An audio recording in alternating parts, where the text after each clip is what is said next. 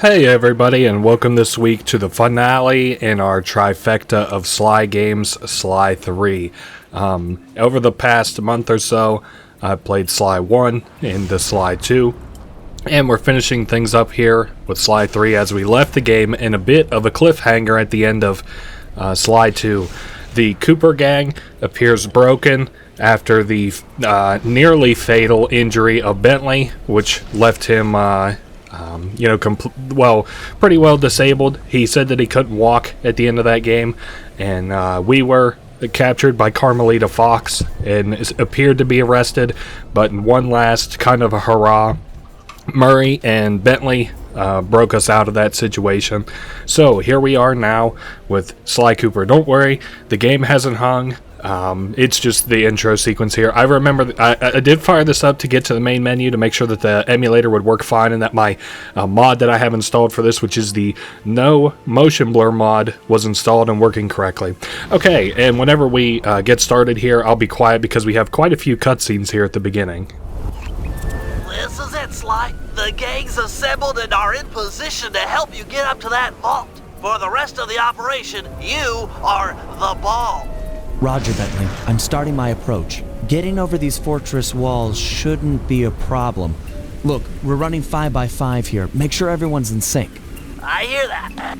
Artillery, sure you can make that shot? I endeavor not to miss. Excellent. Radio control. In position. Recovery team. I'm pumped! Submersibles. Showtime, baby. Telekinetics. Hi-da-la-die. All right, it's the crime of the century and the ball's in motion. Alright, crime of the century, that's a pretty lofty claim, but hey, this is quite the fortress too, so I think that they would be right. Now we'll get jerked around here a little bit by cutscenes interrupting me, but I'm going to let the dialogue play. Not like this dialogue where Bentley's just kind of yapping, but we'll have a little cutscene deal as soon as we get close to this here. The ball has stopped rolling. We've got an obstruction. I'm on it. First is away. Second guy is full. Third skyward. Roll on, ball. Over. Roll on, ball, over and out. Okay, we are prepping for, prepping for timber here. Sorry, I had a carbonated drink before I began this Let's Play. I was like, dude, let's get goosed up. This is one of my favorite games of all time. I'm still split between Sly 2 and Sly 3. I do think I'll make the claim that 2 is my favorite, though, even though I like Sly 3 comparably. Ball requesting door via Agent Monarch. Over. Launching. Stand clear.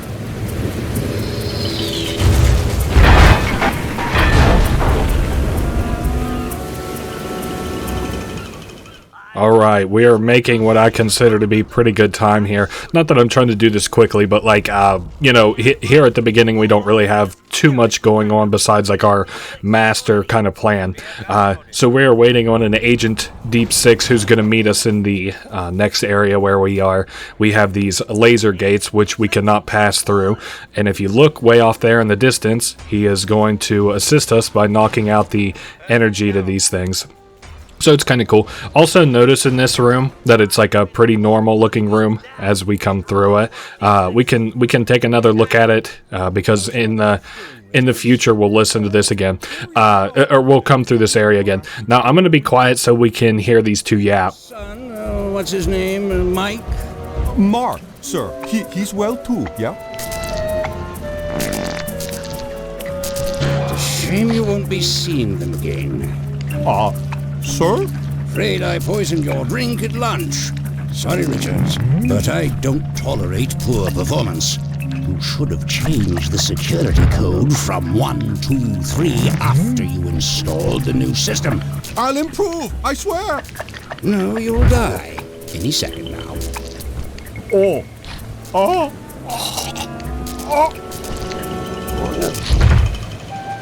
Yes? Water leaking into the lab? I'm on my way down. Oh, and get a janitor for the lab elevator. Richards got sloppy. The Cooper vault is just across these wires. I'm en route to your position for the loot haul. Over. Alright, so whoever that character was is pretty brutal if he's killing his own kind of minions just for having a shitty password. But hey, I mean, this is a pretty tight operation. It looks like they're running here with all these spotlights, and I mean, it looks like you couldn't even be like a cockroach walking around here. So we have accidentally set off the alarm. Now that's a scripted scene, so don't worry, that was not my ineptness. We know the password here is 1, 2, 3 because we were on the elevator.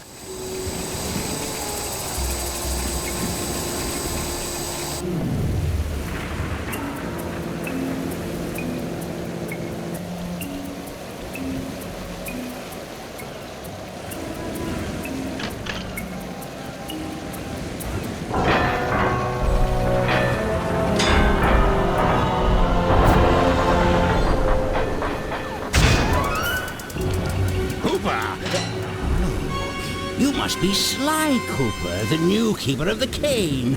Oh, how I long for this. This vault belongs to the Cooper family. You're trespassing.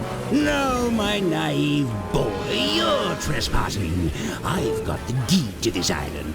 This fortress is mine. Everything here is mine, which now includes the key to the vault. Hand over that cane. Sorry, pal. Family heirloom. Buy a knockoff at the gift shop. Quick, let's regroup with the others. Follow me. Alright, we got a sick assist by Bentley there, and we're being shot at by whoever that monkey was that we saw in the lab, or, yeah, I guess it's a monkey. I almost said ape, gorilla, I don't know. It doesn't matter. Anyway, let's hop down this elevator shaft.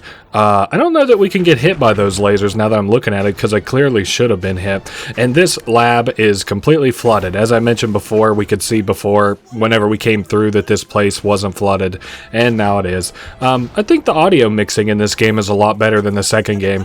We had some early game issues where the audio was like crazily goofed up, but hey, now that we're here, everything sounds great. So this is shaping up to be a pretty good Let's Play. We're almost home free. The boat's just up ahead. There's no escape, Cooper. Alright, yet again another kind of scripted segment here. We've got to save our buddy Bentley. This is the first kind of opportunity we have to get hurt and stuff, and to, I guess, technically hurt anything else. Yeah, I'm not... It's not working. Save yourself. If he wants to eat this!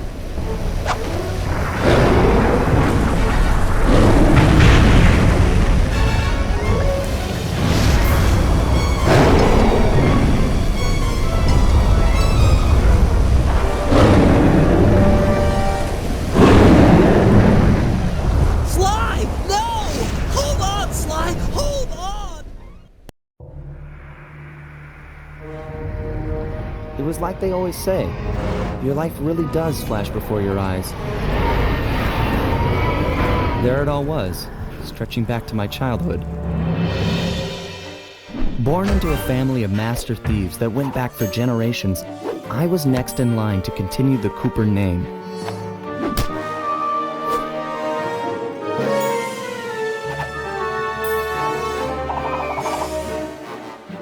But fate had different plans. I was robbed of my childhood when a ruthless gang attacked our home.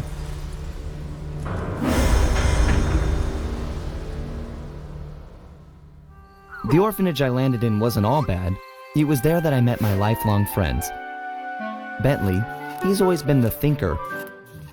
And Murray, he's the doer.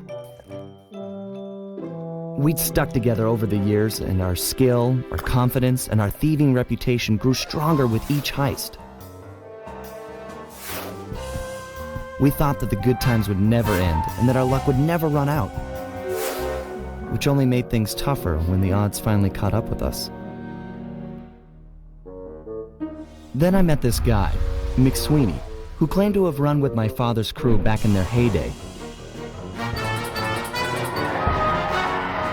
They pulled jobs all over the world and amassed quite a collection of priceless items.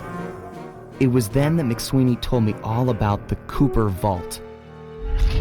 It seemed that my father, like all my ancestors, had been hiding their wealth in a secret place for generations, each one adding to the treasure hidden behind a door that, if McSweeney's story is true, only a Cooper can open. Using some well-placed clues provided by McSweeney, we set out for the secret island that held the vault. On arriving, we discovered someone by the name of Dr. M had already set up shop. From the looks of it, he'd been trying to crack the thing for years, growing steadily more frustrated in his failures and more paranoid as the decades rolled by. He built himself a fortress with security as tight as Fort Knox.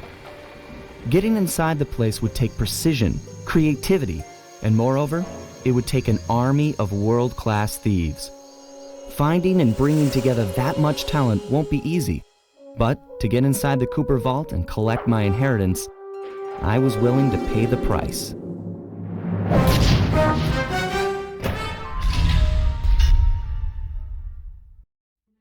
So, ladies and gentlemen, welcome properly to Sly 3, Honor Among Thieves. As we opened up there, we saw that we have to build us kind of a team. This is our mission select. I forget if we need to hop into the hazard room. I might as well take a look. I think we have tutorial shit we have to do here to progress, so... Then hit the circle button to grab it. Yeah. Relax, Bentley. I live for this stuff. Alright, holy balls, sorry about that. That was incredibly boring. I'm cutting that without a doubt. Hazard room. In beginning of the end was just the little intro joint that we played. Now it's time for an Opera of Fear. These are like the episodes from the first game, episode 1. Getting inside a world-class vault would take a team of world-class thieves. A group of specialists, each member contributing their own particular talent. It was clear that we needed Murray back. Not only was I missing a lifelong friend, but his brute strength helped get us out of more than a few scrapes in the past. When Bentley was injured during the whole Clockwork affair, Murray blamed himself, eventually leaving the team. We tried to console him, but going out on his own was something he needed to do. He said he wanted to find his spiritual center. We got word that Murray ended up in the Australian outback, where he studied a mystic art called the Dreamtime from an Aboriginal guru. From all accounts, things went pretty well, and his teacher even sent him on a walkabout to locations all over the globe to complete the training. Latest reports have cited Murray in beautiful Venice, Italy, but what he's doing there is a mystery. I just hope he steers clear of the local mob boss, Octavio. Growing up, this guy used to be a real celebrity in the neighborhood. Everyone loved to hear him sing opera and said he was destined to be the next great tenor. But just as his career started to take off, musical tastes changed. Suddenly, it was all about rock music, and no one wanted to listen to opera anymore. He held on to a few fans, and it was these mobsters that took him into the business. Heading onto this guy's turf was dangerous, but worth it for a chance to make things right with Murray.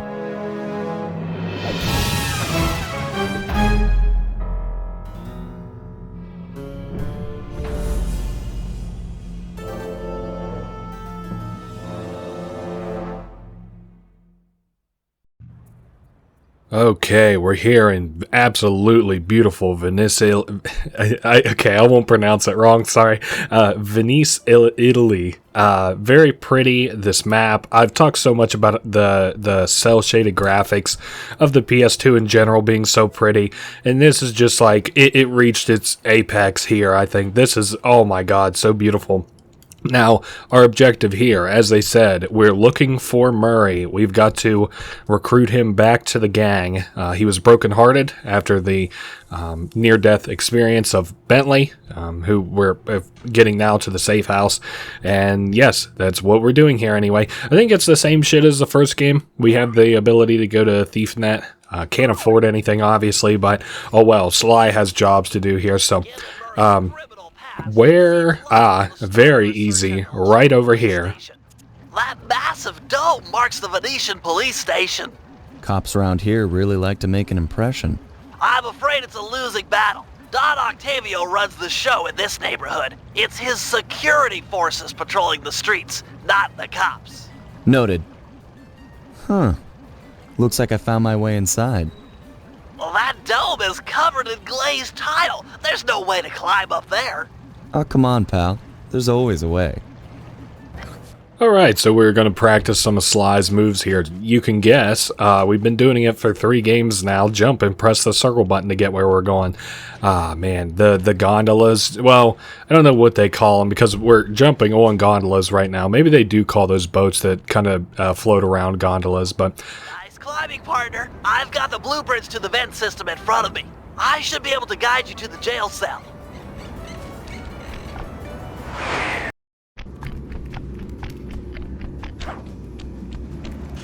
Hey, Murray? Is that you? Murray, that name's a stain on my pants, bro. What? Cooper, you got some fuzzy dice to come round here. Dimitri. Long time no punch. See, you're still in jail. And you still a cracker box. Let's get past the name calling and get to business. Looking for main man Murray, eh? Sorry, but I'd rather see you get busted big time. God! Polizia! Wait! Okay, so there are kind of like dialogue options here. I am going to be picking all of the incorrect ones before I pick the correct ones, just so that we can hear them all, because there are some funny ones. Gotta think of something to keep him quiet. Sir, yes sir, okay. Rat me out to those cops and I'll get thrown in there with you. It'll be a heck of a cage match, and we both know who will win. Or did you forget Paris? Worth it to see your smug face behind the bars.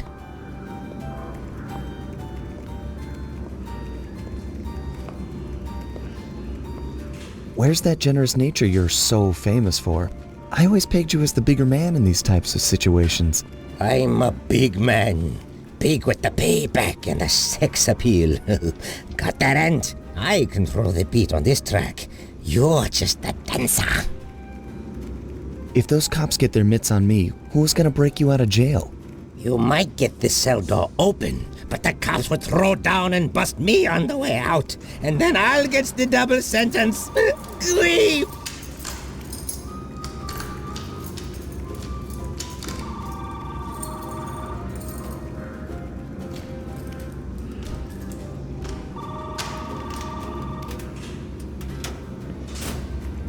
Tell you what, I'll steal a couple of police uniforms, we'll suit up, and then just walk out the front door. Come on, man. I'm a fashion all-star. No way, no how I'm dressing up in polyester pig suit. Some things worse than jail. Look, I got in here through an air vent. We can both use it to escape. I can't fit in no vent. You spy my macho frame? I'm packing too much sexy muscle to fit in vent like you stick dudes. How about I get the cops' attention, then run for it? Once they're all outside shooting at me, you can slip out no problem.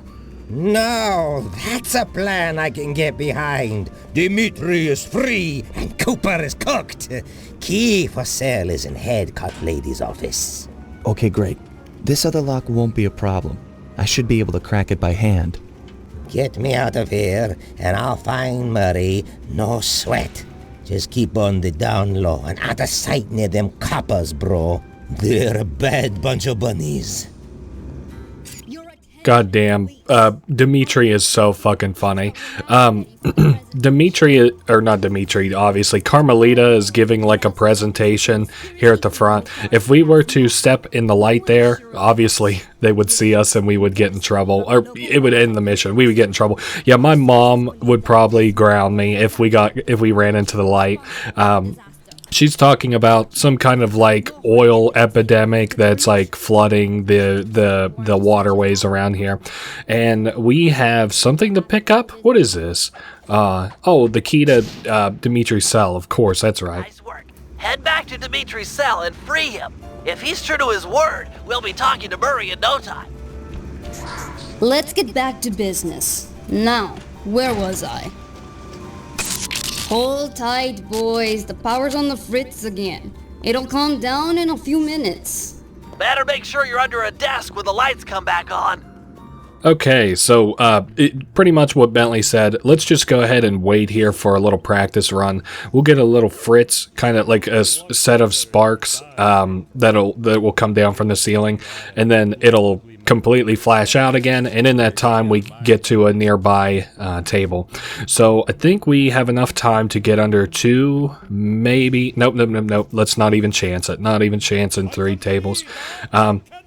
I like that these guys, I think they have a Russian kind of accent, which, I mean, they're probably mercs, maybe mercs, I'm not sure. I don't know if we can make it to this table. This is a very risky prospect. I hear the buzzing, and we made it. Perfect. Okay. Can you really crack this coconut? Sure, just takes a light touch. Cool. Let's see some shine, bro. I swear, you spring me, and I'll hook you up with that plump dog Murray. Dig? This safe will be tough to crack, but I've seen you open harder locks. Slowly rotate the left analog stick until you feel a vibration. Stop, then go in the other direction, again feeling for the vibration.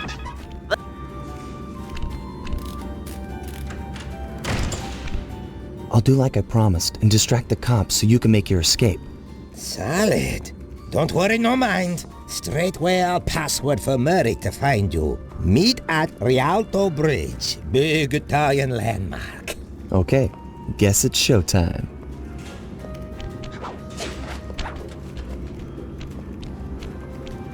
Hello, assorted meatheads. And lady. Anyone feel like some exercise? Cooper! Grab him, man! And I'm out.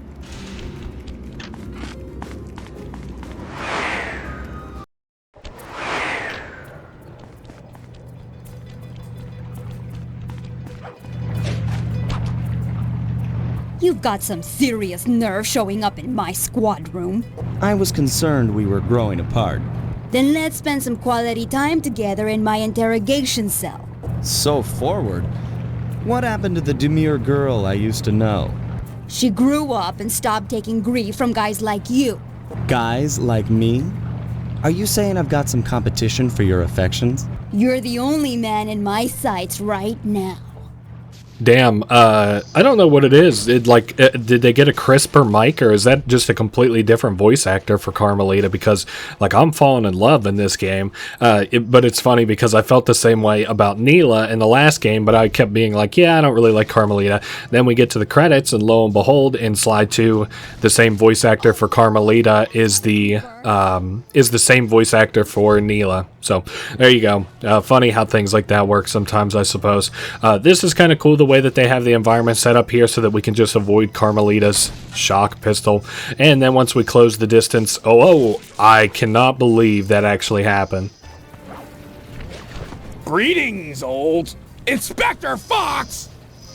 Man, you're in it again! Hope that manhole works both ways. That's right! Hide in the sewers like the rat you are! Thanks for the quick escape. I owe you one. Again. Of course, Searcher.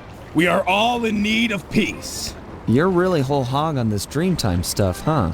My mind is clear, like the woodland after a forest fire. Listen, Murray, we need you back on the team. That thing with Bentley, it wasn't your fault. He doesn't blame you for the wheelchair. Sorry, Sly. I walk a different path. My guru, in his wisdom, told me to lose myself and not return until the black water ran pure. So here I stay. You sure he didn't tell you to get lost and not come back until you cleaned out the water filter? Come on, I'm on a real spirit quest here. Sorry. Tell me everything. I've missed you, pal. Well, it's a long and awesome story. You got any gum?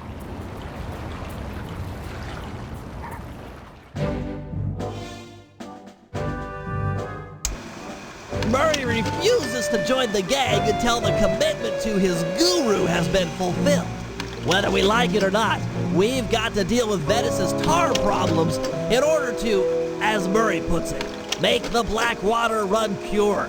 Thanks to Inspector Fox's fine detective work, we already know that Don Octavio is somehow connected.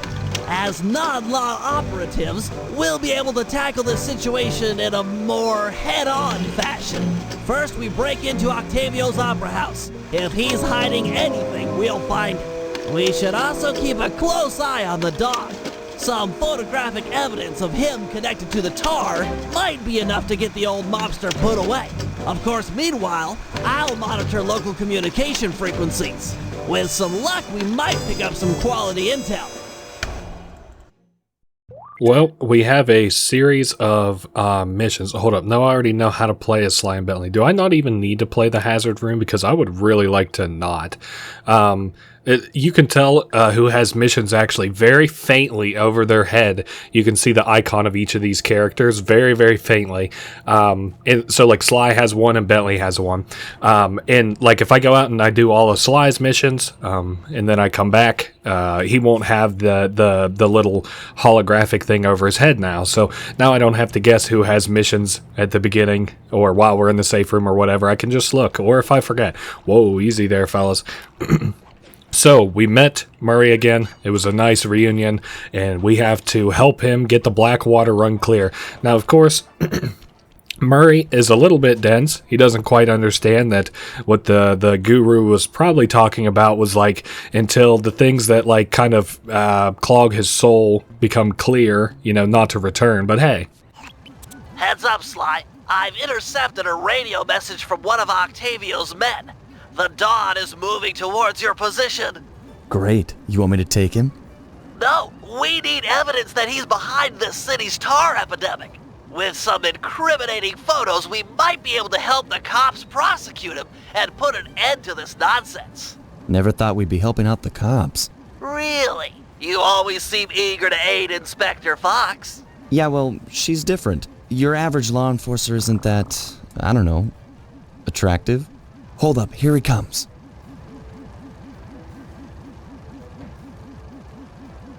That's despicable. Get a picture before he finishes. This is perfect. Alright, so the same way that we can take pictures as in the second game, we can take pictures here in the third game. The only difference we're going to see some different kind of techniques in my editing. One, I'm going to cut out the job complete unless I'm talking at the end of a mission because there's no reason for us to keep that in. What else was I thinking? Also, I'm not going to be quiet whenever we take pictures. Unless we're in I can think of a extraordinarily good reason, which I can't right now. So, reason being is like I was quiet because, he would talk about our plans, Bentley would, in the last game whenever we took pictures and the clockwork parts and stuff. But all that Bentley does is like, kind of directly reference whatever we're working on at the time. So like, he's like, oh no, he's at it again, get a picture, all this shit. I'm trying to not we triggered him. Oh, okay, it just snaps us right to the other side. Hey, that's fine enough with me. I forget what the gimmick here is. I don't know why he's turning valves just to kill random shit. Also don't know kind of how you're supposed to do some of the, like, it's really stepping up the difficulty, at least as far as just general traversal. Like this Dimitri mission where we had one of these at the very beginning of, what was it? Was it France last game? I think it was France. Yeah, the Eiffel Tower. The Eiffel Tower was there. Anyway, sorry, I'm getting in my head here already. At the beginning of that game, we had like another follow Dimitri mission because he was a villain then, if you didn't know or didn't watch. Or why the fuck would you pick Sly 3? You're like, you know what? I've been wanting to watch a Sly 3 Let's Play for 20 years. Now's the time. If I get caught by that, it's done and over with. Uh-oh. Still the case. Don't get caught here, Dr. Dirk. Anyway, we surely have there's a valve over there. I could probably take a picture from here.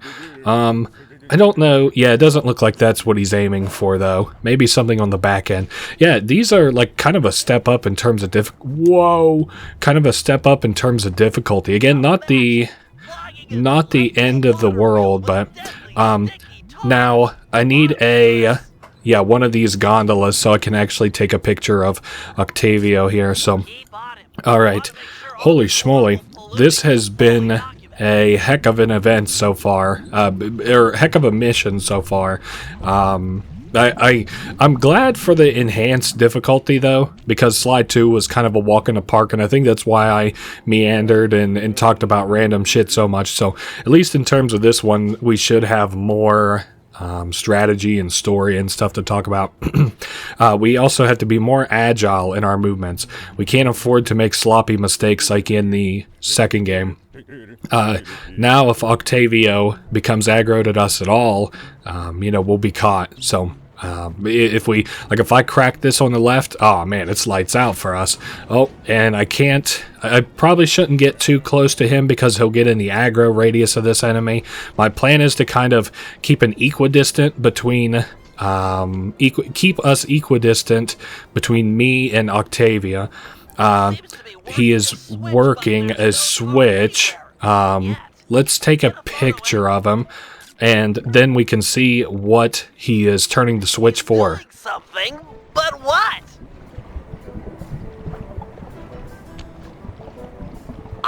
I can't believe it!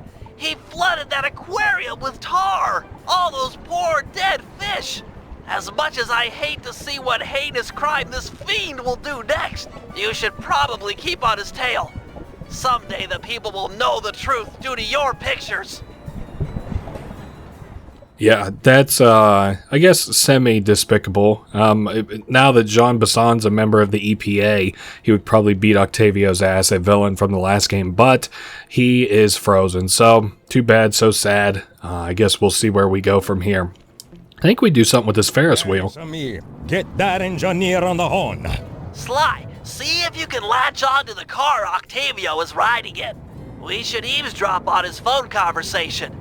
From the look on his face, it seems important.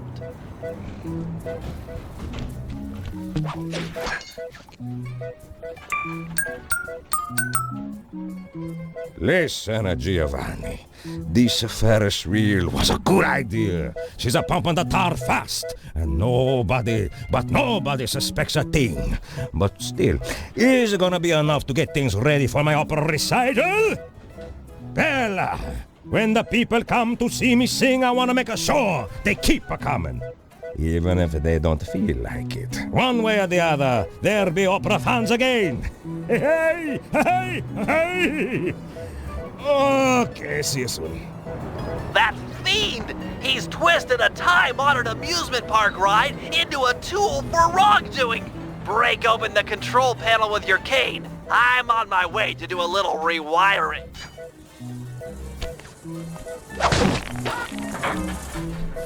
Look away if you must. You're about to witness the dark side of electrical engineering. Kill a bunch of poor innocent fish, will he? That'll do it.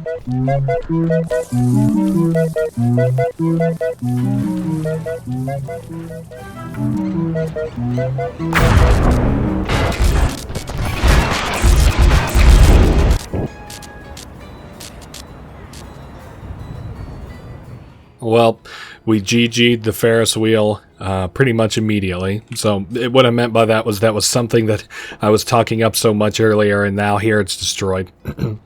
Right off the bat, first mission, I talked about how pretty it was, and now it's gone. Anyway, Into the Depths. I kind of half forget this mission. I think we invade Octavio's manor.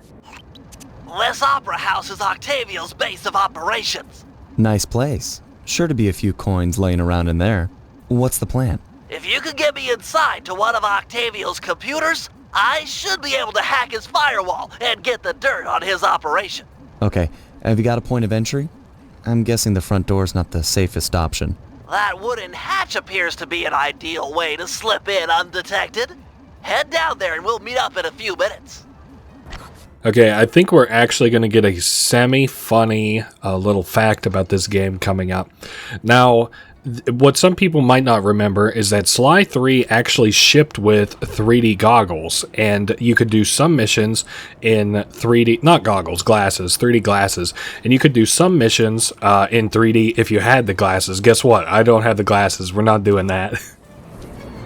Octavio is known to rely on 3D technology to secure his property. In order to see the security measures, we'll need to utilize these depth optimizer goggles. Functional and fashionable. Nice touch, Bentley. No, I'm good. No 3D for me right now. I'm glad they did give the option, though, for a couple different reasons. One, imagine if you only had one eye. Just kidding. Two, maybe you could get motion sickness off of it, too. I'm really not, I'm not sure. But I think the main reason would be either resell. 1, 2, 3. Uh-oh, I'm too late. Shit. Okay, give me another crack at it, Bentley. Oh shit, that was closer. Oh yeah, we got it. Yay. Anyway, we have to do that one on time. Mainly just kids losing it, I'm sure, was kind of the problem there. They anticipated that, and that's very nice. So they didn't force that mission into 3D. Okay, and then 3D synchronized security system. Okay, ready? 2, 3. Ooh, that one was even more in sync. What's kind of cool is if you do choose to put don the 3D glasses, the character models will have them on, so that's cool. Drat! My booster won't be enough to make it to that next door. I've made a number of improvements to my wheelchair, but none that can float me through this canal. Don't worry about it, pal. I'm sure I'll find a way across. And there seem to be plenty of boats hanging around to make a nice bridge for you. Okay, I'll wait for your signal. So another thieving platforming segment where we have to make our way all the way around this very flooded, very wet basement to create a path for Bentley. On the bright side, we don't have to go to like 9 different places in the basement, and we've got Octavio yapping in the background. Anyway, he is very loud in my ears. Holy shit. Ooh, I think these are some models from the first game, maybe. These, like, flaming circle, or flaming wheel type deals. What is the function of this, Octavio? Anyway, Bentley says that he has made some new additions and upgrades to his wheelchair. I'm still gonna have to get used to the kind of like where I can get flamed and stuff yet. Anyway, he's made some upgrades to his wheelchair, which is very evident whenever we actually get to play as him, because he's got some new movement and new tools and stuff. Now, he's still not a great fighter, so don't expect that from our man Bentley, but he's got some new tools at his disposal with the addition of, I mean, definitely for worse, but a vehicle at his, beck and call, kind of. Anyway, we're not dealing with any real difficulty here and kind of sneaking around or anything. I do really like the improved difficulty. I was wondering why Sly 2 was so easy, and then it turns out it's well, because I played Sly 3 a whole bunch, apparently, because I'm actually not half bad at this one. So it looks like we got a guard we're gonna have to kill. Let's knock him out. We'll have to bomb our way through this door. What? Thanks for the assist, Sly. Maybe I can return the favor with some well-placed explosives.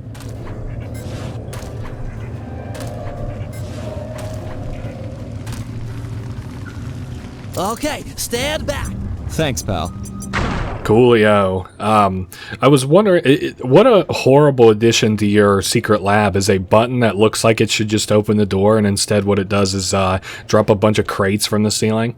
Oh yes, and then I think we end up over Octavio. Let's listen in if we can actually hear Octavio in this room. I might be quiet depending on what he's talking about. Oh well, maybe that wasn't the case, or maybe just not the case yet. Yeah, we pulled the trigger too early. We're gonna have to go explore a little bit more. Nice of you two to stop by for a little fatherly advice. Julius made a run for it, and the curtain fell. Now, normally I'd whack both of you, but it's a carnival and I'm feeling charitable, so I'd think of something else. Okay. Here's the deal. You two stoolies are gonna be my new eyes and ears. I can't let no one get near my demolition switch or sabotage any part of the operation down here. If you hear any noise from inside of the family that someone's not content, then you tell me straight out. I can't be taking no chances this close to a short time. Got it. Dude, that's me to all the people who watch my stuff. That's me yapping for 45 minutes while people were just like, what the hell is this guy talking about? Not his two guards just solemnly walking around the whole time that he's just talking. Can I just... Oh. Thanks, pal. Judging from the security, we must be getting close. It's live! I think also something I like about these missions in contrast to the Slide 2 missions is so much of the Slide 2 missions just kind of felt like busy work as far as traveling, but everywhere here is really unique, it feels like. Unfortunately, I don't have my insta-knockout move from the second game yet. Not yet. Like, I would like to purchase it again, don't get me wrong, but these guys are dodging me pretty well. So we've got new attack patterns. In the last game, we didn't quite have as involved attack patterns. Now, where the hell is my man Bentley at? We got another 3D door to press here, bro. Okay, I got my watch synchronized. 2. Okay, was that it? Nah. Okay. Hey, at least he's... Oh, no, that one was horrifically off time. 2. Oh, my God, that one was frame perfect, dude. At least he's not too upset about having to do it multiple times. Hey.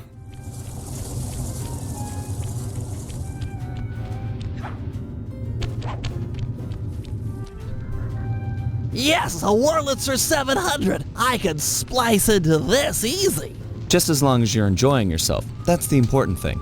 Aside from a few tense moments, that break-in seemed to go pretty well.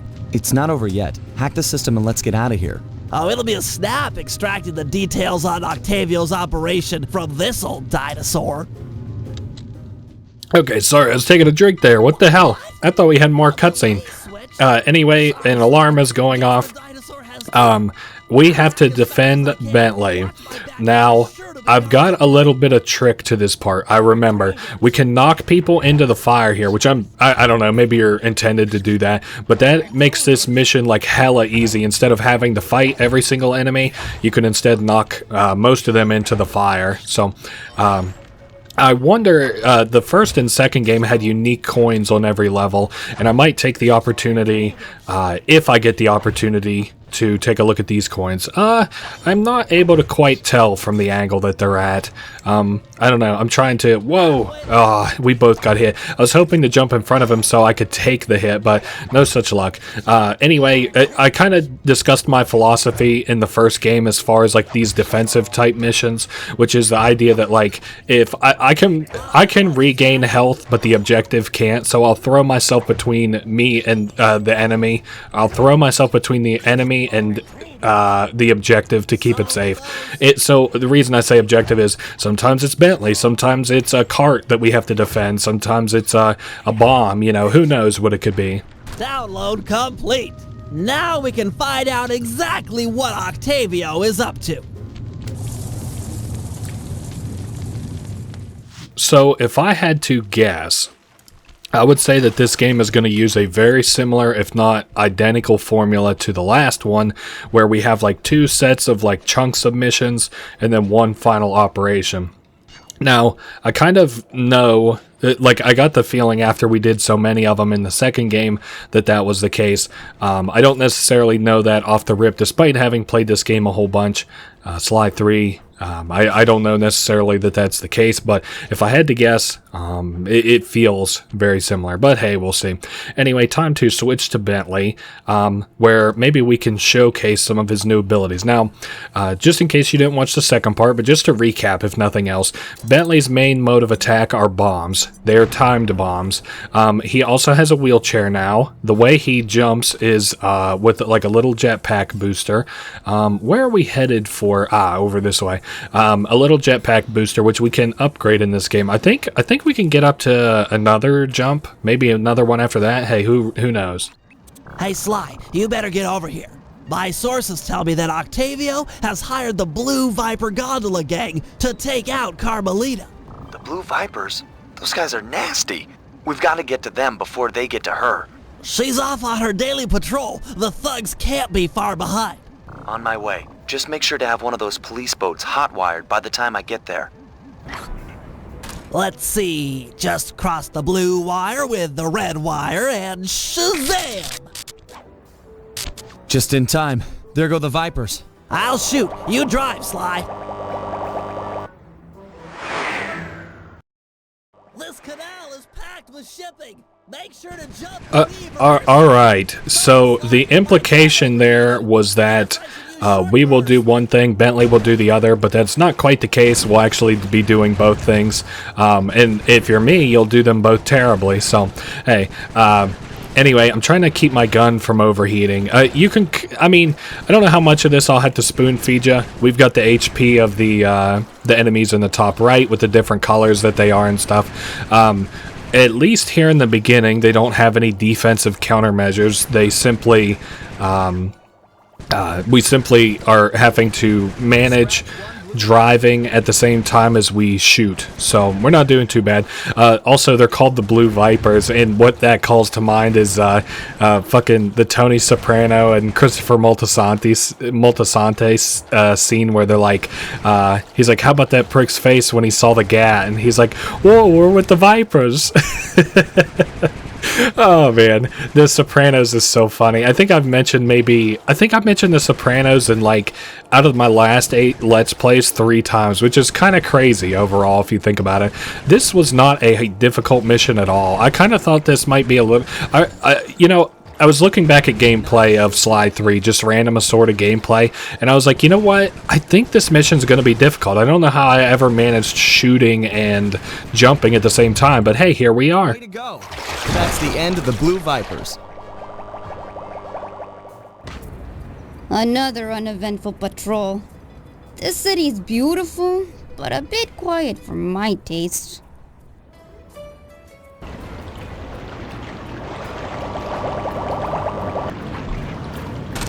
I hope you realize that by saving Carmelita, we're only making our operation here more difficult.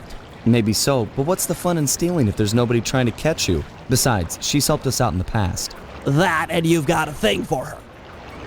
And I've got a thing for her. Look, I'll stash this boat. It might be useful for later. You stay out of trouble.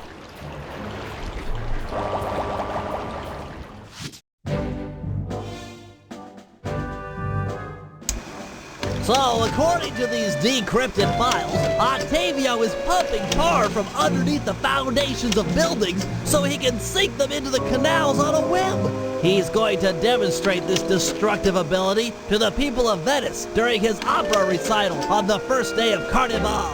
To counter this threat, we'll first destroy the balloons and sign advertising the recital. If no one shows up, he'll have no reason to sink a building. Next, the blueprints to the main tar vacuum have been cleverly split into 3 parts and hidden in local coffee houses owned by Octavia. Unfortunately, they're under constant guard, so you'll need to use a disguise to get us inside. Also, some big Vincenetti goons have been called in as insurance for the recital. Given their size, I think it's prudent to fool Carmelita's 8 mercenaries into taking them out for us. And finally, we'll have to convince Murray into taking to the field.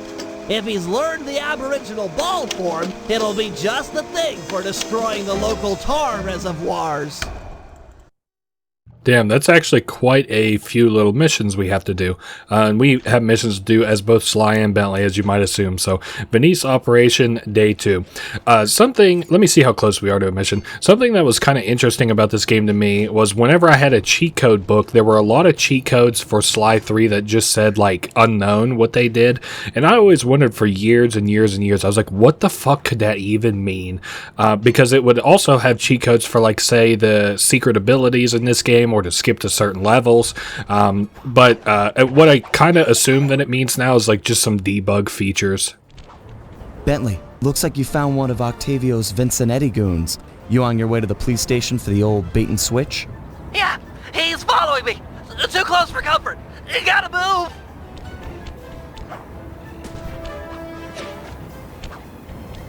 Now to get those mercenary apes involved. Hey, Hey, all you fake cops, go home. We don't need no more stupid thugs in Venezia.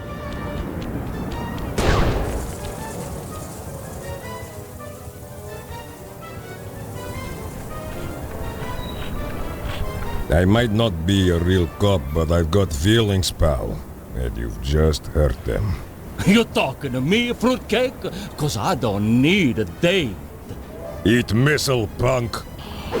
This was a good plan, Bentley. Now we can just sit back and watch the fireworks. Thank you.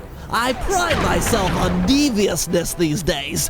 With her ape guard under fire, there's a 93% chance that Carmelita will arrive and take out the entire Vincenetti gang. Devious.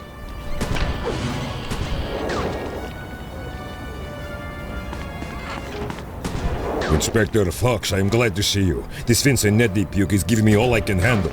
Stand your ground, soldier. We'll take them together.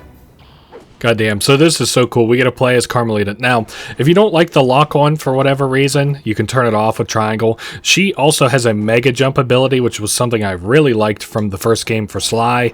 But otherwise, we can use our zap gun. Now that we got the tutorial semantics out of the way, let's go ahead and blast these guys. Now, you don't have to worry. The guard just reported to me. He's like, I can't take much more. Don't worry about that. I don't know what the hell he's talking about.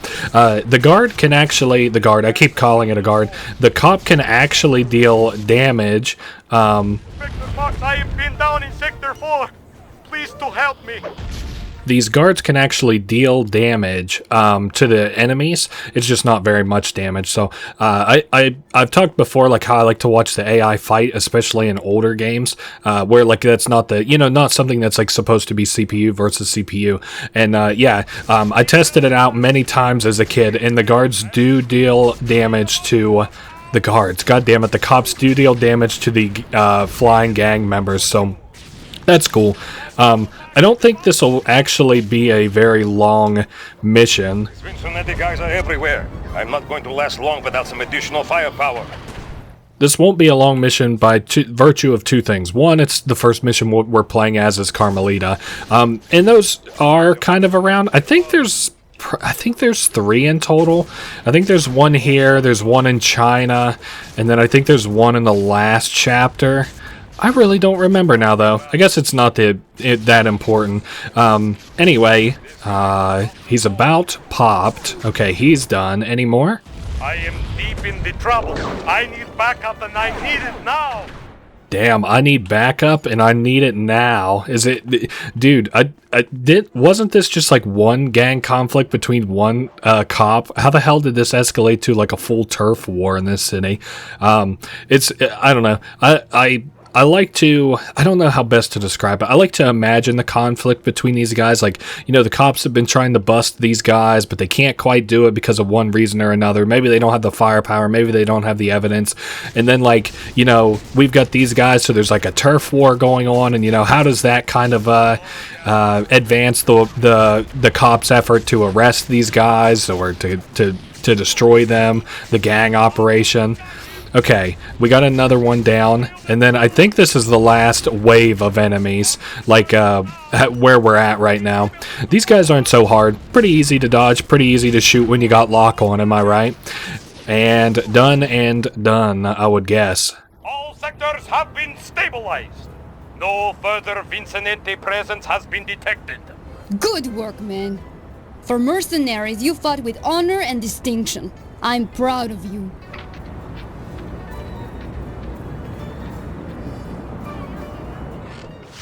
Hate to see her go, but love to watch her walk away. Am I right, guys? Just kidding.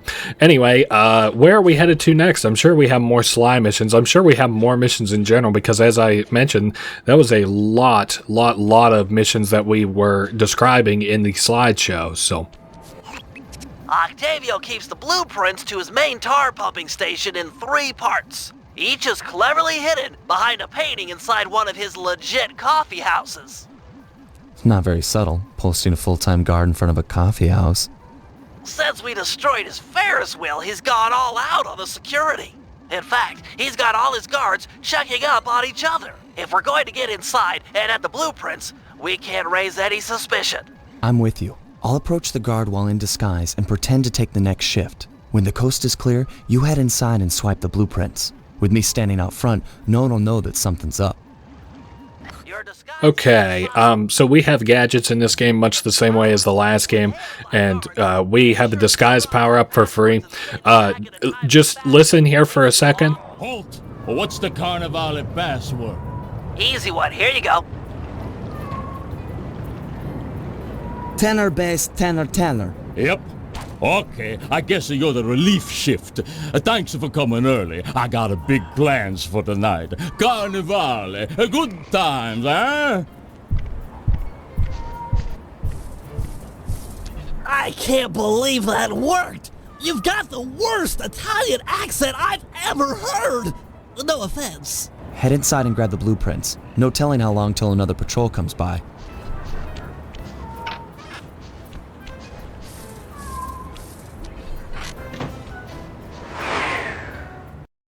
So pretty simple stuff. We just had to mimic the code there was all, and I just wanted you to kind of hear what that sounds like. So wall-to-wall laser security, and we have a painting in the back. Now these are kind of unique. Octavio really is old school if he's using a painting safe. My father used to crack these all the time.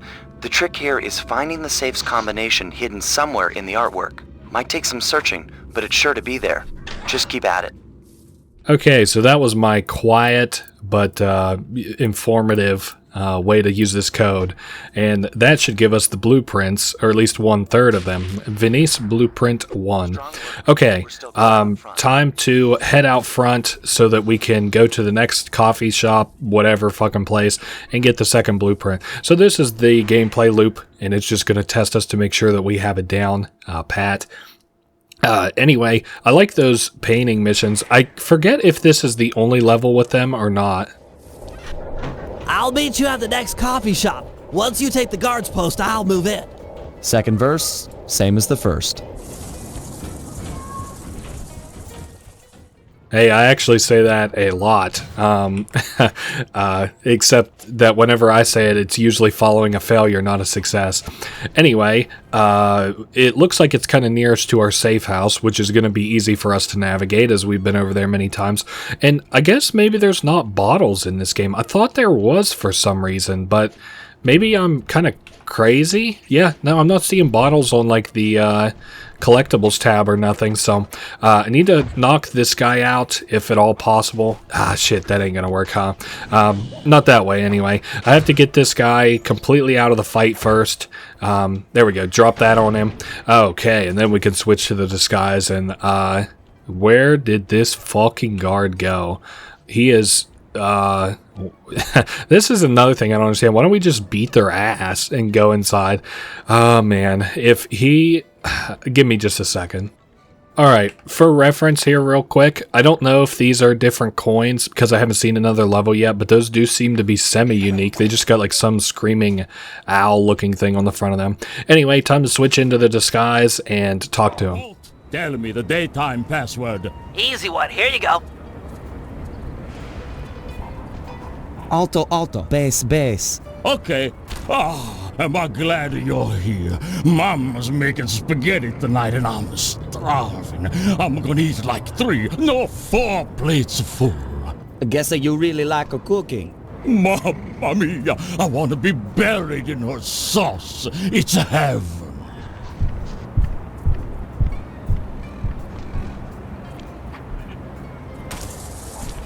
Any problems with that guy? Said he wanted to be buried in his mom's pasta sauce. Yeah. That's strange.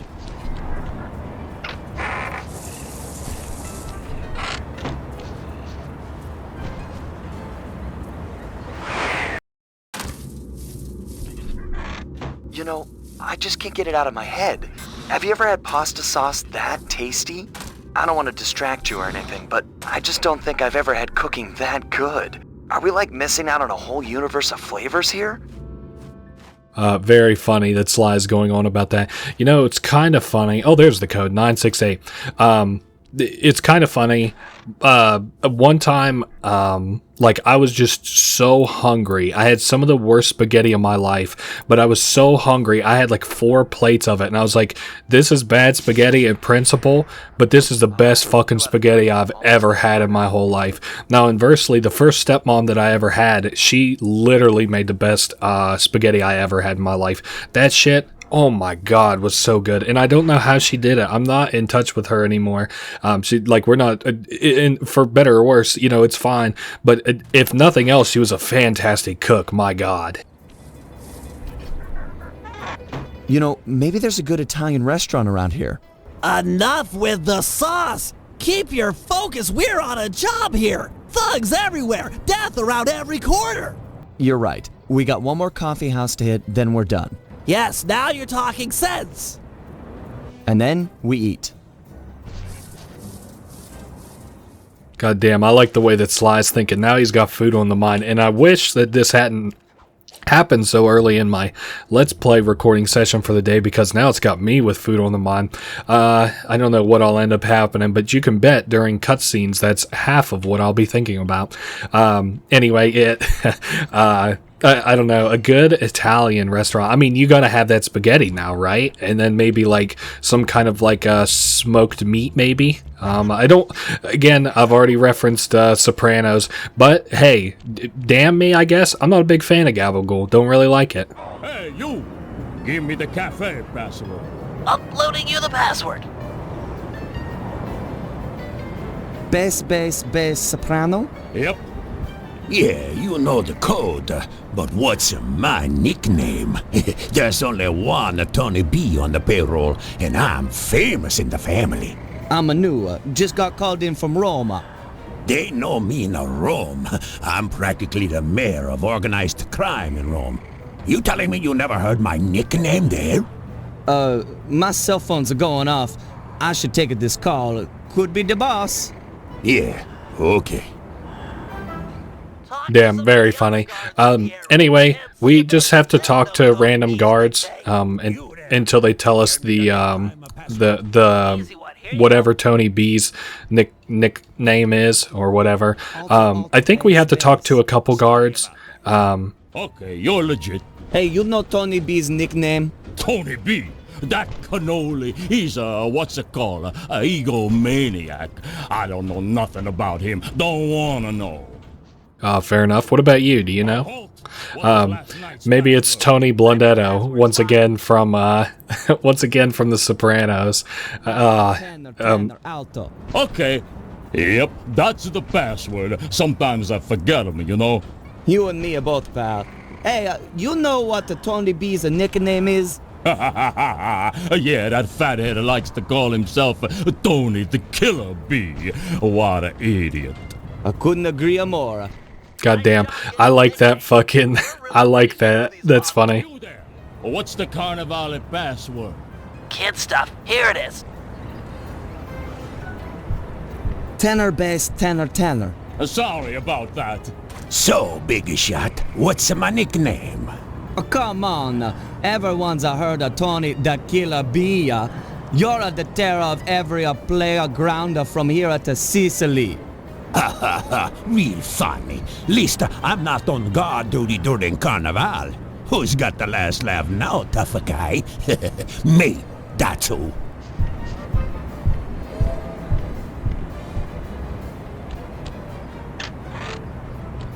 Don't take too long. If that guy comes back to chat, I'm out of here.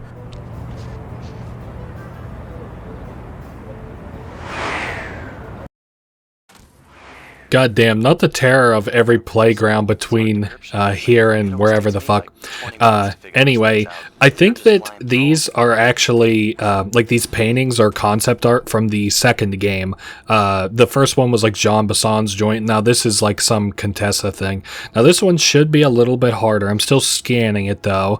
With my laser eyes, laser focused eyes. What if I had a supercut and it took me 45 minutes to find this? Okay, we're still looking around here. Damn, could we get a hint maybe? Maybe it's out in the windows actually. I think I'm looking too close. No, not quite. Wow, I might have to do just a small cut here while I look around in silence. 1 second. This is actually a really, really damn good hiding spot. 113. Dude, it looks just like the windows. That's crazy. I have no idea how I ever would have got that as a kid. Okay, 113. And what if this wasn't the code? It'd be too funny. And then I think we'll leave here and maybe have a cutscene of some description. Uh-oh, alarmed? What the fuck? Yeah, and all these alarms or all these traps are fairly deadly, but we've been lucky enough to now 3 coffee houses in a row not been caught. So what do we got to do? Probably shake some guards or something once we step outside here. Or maybe a cutscene as I described. I really don't know which it could be. We need to hide out back in the safe house. That alarm is attracting all kinds of guards. Agreed. We've got the blueprints to the tar vacuum. Our work here is done. Okay, fair enough. Or a sprint back. Well, maybe not a sprint for some of us. A sprint back to the safe house. It was so funny. God damn it. Yeah, we got to get out of here. So it's like, hey, don't worry. As soon as we hit that safe house, we are safe. Oh man, and we did a little slide there. Okay, and that seems to be the end of this mission. And since I'm here and I'm yapping anyway, we're not in between cutscenes, there's a job complete.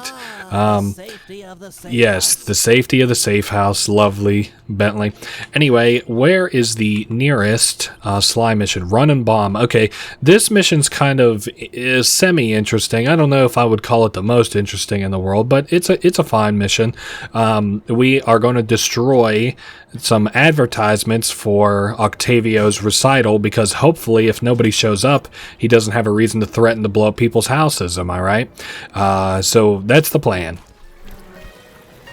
I've taken over this Carnival fireworks stand as a base of operations for our next job. We need to take out the sign and balloons advertising Octavio's big comeback opera recital. I hear ya. If no one shows up for him to extort with his building sinking scheme, then why would he bother with the demonstration? Excavating all that tar seems like a big operation. You'd think he'd hold off until he had an audience. Exactly. Now, I've cobbled together a few explosives powerful enough to destroy the anchors to those balloons. Unfortunately, I'm a little short on fuses. Then I'll be quick. So we're going to have to rebuff his bluff, so to say. We have to, I think, not get hit. Okay, there we go. That's fine. Oh man, this is going to be a close one. Oh man, we were so close. Damn, when Bentley said he had no fuses, he sure as shit meant it. There we are. Excellent! One less ad polluting the Venetian skyline.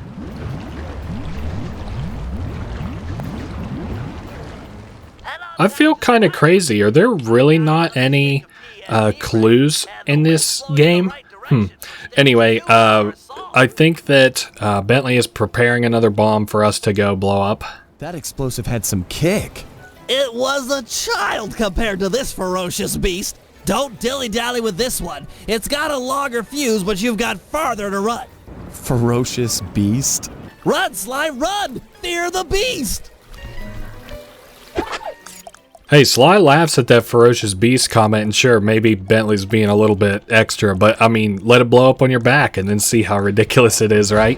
Oh, okay, so we apparently can take hits, which is something that's at least nice, but, oh man, we got Carmelita too, of all people. Oh, and another guard coming up. This can be good. We don't have very much time. I think we're still gonna squeak by. Okay, yeah, we're good. All right, and lander. The whole stage 2. The balloon, carried by the wind, will impact on the Octavio side. The combustible gases in the balloon will ignite, and BAM! Hindenburg Part 2. Drat and curses! The wind died. The balloon's caught. Sorry. Okay. So Hindenburg Part 2, as Bentley called it. I must be semi-missing something here. I think I have to actually go clear all the other way around. I see like a hook and some shit over here. Ah, yes, one of these like hook things that we can not leverage, but catapult ourselves. That's the word I'm looking for. To a certain direction for a certain distance. Are you kidding me? Okay, oh, nice, and that doesn't leave us too far behind just as soon as I started climbing. Anyway, yeah, so we have to pop this, this being the balloon and the sign all in one go here. And I think this gets rid of 2 birds, 1 stone type deal where we don't, maybe we would have had to use a bomb on this in theory instead of it just exploding like it was supposed to. So I guess technically we did end up with more busy work than we needed, but what can you do? So there's no Sly 3 players union that I can contact and complain. So anyway, almost to the very top of this. I've always liked this, the look of this sign.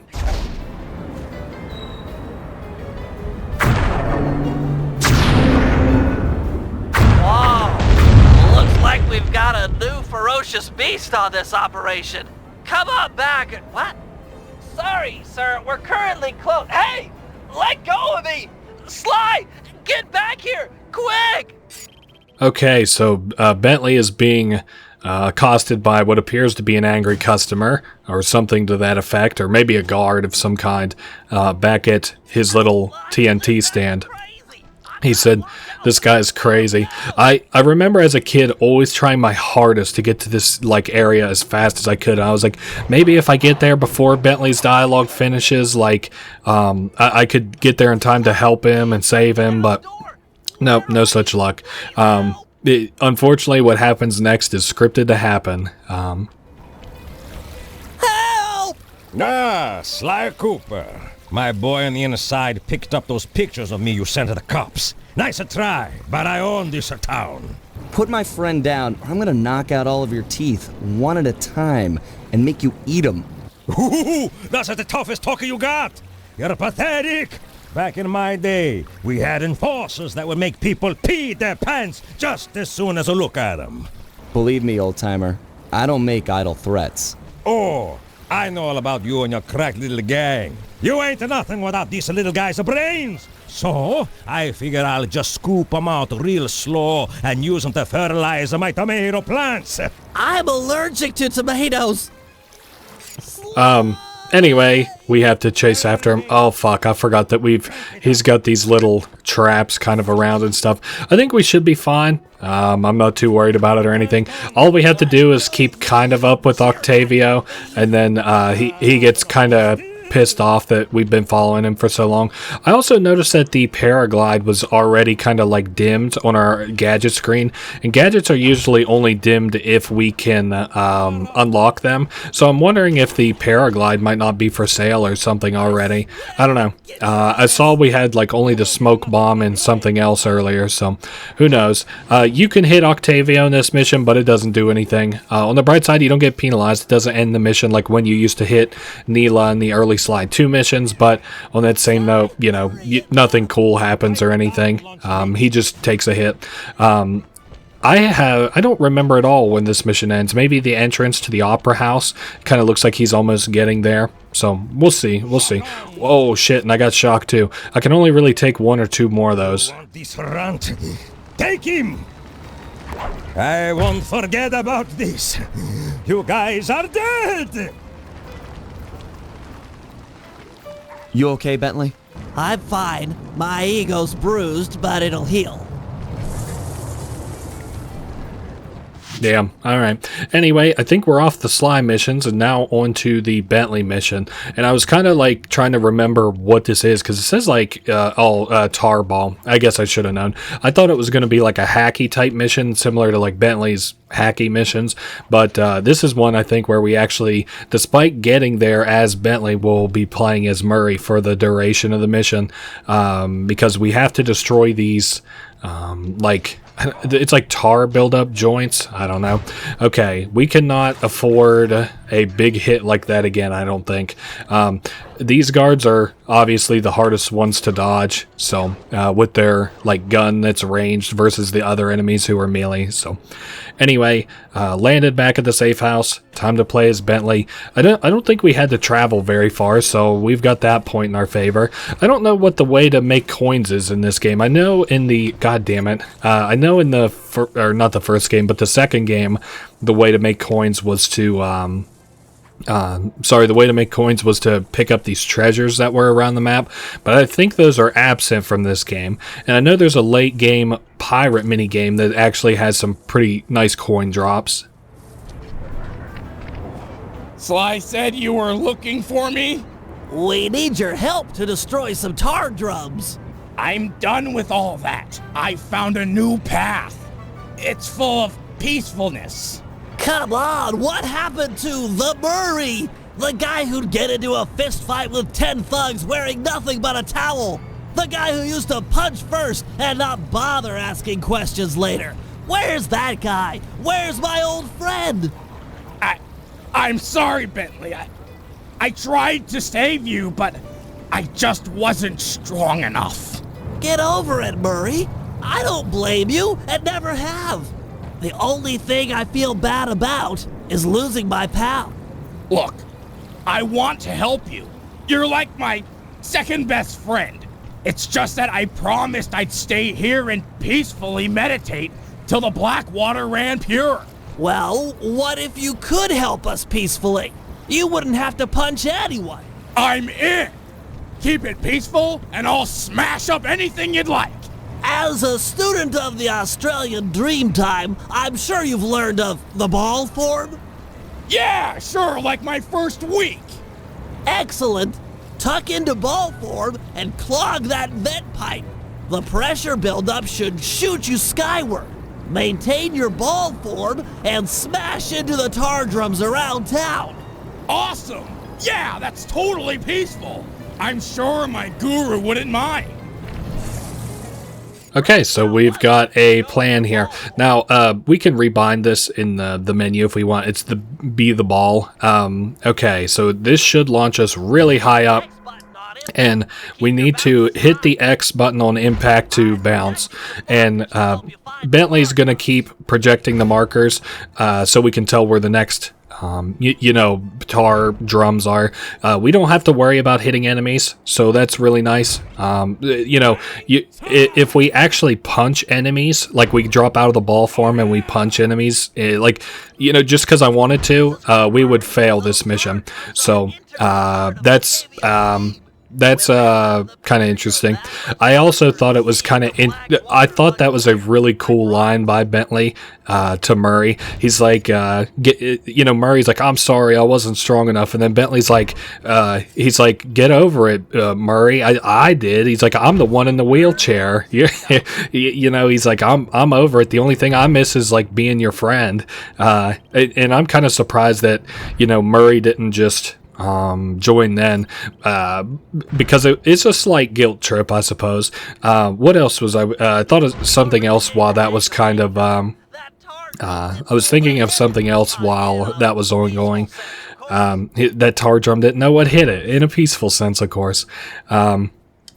Yeah, I don't know. I think I've mentioned before that Murray is like my favorite character in all the Sly games. He has what I consider to be like the coolest arc. The environmentalist will send you a thank you card. He has the coolest arc. Murray is like this guy who's like kind of like a caricature to start out with. He's like, I'm the Murray, I can't be stopped. And then he's like broken because of his inability to destroy anything he wants. Like he can't fix Bentley. That's the one thing that guy wants to fix, and he can't do it. And that is all. Really nice work, Murray. It's a pleasure to see you back in action. Yeah, well, I haven't forgotten who my friends are. I'm just playing with a different deck.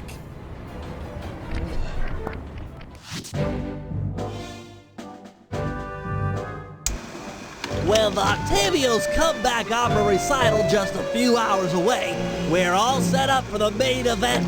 Get ready for Operation Tar Be Gone. Our objective, get Murray back on the team. Sly, you'll start things off by using your disguise to sneak into the opera house. Make your way down to the pump room and let me in through the side entrance. Thanks to the blueprints we stole, I now know just where to bomb to cripple the machinery. Then we'll go for Octavio's detonation switch. I'm sure you'd agree that we just can't leave a weapon that powerful in the hands of such a madman. So I'll distract the old mobster with an opera duel. He's sure not to attack while we're both on stage. Meanwhile, you'll cut the lines to the chandelier and drop it on his head. I'll swipe the switch, and we'll both find Murray. By then, the black water is sure to be running clear, and he'll be free to come with us. So, quite the plan. I mentioned this before in my Sly 2 Let's Play, but, oh, we can buy a bunch of stuff, but can I buy...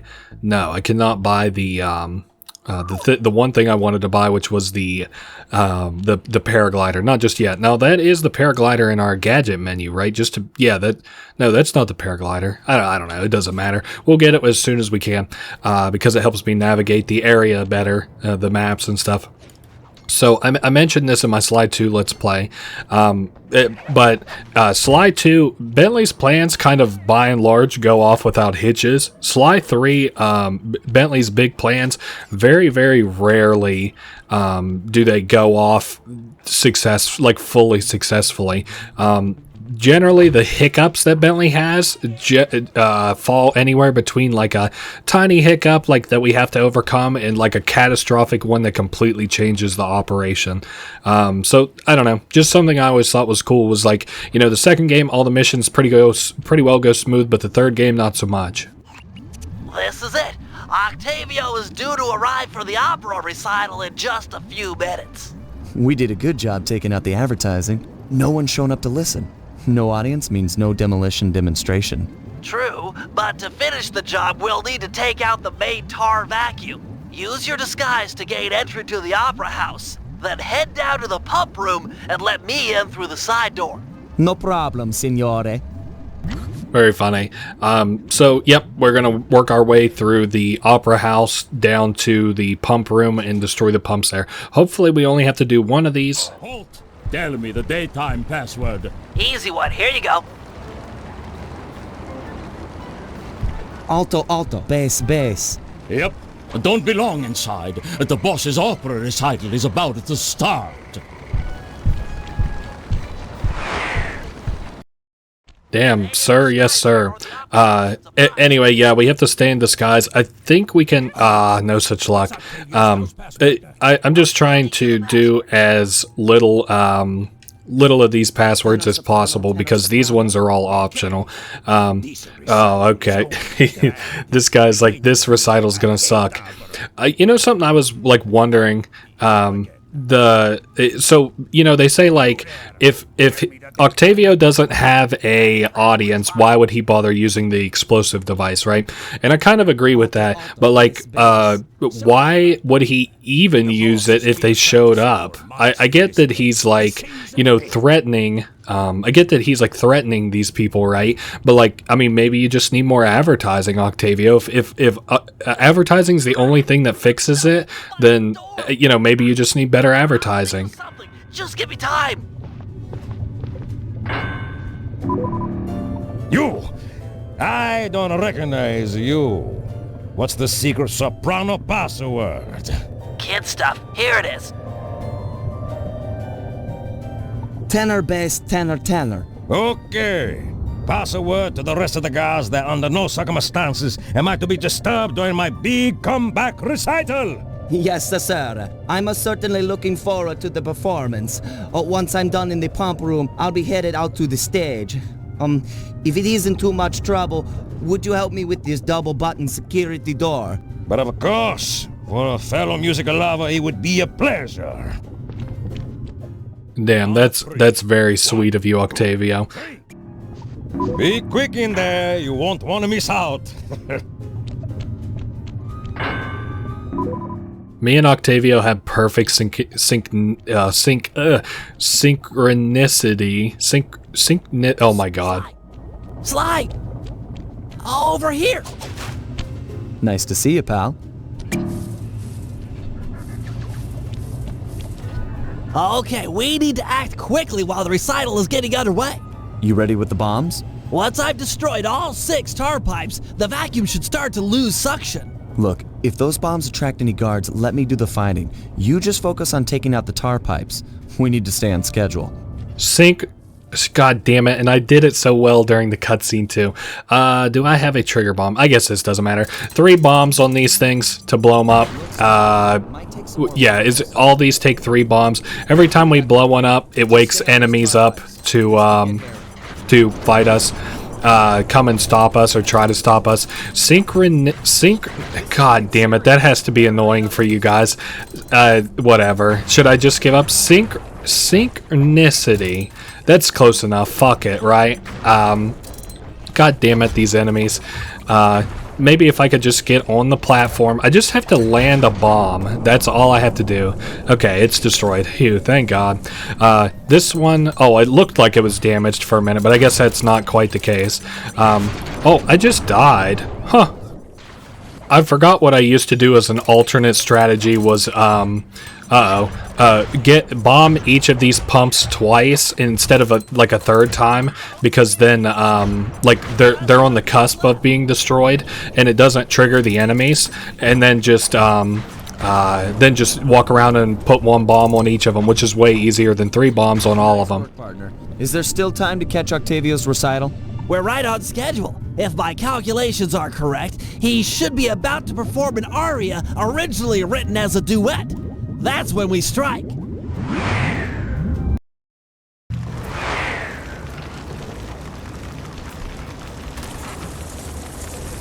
Think he'll really let you on stage with him? Of course, he's a musician. He'll be overjoyed to have a lyrical counterpoint. Just be ready to drop the chandelier when I've lured him underneath.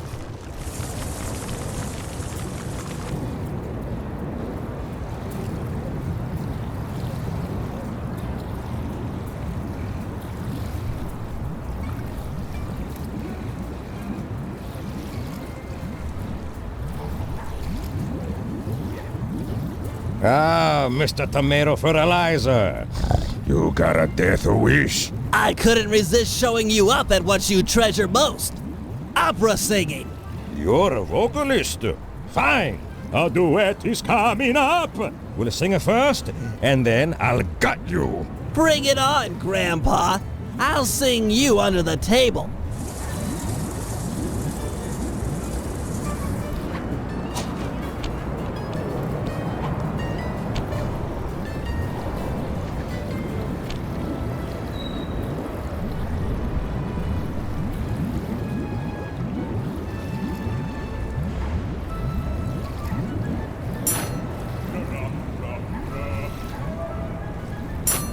La la la la.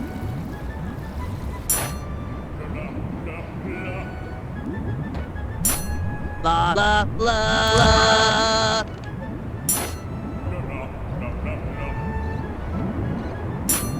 La la la la.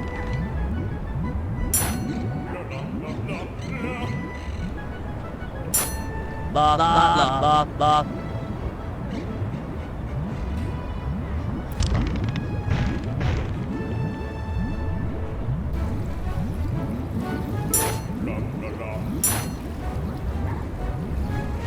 La la.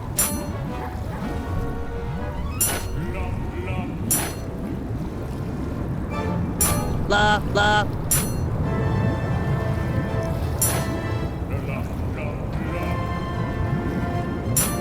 La la la la.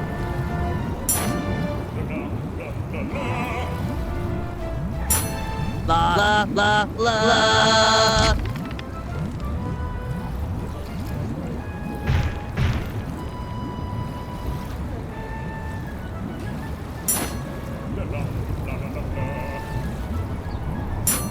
La la la la.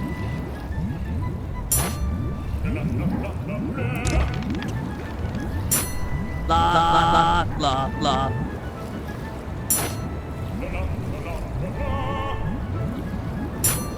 La la la la.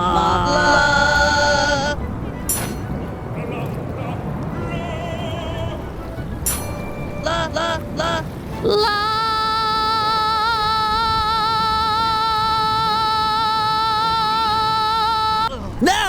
What? No! Freeze! The lot of you are going to jail! This recital is over. He's still got the demolition switch! They never ever freeze! I'll drive, you shoot.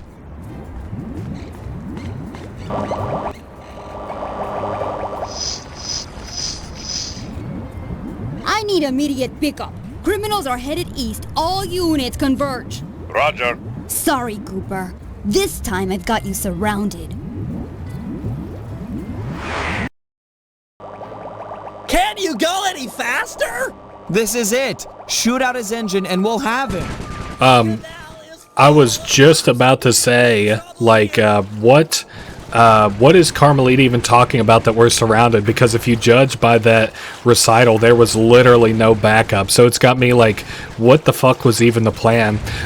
So Octavio's dropping bombs. This is really not too difficult. Oh, and now we've got Carmelita on the helicopter. This feels really good for a... like what looks like should be kind of difficult. This is something that like I'm not struggling with, and it looks like something I would struggle with. We're at about a third of HP. His attack patterns are half decent here, and I don't know. I like that Carmelita fucked up that. I like that Carmelita fucked up that operation for us, but hey, what can you do? So we're very close to the end.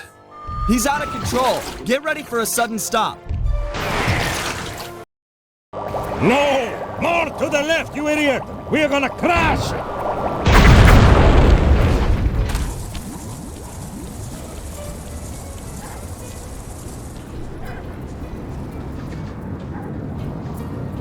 It's over, Octavio.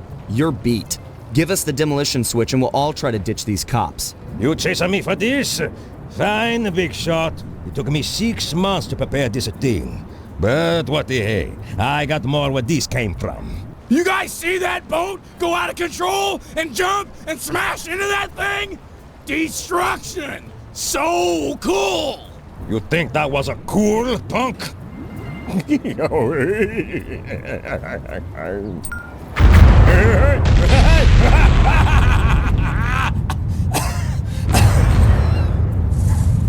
You monster! Stop it! Stop it!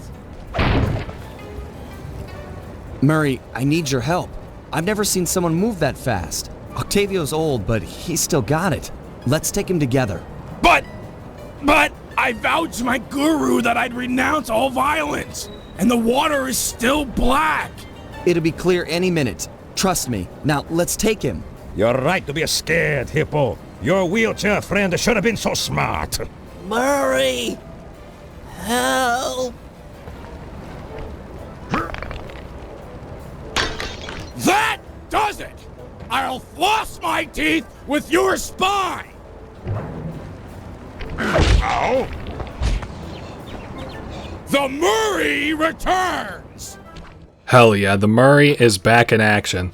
So if we walk over the tar pool, it slows him down. We can't really deal damage to him outside of the tar pool. Yeah, I don't know, not much else to talk about there. So we're kind of waiting in between attack patterns to get in there and beat his ass. The Murray is back in fighting shape, which is good for us, obviously. Oh, and you get no tar wave from that. Anyway, we haven't dealt much damage to him, but that's kind of generally fine. Okay, he's back to being too fast for us to hit. Alright, fair enough. Sly has got us a tar pit ready to go, and I like to pop it whenever he's close to the center, because you'll notice whenever we hit him so much that he'll get knocked back, and you kind of have to anticipate that just a little bit. Sorry, didn't mean to belly flop you there, Bentley. Okay, and we also get a sort of a checkpoint if I'm able to deal enough damage to him, which is kind of what I'm waiting on here a little bit. Not waiting on, but I'm not going too crazy until like, I'm all right with losing HP for this fight a little bit until I can get him down a certain amount of HP. I love the duality in the storytelling between, like, you know, Sly says that the water will run pure shortly, and so at the same time that Murray fulfills the guru's like spiritual requirements of him. Murray, these pumps are out of tar. I saw some more valves over by the cop station. Follow me to a fresh supply. At the same time as Murray fulfills like the spiritual requirements of the guru, in that, like, you know, the guru was ostensibly saying that, like, you know, Murray had to forgive himself, right, like for what happened, and you know, he's having a hard time even understanding that. And then figuratively, the water should clear soon too, so like Sly saying like the water is going to clear soon has like a cool double meaning. Anyway, we've made our way over to this other tar pool, and sooner rather than later we should see Octavio around. Can I just pop this? And oh, though, there he is. Okay, let's get him kind of close-ish. May have more tar, but I'm not holding back no longer. Listen to the song of your death. The Murray knows no song, but the triumphant horn section of his own triumph. Quit talking, stupid kid, and die! So I know it was kind of confusing, but I hope that I generally made myself kind of understood there what I was saying. So, you know, like, Murray doesn't understand what the guru is asking of him, but the figurative thing that he was asked of by the guru, he fulfills, and then the literal thing that the guru expected of him spiritually, he also fulfilled. I'm destroying all this shit so that hopefully we can get a HP, like a little HP refill. Oh, this is really bad, actually, if I'm not able to get any HP refill. Okay, we counter dodged each other. Now, you noticed he has a new attack now that we've moved to this other tar spot, which is like a little opera type joint, where he'll, you know, try and shoot like these sonic waves at us. Okay, let's deal a fair amount of damage. I didn't expect to beat this guy first try, which, as it stands, is kind of what we're on the path of doing. So that's it. The old guard's out, and a new generation steps in. That's right, stepping in, big time. Come on, Murray, I got the demolition switch. Let's get Bentley and run for it. We got cops closing in.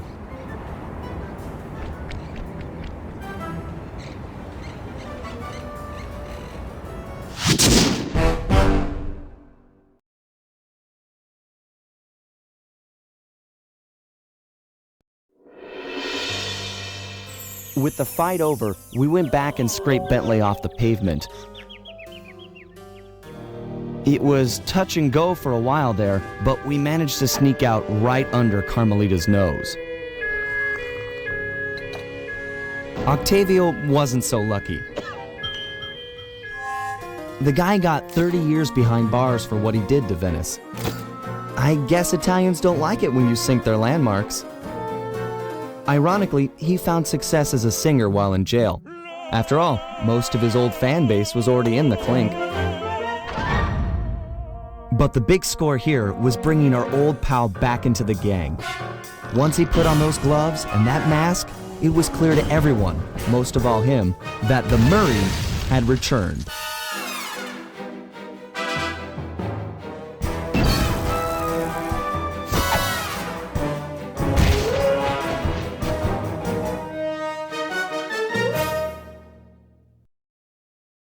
So the Murray is back on the team. The Cooper gang is back. Now, I want to show one thing off here real quick. It's not going to take long. There is a jobs and challenges mode, which is like a level select type deal. And you can go back and do the levels that we did, but as like an expert type deal. For example, get to the top of that tower, but on a time limit. Collect 20 coins while keeping up with Octavio. I don't think I'm going to do these. I don't really And then you can play like, damn, there's Police HQ in 3D. Didn't even know you could play it in 3D. Anyway, I'm not gonna like, you know, keep you, like, we're not gonna look at all this every time. I just wanted to show off for sure what the jobs and challenges were. Now the gallery, what the, oh, this is concept art. That's very interesting. I never knew that. I never was interested in concept art and still am not. But anyway, time for Rumble Down Under or episode 2.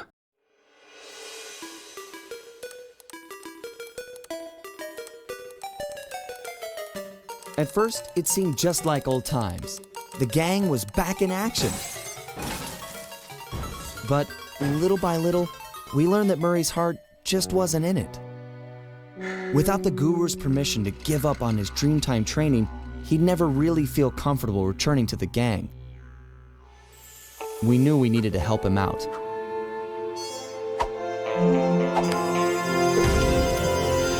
So, we packed up our things, whipped up some quick disguises, and headed for the Australian outback.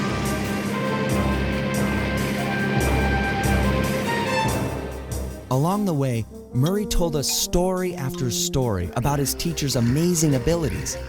Apparently, this guru of his was capable of fantastic feats.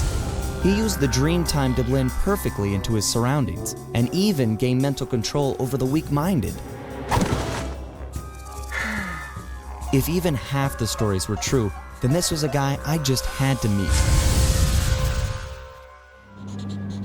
Our gang needed to grow its ranks for a chance to get inside the Cooper Vault. And this guru, this Outback mystic, was looking like the best recruit we could have ever asked for. However, when we finally arrived in the Outback, it was a shock to find that things had changed. And the guru was nowhere to be seen.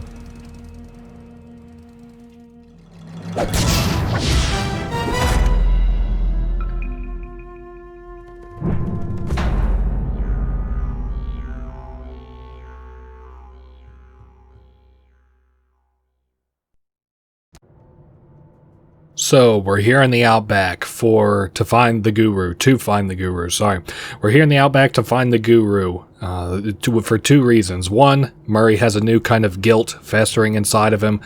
We need to nip that in the butt.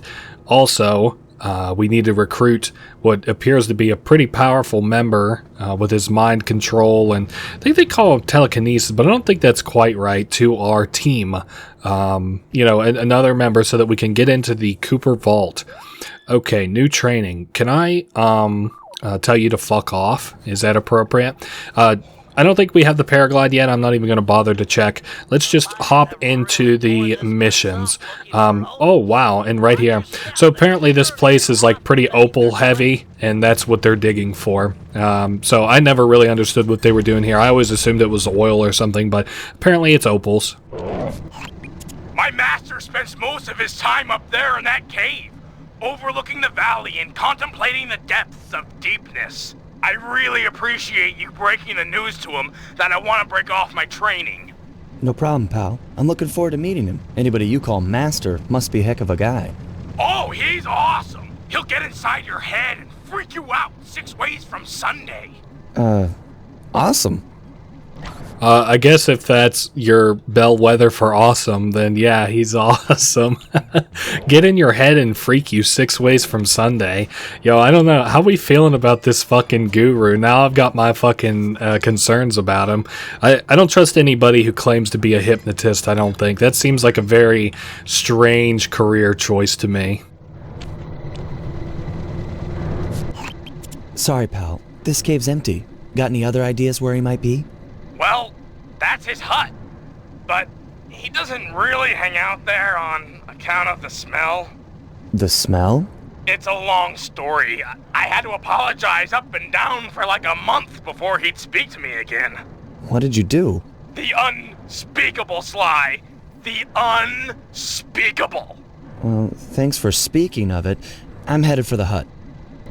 Okay, so that's where we're headed to now, is the hut. Sorry, I don't know why the camera is just right up my ass. Anyway, we're headed for the hut now. Very funny, the unspeakable Murray apparently did there. Now, I think it's obvious that we can kind of infer that he probably did something with his bowels there. It's not quite clear. Maybe he was sick. Maybe the guru gave him some stuff that made him sick. You know, you never know. Different diet for Murray. Probably, he strikes me as the kind of guy who's into potato chips. You go to Australia, you try the Australia cuisine, and it's probably not just totally potato chips and burgers. What else was I going to say? Oh, yeah. Also, he doesn't, I imagine that the guru doesn't necessarily have indoor plumbing, judging by his, kind of living conditions around here. So, that is that. Damn, this environment's fucking very pretty here. So, no guru doesn't look like. Sorry, Murray. Nobody's home. And by the looks of it, I'd say the guru is fighting someone or something off here. I'm starting to think the miners might have got to him. You might be right. They'd come in and be all angry and yelling, and he'd be all peaceful, and they'd just get ticked. Then he'd try to find a middle way, and they'd just go crazy and smash everything up, and then haul him off. Where do you think they might have taken him? They got him! My master's a goner! Maybe we should get Bentley on the line. It's tough to say, but given the layout of the miners' camp, I'd venture a guess that they use that area with a high fence as a makeshift stockade. Looks like there might be a way up using that cliff below. Shouldn't be a problem. Just keep an eye out for that gyrocopter. I'm positive it's what gave away the guru's position. Good tip. Thanks, pal. So one last place to check, and it's going to be some kind of like a mining compound or something or other. There was something else I wanted to say. Oh, this is a little bit gross, but I do kind of want to talk about it because I read about this recently. So skip forward a minute if you don't want to hear something gross. Apparently, there's like a loop in the plumbing of underneath of your toilet for whenever you flush that apparently does a lot of work as far as like keeping the gross stuff down and the smell out, because the air, the disgusting smell of what you're flushing, it is blocked out by a little basin of water that sits kind of in like a little loop deal, and your kitchen sink probably has something very similar in it as well. You must be the guru. I'm a good friend of Murray's. He's come asking to be released from his training. Sure, I'll just bust you out of here and we'll go talk to him. You seriously won't leave without your gear? Yeah, I can see that the miners have really done a number on your land here. As for your walking staff and moonstone, me and my gang have a real talent for stealing back things that were wrongfully taken.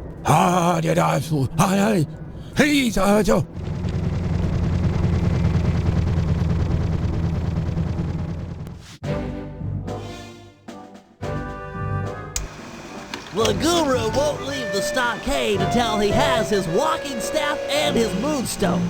He also insists that we purify Ayers Rock of all miners. Only then will the Dreamtime spirits be appeased, and the guru will be free to use his powers. Sly must have impressed him in their conversation, because now he is requesting that Murray and I meet with him individually. Something about judging our spiritual centers. I've discovered a passage through one of the miners' caves that should make getting up to the guru less difficult. He also mentioned that the miners had foolishly unearthed the Mask of Dark Earth. I guess it was his job to guard the thing, and now that it's out, bad things are sure to follow. Sounds like mumbo-jumbo to me, but we've encountered some unexplainable phenomena over the years, so I'm not gonna rule it out as a threat to our operation. Damn, not the Sly 2 kind of, what is a screenshot? Outback Operation, Day 1. So, we have a Murray mission and a Sly mission. Is it only one of each? Yeah, it kind of looks like it, huh? Spelunking and Dark Caves. There was some other stuff I was thinking there. I like, obviously, that the guru does not speak any English at all. He just speaks gibberish. And, I'm glad that he's willing to be part of the team. That was not unexpected, but very welcome, regardless. I thought there was some more funny stuff. I was thinking about Murray and them in the middle of that cutscene there.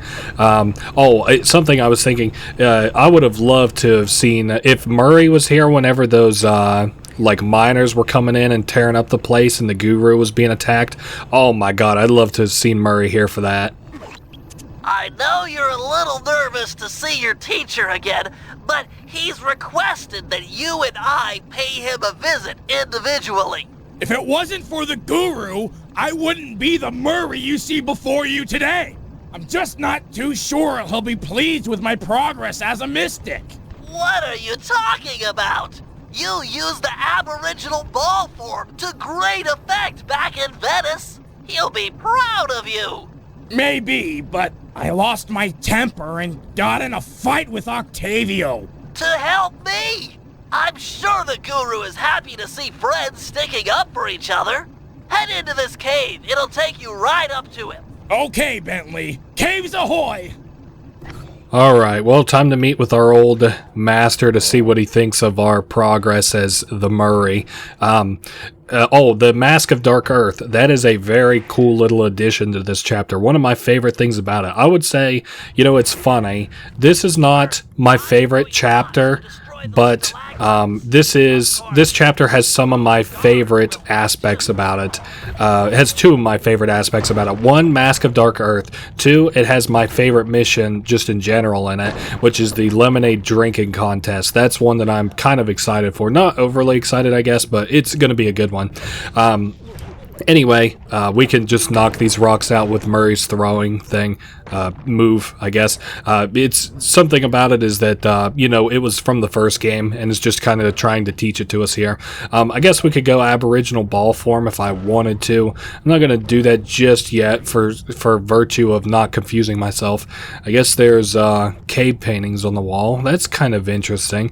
I wonder if there's anything to be discerned from the cave paintings. Probably not, or people would have already, but I don't know, maybe I'll take a picture. Yeah, maybe I'll take a picture on my phone of that so I can think about it. No, maybe I'll take some time in my off time to take a look at the cave paintings and just make sure that there's not something cool in there. I just see a giant flying bird and I'm like, clockwork? According to the mine's hydraulic flow chart, the door ahead appears to be sealed shut. Then I'll just bash it in! What's the good of having fists if you can't smack steel doors with them? It's too thick, even for you. No, to get through, we'll have to overload the pressure in this piston. You want me to punch it? I could do that. Use your Aboriginal ball form to bounce on top of the piston and smash it down. Build up enough hydraulic pressure and the door is sure to open. Piston beware! You're about to be bounced! Not the fucking hydraulic wood door. Yeah, he's like, it's too powerful for you, Murray. Like, what the fuck are you even talking about, Bentley? It's just, it's wood. I mean, even if it was hydraulically sealed, just take a pickaxe to it or an axe and just break that son of a bitch open. Anyway, this is not a hard... Yes! Eat it, piston sucker! Eat it, piston sucker, Murray was quoted as saying before meeting the guru. Yeah, I guess there's just kind of birds all around, so maybe there isn't anything interesting here. Also, this motherfucker needs to die. I don't want anybody that beefy around giving me trouble potentially. I don't know. This is a fine segment. I'm more interested in the later parts of this mission. There's some pretty cool mini games. Mission being the whole chapter 2. We have to overload all 3 pistons at the same time. This isn't very difficult. If you want my advice, just kind of do it in like a rhythmic clockwise order, and then you'll be fine. Also, don't get too gung-ho about going too high. I'm about only half hitting the button. There's like a way that you can hit it which you won't like keep your momentum all the way. I would call it a half hit, which is good because if you spend more time up in the air, it's less time that you're using to press buttons. So I think that'll make sense to probably people who've played this before. I did it! 3 against 1 and I still took you piston chumps to school! You know, whenever I was doing my little edit for Murray, I was wondering why there were audio files where he echoed, and now I understand why. He was in a cave, of course. Whoa! Look at the size of that guy! He must be jacked up by that mask of dark earth the guru was warning us about. Curious, it seems to make the wearer much larger. Probably more aggressive, too. I can take him! My righteous quest to see the guru won't be stopped by some big stupid freak in a mask! Even if you won, you'd have nowhere to go. The door through has an electric deadbolt. This whole area runs off the same circuit. Even the drills are linked up. Then I'll throw this clown into the drills! That might break the circuit. Give it a try. Alright, Bentley, you're going to have to understand that the hardest part of these doors are the parts that you describe. Ergo, the fucking metal lock in this case. I guess we have to get them into the, not electric, the drills. Oh, we gotta uppercut. That's the problem. And then it's got like a little... Oh, we gotta grab him. Okay, I didn't remember this technique, I guess. And I just hit circle to dodge. That's no good. Anyway, this is going to be easy now that I actually understand what we have to do. What else was I trying to say? Yeah, the echoing, I kind of understand why that happens now. Oh, one last detail I want to mention for right now. Each enemy type in this area wears the dark mask. This time, it's the kangaroo. Holy cow! That mask can run! Mine can't do that. Intriguing. Press on to the guru. He'll have some answers. The door should be unlocked now that the drill circuit is broken. I don't know. I just thought that was a cool detail whenever I played this game as a kid, is that each enemy type gets to wear that mask one time. That's really cool. Open up!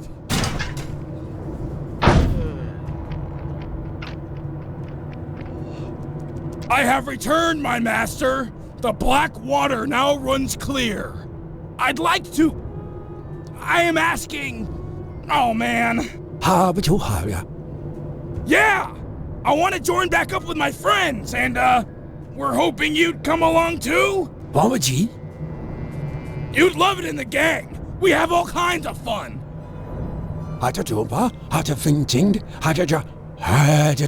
Miners, gyrocopters, and a mask of dark earth? Yeah, that's a lot to deal with. But we'll help you, I promise! Thanks, Guru. I'm happy to see you, too. You know, it's always funny to me, like, it literally doesn't matter what the guru says because it's always the right thing. So it doesn't matter what they translate as, it doesn't matter what the people interpret it as, just as long, like, it's always going to be the right thing. So it's funny to me that, like, you know, Murray's like, are you going to come with us? And then the guru's like, mucho chacabako, oh, rabaja, and then, like, Murray's like, I'm glad to hear that, guru. You're always so smart and so right all the time. It doesn't matter what you say. I don't know, just a funny little detail I think about anytime that the guru talks, because other characters feel that same way too, like anytime Bentley or Sly run into him or whatever. Oh, there's another Murray mission, the big truck. This one's actually kind of fun. I didn't realize we had another Murray mission to do already. I thought this might be later. So I mentioned that this level is pretty much full of mini games that we have to do. Like each level is kind of a different mini game that we have to do, which was not necessarily the case in the first chapter, but in this area it's like all mini game after mini game after mini game, so that's kind of cool. One of my favorites as a result.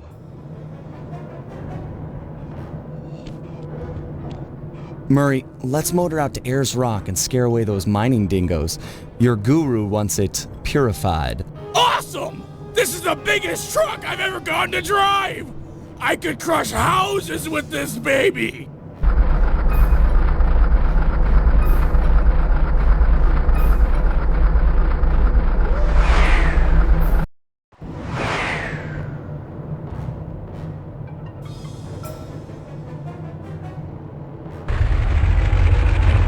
Oh, yeah!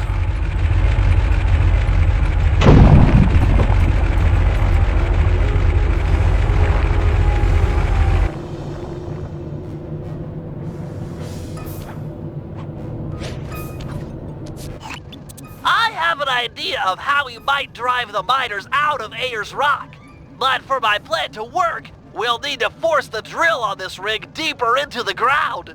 Okay, Bentley, you've got my interest. Though it looks like I may have to take care of a few guards if I'm going to get at those drill controls. Defeat the guards and start the drill. Then Murray can begin phase 2 of my plan. If you say so, Bentley. I don't know. If you like monster trucks, you'll probably like this mission. There's some monster truck mini game type deal here.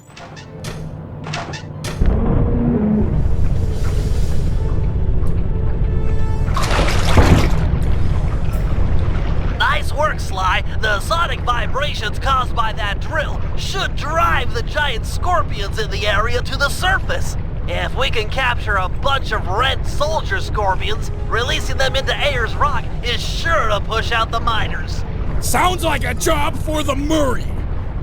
One question though, how do I capture scorpions with a truck? The vehicle is equipped with a supercharged e-brake, which, if pulled when moving, will cause a forward flip. Time it correctly, and you'll trap a scorpion in the mining nets built into the bed of the truck. Okay, Bentley, bring on the scorpions! Not so fast. The truck's tires will heat up quickly in this blazing hot sand. You'll have to cool them down by driving into the water or running over scorpions. Watch your heat meter to make sure they don't melt. And remember, we're only interested in the red soldier scorpions. The blue worker scorpions won't help us scare the miners off. The truck controls are straightforward. Hold the X button to go forward and the square button to drive in reverse. When you are going fast enough, press the R1 button to flip over it. Nice work. Okay, anyway, we know how to operate this. We have to get 20 red scorpions. Whoa, and we have a heat meter to deal with as well. Not a hard mission, actually pretty fun. I've already said before that I really like the mini game type missions, and well, you know, that's what this is. We need to get used to running over the blue scorpions though, in part because they're useless to us, but also in part because we can't always rely on the water pool, especially firstly we don't want to constantly be backtracking to the water pool, but also in the second phase of this we aren't able to use the water pool, so yeah, I guess that's kind of cool. Also, Murray, hang tough for a minute. My sensors are showing a drop-off in underground movement. We'll have to drill deeper to keep the scorpions coming out. Sly, you'll have to climb to the top of the drill tower and override the depth control system. Okay, Bentley, I'm on my way. Also, I noticed in this area, the coin drops are different, which I wanted to kind of show there, but apparently we're not getting coin drops in that very specific area. Anyway, I'll show it off the next time that I think of it, but yes, the coins are all different in this game, much the same way as they were in the first game and the second game. Now it's got me questioning, I wonder if it's the same in Thieves in Time. I guess to answer a question that maybe some people will have, am I going to play Thieves in Time? My thought is, I'm not going to play it anytime soon, but I would like to play it in the far-off future. It's working! Wait a minute. It's draining the water around the tower. Murray, you'll have to rely on squishing scorpions to keep your tires cool from here on out. No problem, Bentley. I totally got the hang of it now. So we had training wheels, if you kind of want to imagine it that way, before. Another thing I should mention is that while your wheels are actually in the air and not on the ground, you don't build up heat. So that's really nice. Otherwise, we can just run over these scorpions. I've never seen a scorpion intentionally dodge before, though, so that's really interesting. Now, what this kind of culminates to is that, you know, relative to how many blue and red scorpions there are, we're almost assuredly going to probably at some point have to run over a red scorpion instead of capture it. Like right here, I couldn't really really capture it because of the wall being the way it was, unless I hit it at a really specific angle, so that's fine. I do think that it's very nice if you want to contrast this mission to the mission from Jack and Dexter, where you have to collect fish in a net for a fisherman. You will not get penalized for capturing the blue fish in this in this mission, whereas in that mission that I'm talking about in Jack and Dexter, you could not, you couldn't catch the eels because they were poisonous and they would ruin the whole batch. So imagine if, to compare it again, if we caught a blue scorpion, if it would consider it like a mission failed, that would be how you would compare the two. Anyway, and once again, I can't help but compare the two games because whenever you look at PlayStation 2, like mega hits, that's the two that you really talk about those series. I guess technically Ratchet and Clank 2, I just don't have personal experience with those because I have not played them myself. So we only have to capture 2 more red scorpions. It does kind of seem like they have dropped the spawn rate down on the scorpions, but I think that's by virtue of only spawning, nope, I was going to say only spawning 20 scorpions in total, red scorpions in total, but that was incorrect. So there we go. Great job, Murray. Now back that truck full of scorpions up to the mine entrance and deliver that not-so-friendly payload. No!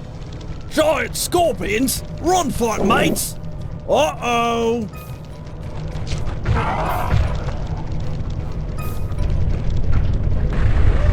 Nice teamwork, guys. Ayer's rock is clean of miners.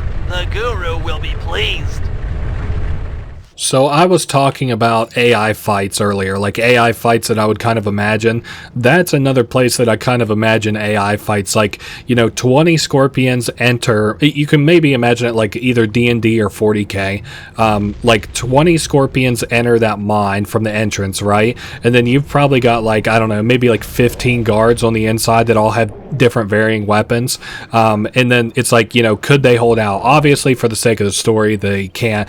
But then like you talk about like, you know, little mini strategies for the battles and stuff, and that's kind of like the little AI stuff that I'm talking about. Like that would be a very interesting fight in my opinion, to watch them invade there. I don't know. Kind of reminds me of some Knights of the Old Republic type missions, like with the rat ghouls and stuff. Just if you happen to be familiar with those, I'm not going to really go into those too much. Where are we headed? The Dark Caves. I think the point of this mission is to steal back the Moonstone and the Guru Staff, the two things that seem to hone his powers and I don't know, at least kind of ground him. So to speak. I still think he can use his powers without them, but they help. They're like a focusing rod sort of deal. So how the fuck do we get up here? I bet it's just around where I haven't seen yet. The only reason I wasn't trying to go there is because enemy. But hey, he's gone now. Damn, it looks like I'm gonna have to get on top of that building there to get over to where we're trying to go. And because it's going to have rails that I can crawl across. Let me hop up here. Real shame I don't have that paraglider. We can make real short work of this, that gap there. But instead I had to go all the way around. Yeah, it doesn't look like there's bottles or clues in this game, which kind of throws me for a loop a little bit. As I mentioned before, I really don't know what the loop is to get coins exactly. After capturing the Guru, the dingoes confiscated his magic walking staff and Moonstone. Without these objects, the Guru is powerless. Given that we're dealing with miners, I bet they stashed the goods in one of the caves around here. It's a secure location with plenty of guys on duty to provide protection. I agree. The most likely candidate is this mine shaft. It appears to have the highest number of workers coming in and out. Good place to start. I'm on it. Okay, I guess the Guru is powerless, not less powerful. Hey, egg on my face, but it's not the worst thing I've probably said across all 3 of these Let's Plays now. So, anyway, Those caves are gonna be dark. Your optimizer goggles will make navigation easier. You're a sweetheart, Bentley, but thanks, but no thanks.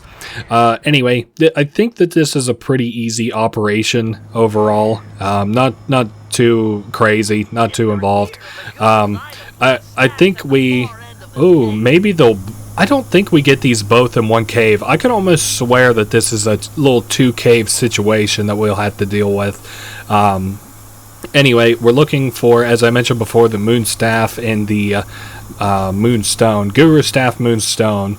I don't know. This is probably one of... not like, it's not a bad mission, but it is probably the least exciting out of all the Guru missions for like what we're doing here and stuff.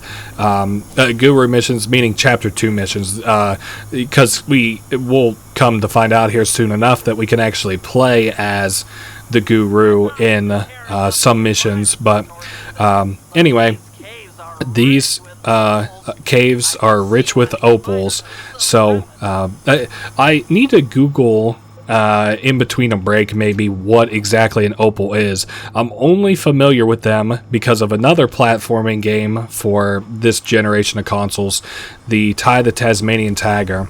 Okay, so yes, this is something I didn't talk about earlier, but the shit, do I really have to have it sit there for a minute? Okay, there we go. Let it sit. I must be doing it wrong, right? Or am I just like, do I really need to let it sit? Okay, then what? Then circle left. Oh, you know what? Then we go to the right. That's right, I completely forgot. I forgot how this minigame works. I didn't get a chance to talk about it earlier because we were breaking Dimitri out, but there we are, perfect. And the Moonstone, but no staff. So anyway, time to take you back to your rightful owner. These miners are smarter than they look. They booby-trapped the Moonstone. It looks like a light-sensitive detonator. If I can get it outside and into the sunlight, it should power down. okay, so we've got like a time-sensitive aspect to this mission. We have to make our way back outside quickly. I do think that damage I took there, like, I'm not worried about it, but it was just kind of like a waste. We didn't really save any time at all by doing that. Now, we can obviously save a bunch of time if I choose just to skip past these enemies instead of bother to stay and fight. And then we're already back where these machines were, and so as not to confuse us, the only way that we can really go is here to the right instead of the left. And yeah, we've got I don't want to call it plenty of time, but we're making fine time, and we are out of here. So we got one half of the staff, that being the Moonstone. We need the proper staff itself before we can call this one quits. Where to now? Their other cave complex. Okay. So that is where we're headed to next. I imagine we'll make quick time out of this platforming here as it is built kind of for Sly. Damn it. But what from there? I guess we'll have to take the kind of longer way around. Longer than I want to take around anyway. Can't afford to really get shot. Don't have that much HP. We couldn't hit that. Couldn't hit that little landing spot there. Oh well, we're being chased by a fair few enemies. I wonder how many enemies you can get to chase you at one time. Now where the fuck? I'm just looking for where in the hell I'm supposed to go for this, because that's now the second path I've tried to take to get up to that cave, and it has been incorrect. So maybe I don't think that's shit that I can grapple onto. Oh, obviously we take this path of least resistance. Alright, we are about to die. I'm considering heavily, once we're actually in the cave system, just throwing myself over the edge to refill my HP, because it's not looking good. Let me see how close is like a fall off. Okay, these caves have no ambient light whatsoever. Hey, I am fine with that. Now we just got a full HP refill. All Bentley was yapping about is the fact that it is dark in here and the stone on our back emits light. So we can see things that are near to us but not necessarily far away. Now I was looking at some gameplay on like an actual TV of Sly 2, and I was like, wow, my gameplay doesn't look nearly as dark as that. And I kind of forgot how dark some games just look natively on the PlayStation 2, and so we really don't have that issue, but maybe would have if we were actually playing on a native PlayStation 2. So we did it to the right, and then we did it to the left, and one more time. Very nice. We did this one way quicker, way easier, and with no hiccups. So now we have both pieces. What's so special about this staff? Another booby trap for a stick? These guys are paranoid. And from the sound of it, they've called in reinforcements. Nothing like a horde of angry dingoes to make things a bit more interesting. I could not really express how little I give a shit that they quote-unquote called him back up. Uh-oh, what if I just died there? I have a bad way about sticking my foot in my mouth in like my Let's Plays in general, but like these games in particular. I now feel like in the first and second part there's been a time I've directly stuck my foot in my mouth just as soon as I was able to. I still think we have plenty of time. If we imagine that we're a little bit over halfway through this traversal that we'll have to do in here, which I'm judging based on the enemies and kind of breaks, platforming breaks that we've had to take in between. Now, we've got a bit of a... oh, man, shit. Oh, okay, I think we're back here. I didn't intend to be all the way back here until now, but I accidentally made my way past the enemies from before. So, and then I forgot kind of where we were as far as running through this very dimly lit cave. And speaking of dimly lit, we won't be in here for much longer, and we'll see the outside, the nice bright outside, and defuse that time-sensitive bomb or whatever. Now, time for a slideshow. Alright, not time for a slideshow, actually time for a Bentley mission where he meets the guru.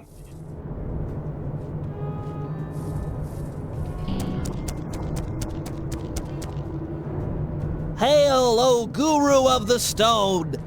Murray has purified Ayer's rock, and now I humbly deliver your walking stick and moonstone! The time for escape has come! Thank you, you're too kind. But tell me, how do you plan to escape? Gadzooks! You can transform yourself! Why, once you change shape, a guard is sure to come inside and investigate! Too true! Wait, here comes a guard!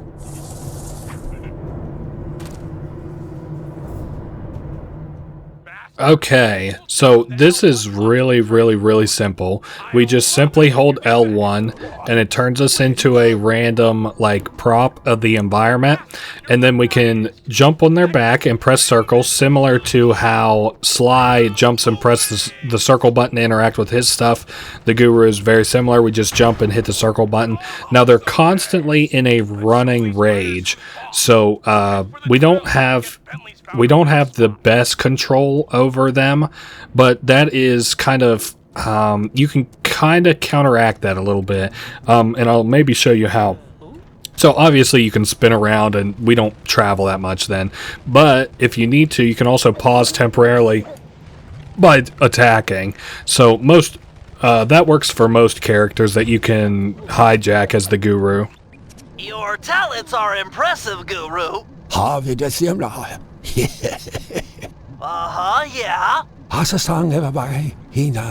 I hear you. Those drills are tearing up the landscape.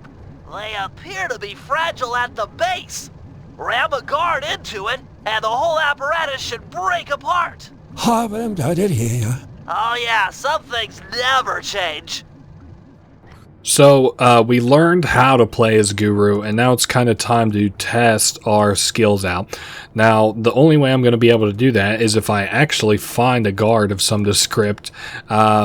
Okay, here's one up here. Now, I just have to not get caught by him.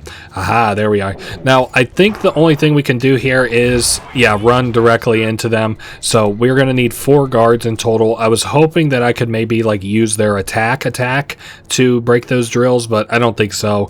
I was looking around to see if there was one of the guards with, like, a gun around. So I could use him, but once again, no such luck. Unfortunately, it looks like they have like highly depopulated the area of enemies. They were I would almost call them annoyingly thick before, but unfortunately, you know, they depopulated it some. There we go. Maybe it just depopulated it for the sake of the cutscene, and then repopulated it now that we've left this area and they've had time to respawn. So no shooting, right? Nope, no such luck. I'm interested to see what the coin is going to be like for the 3rd mission. Ever since I discovered that, you know, the coins are different on every mission, I've been kind of interested in that, to say the least. Okay, I'm trying to, maybe we could just do one of these joints. We didn't even have to do that. Now he's cooked. Okay, run this into the last drill, and that might be the end. No, there's something over that away. Oh, Bentley has another plan. Oh, okay, I do remember this. I think we're shutting off a generator of some descript, which will be able to do... I think, so before it was like just about running, now this is about running and jumping that we'll learn. But we'll have to see once I actually get kind of close to it. I didn't anticipate... I have a hard time remembering the Sly 3 levels, I guess, other than just kind of their overarching theme. So it's to our top right. This left side here is like a real fucking bear to navigate as far as like getting around. Yeah, see, it almost looked like I went to the wrong space here, but I didn't, thankfully. That grinder's tearing up Wave Rock! I know, it's awful. However, the linked generator is weak, easily destroyed, provided you can jump a few guards over there and ram it. So once again, send a couple guards over that way, and they have again depopulated this area as of the cutscene. I guess maybe not too bad. I think maybe I'm either completely wrong or overreacting just how much they are depopulating this. So yeah, we're good. This is pretty simple. Like I said, it's just kind of bringing together all of Guru's mechanics a little bit, I suppose, except for the disappearing act that he can do. But we don't really have much application for that, at least in terms of, like, you know, running enemies into shit like we have to do frequently as the Guru. So I love the Guru as a character. Some character, like, I'm trying to think, like, some powers I'm kind of obsessed with are, like, mind control for one, and then, like, absorption for another one. I just, those two powers have always kind of, I've been interested in. Like, I really like Kirby. Doctor Strange in Marvel's Ultimate Alliance was able to, like, charm enemies. Fate, in the game Fate, by Wild Tangent, there's a charm mechanic for a spell. Master, you've done it! The miners' machines are silent! The Dreamtime spirits rejoice!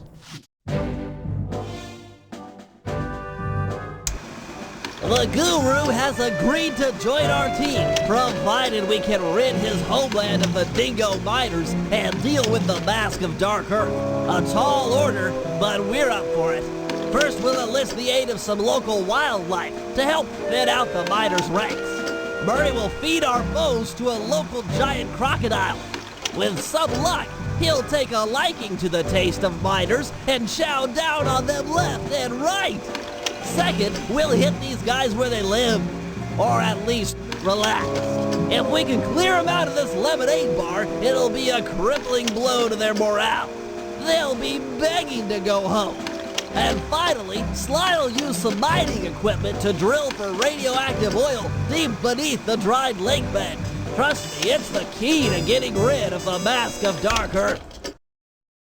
Well, you heard him. I think let's see what missions we have as Sly. I'm trying to do the lemonade drinking contest one last. So Lemonade Rage is a Sly mission, and that the Claw is another Sly mission. I think we'll do the Murray mission first. We'll do Murray, and then we'll do into Sly, and I'll do the lemonade drinking contest at the very, like, that's the last one I want to do before we do the final op. Time we subtracted a few miners from the equation. You know I don't understand that math talk. We need to put the smack down on these bad dudes for justice. Righteous! I'm the man for the job! The Guru will start luring miners to a position near this giant crocodile. Your job is to throw the thugs into the mouth of the monster. Teach them to like eating miners, huh? That's a sinister plan, Bentley. I approve.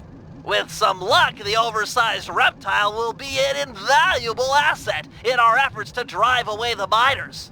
He might even take care of our Mask of Dark Earth problems. I've spotted it prowling near the safe house. Roger! It's feeding time!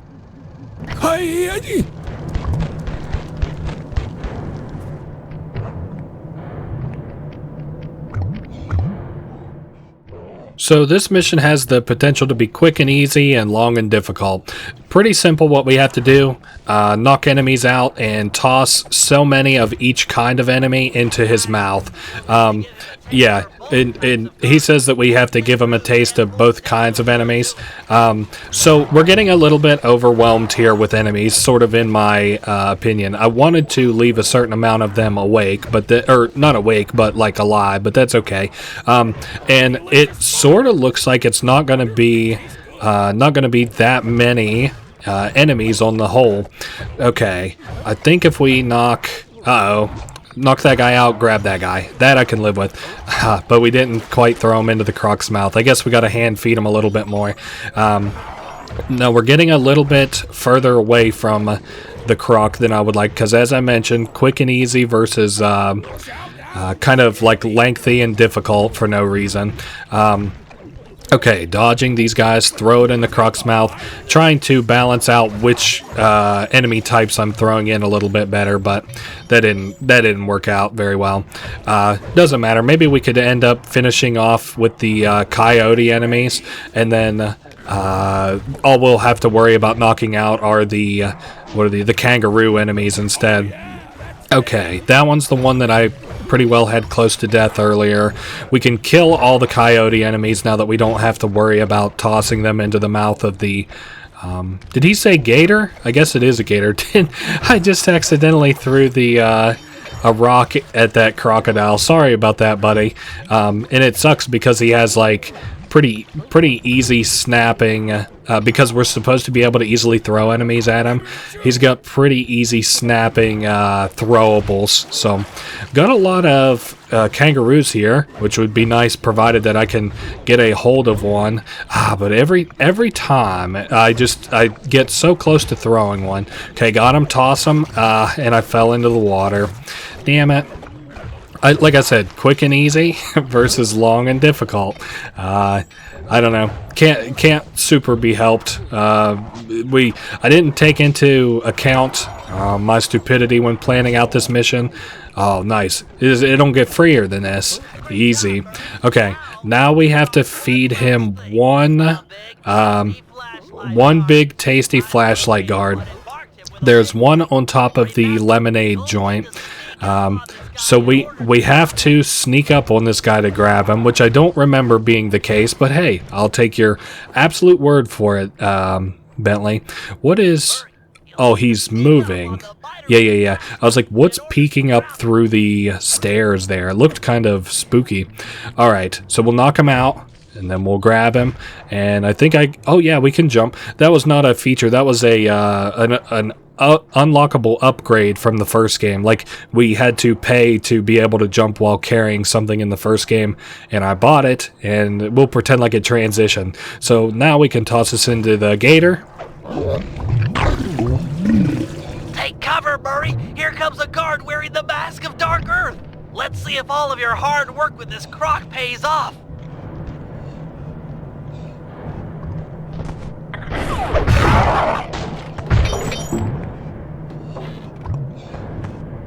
Tarnation, that mask keeps getting away! Since when do masks get away?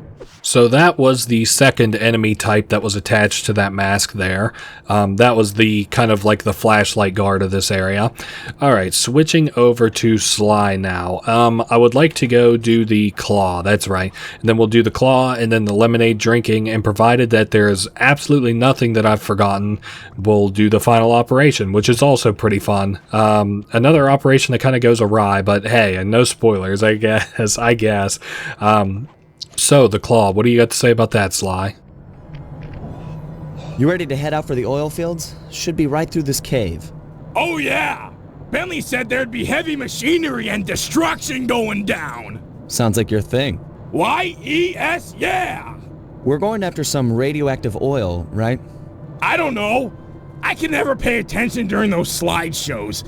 Don't tell Bentley. Wouldn't dream of it.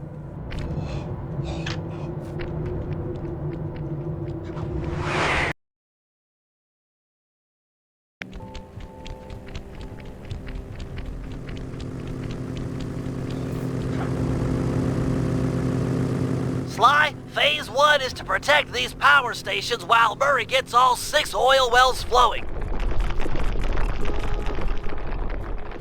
Use this Super Claw 10,000 to deal with any miners that might show up. Use the left analog stick to move the claw around. The X button will pick up and release items. Before you're spotted, why don't you pick up that rock and drop it in the pit? Okay, so like I said, more minigame kind of heavy missions over, what it was before. There was a couple things I wanted to say. Yeah, radioactivity can't be healthy for Murray. This is easy. You do seem quite adept. The other important feature on the 10,000 model is the throwing action. Just pick up an item and press the circle button to throw them. You can throw things quite a ways. Go ahead and hit that electric fence with one of those rocks. The other thing I wanted to mention is I said in my Slide 2 Let's Play that Murray surely sleeps through all those slideshow presentations, and I think I was half right. I think I was... he definitely doesn't understand them. You're right, because it looks like the miners are onto us. Defend the power stations by using everything and anything in the oil field. This electric fence should come in especially handy for dispatching guards. Here they come! So apparently 2 parts to this mission. We have to defend, what is it, like these little buttons type button things here. I consider it easiest, I think, to grab the guards and then just toss them. It insta-kills them. I don't have to worry about, judging how far I need to throw the barrels or dropping barrels on top of them. I can simply just grab the enemies and toss them, and it's an insta-kill. So Murray is doing something that is like pumping these wells. Like, I guess they're half powered by hand, half powered by electricity. That's why we're guarding these buttons. I would say that, I don't know, neither part of this is very difficult, but I would guess just by virtue of how these missions usually go that the second part of this mission is going to be harder than the first part. Wow, I kind of blew my wad already, like really early on the kind of talking on this mission. I expected it to be more involved than this. Anyway, yeah, it's funny that I even mentioned in the second game, I was like, yeah, Murray probably sleeps through those anyway, and then like now it's like Murray's like he can't understand them. Damn. And yeah, I like the very minigame centric here in Chapter 2. I consider it a very fun chapter for just that reason. Each one kind of has a theme to them. Did I fuck that word earlier? Like a theme to them that I kind of like. So we have to grab Murray. I really like his hat, an Outback Safari hat. Very funny. I think those are very stylish. Let's go ahead and drop Murray. I think we have, what is it? Is it 9 or 12 pumps that we have to get pumping? I don't know. Anyway, what all else was I saying there? Oh yeah, each chapter kind of has like a theme a little bit. The second chapter's theme is all like mini games. It sort of feels like the first chapter's theme is like a mix between tutorial and introducing you to the new aspects of the game, both story wise and mechanic wise, because now we can play as so many different characters. Now we can now we have like all these different ways to get gadgets and stuff.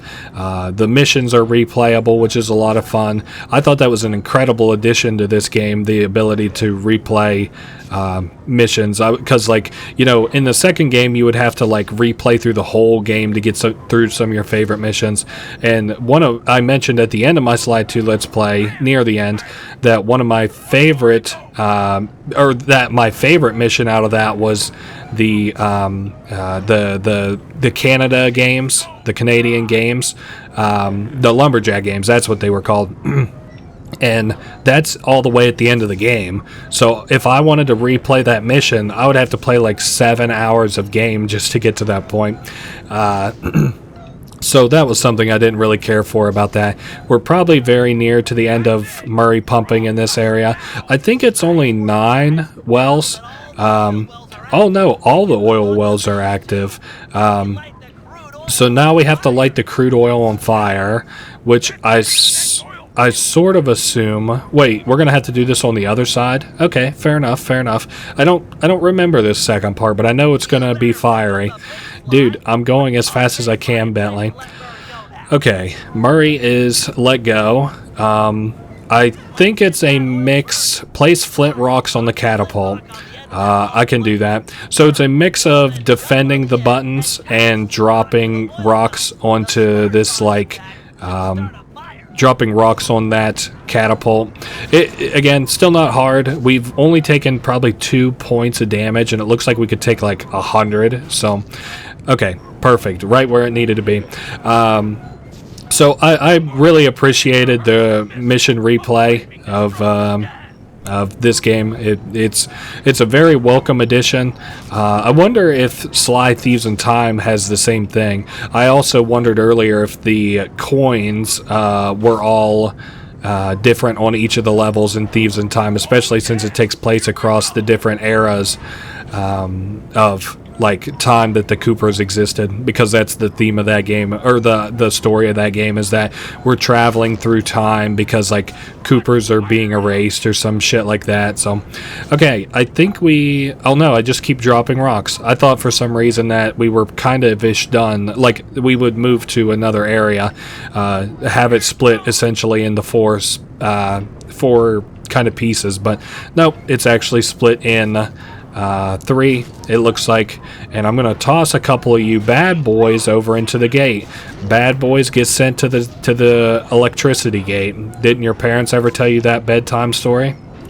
Alright, you are gone. We've got about a third of the HP left in the electric generators, but this should be the end. I would venture a guess. I guess I'll kill these guys despite that. Now for phase 3. With the oil wells alight, the pressure differential should draw the deep uranium-enriched glowing oil to the surface. We'll need to be extremely careful in retrieving a small sample. Sly, look at me! I'm glowing! Woo! Well, not making light of the subject as a whole, but I cannot see a world where Murray does not have some kind of cancer now. All that. I was, just to get off that subject kind of very quickly, I got recommended the video, or a video, not the video on the Demon Core. Now, I got recommended a video on the Demon Core and was kind of reminded of, like, how little exposure it took of people to, like, whatever their blue light kind of radiation was for them to like develop cancer. Like the life expectancy of some guy who like really fucked up on the Demon Core at first was only 20 days. That's crazy. Okay. Alright boys, look tough and get angry. It's time to intimidate the locals. I'm not sure I can do it. How do you guys get angry? Find the match deep inside yourself. Light it. And let the fire burn up your guts and boil your blood! Yeah, I pretty much do the same thing. Look, our goal is to drive away these miners, and we'll do whatever it takes.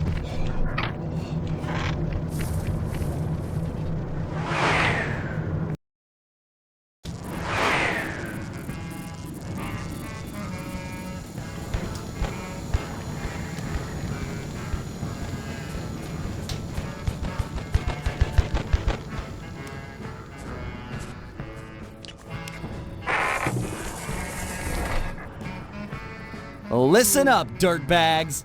Time to clear out. From now on, this bar is Cooper Gang turf. Tough talk, wagger. But you ain't got no respect with us. We here are known around these parts for our drinking skills. And this just happens to be a lemonade bar. Sly, I'm not sure this is such a good idea. If a lemonade drinking challenge is what you had in mind, then the 3 of us will take on the best 3 lemonade drinkers you got. Fair dinkum. Losers have to clear out.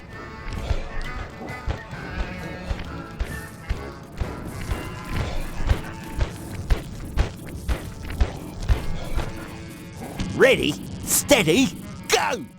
Alright, this is a very fun minigame. If you remember from the first game, there was like a button mashing type deal that Murray had to do to lift things. This is this is pretty much the same deal. Now, Sly drinks at a normal rate. Murray pretty much chugs the entire thing, and Bentley is our weak point. He does not drink very quick at all. I hope that you guys aren't too bothered by my button mashing, but I want to make sure I win, and I'm trying my best to keep it away from the mic. Anyway, we got about a third left compared to this wolf guy who's just starting his. He's at about halfway. It's actually pretty close here. We won. We win. That's cheating. Why, the turtle spilled more than he drank. Round here, there's only one thing we do with cheaters. Turn on the fence, Bruce. It's time we gave these cheaters a beating. Alright, so we will, as the entire Cooper gang, I guess kind of sans the guru because he wasn't invited, but we'll take out these enemies. There's like a whole bunch of them, but there are 3 Cooper gang members, so that's a point in our favor. Also, we have traps around the area, which at least while we're playing as Bentley, the plan is to use a bunch of.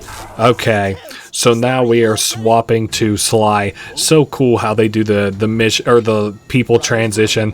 Bentley's like, Sly, are you okay? And then he's like, oh, I'm right as rain, pal. So then we get to play as Sly. You wait till we play as Murray, then I'll fucking really crack some heads around here.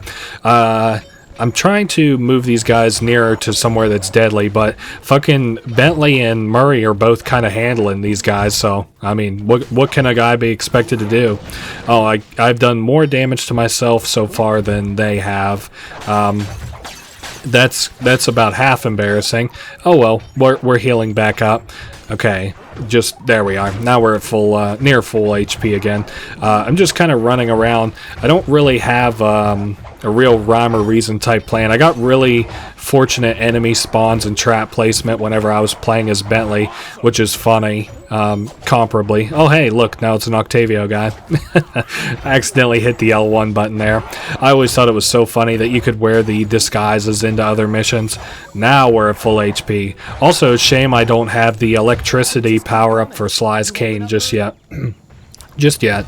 So, yeah, now it's time to play as Murray. Time to just absolutely fucking clean house now that I've got like a fucking powerhouse to play as. I wonder if it increases the number of enemies that we have to kill depending on who we're playing as. So like, you know, while we're playing as Bentley, maybe we have to kill 10 guys, and maybe when we're playing as Sly, we have to kill 15, and then maybe now that we're playing as a powerhouse, we have to kill 20. I don't know that for certain, but I actually think we're kind of near to the end because these guys are spawning what I feel is sort of slower. These guys are 2-hit with Murray. These guys are very, very weak compared to Murray. These guys being the enemies, not our Cooper gang members. Nope, they're still spawning enemies, so we have got plenty of time to continue kicking ass. This is still a fun mission. I can see why I liked it as a kid. It's just all the fellas kind of hanging out, popping heads. There's another act to this too, like a phase 2. Yes! The Cooper gang rules the roost. We're the kings of the hill. The totally maxed out heavyweight champions! Those guys won't be coming back here anytime soon. Guys, looks like they saved their big guy for last. He's wearing that freaky bad spirit mask. He must be so jacked! We should work together to take this guy down. That mask has a powerful force in it.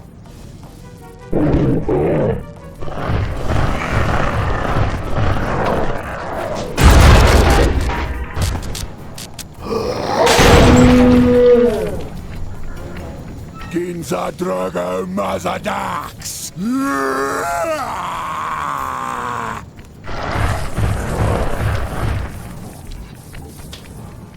Yeah, alright, whatever you say. Anyway, Bentley and Murray are going to be able to deal damage to this guy. Kind of depending, like we'll walk him over the mine and then we can hit him while he's dazed. This is like a, you know, working together type joint here. what else? Oh yeah, the third and final enemy, normal enemy that we'll see with the Mask of Dark Earth. So that's kind of nifty, huh? If we're able to get him in the fire, he'll take an additional damage. I also think if we can get him in front of this, it'll deal 1 damage to him as well. So if you imagine, like, you know, each time that we hit him as 1 damage, it'll deal 1 damage to him if we can get him in the fire, and it'll also deal 1 damage to him if we can get him in, like, with the coals from the stove there. So I don't know, just something that's semi-interesting about this fight. I played it so many times as a kid. I pretty much know most things about this area. I wouldn't say that you know, I know everything about this game, but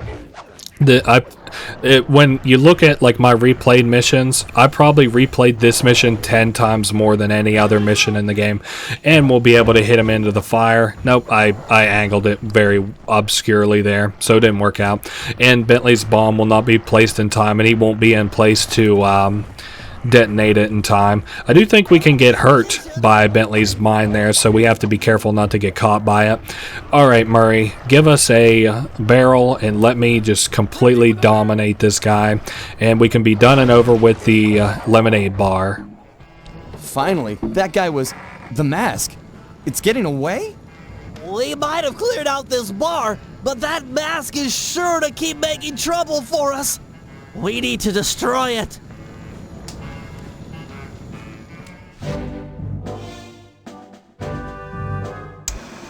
You can feel it in the air. The miners are about to pack it in.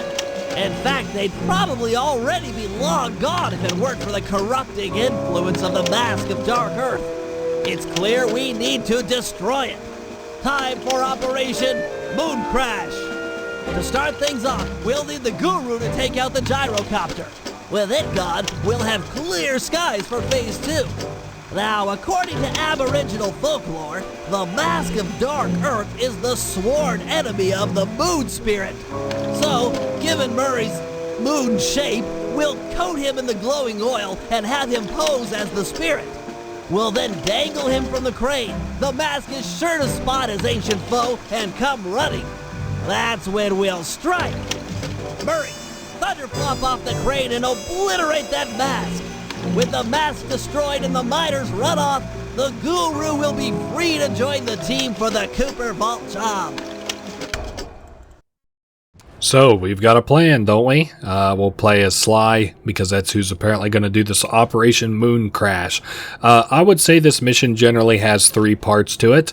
The first part being the most boring part, unfortunately. Guru, I know you've yet to formally join the team, but we need your help to destroy the Mask of Dark Earth. Hiya. Your objective is to take out the gyrocopter while it's refueling. Hiya. Glad to hear you're up to it. The bad news is the gyrocopter has a sensor that can detect your moonstone. I suspect that's how they found and trapped you earlier. Get too close and they'll detect you, then take off out of reach.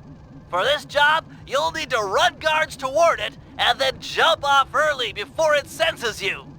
Ram a few guards into that thing and it's sure to fall apart. So one last thing to learn as the Guru is to jump off of enemies right before we get, like, too close to the helicopter, the gyrocopter, I guess they were calling it. And that will make more sense once we actually get in a position to ram one of the... Yeah, aim the miner, jump off. There we go. So now we just have to do that a couple of times, and we'll have killed it. It's an interesting mechanic, I guess. It's I don't get... I wish that they didn't make it so that the miners ran all the time, but I get that that's just kind of part of what the Guru is, you know. But I don't know. I wish that they had expanded on his, like, taking over control of mines, like charming enemies and stuff a little bit more in a different way. But this is fine. This is good enough for a mechanic. It makes you appreciate everybody more, I guess.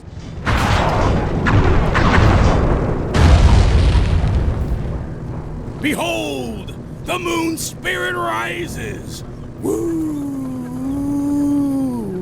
Everyone keep an eye out for the mask. It's sure to take the bait. We got a situation here, fellas. Looks like Carmelita finally managed to catch up. Drat! We can't stop the operation now. We'll just have to give her a wide berth. Roger, applying wide berth. Quit horsing around and look out for the mask. It's close. I can feel it.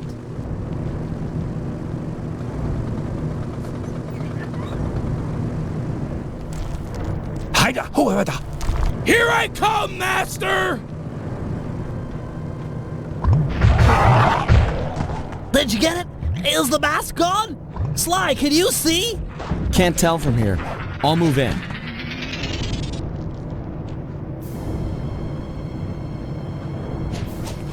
Cooper! Thought I'd find you here. Carmelita, you've got a little something on your face. It's not nice to make fun of a girl's looks. Maybe I should smash you! Now, that's not nice.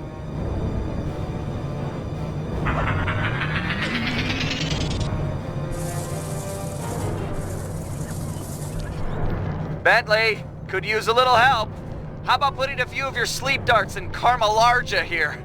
Then we'll pry off the mask. All right. Well, Carmelita is currently 2 for 2 on completely fucking up our operations. I love that she's chasing Sly too. That's something I always thought was very funny. Now we do need to avoid that attack. She's got like a brief window of invincibility if you kind of want to imagine that. I don't know. I kind of blame this, at least in part, for giving a generation of young children, young men, gigantism fetish. But hey, what can be done about it? I guess the damage is done, and it was done 20 years ago. I was hoping that her bullets got caught on the fucking windmills there. I don't know. No, I don't seriously think that. I'm just kind of goofing around here while we don't have much to talk about. So this is Act 2, and then we've got one final act here to finish off the Mask of Dark Earth. I think this is really charming for an operation. Finally, the darts are starting to kick in. Or not. The chemicals in my darts must somehow be interacting with the mask to make her even bigger. Whoa, you're not kidding, Bentley. She's getting gigantic. Everyone head for the big truck. We've got to get some distance between her and us. She might shrink back down with time.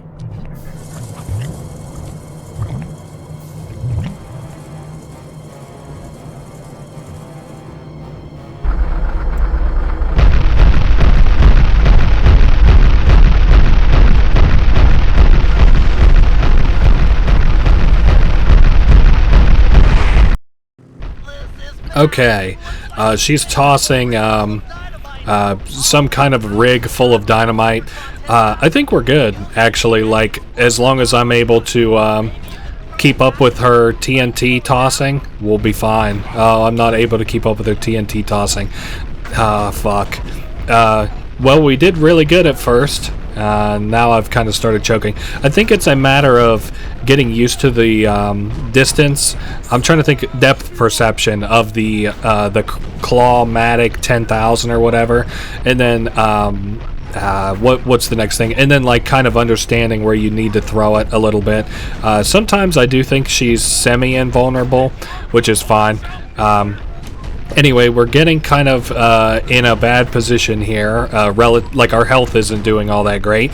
Carmelita is huge. I guess I didn't bother bringing that up, but yeah, we're not doing great in that department. In that we now have a big enemy.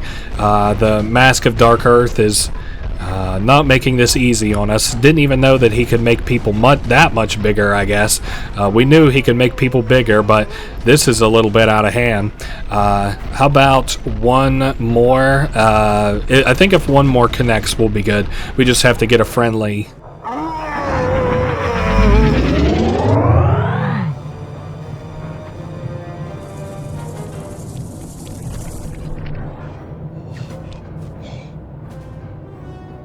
She's too huge! We can't outrun her in the truck! How we do that? This is bad. We need a new strategy, and fast! Force just isn't working. Time to stop running and deal with the real problem. Pry off that mask of Dark Earth, and maybe we'll get back the Carmelita we all know and love. I do not love her! Okay, not the point. It's all about taking off that mask. We gotta find a way up there. You're the climber, and I'm sure you've always wanted to get closer to her. Can't get much closer than climbing up her bootlaces. That's not a crazy idea. Oh yeah, it's crazy. You got a better idea? Yeah, but we'd need a giant fighting robot. Sorry, gonna have to go with the bootlace plan.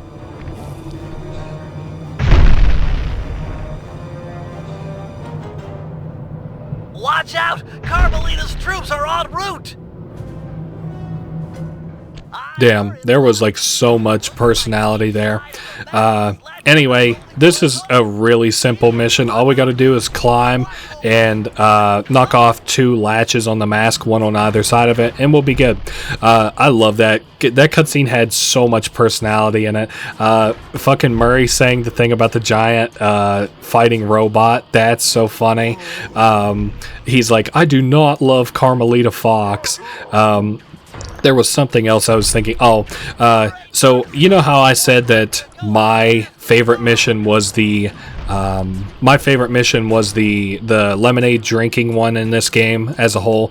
Well, there's probably a certain person that like this is their favorite mission, is the Carmelita climbing mission.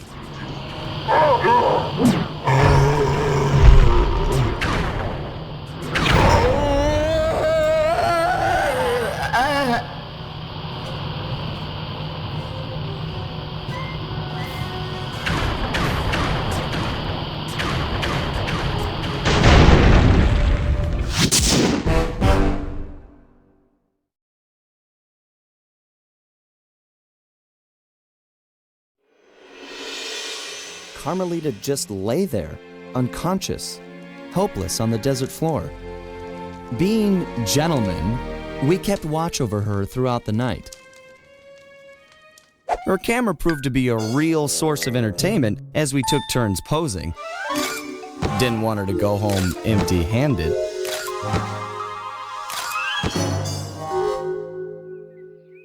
Morning broke, and we got a clear view of the landscape. It was beautiful, empty of the miners that had been digging and drilling into the sacred place. The moment was broken as Carmelita began to stir, and we prepared for another quick exit. Only this time, it wasn't just the 3 of us. For the first time in Cooper Gang history, we picked up a new member, and the team would never be the same.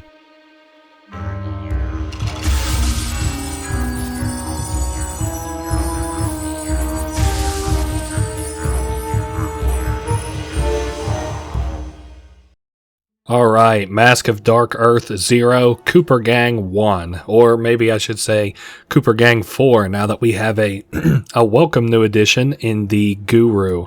Up next, Flight of Fancy, where we'll be playing some biplane-esque games.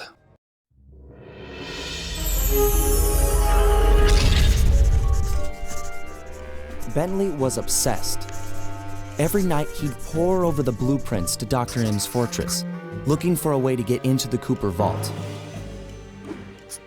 He soon came to the conclusion that there was no way inside unless the gang picked up a dedicated RC specialist, an expert who had mechanical and piloting skills far exceeding his own.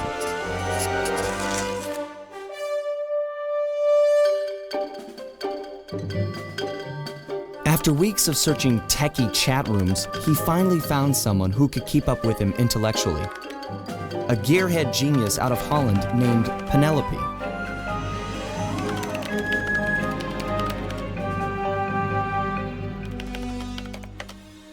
She politely declined our invitation to join the team, saying she only works for the best.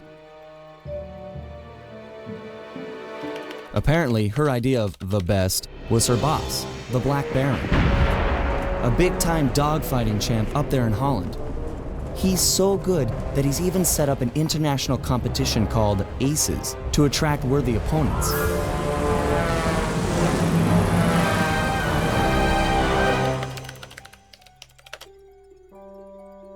A few days later, she sent us a counteroffer. If our gang could manage to beat the Black Baron at his own game, then she'd know we weren't just a pack of jokers, and therefore, worth her time. So, we got busy. With no time to lose, Bentley and Murray worked to put a plane together, while I got my pilot license the fastest way possible.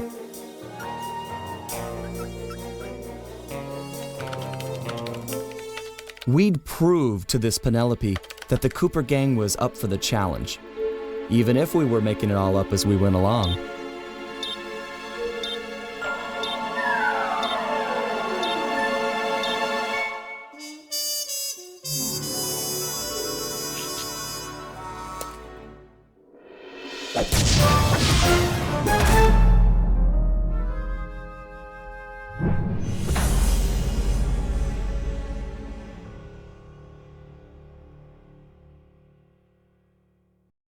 Man, that cutscene just did nothing but ooze personality, didn't it? Very funny, end to end there.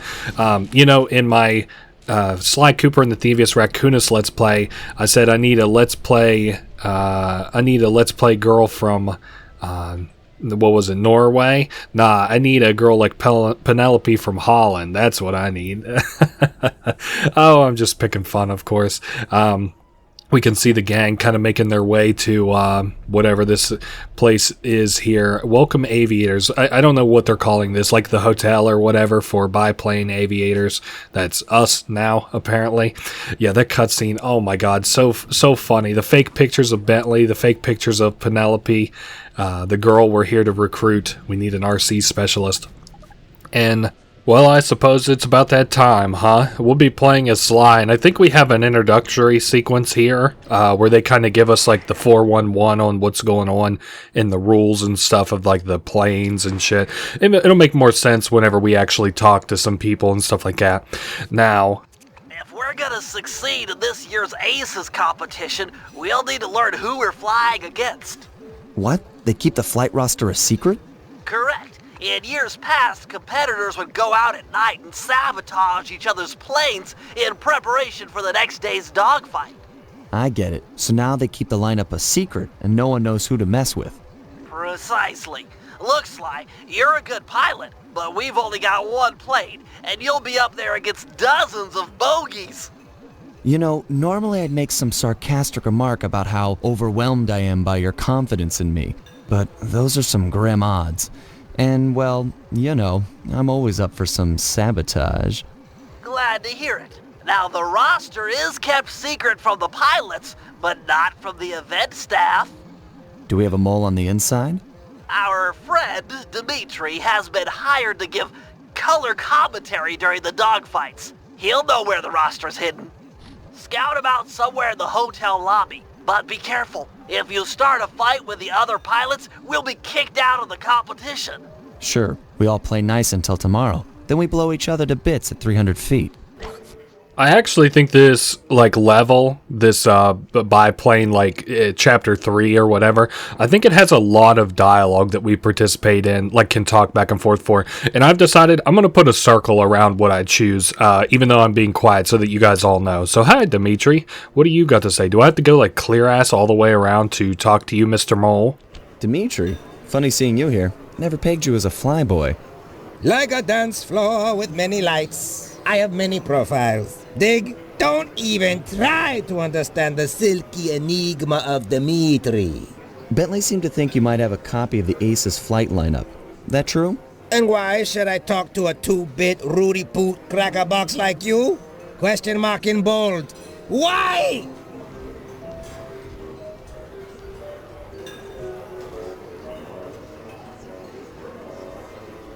Listen, pal. We both know who will win in a fight between the two of us. I'm not looking to start something here, but you know I'll finish it. True that, Raccoon. In the mano a mano, you win. But look around, you soft sock. It's a supersized aviator blowout. Start the fight in hotel, and disqualification will be yours. You want that, Jack? You might want to think about talking, pal. I could always rat you out to the Black Baron, then you'd be out of a job. I'd have no job, and you'd have no nada flight lineup. Go ahead, blow that whistle. I'll be seeing you in the loser's hot dog banquet. We both know you're gonna tell me. You wouldn't have bothered showing up if you didn't want to talk, so spill it. I know, but to talk is like sitting on an electric chair. The Baron has eyes and ears and fists. Dimitri will be discovered, and the jig is pinched.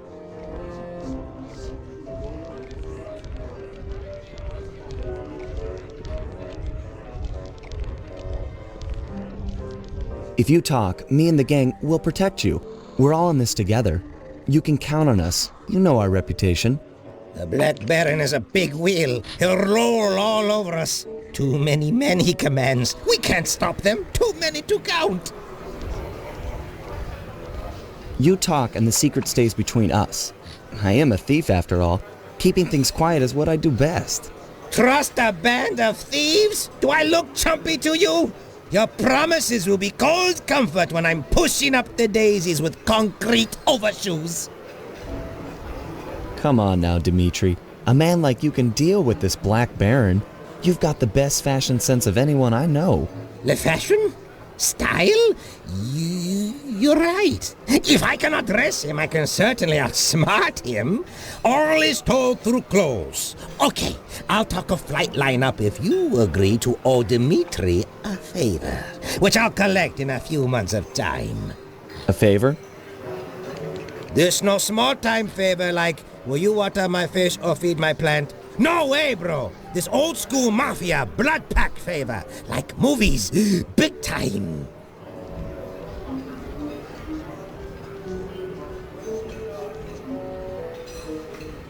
Would a few coins maybe change your mind? I find it's a lot easier to talk when I'm rich. Bribe money? Le bling? Cash won't help me get done what needs getting done. I need gang of thieves, not Federal Reserve.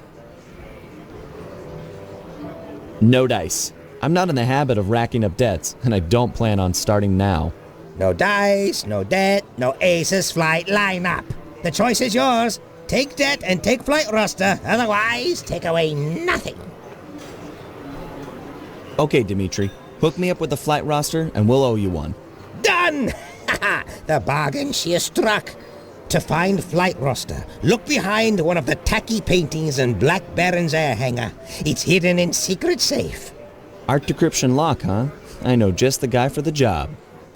Stand cool. Here comes Big Cheese.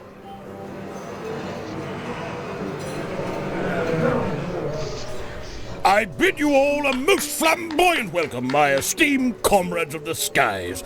Welcome, welcome to another year of the Aces competition. We've got teams here from across the globe. Canada, Belgium, Ecuador, Iceland, Korea, and many, many more. Not the least of which is last year's deadly runner-up, Team Mugshot. This time we're gonna drill you jokers full of holes. Now, we all know that in years past, some teams have engaged in a little good-natured late-night hijinks. Like when Team Canada stole Ecuador's parachutes. Or when Team Iceland sawed the landing gear off Korea's planes. Or when Portugal put rat poison in Team Mugshot's coffee machine. Yes, that was all so very funny, but no more. You know the rules. No one, absolutely no one, is to leave the hotel after sunset. If my guards catch you outside, you will be beaten to within an inch of your life. No exceptions. This will be a fair competition. Same as last year and the year before. I've got the scars to prove it. I bid you all an exuberant and exaggerated farewell, pilots. Tonight, sleep like geese. And tomorrow, soar like eagles, eh?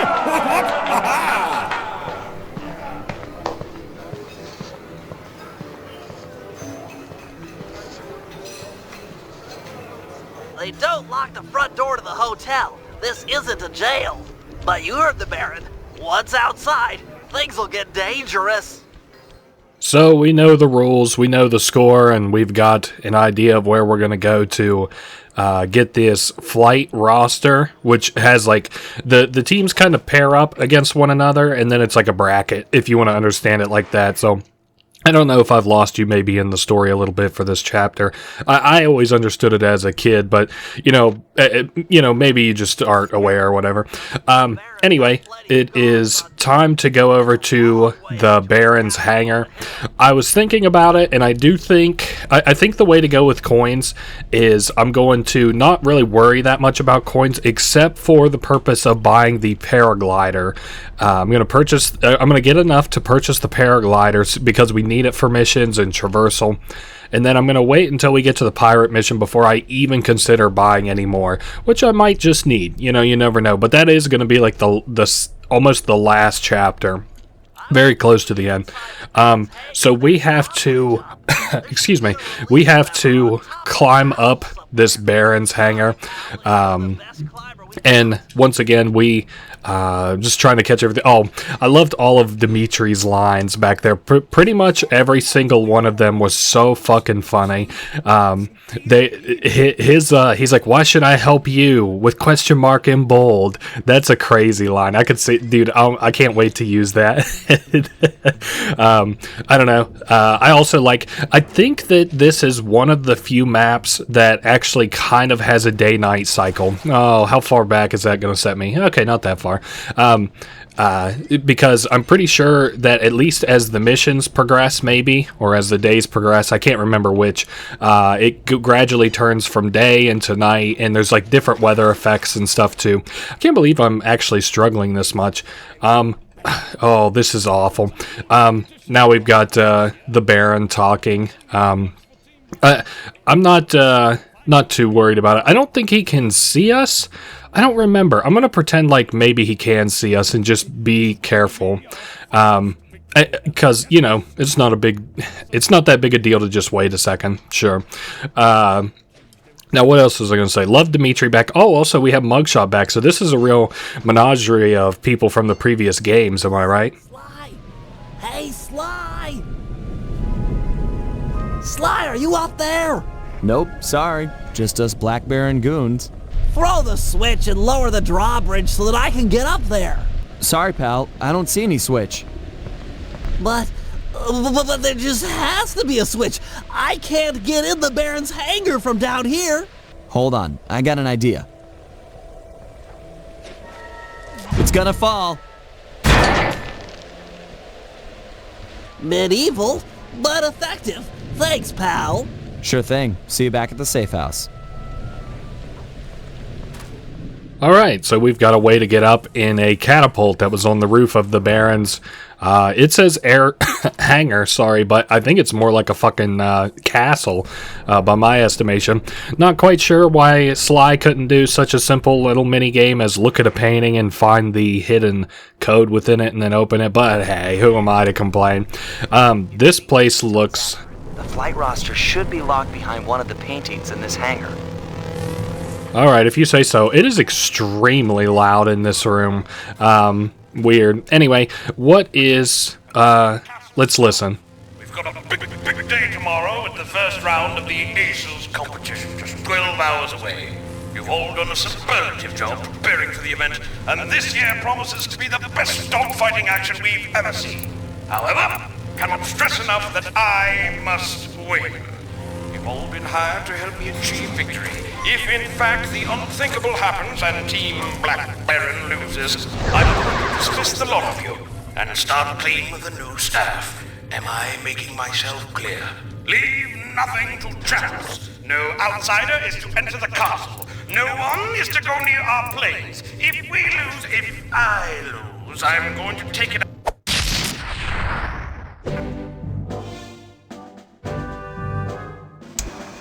Okay, fellas. According to the Aces flight lineup, we'll be flying against Team Iceland and Team Belgium in tomorrow's semi-final round.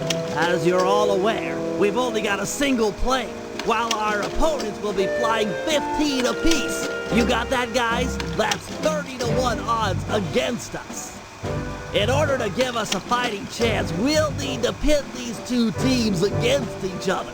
First, Murray and Sly will paddle through the sewers beneath town to get access to an air vent leading into Team Iceland's hotel room. Steal one of their trademark Viking helmets, then head over to Team Belgium's hangar. Vandalize one of their aircraft, then plant the helmet in order to frame Team Iceland for the damage. Next, Murray and I will steal one of Team Belgium's monogrammed handkerchiefs. Meanwhile, the Guru will break into the Team Iceland supply truck carrying their lucky ice sculpture. Sly will steal the art and then place the handkerchief insinuating Team Belgium for the crime. Get it? We frame both teams so they'll be gunning for each other and not Sly in the semifinals. All the while, I'll be setting up defenses around the Team Cooper air hangar. You never know when one of the other teams might come looking to do us some harm. Bentley is a true tactician, to say the least. Let's start with Murray. I see we got a Murray mission like right outside, I think. Anyway, I didn't mean to leave us kind of hanging there in terms of like my commentary, but trying to get on the ledge here. I don't think this is going to happen. Oh yeah, well. Anyway, I didn't mean to leave us hanging in terms of the commentary there, but I wanted to hear the Baron, and then it just kind of bled straight into the slideshow cutscene, so oh well. Looks like hard-partying Team Iceland has already gone to sleep. Time to borrow one of their Viking helmets. Why do you need me? Just have Sly pick the lock to the door and steal the thing. This is a delicate business.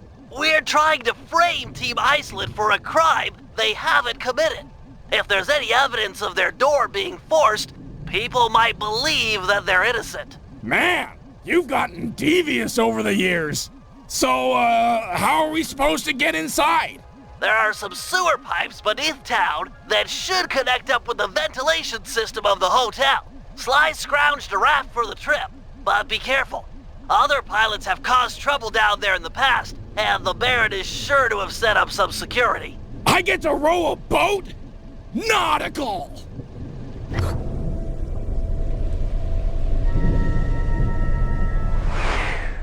Hey, at least he's happy, you know. Anyway, we have to row a boat for Sly to get him underneath. I think it was Team Belgium. But anyway, it's not too difficult. It's got some interesting controls. Wow, I really don't... I thought we were a lot faster than this. I actually think I'm thinking of a later mission whenever we row a boat that's way faster than this. Anyway, for the time being, we're just down here in the sewers. We're getting used to the mechanics. We're like kind of dodging these pipes. These ones we understand are going to be, excuse me, pushing us. We've got an HP bar up in the top left because, as Bentley put it, there have been shenanigans in the past, so... the Baron has placed landmines down here in the sewer. Now, I don't remember this mission being very difficult, but I feel like it has the potential to be, just because we don't have the standard controls. Wow, might need to take a little... On the next cutscene, I might take a little drink break. Anyway, what else was I kind of thinking with this game? I just got through editing all of Sly 2 together. Actually came out pretty great, liking that one on the whole. I sort of feel like there was some stuff in 1 I could have did a little bit better, but 2, as fucked up as the audio was, it ended up actually pretty alright, the audio mixing and shit. You guys don't want to hear about that, that's extremely boring. I like Bentley's sort of plan for this one. The fact that it's going to be like 2 competing teams, and normally it would be like a 15v1 free-for-all. That's kind of cool. So we're kind of warping the odds in our favor to make it 15v15 v us. Make your way to the hotel ventilation system. Murray, stay and guard the boat. Okay, well, this is going to be easy enough. This game has more dynamic dialogue, and it's kind of hard for me to be able to parse when it's going to be very important and when it's not. I do like the increased level of challenge that this game came with, as far as, you know, like, you wouldn't have seen that in the last game. You know what I'm saying? Like, all that kind of fancy jumping and swinging and stuff. So I'm glad that they added a layer to it. I was looking at gameplay footage of... You're almost there. Be careful not to wake these guys up. They're a paranoid group, and have probably set up some crude burglar alarms. I was looking at gameplay footage of Thieves in Time, actually, and I wanted to kind of compare the gameplay, and it looks pretty, you know, similar. I don't know. It's funny. They have crude traps set up to kind of catch us. Okay. And then you can kind of see into the lobby from here, just a very little bit. Anyway, we... Back to Murray and the raft. Whoa, didn't mean to run there. I thought we almost got caught. Whoa, easy.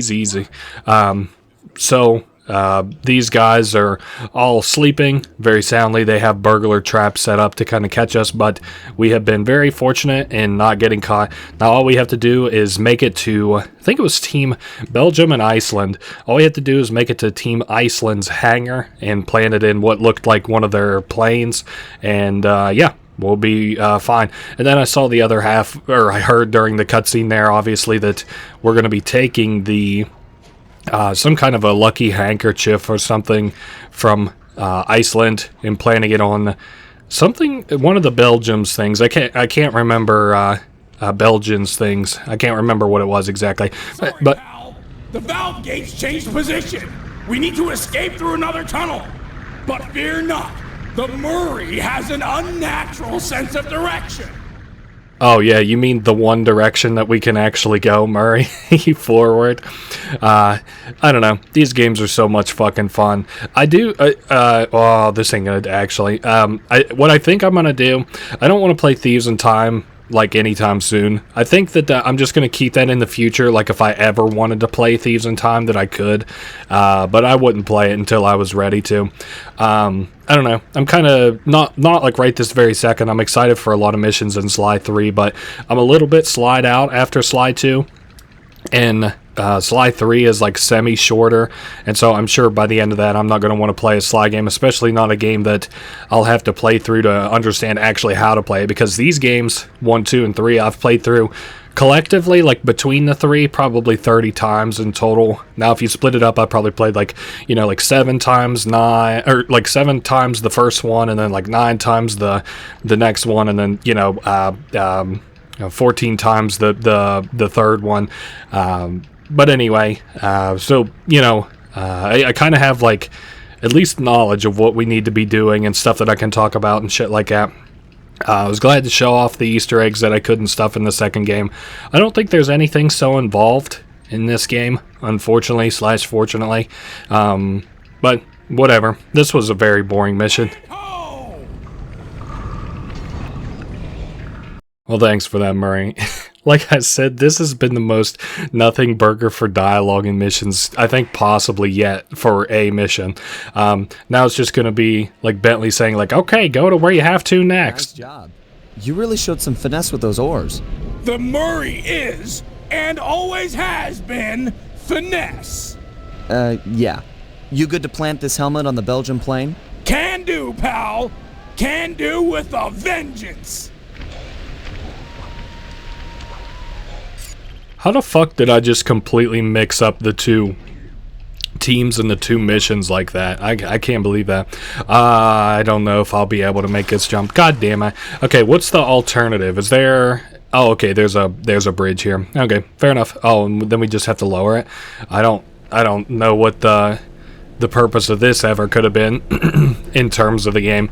Anyway, yes, Belgium is actually who we're framing right now, not who we just stole from. I guess it literally doesn't matter. They're only going to be here for a chapter anyway. So, and then we'll participate in the semifinals already with them, where we'll knock them out and then have to contend with another team. Or hopefully knock them out. Who knows? Maybe this becomes a scrapped Let's Play. It's just so damn hard. Whoa, that guy survived my hit, and he's tanking some of my hits. What a fucking demon. But now he's dead. Oh yeah, I didn't look at the coins either. I did see, I think that's the Baron symbol. Like for his planes and stuff. I did see that all the coins are different, so that's kind of unique. I know I mentioned that earlier, I think, but I wanted to kind of reiterate it, that across all of the games, except maybe Thieves in Time, I didn't read that on the wiki or not. Wow, this place looks like a fucking death trap. What? Oh, Dreamtime Ball. That's Belgium's prize plane strung up from the ceiling. It's held in place by these anchors. Destroy them and the plane should come crashing down. Seems like these lasers might roast my hulking bulk. true. You'll have to compact yourself using your ball move to travel safely beneath the laser grid. Check! You'll need to use Yes, sir. So anyway, let's see, charge ball attack. Oh, okay, so I can like hold, I can tap square. Ooh, easy. That thing almost like kind of bumped me up into the laser. That wouldn't have been good. This looks like it's going to be really easy and really, really quick. Unfortunately, this game, it seems like it's going to be shorter than... Plant the Viking helmet and the Belgians are sure to blame Team Iceland. This game, I think, is going to be like a fair bit shorter than the second game, so that's unfortunate. But hey, there we go. We have framed Team Iceland, and we are out. We destroyed their plane. They probably aren't going to be happy about that at all. So next up is to do the inverse, frame them on the other side. Because right now, I would venture a guess that Belgium is not going to be happy at all with Iceland, and we'll just do the alternative on them. Sorry, actually we have another Murray. Oh, this one's actually super cool. Cooper Hangar Defense. I think you guys will probably fuck with this mission heavy. It is so much fun. Sorry, I can never tell when they're going to start a proper cutscene in this game. So touch and go with that. Anyway, we get to team up with Bentley and maybe Penelope. Murray. I've been working to get our hangar security devices online, and they're almost operational. Unfortunately, my internet pal Penelope heard a rumor that a rival air team might be stopping by to do mischief to our plane. Mischief makers? Coming here? If you could stand watch while I finish getting the systems online, that would be great. Fear not, Brainiac chum. You'll be safe while my fists are on duty. Greetings, troglodytes! Didn't think I forgot about Mesa City, did you? I figure you joints let me smash up your aeroplane and we're even. You and what army, dumb guy? Army? Oh yeah. Okay, boys. I paid you off good enough. Time to crack some skulls. Murray, you can't hurt Mugshot with your fists. Try using the switch in the middle of the hangar. Okay, so we know what we have to do. We just kind of have to live. I don't even think we have to really protect the plane.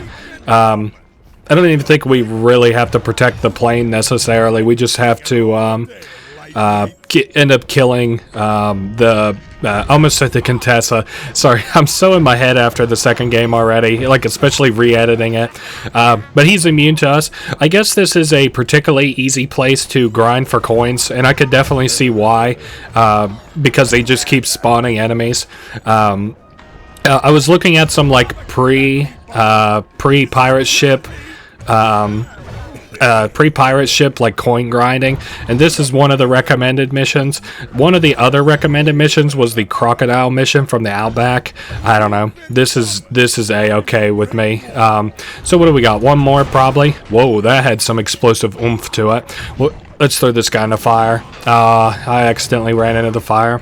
Man, I haven't really been having luck here in what are we in, Belgium or something? All right, you're done, Mugshot. Right in the solar plexus. Don't think this is over, meatball. You're not untouchable. This is just the beginning of a really bad day. Mugshot wasn't making idle threats. I'm reading multiple hostiles moving through the sewers toward our position. Fortunately, my security devices are almost online. I'll just have time for a quick test. Okay, so a different kind of like defense that we'll be doing here, where we will use these like buttons. You can see they'll then have a cooldown: square, circle, X, and then I can swap between the two cameras as I need to. And then Murray is going to protect the plane. I think we have a pretty good idea how it's going to work. Let's see which side they're going to come through first, keeping them both in my eyes. I got one eye looking on each one. I look like fucking Steve Buscemi and Mr. Deeds right now. I do think they only come at like one side at a time, so that's nice enough for us, I guess. And then again, if the enemies kind of get into the hangar, Murray will handle them, but he can get overwhelmed kind of easily. So, you know, just try your best to balance it. Okay. Wow, we killed that guy pretty easily. I don't know. This is a cool mission. If you remember the Mojo collecting mission, this is a little bit more of a hands-off version of that, if you want to imagine it like that. I don't know. It's still it's still pretty cool. What the fuck? Stopped that group, Murray, but it looks like more are on the way, and they're packing explosives. All right, that was a weird little joint that it did there. I think it was just letting me know that a new enemy type was coming, which are the pigs. No, there were pigs in the last enemy type. I don't know what they're talking about with bombs then. But we've got the HP bar for the for the plane now. So, and they should be coming just a little bit faster now that we know how to actually do this mini game and stuff. Keeping my eye around, they're coming from the left now. If they start coming from both sides, I might have a little bit of trouble, you know, but I got Murray on the back burner here if there's any problems I need sorted out that I think he could fix. Okay, perfect. We were able to clean up that batch of them. Back there on the left again. I don't know. It's cool. I like balancing kind of the two. I think it's a little fun gimmick, to say the least. Uh-oh. This guy almost got all the way up to the very end. That guy did get up to the very end. Actually, two guys got up to the very end. Yeah, now it's getting kind of trickier and trickier to defend them. And I might have already let the bean slip, but we are going to have Penelope help us with a mission here soon enough. So that'll be kind of cool. We can actually see what she'll bring to the team and stuff. We're only halfway there. I was hoping we were like kind of nearest the end. But hey, what can you do? All right, so the left side is fully... All right. Could you imagine if I accidentally let like 20 of these guys go through? Oh, brother. That they actually were so stacked on each other on that last round to the right that we ended up killing multiple with the flames. So, okay. We're still keeping them far enough back that not one has gotten through yet. I saw that mainly on the go back and play missions with challenges. They're mostly like time trials, which is kind of lame, but also it's kind of like, what did you expect, I suppose. Oh, okay, nice. We were able to get those guys.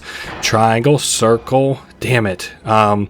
We haven't yet had anybody break through yet. Oh wow, we got them all. Very cool. Flawless. Need a lot more than muscle to intimidate us. Looks like he's got muscle and mortar fire. Maybe it's time I brought in some backup. Just hope she's monitoring the ham radio frequencies. Penelope, do you read me? Are you out there? I read ya, Bentley. This is sort of an awkward first face-to-face, but... But your hangar is getting attacked by some traitorous, paid-off Black Baron goons. Don't worry, I won't let those honorless double-crossers hurt your team's plane. Is your RC chopper operational? Affirmative. It's deployed and airborne. You're a heck of a woman. I know. That's what my homepage says. Okay, well that's very charming, isn't it? Okay, so I think we'll be playing as Penelope here, and it's kind of similar to, we had a couple flying missions from the, oh easy, Yank 86. Oh okay, and then we like jerk people around. He'll teach us how to use it. Anyway, I think we can, well, I don't know, let's not talk about that yet. I was going to talk about Penelope and the, the next game, Thieves in Time. I think by and large people don't like the development of her character in that game, but I'm going to talk about it a little bit more specifically. I really like her in this game though. I think she's very, very funny. I don't think these guys are ever any real trouble. This is a fun enough mission. I really don't like the Penelope stuff now that I'm kind of playing it, but I think she has actually like funner missions. Oh boy, Okay, so we really gotta jerk these tanks around, but hey, they got some recoil to them whenever you go one direction, so Penelope says he wasn't so tough. Alright, I don't know. This is gonna be kind of a throwaway-ish mission. I like Penelope's character. I think she's funny. I think she's a good match for, you know, I think she's a good match for Bentley. Like, Bentley is kind of like a smarter guy. Penelope's like a smarter girl. They, like, have similar interests to one another. They're kind of funny in, like, the same sort of ish way. Whoa. So these tanks are ranged. That's a problem. Oh, I figured, yeah, we did get hit. Our hangar did get hit. That sucks. Or maybe it was just that pig guy. He is shaking the foundation of the hangar. What the fuck? Yeah, lots of airplanes here from previous years. It's kind of cool to me that the Red Baron's been doing this for years and has somehow made a living out of it.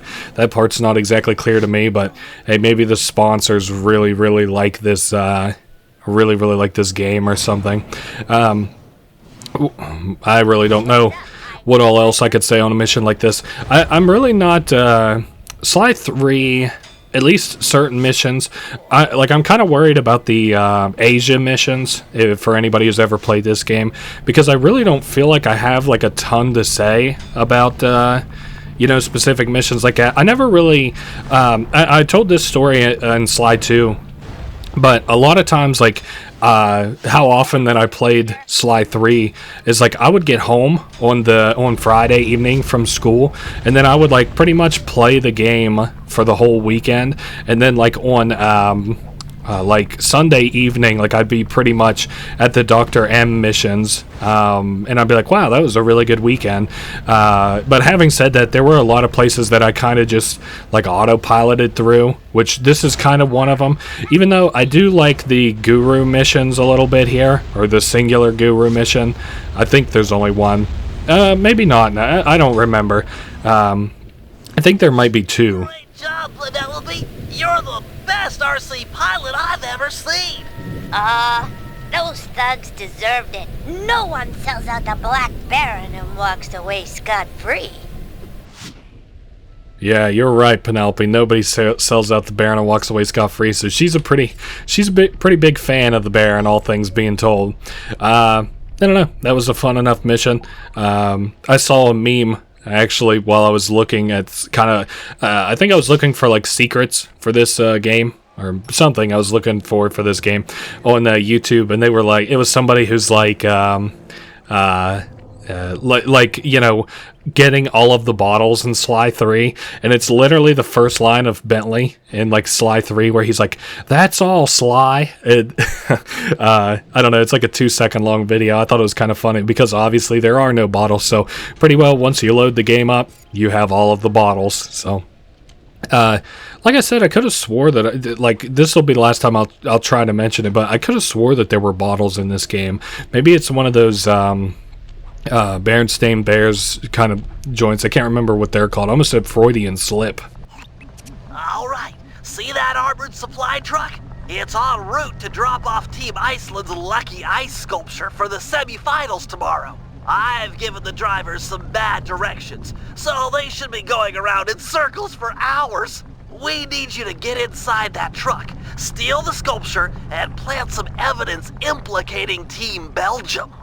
Good thinking. Team Iceland won't be gunning for me if they think the Belgians stole their lucky hunk of ice. That's the idea. Now the first thing to do is steal one of Team Belgium's official gold lace monogrammed handkerchiefs. Murray will head inside and get one of those stodgy Belgians laughing. They're notoriously stone-faced. Then I'll move in and steal the handkerchief. Seems like getting inside that truck might be a good job for the Guru. He could use some of the guards' heads to bash in the back doors. Agreed. I'll make sure he's in position.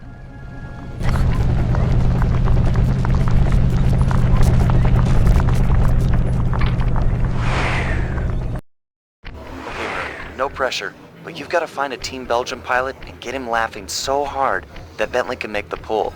This is serious business, pal. Those guys are uptight. If they notice being robbed, we'll be kicked out of the Aces competition. Hello, Belgium Flyer. Do you like comedy? I think it's time for Mr. Salty Pants to crack a smile. What do you say?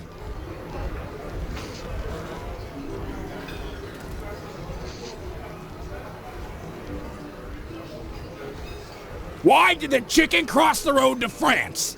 Because it wasn't turkey. And you see, the chicken's not a turkey or a Turk. It's a chicken, a French hen.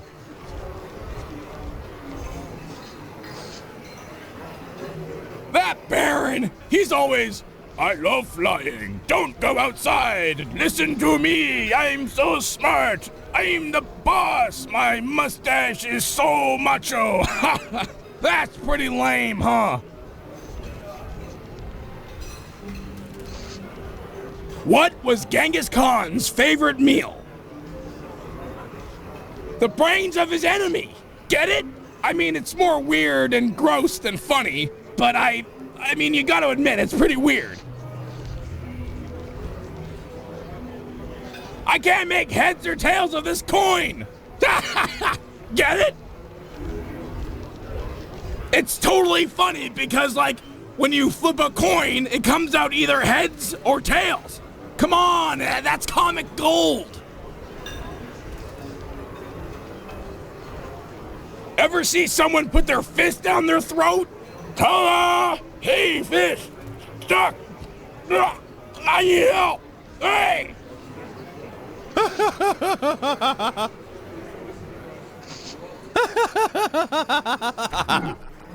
Okay, Bentley, it's go time. Make the pull while the Belgian's laughing, or he's sure to feel you fishing for the handkerchief. So Sly is not the only one who can pickpocket in this game. Bentley can too. He has kind of a unique minigame for it. You like just fish basically out of the Belgian's pocket. You got to pull specifically when he's laughing, which is highlighted in blue. So there we go. It was really just that easy. Belgian hanky. Nice work. Meet me outside with the goods. It's up to the guru now.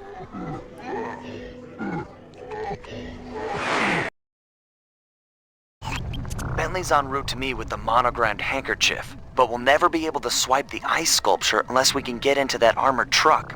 I agree. The back door should be its weak spot. Yeah, I'm sure the guards around here won't mind too much if you break the door down with their heads. Bentley set up a waypoint on the truck. Should be handy. The thing's moving pretty fast.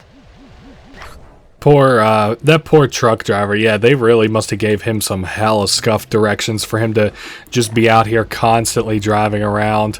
So yeah, you can see the HP bar for it up in the top right. Not like, it's really that hard to find. And the first couple of times is really not all that hard, but it actually starts getting some defenses. So we hit him one time. It starts dropping bear traps. Sly is warning us that we'll have to be careful on our next approach because, the guards can die. We also have to kind of balance our what we can do versus, like the powers that we can do. So we can jump. We just have to be, kind of like cognizant of the bear traps and stuff. Can't take too many of those. I think maybe probably one more. One more and we'll die. So, because I do think that those deal damage. They just don't let you get kind of off scot-free.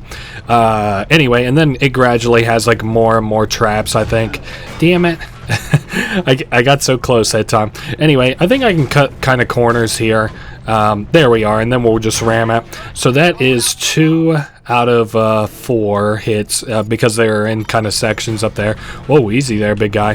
Whoa, I didn't want to do that. I don't know what's up with me and like certain times that I ever control these characters. I don't know. I just do some pretty goofy things as them. Anyway, time to ride this bunny right into the back of their truck.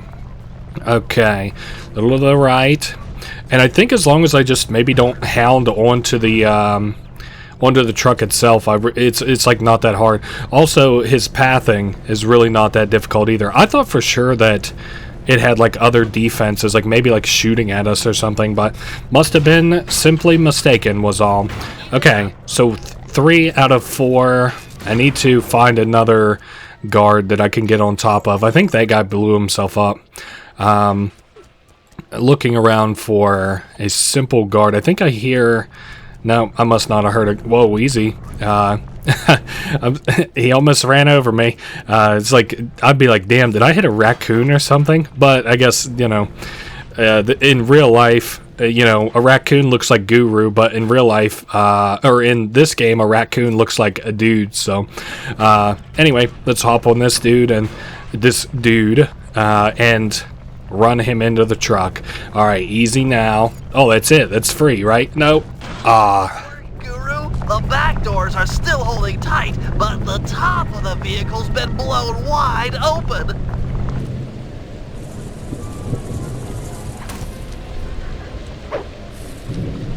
Okay, Sly, your turn. You'll have to sprint hard to catch up, but jumping inside through the roof should be easy. What do you mean sprint hard, Bentley? There's only sprint and not sprint in this game. What the fuck are you talking about? I don't know. I would assume that this car can go faster than we can. So let's try and at least close the distance before I worry myself too much. So he said sprint quick. I think the only thing I can imagine is like cutting corners. Like here, he should cut left, the similar pathing as before. Nope, he didn't cut left. Oh, but we cut him off on this side. And then, oh, the ceiling is whole ass, or I guess the roof is whole ass blown off of that, isn't it? I thought maybe it was just like the top part of the back doors, but nope, the whole ass roof is off of it. I don't know, this isn't difficult. Like I said, we just got to kind of cut corners just a shade. Okay, we're good. Oh, easy. Okay, so another safe to crack, real easy.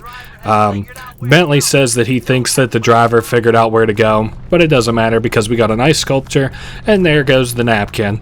Feel free to deliver that, bad bitch, why don't you? Team Iceland is sure to blame the Belgians. They'll be all over each other in tomorrow's dogfight. Okay, team, we're all set up for the Aces semifinals. Once Sly arrives at the team hangar, we'll prep the plane and suit up for competition. Okay, so time for a dogfight. This will probably take a little bit of getting used to. Suit up, partner. Almost time for the semifinals.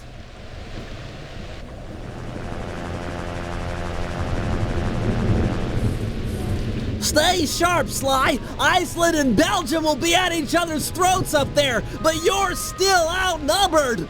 Relax, Mom. This is gonna be great.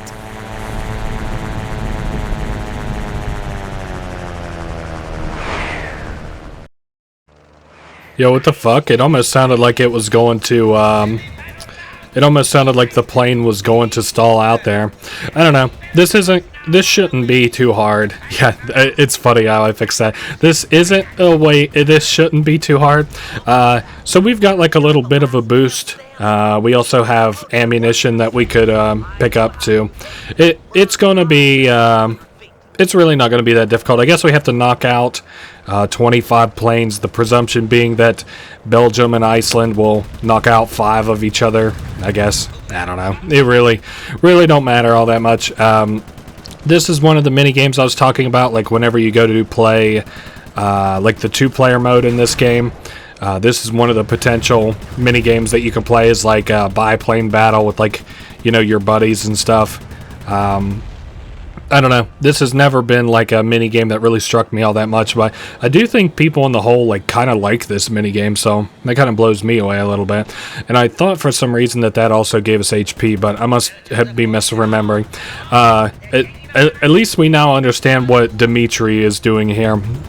He is commentating over this dog fight. I can't really understand him without subtitles normally, so you can bet your bottom dollar I don't understand him here, where not only do I have no subtitles, but I also have like fucking planes exploding around my ears. I bet they wouldn't expect, you know, in a 15v15 matchup that the solo guy would win, but hey, you know, maybe they'll be surprised. You never know. Like I said, maybe this mini game is just the one that finally breaks me in Let's Plays. What's the closest I ever came to quitting a Let's Play? Like outside of like whenever there's just some jank bullshit. Technically Spider-Man 2 I quit because like I lost all that footage because the thing crashed, but there's actually been Let's Plays where I recorded and the audio was fucked up, and I was like, I'm gonna have to do that whole Let's Play again. But I can't remember what they are. Maybe... Nah, I can't remember what they are. I was thinking it might have been like an Akuma Kira game, but whatever. I'm just kind of bored here, flying this plane. Can we get HP in the barn? I could have sworn there was somewhere that we get HP, but whatever. It's kind of cool. I like the environment meeting the actual gameplay is kind of cool, because obviously this is not where like is right outside of like the hotel or whatever where we're staying. This is obviously not like right outside of it. You won't recognize like any of these roads or anything, but all throughout the area outside of the hotel there are tons of planes that have like where, you know, dog fights have obviously happened. Where in the hell is an enemy at? I keep swearing I hear them like in my what do we call peripheral ears. Only 3 more enemies to go. 2 Iceland, 1 Belgium. Hey, as long as it wasn't a 30v1, I think I could have handled it. Now, where is this last guy? I swore he was over on... Oh, I hear him. Oh, you're done for, dude. It was just that easy. Tip-top outstanding! Team Cooper is going to the finals! And let the crowd say yay!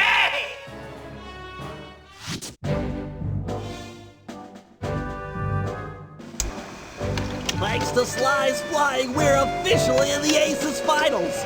Our opponents, Team Mugshot and Team Black Baron. The rules in the finals are a bit different than normal. Whoever takes out the defending champ gets the title. Hear that, boys? It's all about taking down the Baron. Our only real competition will be Mugshot himself. We need to remove him from the competition. Here's the plan. I'll challenge him to a fist fight out in the town square. Sly, you find and lure Inspector Fox to the same place. When the two meet, the sparks are sure to fly. With some luck, the big guy will get carted off to jail, and we'll have clear skies for the finals. However, the Baron won't be so easy to deal with. He commands an enormous team of flyers and has been known to bring in a squad of blimp gunships when things look grim. The answer to our problem isn't obvious, although it is potent. Behold, Lupus Gigantormus. I'll drug the beast so that the Guru will be able to ride it and take out some of the local guards, who also serve as the Baron's pilots. Obviously, the fewer enemy pilots Sly has to deal with in the finals, the better. Next, I'll hack into the aircraft control tower. If successful, I'll be able to intercept any messages the Baron might send to his gunships. All right, team, we've got all night to prepare. If we take this thing, it'll mean more than a trophy. Penelope is sure to join our gang. After her stellar work defending our hangar, I'm sure we'd all agree that she's a prime recruit. Okay, another new set of plans here. It looks like the only person who has missions is Bentley, which makes sense because I'm pretty sure that his mission to do the fight with Mugshot is like what's up next.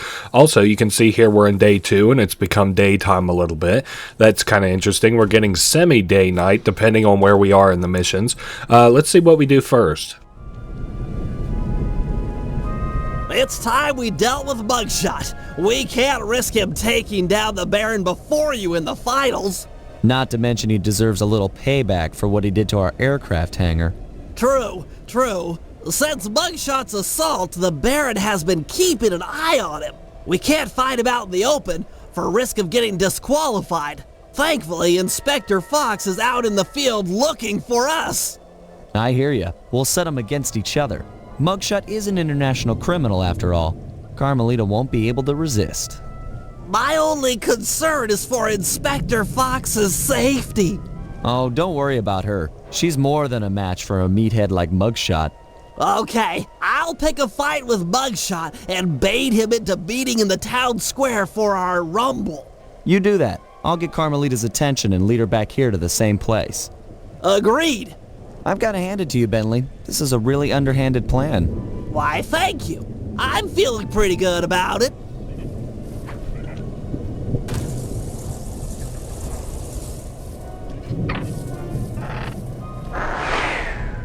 Alright, so this mission's actually kind of funny. I like some of the stuff that we insult Mugshot with here in just a minute, and of course, as maybe you've already guessed, you know, we're gonna have to talk to Mugshot and insult him to get him outside. Damn, this fucking place has a lot of personality. Look, we've got a picture of the Red Baron up there.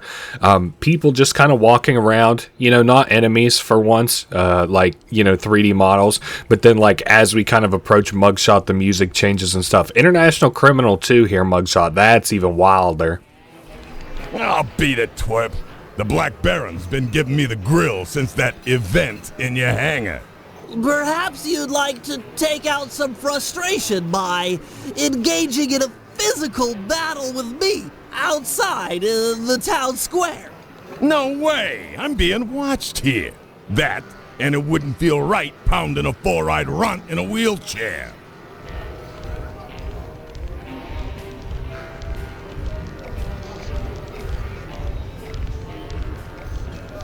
I'm sure you wouldn't win in the fight anyway. You've got such a long, sad history of losing to the Cooper gang. I could whip your whole gang with one arm if you jerks would sit still. Look at these arms. I'm unstoppable. My head is spinning from your breath. What, do you gargle with raw sewage every night before bed? Yeah, you're half right. I find a nice tang to my breath helps maintain my personal space. Do you even know what I'm saying to you? Or are you too stupid to understand the words coming in through your ear holes? What? What's an ear hole? Talk sense, why don't you? You know, I've been thinking about your appearance. Look, if you don't got nothing to say nice, then don't say nothing at all. Get it? What? Ain't got no sassy comments, smart guy? Oh, I get it. You got nothing nice to say, so you're keeping quiet. That's real cute. You really got nothing nice to say? That's cold. Your mother was a broken down tub of junk with more gentleman callers than the operator. Nobody talks that way about my mother. Nobody! Okay, little broken down runt. Looks like you're gonna get broken down even more. Town Square, 5 minutes. Please don't be late.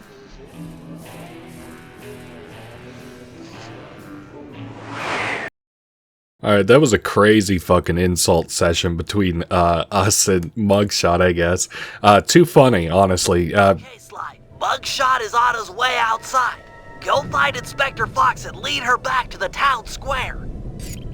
That was a crazy insult session between us and Mugshot. Really funny. I think my favorite trade-off there is whenever he's like, if you don't have nothing nice to say, don't say anything at all. And then, like, we just don't say anything. And he's like, you really ain't got nothing nice to say?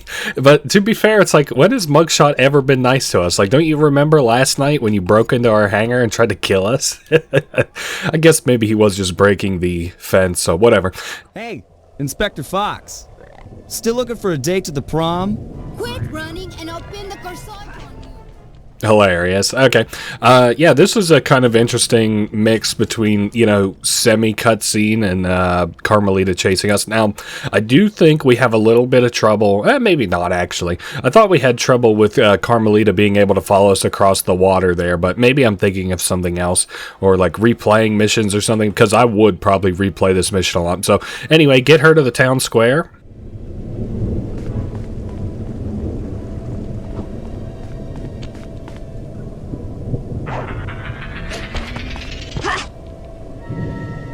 Blast it, Sly! Why run? Why not face me like a real man?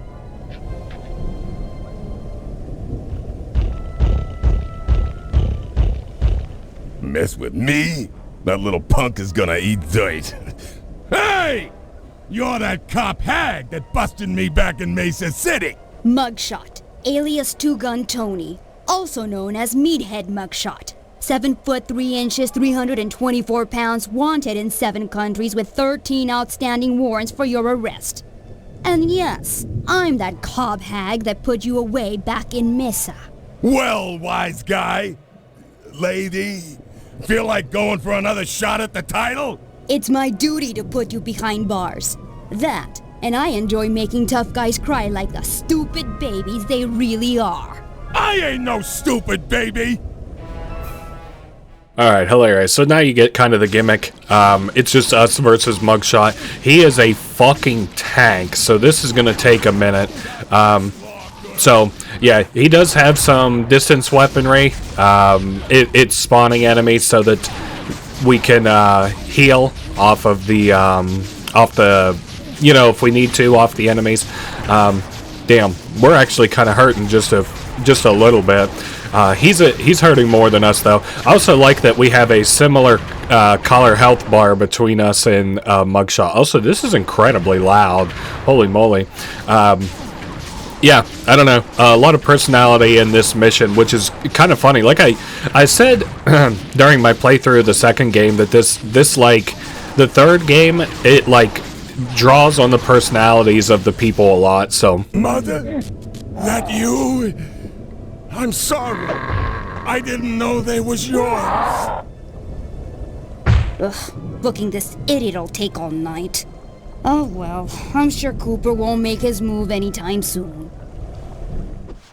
Okay, well, that's been that mission. Who do we go next? Probably a Sly mission. Nope, Giant Wolf Massacre.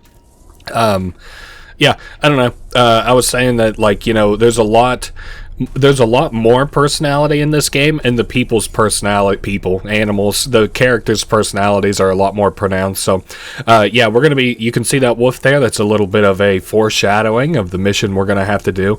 Another Guru mission. Guru, probably my favorite, or as a kid anyway. Now it's a little bit different, but probably my favorite character to play as a kid. Aha! A perfect feral specimen of Lupus gigantormus. So let me get this straight again. You plan on stalking that thing, drugging it, putting the Guru on board, and setting the two free to smash up the guards? An airtight plan, I agree. It's simplicity itself. By channeling the wild destruction housed in that bloodthirsty creature, we should be able to thin out the Black Baron's ranks. Which, of course, means fewer enemy pilots flying against you in the finals. I'm all for evening the odds in our favor, but come on. This plan seems a little risky. Not at all. I've modified my sleep darts with heavy doses of skunk balm. It should be enough to pacify the beast, provided he doesn't catch wind of me first. All right, that sounds okay. You can hang back and shoot him at a distance. Well, given the weight of the darts, I'll need to sneak up behind him and take a shot within a few meters. Meters? Quit trying to freak me out and put the Guru on the binocucob. After I put the wolf to sleep, it'll be up to you. Thanks, Guru. You always know just what to say. Goddamn. Okay. So this is kind of interesting. I think the skunk bomb, because you notice like we've got like some stink around us, I guess you could say. I think that makes it so that whenever we hit him with a dart, he automatically knows like kind of where we are and stuff. But I can't quite remember.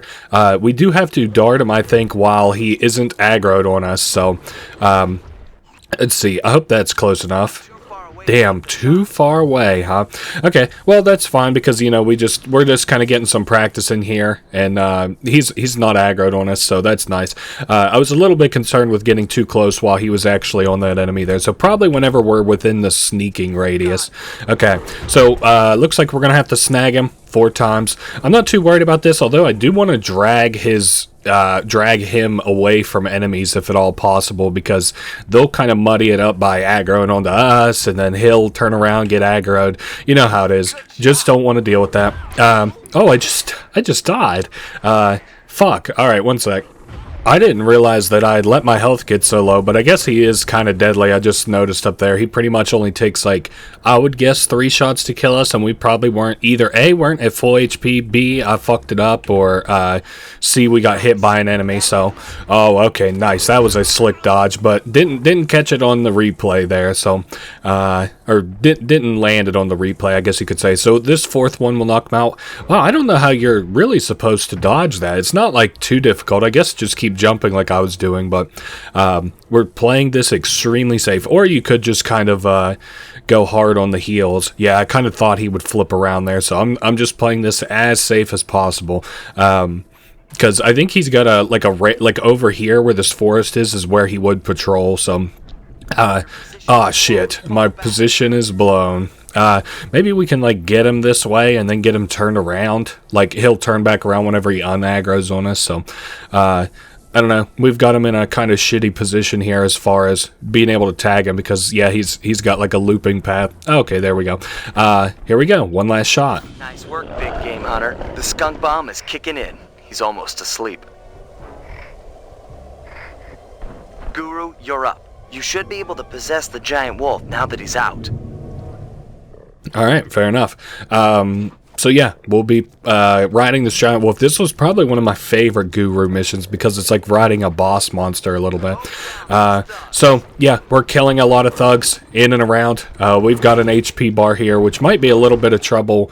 Well, no, actually, as I'm kind of looking around, besides ramming into stuff, maybe, actually, as I'm looking around, they're running from us, so maybe if they won't even fight back, we'll be just fine. They are down to 1 hit, which is awesome, because I noticed while it was fighting the guards, it was like taking 3 or 4 hits, so I'm glad for us anyway. It's not really, you know, that big of a pain.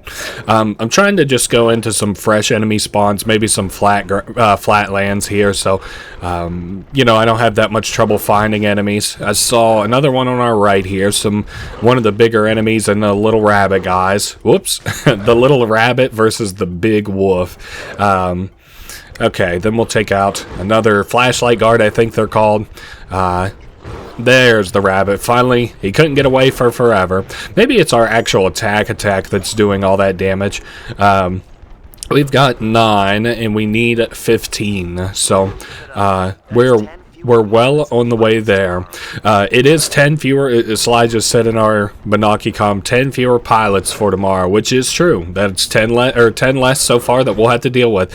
I don't think, though, if I'm remembering right, I don't think we actually have to kill any of the Baron's pilots during the event. But hey, I can't really remember. I also can't remember what the next kind of mission that. Oh yeah. We've got to have the the paraglider. That's right, for the next mission, I think. And that is that. Excellent. That should even the odds tomorrow in the finals. Okay, gonna need the hover pack to complete an upcoming job. Use ThiefNet to buy Bentley the hover pack. Oh god, how much gold do we got? Okay, well, you know, not too... It's not cool because I'm also gonna need to buy fucking... slides like paraglider, but what can you do? I think that this is the one of like 2 times that we ever actually need to buy stuff. Damn it.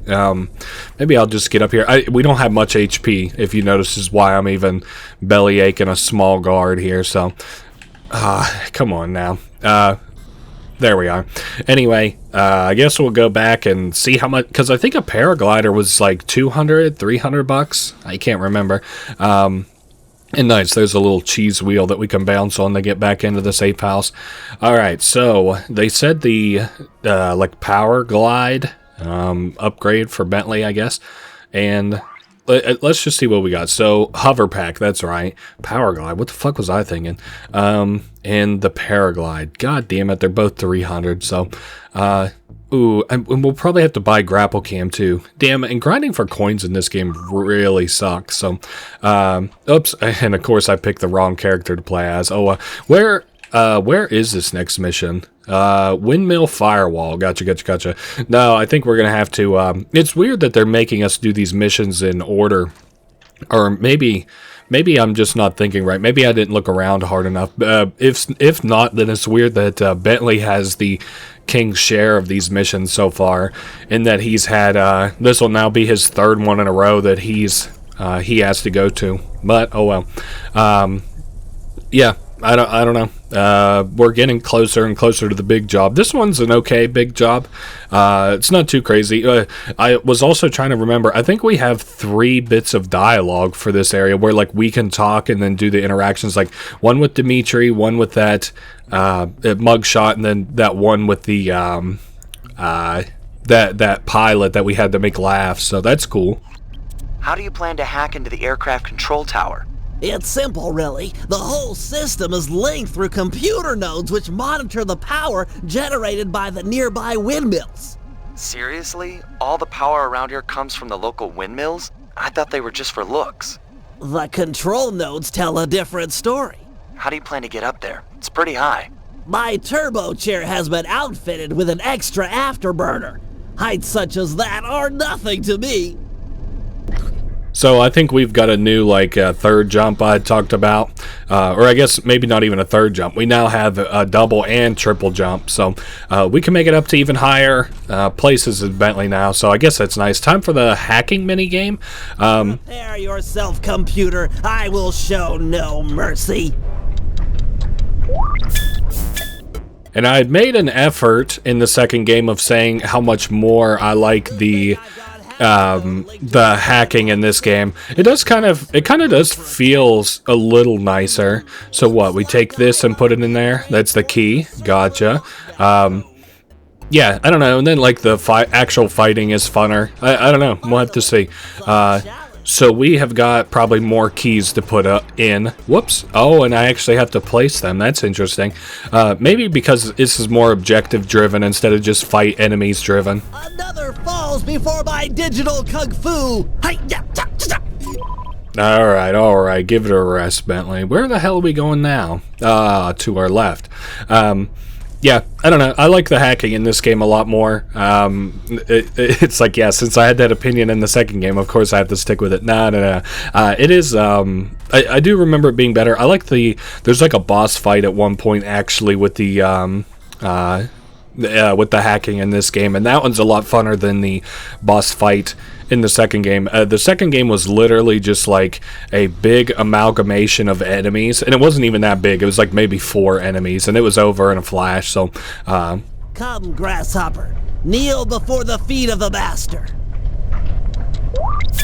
Looks like they're gonna put up a little fight. Okay, so that's a wall. I don't know what I could use that for. We could cross through it, I guess, is nice. Kind of rushing here a little bit. Not even my intention. I just kind of wanted to see if I could. Digital black hole. Okay, I bet if we get into that, it would hurt or something. It's got like some light draw to it, I think. At least from the distance I was at. So yeah, we definitely don't want to get into that. Digital black hole. So you can see we've gotten new obstacles here even, which is of course funner. Now if this is the second mini game, it makes you think like, oh, what's the third and the fourth one going to be for this area? I don't remember, but I'm sure they'll be pretty cool. And that's that. Another terminal terminated. Interesting that the windmills around here generate all the power for the people in the area. I guess. I always kind of... Okay, modern windmills, I don't know that 4 could you think 4 could power a city? I don't really know that much about natural energy, so... Don't worry, my pet. I'll make this quick and painless. And I guess this also isn't really a city, but so we're gonna have to duck in, and I'm getting a little bit stun lock there. That's no good. Okay, we're gonna have to be more careful after I got stuck there, got comboed. Anyway, we'll grab the yellow one first. The SpongeBob and the Patrick of the hacking keys, they call. If you look at the big document for how to hack and Sly, they call them the SpongeBob and Patrick keys. No, I'm just kidding, of course.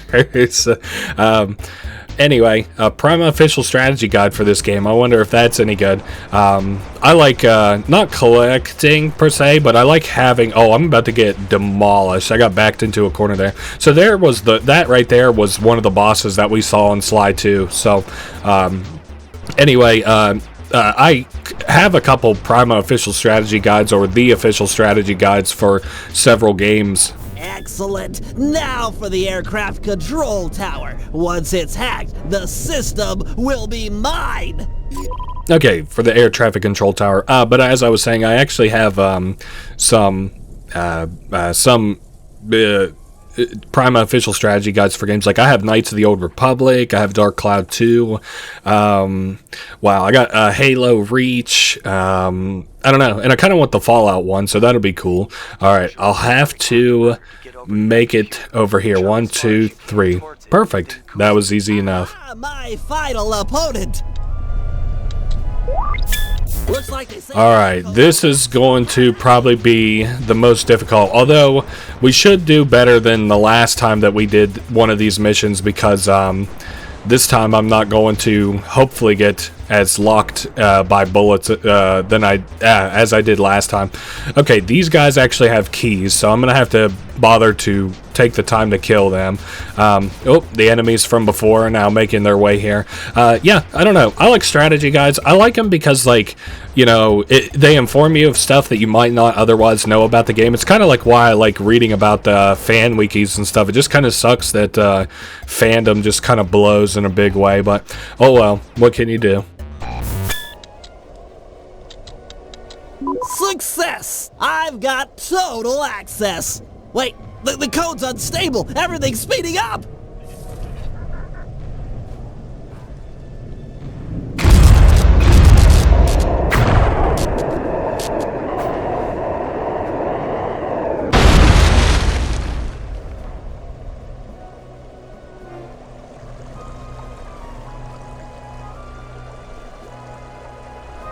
Windmill throwing stars, eh? This little system bug might come in handy.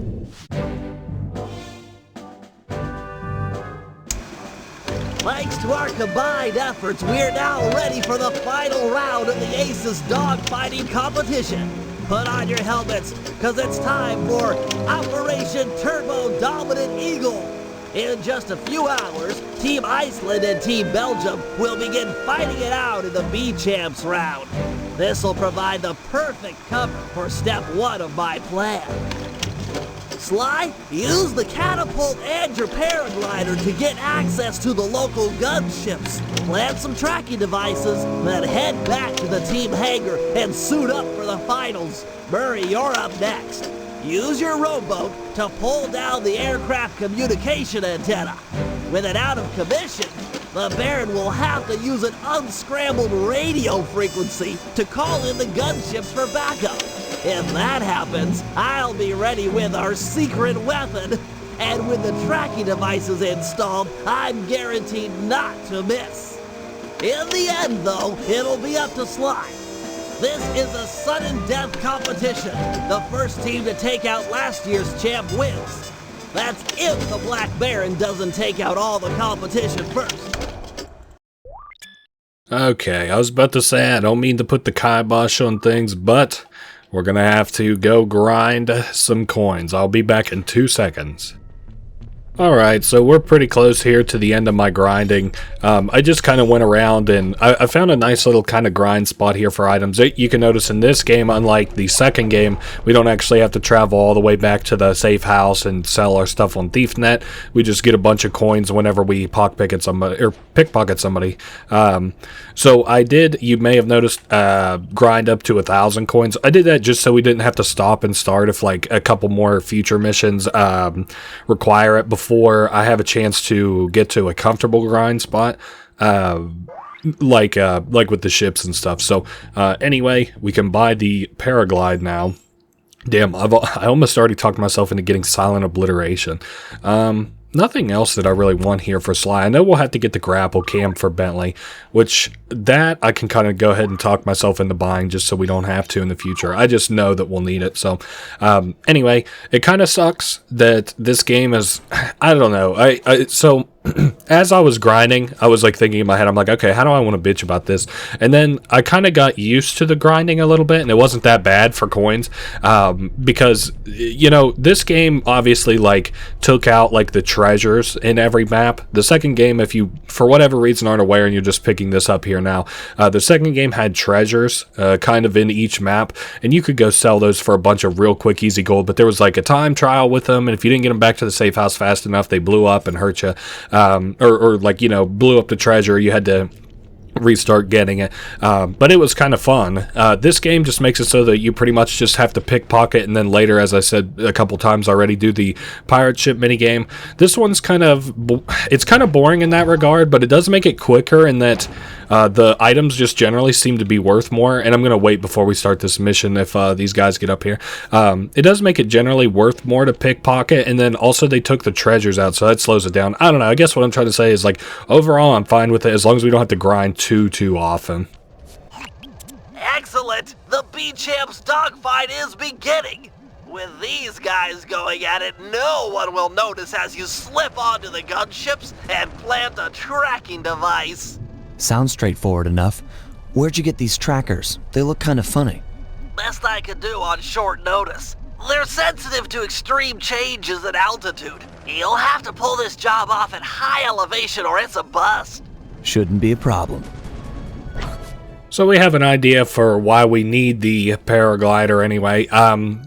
Now, I'm pretty sure this sends us really high, but still, despite that, I do want to try my best. I wanted to try my best to wait there a little bit until we could get close-ish to one of these. I don't think that, yeah, no, there's no actual, like, cutscenes or anything, besides the fact that, you know, Bentley is yapping. Bentley is saying that there's a pressure vent on these. These are really handy, you might imagine, because they launch us just as high as that catapult did. This is kind of what I meant earlier by we want to sort of wait until we get a little bit in the radius of these big hot air balloons. So we got one on our right. Damn, but it's moving away. Okay, that's fine. We just have to bide our time. I could probably use this one here as a bit of a... Okay, now we can make this. Actually, yeah. This is a little bit more comfortable than I remembered. I think I was just thinking about that catapult because the catapult really wasn't all that friendly to us, but we're now at 3 out of 4. Now, what here? I see it kind of way out the way. Yeah, there's... I'll tell you what I probably could do. I was about to say, maybe I can do like a little... Like, get this balloon onto another balloon. I don't know. That's really fucking far. I don't think we're going to make that one. Okay, there it is. It's a lot closer now. Yeah, I think we'll be fine if I land this one, and then I might have to do like the full Monty. I might have to do almost all of them, but we'll see. Or maybe, you know what, if I kind of judge where it's going, yeah, it's coming our direction, so we're fine. And this is the like final operation for this area. We've got a lot to this mission. I don't care for it, like it's not one of my favorites, but it's alright. It's not too involved. Nice work, Flyboy. The gunship's GPS data is flowing in. Head back to the hangar and suit up. Alright, Murray. The Black Baron's communication antenna is held up by 3 support beams. Pull them out of place, and the whole array will fall apart. Don't worry. If there's one thing I'm good at, it's rowing. And breaking stuff.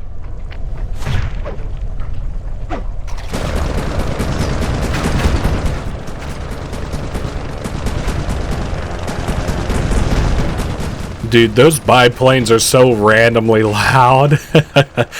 Anyway, yeah, we have to dodge the biplanes and pull these 3 supports out of the way.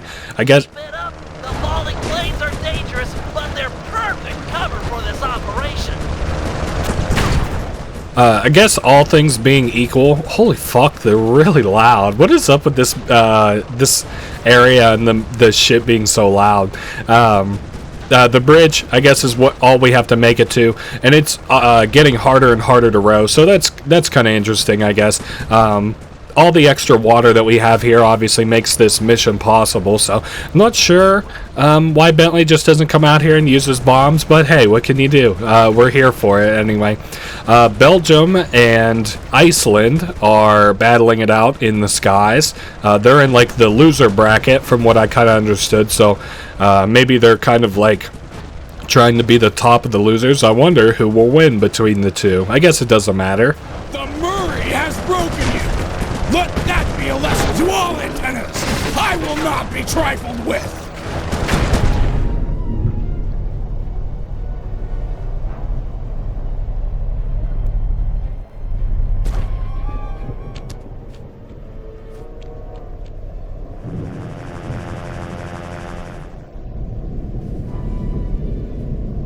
This is it! I am the tiger, pal! Look for the Black Baron! Take him out and this competition is all over! And go easy on the throttle! It's been sticking lately!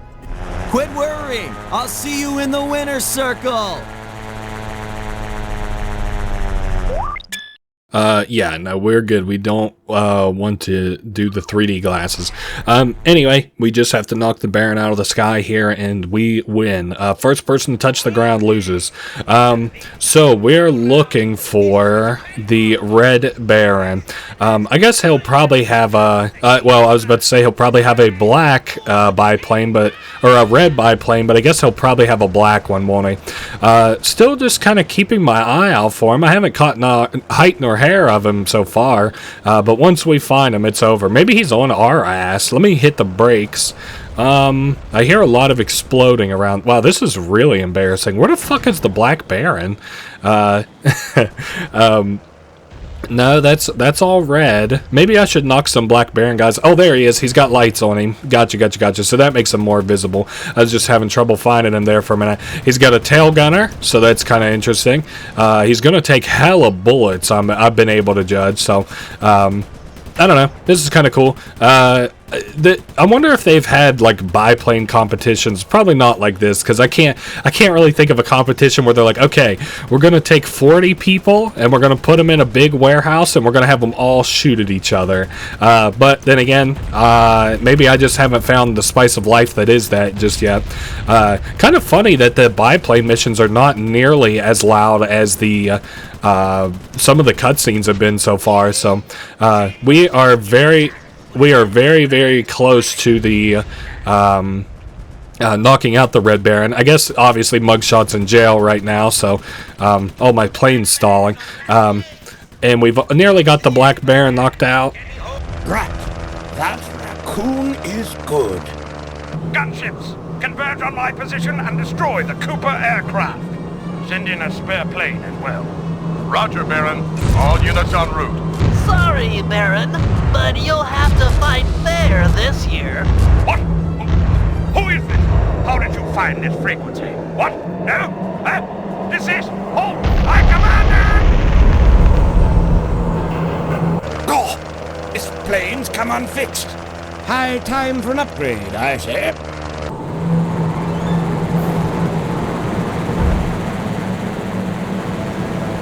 Oh, no, you don't, you weasel. Weasels, am I? I beat you. Your biplane is in pieces. Buck, we're both still airborne, aren't we? The victor has yet to be decided. Then, let's settle it. Beware, my boy. I've trained 10 years at fisticuffs. Pugilism is my passion. If you fight as well as you fly, this shouldn't take long. On guard!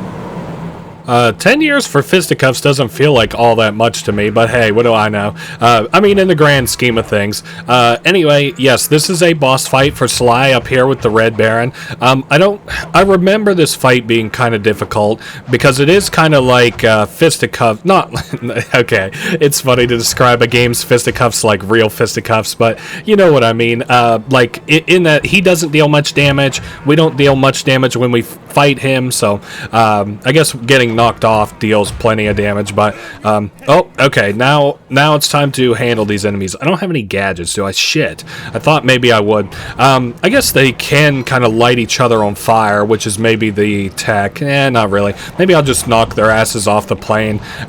Really what these guys are used for is like a little break for you to heal and get HP, so I don't know. They're fine. Whoa, easy now. What else was I trying to say? I like the Black Baron. He's a very funny character, isn't he? He's not going to be around for too long, and at the same time, he'll be around for almost the whole game. So, nice. We knocked that one out. I wonder if that was us or the fire. Okay, so we got a full heal, basically, which is nice because he gets quicker, and his attacks get kind of, I don't want to say more agile, but whoa, easy now. I'm sure that could stun or hurt us. I don't know. Like I said, I remember this fight being kind of difficult as a kid, but I'm not a kid anymore, so this should be easy, right? This is a baby game, so...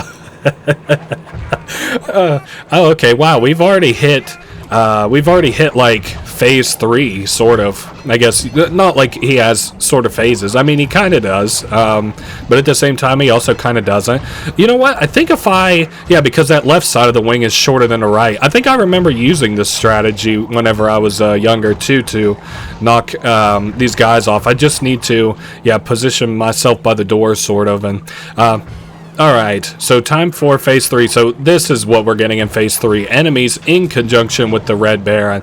I couldn't see me really having to focus them all that much, especially while I outpace them in damage. Like, my HP is so much higher than the Red Baron's. I also remember the Red Baron just being so much harder, but I probably wasn't trying to dodge all that much as a little ass kid, so... And that's that. A fatal blow!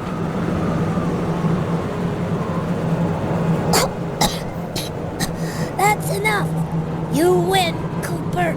Wait, you? You're Penelope, the Baron's mechanic. No, you are the Black Baron. Suppose someone was bound to find out sooner or later. I guess I'm kind of relieved. But why? Look, let's talk on the ground where it's safe.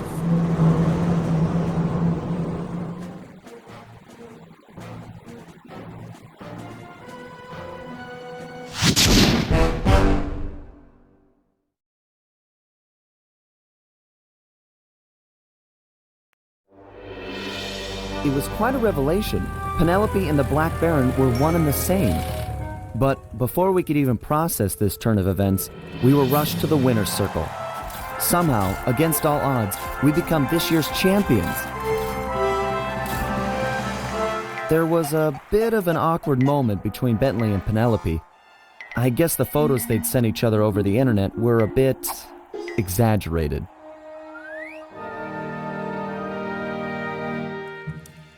That night, Penelope explained that the disguise was invented to get her past the Dogfighting League's strict age requirements. However, after winning, the Baron became a celebrity, and she found herself putting on the costume more and more often. But now, with the Black Baron out of the picture, she was free to take up a new path, and she joined the gang without hesitation.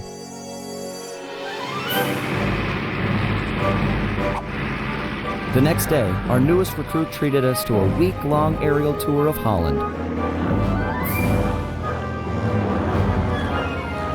She was fitting in just fine.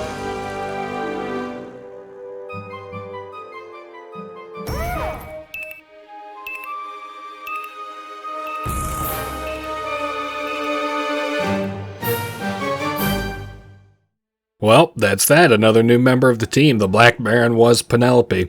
I love the kind of juxtaposition there where she's not even that. That's not really what it is, but I like the thing there where the Baron's like, I've studied fisticuffs for 10 years, my good boy.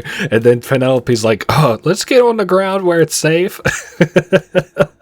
All right. So we can go straight out of that one, straight into the next episode here.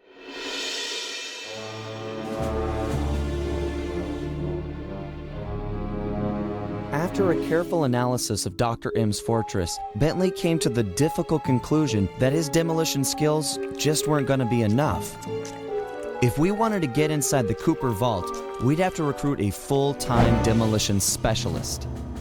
However, Bentley's proposed candidate was a shock. My old enemy, the Panda King.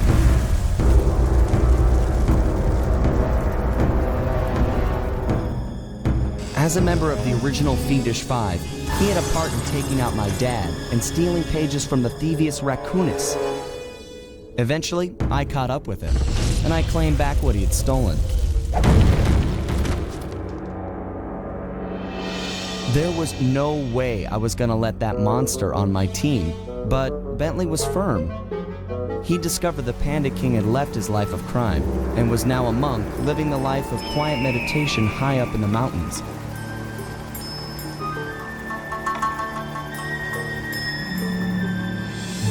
I wasn't at all convinced, but there was no denying that he had the skills we needed if we were to succeed. So the gang packed up, put on our disguises, and headed east to China.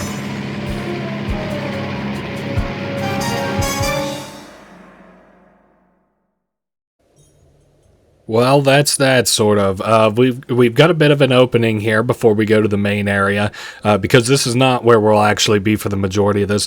Also, I'm going to put a picture of this up. What was up with those fucking pictures during that cutscene? On Sly's wall? I don't know. It looked almost like Sly and Carmelita and then his dad's friend, the Walrus, which was I guess the Murray of their group, kind of. But anyway, yep, here we are in China now to recruit the Panda King. Stay sharp, team. For all we know, the Panda King's just as dangerous as ever. How can you say that? Just look at him! Have you ever seen someone more at peace with the world? I'll admit, he does look kinda zenned out. Mr. King? Honorable Panda King, we humbly wish to speak with you. I guess he doesn't want to talk. Sorry, Bentley. Let's go. Be realistic, Sly. He's clearly in a deep meditative trance. It'll take some doing, but I think I see a way to get the team up to his shrine. Good. The walk up here tired me out. I don't want to turn around now. Man, I miss the van. We never had to walk anywhere back then. Okay. Let's just get this over with. Murray, you're up first. If you could get to the top of that pillar, you should be able to use your ball move to bounce all the way up to the Panda King. Okay, bouncing is a lot easier than more walking. Seriously, you guys want to see my blisters? No way. Is he serious? Yeah, okay, master. Bouncing, pillars, piece of cake. I hear that. Sometimes you've got to be firm. No, seriously, was he for real about the blisters? Cause, I don't know, it's yeesh. What the fuck? Okay, anyway, I'm pretty certain that, if I'm not mistaken, we just kind of like do a little bouncing-ish mini game here to get all the way up to the Panda King as Murray. But yeah, it's not overly involved. I don't know what the purpose exactly of this is, like where it's asking us to bounce so specifically. That's why I'm like a little bit nervous that maybe I'm not doing this. Like, I know it's right because we're progressing, right? But still, anyway, the China levels kind of have, I don't know, maybe we'll call them not the greatest, kind of, I don't know, can we just kill this motherfucker? This dude's, why is he so tanky? Good God. Also, the coins for this area appear to be some kind of like Chinese, and that doesn't knock them out either. What do you do? Oh my God, this place is gonna suck, bro.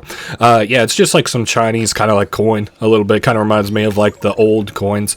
I don't think that they do much with that now. Oh wow, and we got the whole Cooper gang, like actually their models and stuff on this hillside. I don't know. I'm not trying to delay or anything. I'm just kind of, it's like trying to compensate for having fuck this up so bad. Yeah, I don't know. I think I'm going to try and get to each of these because I think there's a semi-purpose to it. Like, it maybe helps, and maybe I'll skip. No, I don't want to skip one, apparently. I don't know. The Murray Dream State ball is always, its physics have always been weird to me, and it's never been one that I fully understand besides the fact that we need to bounce with it. I don't know, but it seems to me like since it changes the physics so wildly that it would be like very easy to kind of break, if you understand where I'm coming from. But I don't know. I don't know anything about it. So we should nearly be on this hand. Okay, and then all we got to do is make it up to here, right? And then we can do like a rope or something. Nope, looks like we're going all the way over. Maybe we'll do a rope from that side. Like I said, it's funny that we won't be here that long, but I've kind of already struggled with this mission a little bit, so. Okay, I'm in position. Penelope, you're up next. I'm not sure if you're aware, but Sly could jump onto small points. Those bamboo chutes would be an ideal means of ascent if they weren't spaced so far apart. Hold on. Let me see if I can figure it out for myself. It's, got to do with the ice. Okay, so clearly we need more points in order for Sly to ascend. The problem? Where we're going to get them. The answer? Split each chute down the middle, thereby doubling the points of ascension. However, the ice down there appears too thin to walk on, so there's no way to do it by hand. So, I'll need to use my lightweight remote control car to split the trees for us. Perfect! That's it, exactly! Great! Anything for Sly. I love to see him pull off those athletic moves. Good thing I installed a turret on this little lady. Perfect for splitting logs. Alright, so, yeah, it's really not that involved. We've got, like, a new cart kind of minigame here, where we can drive it around. I like the dynamic between Bentley, Sly, and, Penelope, that, like, what it ends up being is, like, really, really cute, so, and we're, like, using everybody's skills to get to the Panda King here, so that's cool. There you go, Sly. Hope it's everything you could have wished for. Thanks. It looks great. My pleasure. Really. Anytime. Sly, isn't it time you climbed up there and joined Murray? Yeah, sure. You know, I probably haven't played, Sly 3. Let's see, it's 2025. I probably haven't played Sly 3 all the way through in like 7 years. So there's, it's like whenever you read a book after you haven't read it for a long time, it's like, you know, your the story never changes or anything, but your perspective on it does, and it's just so goddamn funny. Bentley is being so terse with Sly. He's like, don't you have places to be? All right, so that was easy, but what next? Whack the supports up on those pinwheels! Really? Pinwheel destabilization is the cornerstone of this plan! Jump into my hands and I'll throw you up there! Oh, this is a joint we haven't seen since the last game. Oh, okay. Oh, it's even a little bit different. So he's gonna like, oh, okay, gotcha. Very cool. And then we'll just smack it.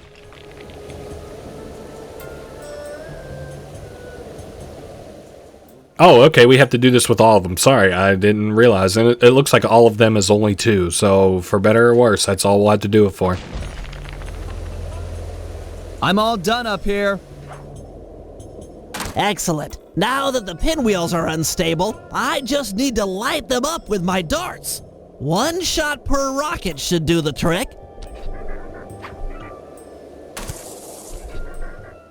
Okay, so I think that this is kind of interesting here because we actually have to do some, I don't remember if I've already talked about it in this. I think I actually did with the biplanes, but we got to do a little bit of catch-22 as far as aiming at these fireworks are concerned, because we have to judge where they're going to be, not where they're at right now, which is like, how did I ever do that as a kid?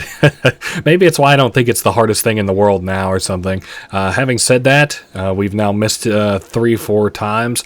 And I think we did it too early. Yeah. Okay, hold up. How about that one? Aha, very nice.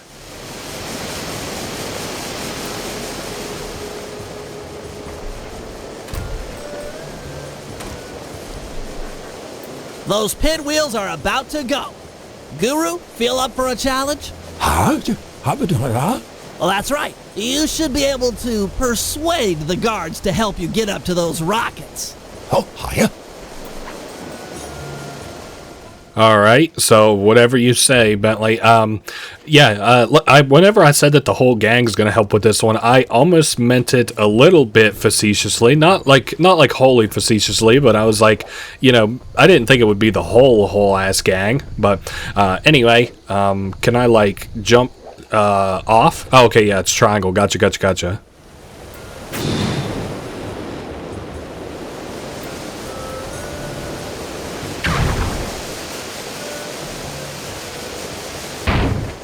All right, I guess we'll just do that one more time. I don't know. I let the music play and stuff, not because I'm intended to. I thought these were cutscenes, but this area has nice music, I guess. And that's it, I suppose. Strong work. That fallen pinwheel should serve as an excellent makeshift elevator. This feels really involved for almost no reason. I don't know. Surely there could have been an easier move than just having the whole gang go full fucking cloth on this. I don't know. Thank God the Guru has a double jump. I didn't think he did for some reason. So we're close to all of us.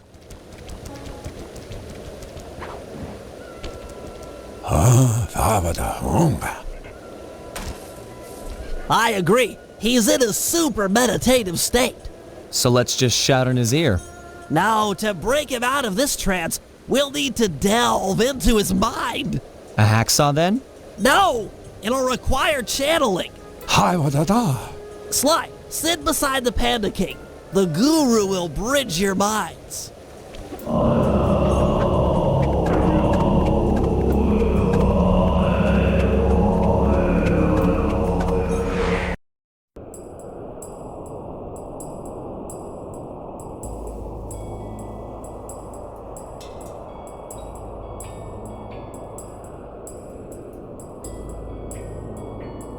I see you carry the cane of the notorious Cooper thief clan. Have you come here for revenge? To steal back the Thievius Raccoonus? Whoa! This is just like the time I beat the stuffing out of you. Why should you care if I bury a few worthless villagers in the snow? You are a thief, just like me. Yeah, are you even listening to what I'm saying? Insolent child, you shall pay dearly for your disrespect. Still, to honor your Cooper ancestry, I will send you to your doom with the beauty of my new firework technique. Flame Fu. Uh-oh. So very similar to our boss fight. Sorry, I was scratching my mustache there. Very similar to our boss fight with him in the first game. Difference being though, even though we don't have a horseshoe, we can take more than just one hit. Sorry, I'm just trying to get reused to this. Now, granted, we're also going to have to hit him a bunch more times, but I don't know. Snap out of it. This is all in your head. My mind is clear, focused on your destruction.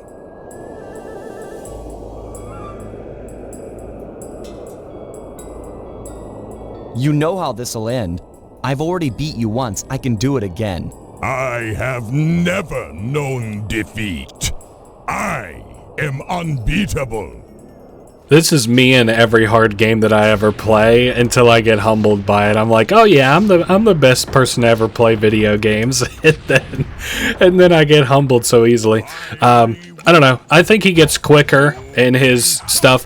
I also think that there is eventually a right answer, but there's not a right answer for a little bit. So, of course, I'm gonna pick all the wrong answers first.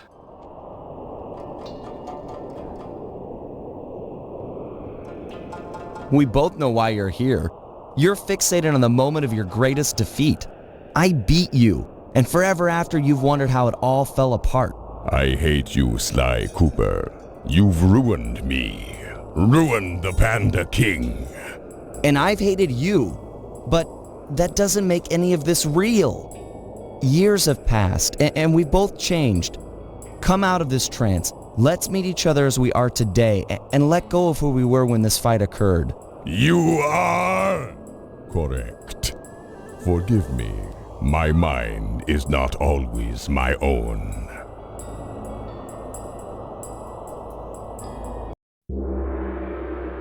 The Panda King wasn't any more excited about the notion of him joining the gang than I was.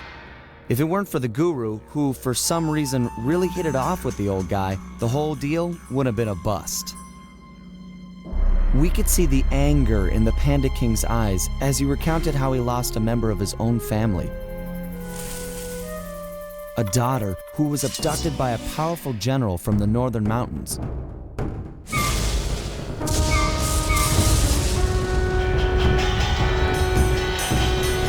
She was to be the bride in a forced marriage to this unscrupulous ruler, and Panda King was exiled. We agreed to help him recover his lost daughter in exchange for his skills in the Cooper Vault job. I still wasn't convinced this was a good idea, but a deal's a deal.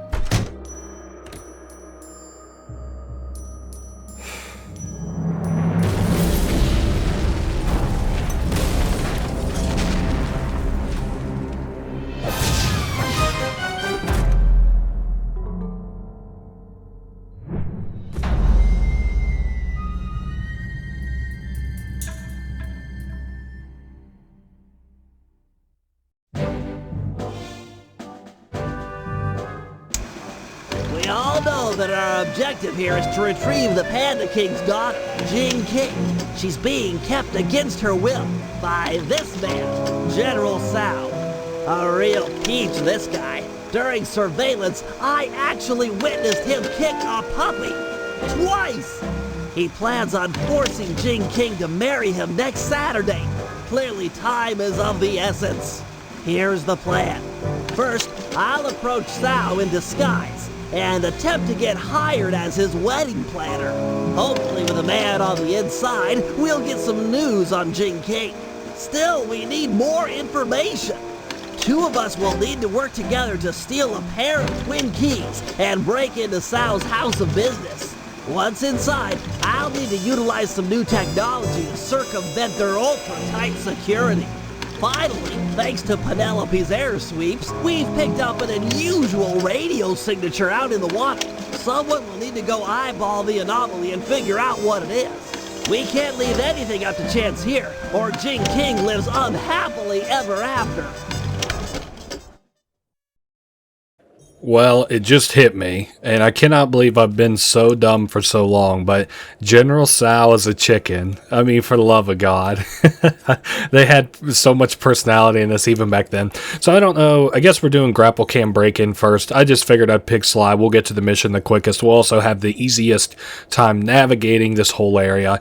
There is Carmelita. I didn't even remember her being like an ambient enemy here, but whatever.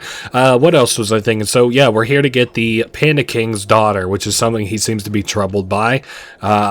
It's not really clear to me if she was captured before he became a bad guy or after, but I guess for our purposes, it doesn't really matter because she needs to be saved. So that's what we're going to do because we need Panda King, even though Sly really doesn't like him.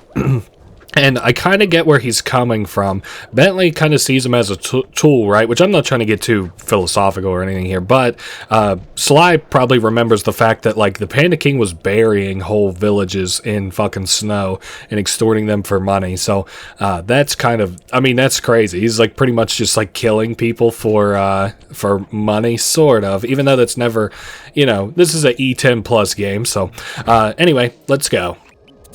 Okay, General Sao's center of business is protected with a special double padlock. If we can get inside and past all the security, we should have access to the purchase records for the wedding.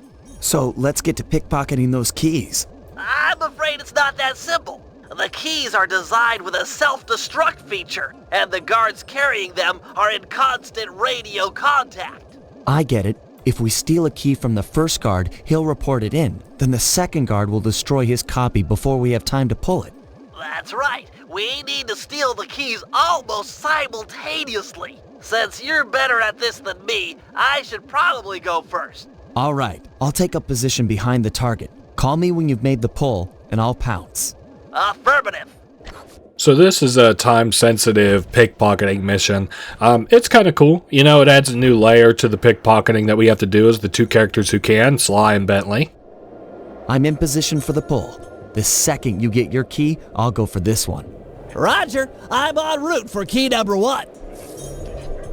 Roger. Okay, so I don't know. I think we'll, obviously grab our key first, and then Sly will grab his. He's got kind of the easier of the two's job. At least his is more, wow, I don't even want to call it natural. I guess it's become natural after all these years, but he's got the more natural of the key pickpocketing. Trying to, you know what I might do? Let's snooze this guy so that he doesn't kind of fuck up my pickpocketing here, because it came pretty close, it looked like. And that is still L1. That's good. Okay, so we're going to pickpocket this guy first, and then we got to be really quick as Sly and pickpocket on his end, too. 378, so we're almost at 400 coins overall. That's nice. I've got the first key. Go for the second before the guards call in. Okay, let's see if we can do this in time. Excellent. The key's intact. Let's meet in front of the general statue for the handoff. All right. Well, this was, I don't want to keep just using the word interesting because that's pretty shitty commentary, but a very involved process. Now, there was something else I wanted to say about General Sal, the chicken, not to be confused with a very tasty meal from your local Chinese buffet. He is probably one of the first villains that actually is like a real formidable opponent, besides Clockwork, I guess, and Neela, maybe, that's actually a real formidable opponent for the new and improved Cooper Gang, I guess. Maybe that's the way to put it.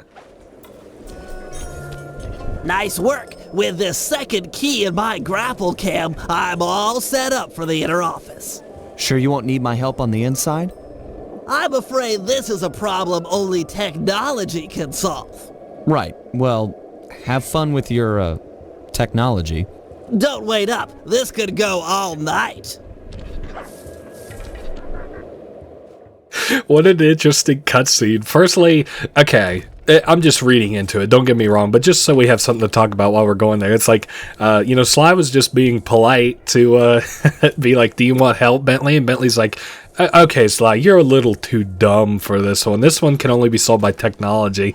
And Sly's like, right. And then I also like at the end there, very funny, he's like, oh, don't wait up for me, Sly. This could go all night. I think that's, of course, a reference to, not like a direct reference or anything, but it's like, a lot of people say that about work, like, oh, okay, honey, I'll be late. Like, I have to work over tonight, and don't wait up on me, because this could go all night. And, I don't know. I just think it's kind of funny. Anyway, we have both keys, and we're doing something that only technology can do, apparently. So I think we're actually going to have to do some hacking in here. And I think this is where we're going to see the boss I was talking about for the hacking minigame. So this ought to actually be pretty fun. Or maybe... You weren't kidding about the security in this place. Hope your grapple can lure a guard onto that pressure plate. Otherwise, you're never getting into that upper level. Alright, good thing I got the grapple cam. Let's make it L2, and then we'll toss it. There we go. Anyway, yes, we need to put a guard somewhere, apparently. How do I... There we go. It's been a little bit, just been a little bit. But I've always loved the grapple cam. It's been so much fun in all the time I've ever played it. So, I think... Oh, okay, so this is the whole room. Like, we have... his radius is the whole room, which is really nice. So I don't know necessarily that will be exactly where we need him. Let me maybe drag him just a little bit closer this way. Hey, fatty. Okay, now we got to sleep dart him. I didn't realize this was going to be quite like that. All right, that opened the door to the upper office. Lure that top guard onto the second pressure plate, and it's sure to turn off the door lasers.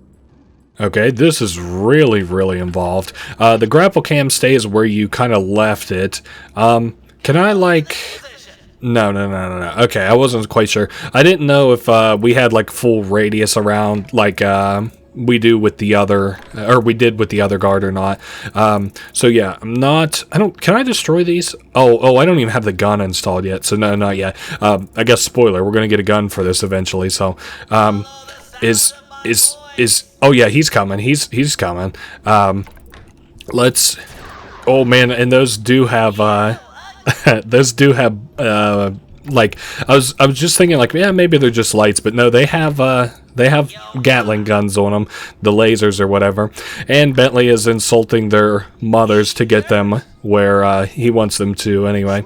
Okay, sleep him now. Yes, sir. We've got a really good position for sleep darts here. The way's all clear. Good thing you've got that afterburner. With nothing to climb on or to jump off of, it'll be your only means to the computer in the upper office. It's nice that Sly, despite Bentley saying that he doesn't need help, has opted to be our dispatcher for this mission. That's really cool. And it doesn't look like we're going to have to hack a bunch of computers, just kind of the one. Oh, you know what? There are actually like briefcases and crates and stuff. I was like, how the fuck am I even going to get up here?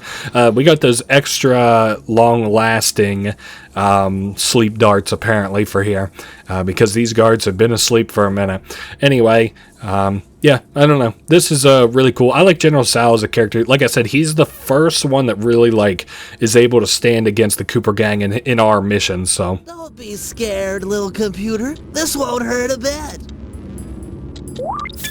All right, that's a little sus. But we've got firewalls to hack.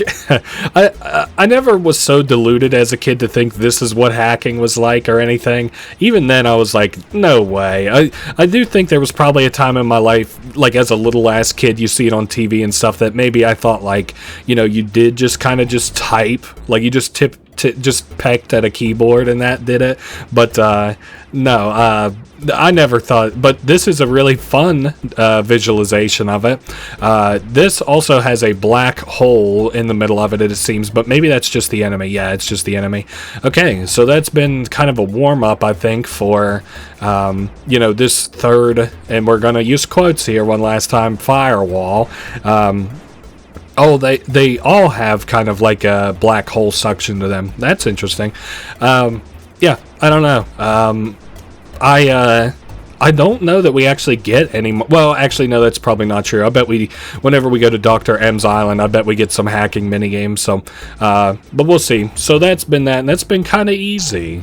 Aha! The database is wide open. I'm a capital G genius.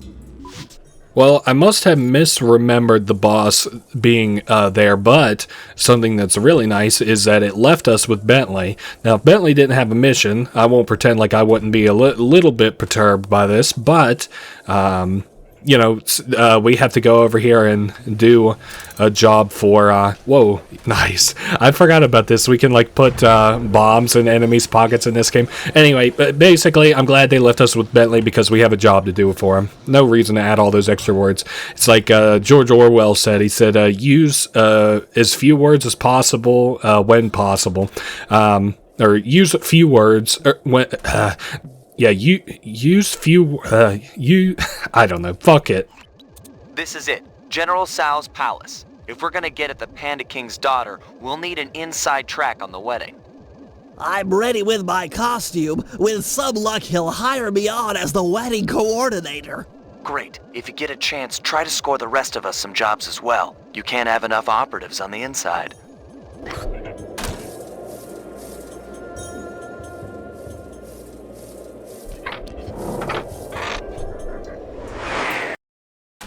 No! You can't come out yet, my blossom! But please, my father will be so worried.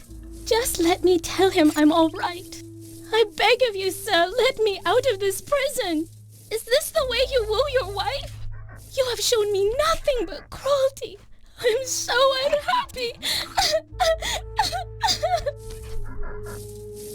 Greetings, Honorable General Sal. I have heard of your impending marriage and have respectfully come before you to offer my services as wedding coordinator. How insulting!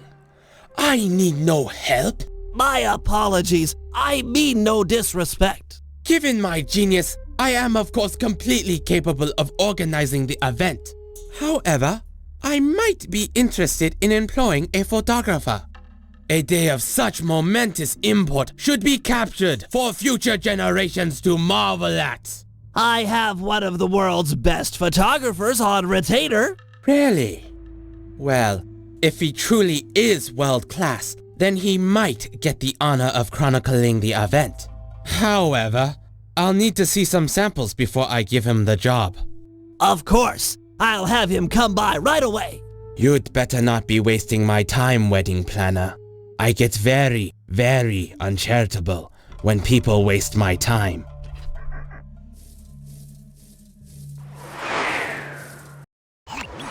Okay, Sly. General Sal wants some samples of your work. I've placed waypoints in areas with good photographic potential.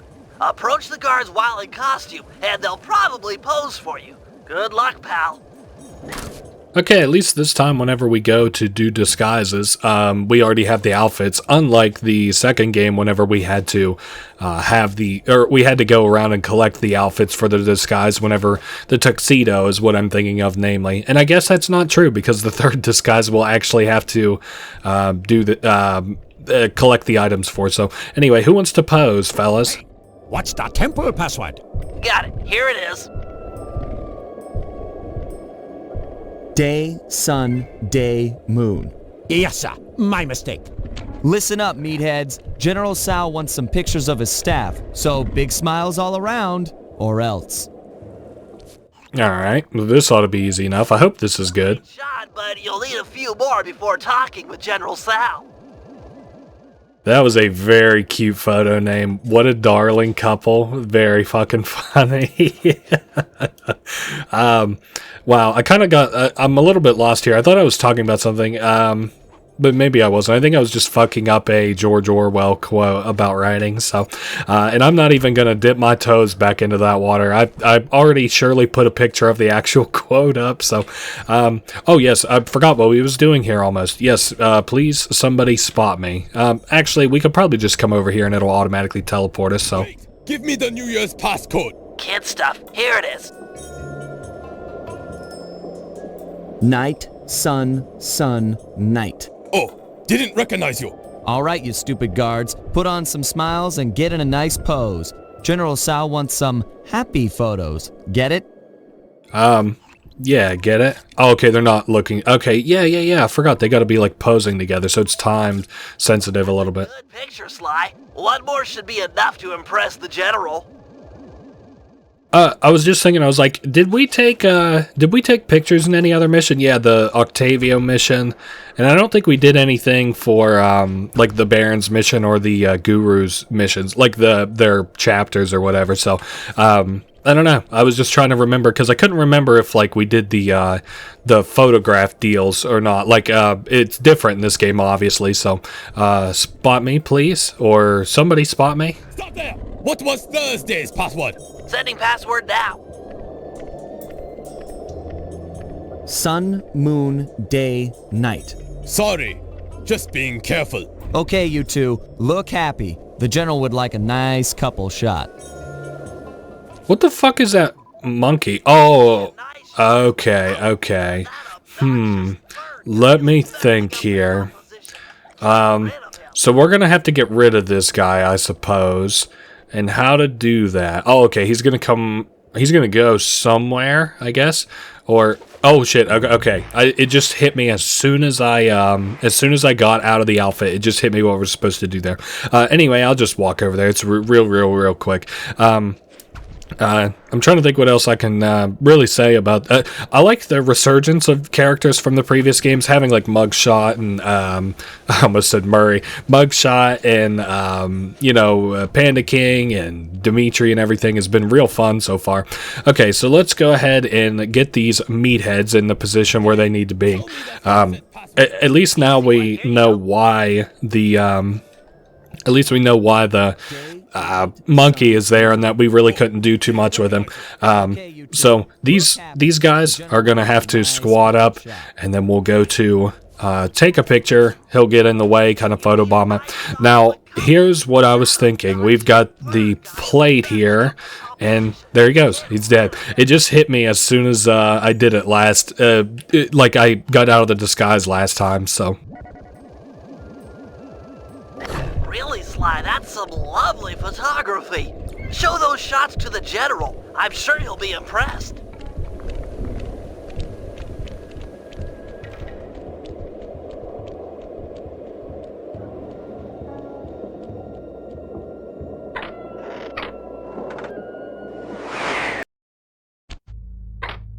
Hey, Sly, get a few pictures of the General while you're in there. It's always a good idea to study your enemy. All right, if you say so. He said a few pictures. Do I have to, like... Oh, no, wait, just... Oh, he'll probably pose. Will I ever know a moment of privacy? Make sure you get my good side. It must be quite amusing to observe the effects of power. Why is it that I'm always the center of attention? Oh, nice shot! Here, check out this pose. Impressive, I know. That'll do it, Sly. I'd talk to the General now while you've got him. Greetings, General Sao. As you have no doubt guessed, I'm the world-class photographer, hoping to play a humble role in your upcoming magnificent wedding. Let me see a sample of your work. I have a keen eye, a great sense of artistic value. I can tell at a glance if you're world-class. But of course, Your Excellency. You have a strong sense of, compositional regularity and, force perspectivism. These are adequate. You may have the honor of photographing my wedding. 1,000 thank yous, my lord. I'm sure it will be a wedding none of us will ever forget.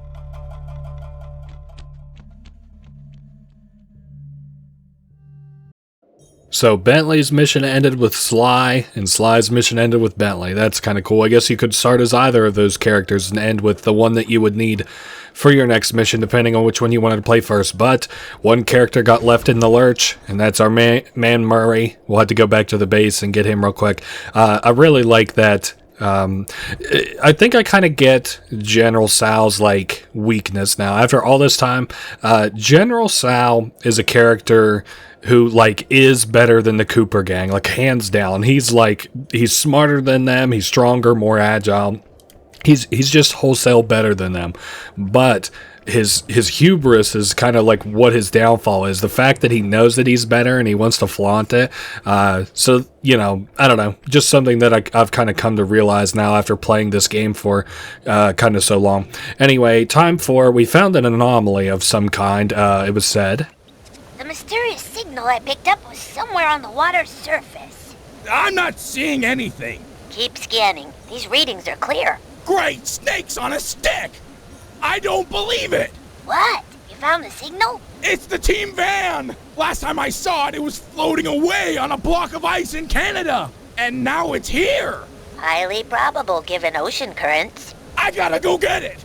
Don't worry, baby! Mama's coming! Don't even think about swimming, Murray. That water's freezing. You wouldn't last a minute. But my baby! Hold your position. I should be able to drag the van to you using my RC chopper. Bless you, Penelope! Bless you and your bag of remote control gizmos!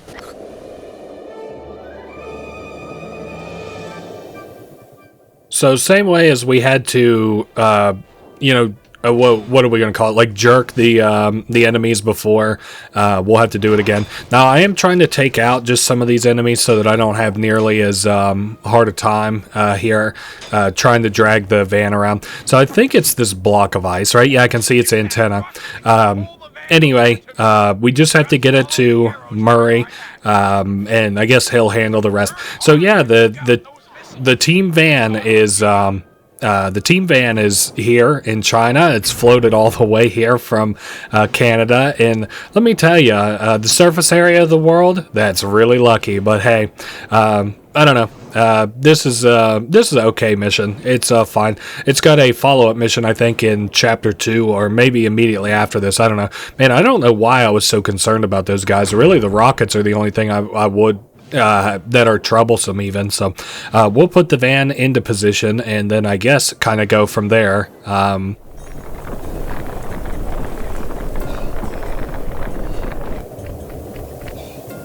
My sweet Van! How I've missed you! Don't worry, I'll break you out of your icy prison! I couldn't imagine the kind of work you'd have to do on this. But anyway, I've got the quote-unquote locals around, but I'm really not that concerned about that. That was a rather cool attack, though. So what, I gotta do like maybe like a ground pound attack, or I don't know. How about we just blow up all these guys? And I hit it a little bit too close there, but wow, we're getting our ass demolished, and that is a horrid effect on the screen. Okay, I think we're good. It's no use, Murray. This area is too dangerous. We have to recover the van later. But I can't lose her again! Forget the van. You'll never make it. But no! No! Either help me or get out of my way. I'm bringing her home! God damn, that's really funny. He's like, help me or get out of my way, because he's bringing her home. So we have to pull these guys. It just kind of sucks because the enemies so far have been really close to these like overhangs and shit. Okay. Oh man, how are we supposed to do 2 at a time? I really hope that this isn't the kind of theme here. Okay, so we've got an enemy here. Maybe we'll kind of pace them out, be able to pace them out a little bit. And also, whoa, I fucking grabbed him under that. And I was like, maybe the raid at my grapple hook kind of goes underneath of the little, I don't know, what do they call those? Gate pathway markers? The gates, sort of. I don't know. We'll have this home in a jiffy. I think, now that I'm thinking of it, I think this mission, I remember I always thought was like kind of difficult, and I could see why. I don't know. Maybe we'll get at least a checkpoint coming up, or like breathing room or something. Well, they're dead, or them being Murray is dead. Oh, okay, I'll be back in a sec. I think we just had some really unfriendly kind of enemy spawns there, because this time it hasn't been so bad. Also, I'm kind of getting the hang of like how to jerk these guys. Okay, hold up. What? No diddy, but how to jerk these guys correctly. Yeah, that was really crass. Anyway, we're coming up on the safe house. Maybe we could have somebody else dispatched to help just a little bit. Sorry, Murray, but I'm out of fuel and I can't do anything about those spikes in your way. But we're so close! You did your best. We just ran out of options. She's right, Murray. It's hopeless. Get out of there. Save yourself. I will not. I will never leave her behind again. Words do tear at a father's heart. Would that I had such passion when they came from my little Jing King. Fear not, brave hippo. I will destroy the spikes blocking your path. Be careful with those fireworks, Panda King. A careless shot could hurt Murray. Anyway, we now are Panda King here. These enemies look like they take 2 shots unless they fall off the side of the bridge. I don't know. This is very funny to me, because during that cutscene, Penelope's like, I don't know, Murray, like, it's just, that's it, that's all we could do. And then, like, you see just Panda King skulking in the fucking background there. Anyway, these, oh, I'm not that precise. Oh, and he just died. Shit. Well, we can zoom in, but the enemy placement makes it, like, I don't know, kind of annoying. I don't know, it's obviously part of the challenge. So far, this has been really the most challenging mission, and it's really not, I guess it hasn't been that hard. I'm trying to think which mission was the hardest from the second game. It's been like, 2 or 3 weeks maybe since I recorded it, but, okay. I knew Murray probably had invincibility there for just a second, or, from where he was hit by that enemy, so I was fine to just laser him with fireworks. Now that we're super close to the safe house, do you think maybe Bentley, you could do something, or maybe redispatch the RC helicopter since there are so many enemies? Also, what the fuck? Why are there so many enemies? It's just a van, bro. Okay, or maybe we could break like the ice off of the van. Oh man, this is really we're so close. We just have to get him in. Uh-oh. Oh no, we were so close too. Murray having invincibility from your shots, by the way, is just a pipe dream. Don't try that strategy at home. I just accidentally lasered him on the previous attempt here. But hey, we're almost back to the safe house. I mean, hey, this is close enough. I would consider this a win. How about you, Sucker Punch? Can we please secure this victory? Murray, you did it! You saved the van. Well done, Hippo. You've lit the flames in my soul. I feel awake for the first time in years. No! Thank you, Panda King. You can ride in my van anytime. You got shotgun for like a month. A great honor. I accept.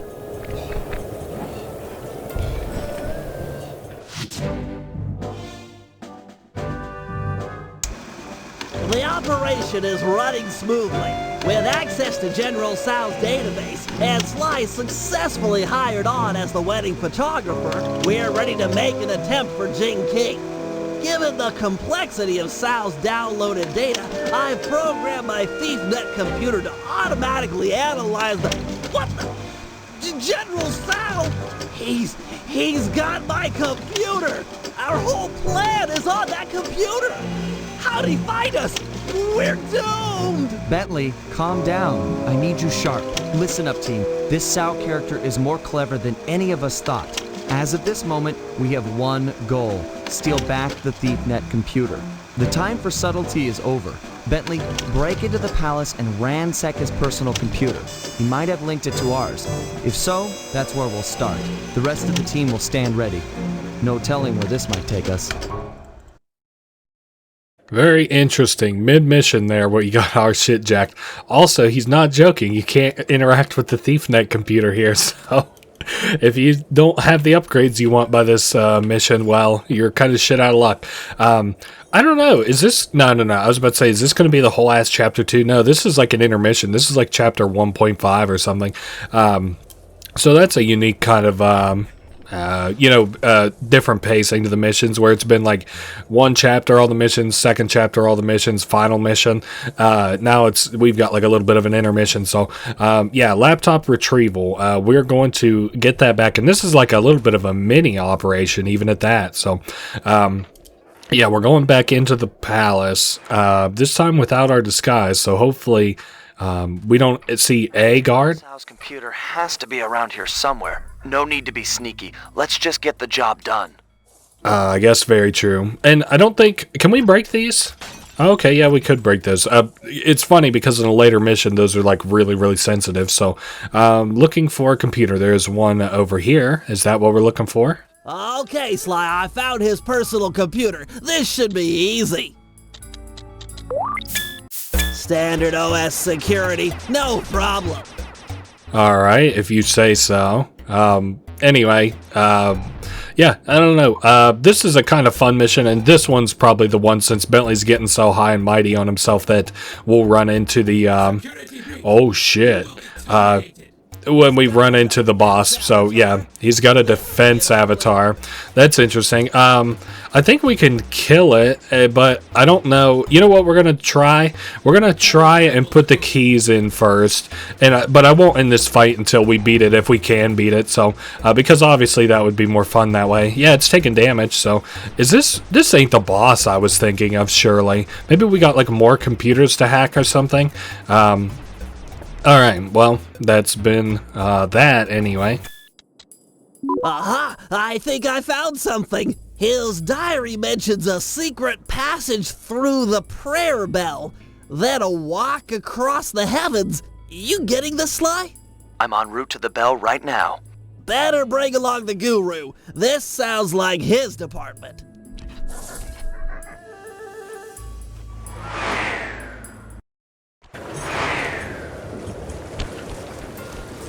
It says here to stand under the bell.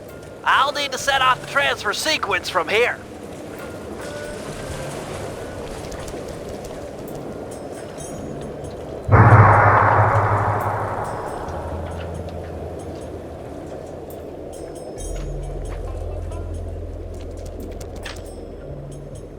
Got any ideas about that walk across the heavens thing?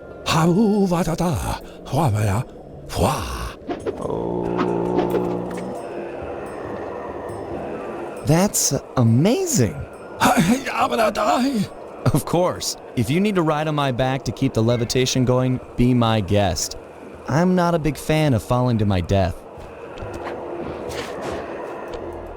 Alright, so this is a really cool segment where the guru is going to make us a path across over to, well, whatever the secret passage is. Now, it's a little bit precarious, don't get me wrong. We've got a full HP bar, though, so, and, you know, maybe it'll go fine. Also, like, look at this guy. He's like, what the hell? He just, like, kept a hold of his spear the whole time. Yeah, I don't know. It's cool. Oh, sorry, hair in my mouth. We've got to get to the, I don't even remember. Oh, it's over on our left. Gotcha. I was about to say, I don't even know where this other passage is, but it's like actually this mountain that we can see to the side there. So as much as it would take you to walk from one corner of the map to the other one, if you could walk pretty much straight across, that is that's how far we have to walk. Kind of crazy that General Sal broke into our, you know, our little safe house, but like I said, this is probably, at least in this game, the like first enemy that's really any like real trouble for us. You know, everybody else is like, you know, put a stop to our big plans, but none of them have like put a stop to all our little like little plans and stuff too, and broken into our safe house among other things.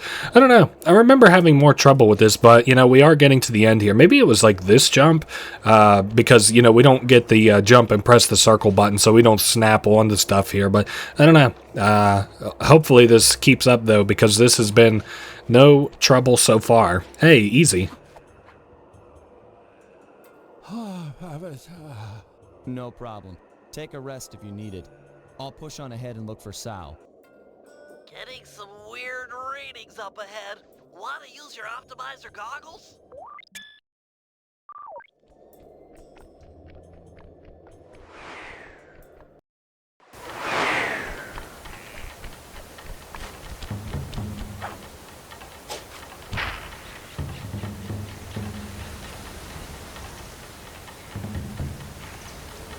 Ah, the famous Sly Cooper.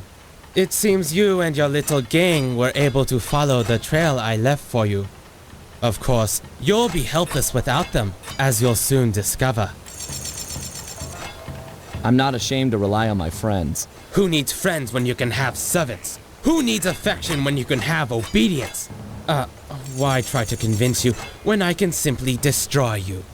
This sacred forest has been the stage for hundreds of battles, as my ancestors crushed anyone who got in their way. And you will be no different. Bentley, are you hearing this? What's he talking about? I've heard of these types of battlegrounds before. The energy from all the fighting that has gone on before strengthens the combatants, allowing them to soar for long distances. You should be able to fly all the way across the arena with one jump. Plus, you can probably change directions in the air with your double jump. Enough chit-chat, Cooper. Face me now, and prepare for the end of your legacy. So this is a really interesting boss fight. We can switch directions in the air with double jump, and then we can kind of land on... Uh-oh, I accidentally double jumped there whenever I didn't mean to. So our goal here kind of is like to like dodge the first one and then assume where he's going to go and hit him out of the air on the second one. I don't know. It's a cool boss fight. This actually has two phases to it, though, and the second boss fight's probably going to be the more difficult of the two. So, uh-oh, I'm soaring out of the arena. Bentley's giving us a tool tip here. He's like, spire shoot before you leave the arena. There we go. And we actually have a lot of breathing room between our swings a little bit there, so oh, okay, we got the double fire there. Oh, and he knocked us off. Shit.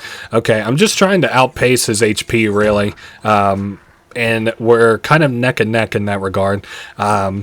I don't know. This is a really cool, I guess, fight whenever you consider all the boss fights and stuff in the game. So just have to be more careful whenever it comes to like ring outing ourselves, even though that deals the least amount of damage so far, and I guess dodge that attack. So we're neck and neck. Whoa, easy now. Gonna dodge this attack. All right. And then gonna kind of position ourselves here. Just rather play this careful since we're kind of so close. Okay, now where's the second one go? Uh-oh. He went for a third series of attacks there. Maybe we got to get a little bit closer. Oh, wow. That worked in our favor for once, so.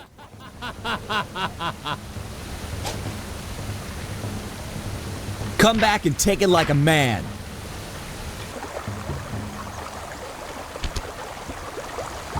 Well done, esteemed wedding photographer. I'm impressed you lasted this long. Stop this, Sal. Release Gene King and this fight can end. No! Gene King is mine!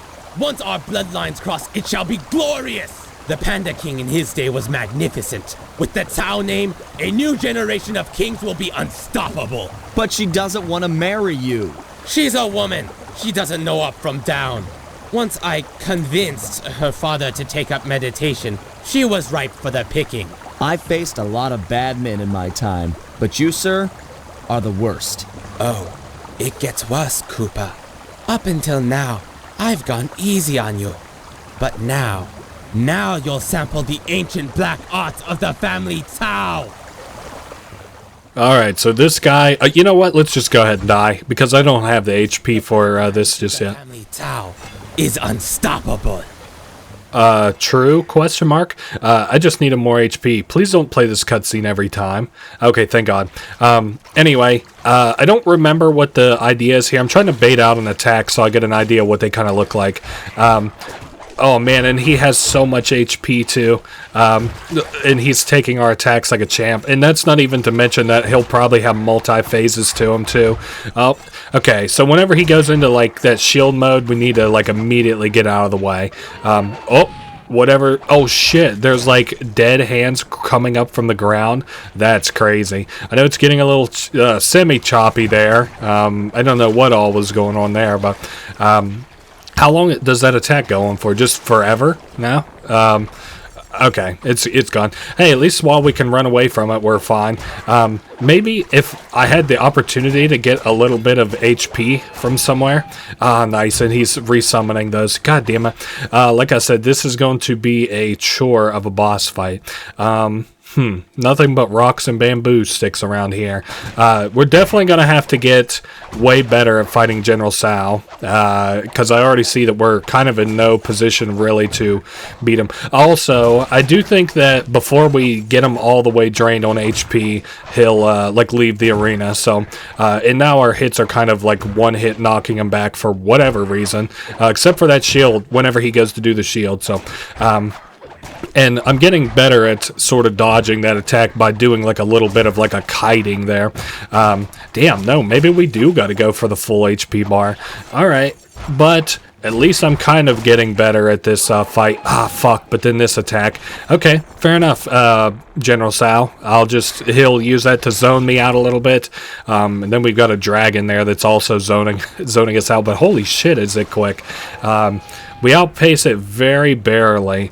Do I have to maybe like hit the dragon faces? Whoa, easy now. Oh man.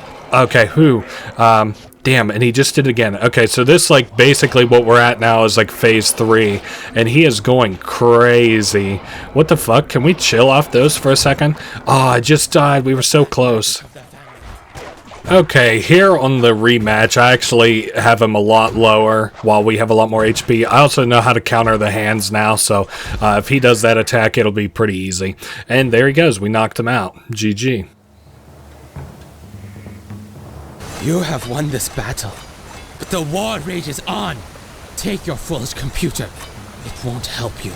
Jin King is mine. Jin King is a person, not property. And sorry, pal, but we're ending this right now. Beware. Beware the power of Tao.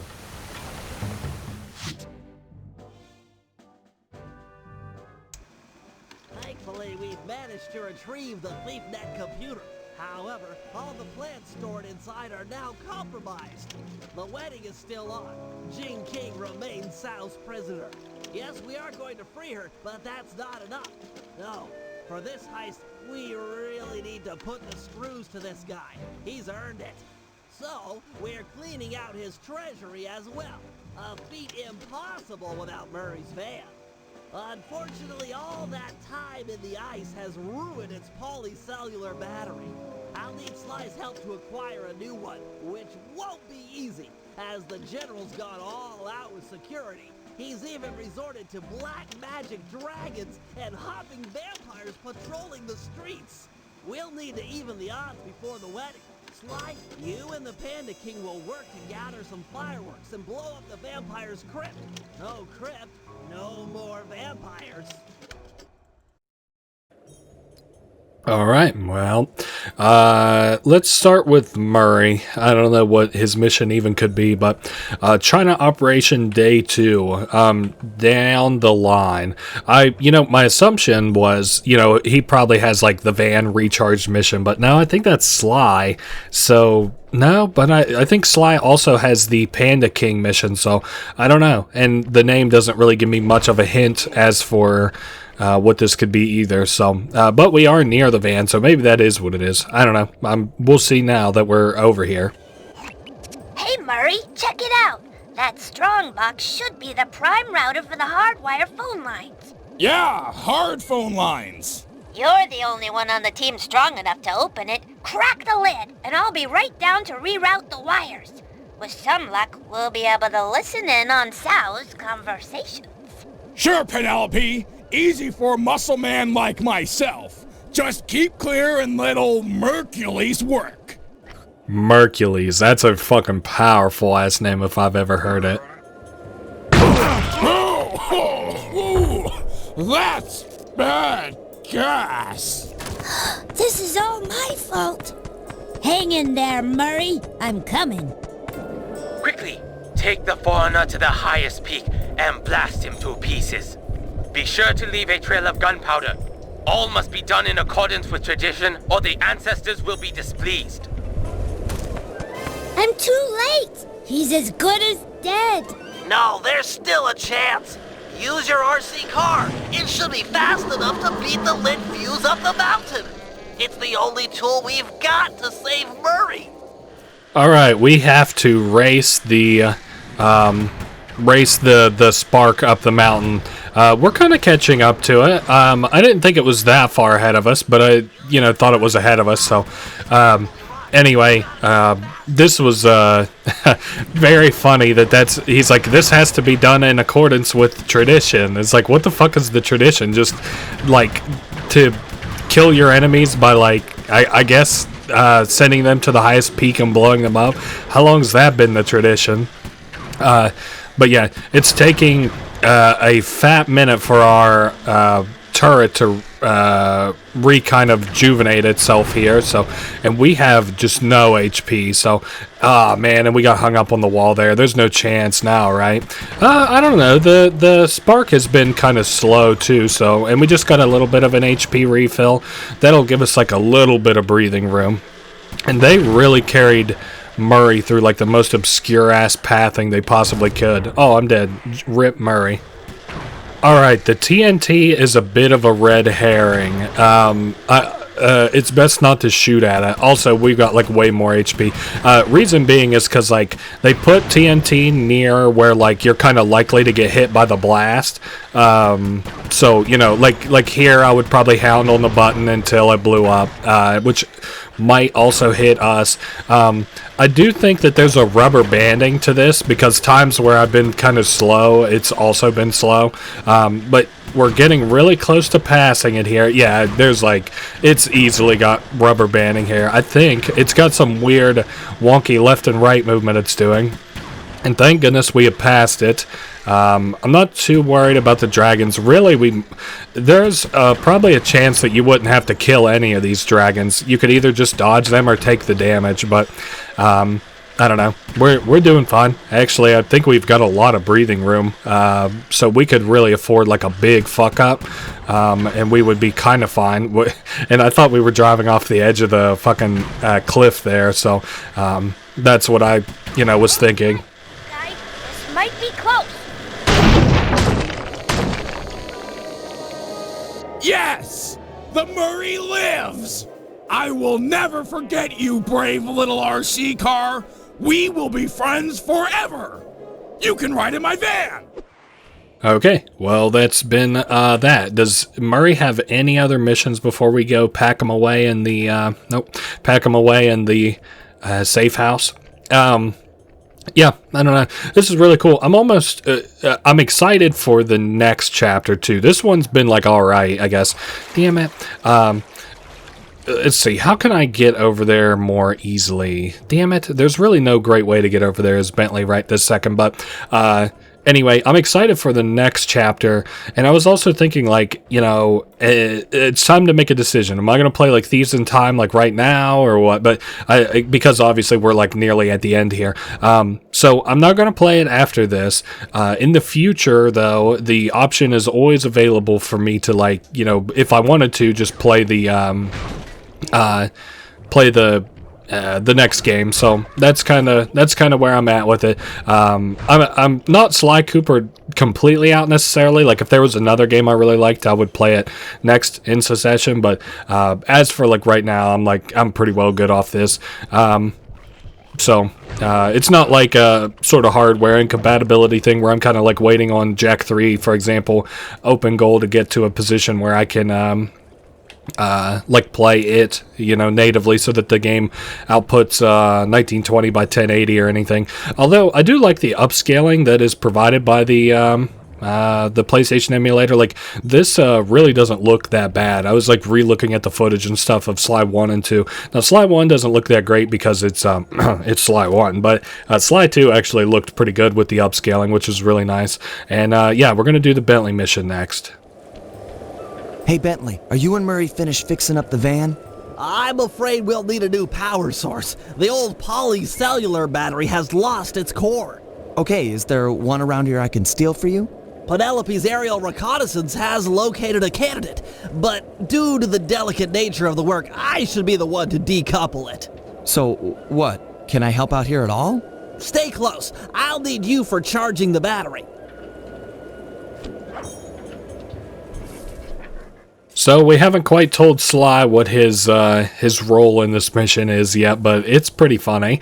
Needless to say, we'll be playing as another character who's not part of the Cooper gang, so we'll put a pin in that for right this very second. Yeah, we're getting the van back up and running. It's been a team member that's been gone, including Murray himself, really. Okay, Murray himself, and then the team member is like, like a auxiliary team member, maybe you could call it, a beloved piece of equipment. Hello, my pretty. Is the battery complete? Yes, it just needs to be charged. Seems like that might be a problem in these parts. Well, if we take it the trail, let's have it. Hold it right there, Sly Cooper. Don't move or I'll zap you. Sorry, Carmelita. Gotta go. Alright, so we've got to zap Sly until he's gone. We got to arrest him. I guess there's other enemies around. This is as close, if you've only got yourself and you've only got one controller, this is as close as you'll get to the cops and robbers minigame, I guess. I don't know, where did he get off to? It's always been funny to me. I'm like, how easily Carmelita can lose Sly, even though the fact that, like, she's so much quicker and more agile than him. And then now I'm like, where the fuck is this dude? Yeah, I don't know. We're doing fine here. We just got to keep shocking Sly. Him getting invincibility is obviously what's keeping him kind of in the fight, because if I could just keep hounding at him, oh my goodness, it would be over. That guy's not dealing too much damage. He's swapped up the direction that he's running.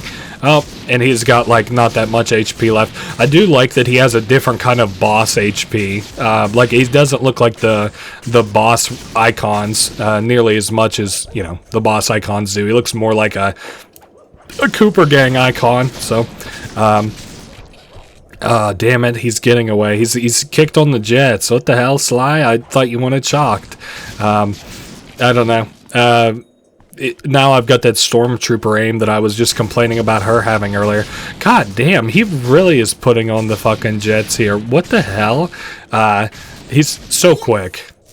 Interpol, I've captured Sly Cooper. Repeat, captured Sly Cooper. Requesting extraction unit. Over. Nice acting, Sly. The battery is fully charged. Plug it into one of the main light outlets to stabilize it.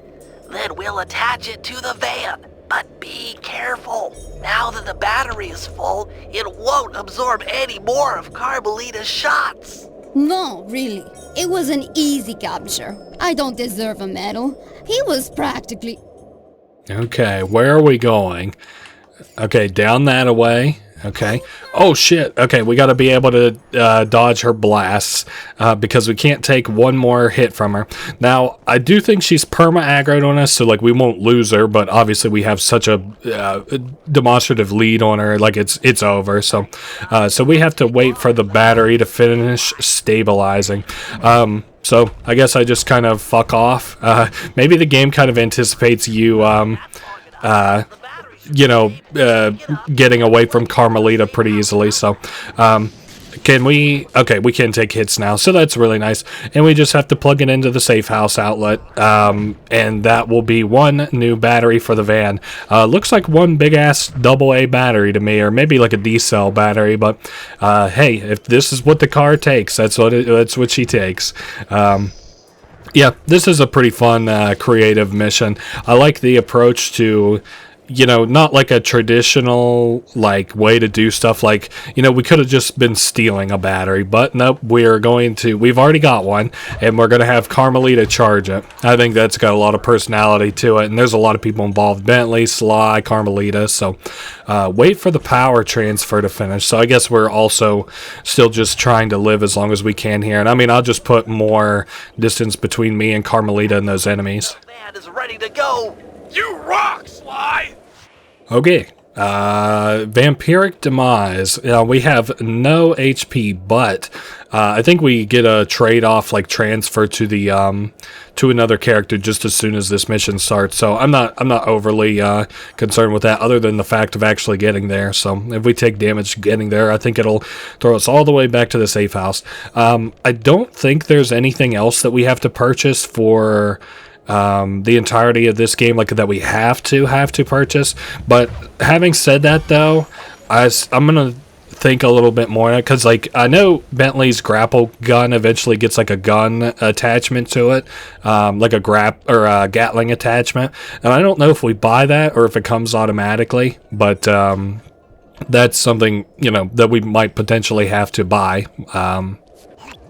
That's it. One of Sal's fireworks stashes for the ceremony. This lock looks pretty standard, but I'll need some help carrying the goods. The Panda King is the man for the job. He's strong, good with explosives, and capable of dealing with multiple opponents. Once we get enough fireworks, he should be capable of blowing the hopping vampire crypt sky high. Look, Bentley, I know you believe in the guy, but I don't trust him yet. You don't have a choice. He's the only man for the job. I'll go get him and send him your way.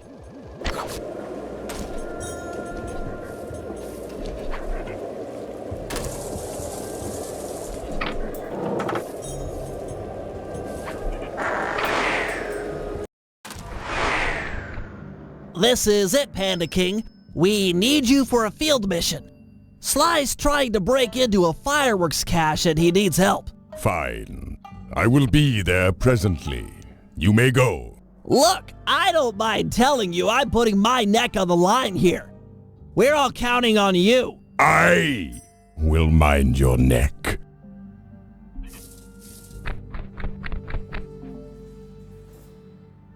Hello, old friend. I am about to work alongside Sly Cooper, and I cannot carry you with me on the journey. You fool! This is your chance for revenge. He humiliated us, ruined us, made us weak. Humiliation was a crossroads. I have chosen to walk the path of humility. Humility that cost you your daughter. Destroy Cooper now!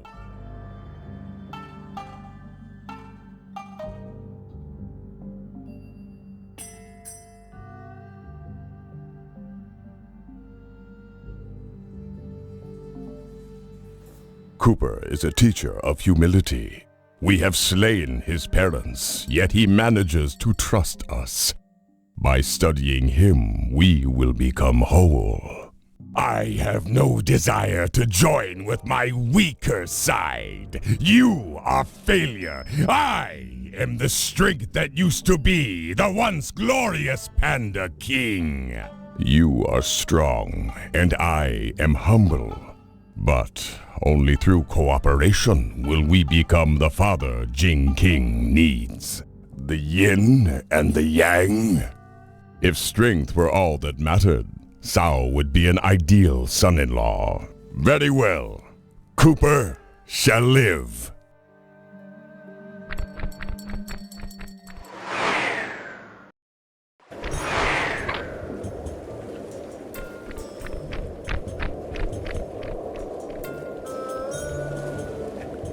Fear not, Cooper. I shall not kill you this day. Ditto. I know you've been out of the game for a while. Maybe you should use this time to brush up on your old skills. First things first, here's how to fire at objects. Center the camera on a target and hold down the L1 button to load fire. Release the button to launch them. Okay, so this is kind of an interesting-ish character. You can, like, lock onto stuff, and you can kind of, like, sweep over them with your camera to hit multiple enemies. So we have to hit both of these vampires kind of at the same time, these vampire manises. There we go, we've loaded enough fireworks. And I know that it's kind of unfortunate, but I really have never played these missions all that much. So I don't know... like, the China missions were probably my least favorite, so I don't know the dialogue options as well. So unfortunately, I don't know what dialogue options are like important for where here. So we skipped a lot of hubbub during the Panda King joints, but let me go ahead and launch those. So if this actually, we load it all the way up the bar and we don't let go of it, it will blow up and it will hurt us. Oh, and we've woke up the Undead Guardians, and we definitely don't want to melee. We don't want to melee these guys because apparently they explode. Very nice, and we got our HP back for that. So let's go back and talk to Sly. He's got fireworks for us. Okay, I'm done with this one. You handle this stuff. I'll head out for the next cache. Excellent. I'll make good use of these.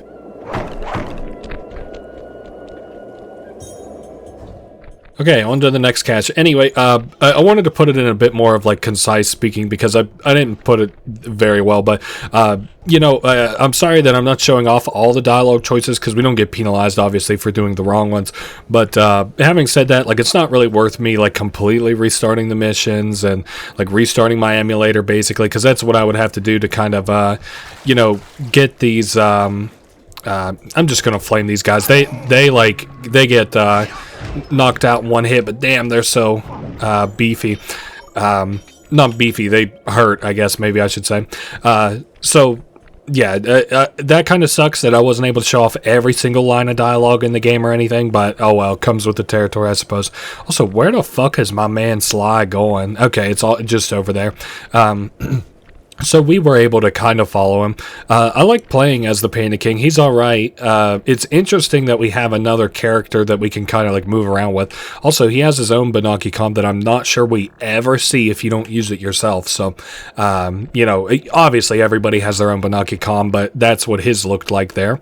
And here is Sly. I don't think we'll have to defend him or anything. Okay, never mind. We will. They're closing in. I'm keeping my eye out. I hear them up this way. Maybe they'll just come after us instead of us and Sly. Like, you know, I'm chill with that, I guess. I'll go ahead and load this up whenever we have downtime so that I can, target them. And we primed too many explosives there. I think there's only 2 Panda King missions. I don't even think there's one in the final Dr. M area, so that's kind of interesting. You know, they did this whole character up, but they must not have been able to think of very many good missions to put him in. It's like the same way that eventually, once we get Dimitri on the team, I'm pretty sure he only has 2 missions. I almost wanted to say 3. Well, how about we shelve 3, but I can think of 2. But yeah, we don't use Panda King all that much. I don't even know if we use him in the final mission, so. One more cache to go. We're doing great.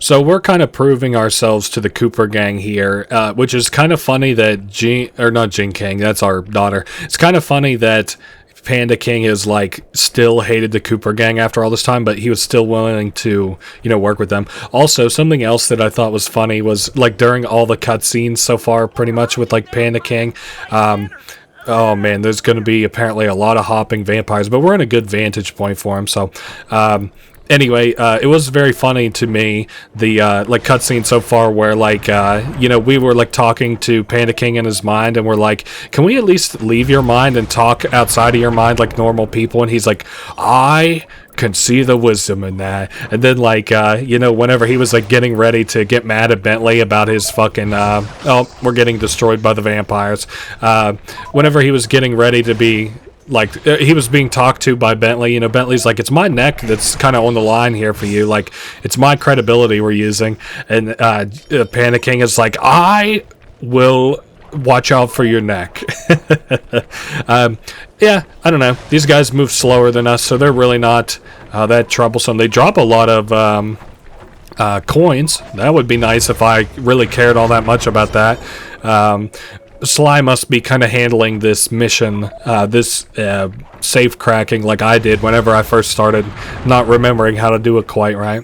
I don't know. It's not hard. Thankfully, we don't have to defend Sly. I wonder if that was like an early draft was like defending Sly, and they were like, nah, that's too much of a pain in the ass, because Panda King is not the most graceful of characters to play as. Unlike even Bentley, or not Bentley, even Murray is like, he's got like a certain level of grace to him that makes it so that whenever you're defending people like Sly or Bentley, you know, it's really not all that bad. And that we are surely close, right?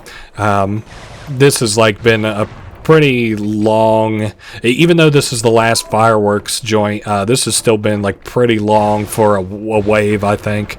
And is that it? Fuck it, let's flame this last guy. Oh no, but there's a whole nother crowd of these mantis vampires. That's what they're called. Whatever. We're getting a bunch of coins off this, so you know, at least if we need coins in kind of the future. I am kind of interested in the next Panda King mission that comes in the pirate area. I'm so excited for the pirate area, actually. It's going to be a lot of fun. That is a very powerful last act before like the assault on the Cooper gang vault. You know, considering like all the missions, Octavio's mission's like pretty good. The Penelope's are like pretty alright, I guess. They're not bad. And then, you know, the like Outback missions, I guess, are like fine. There's nothing that I hate about it. In fact, you know, it still has my favorite mission in it, the lemonade drinking contest. And the boss fight with Carmelita, very good, but We're making a pretty good team. This is the last of the fireworks. Put them in the crypt and kaboom! No more hopping vampires. Yes, this ordinance will suffice. They're gonna be fangs everywhere.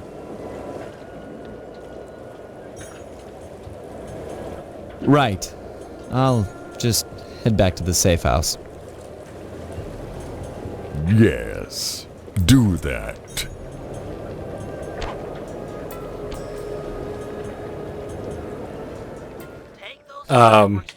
How about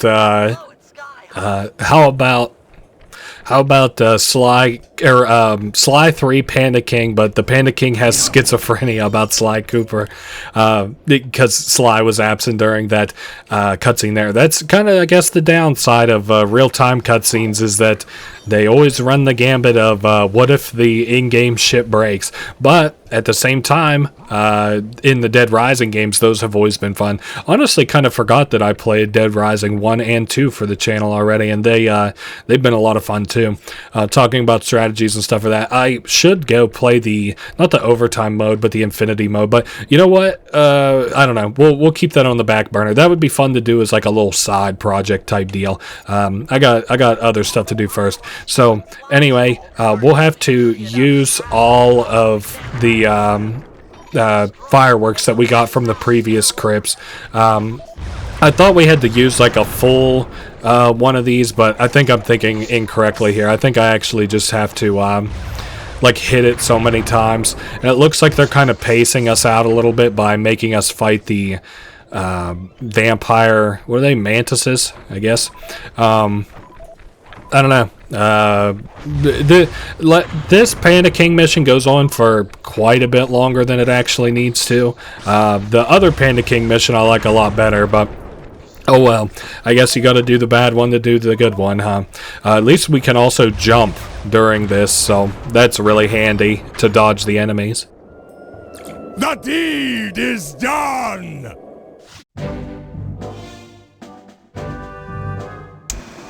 Time to free Jing King, rob General Sal blind, and send him up the river. I call it Operation Wedding Crasher. This will be a multi-pronged job, with 2 groups working simultaneously.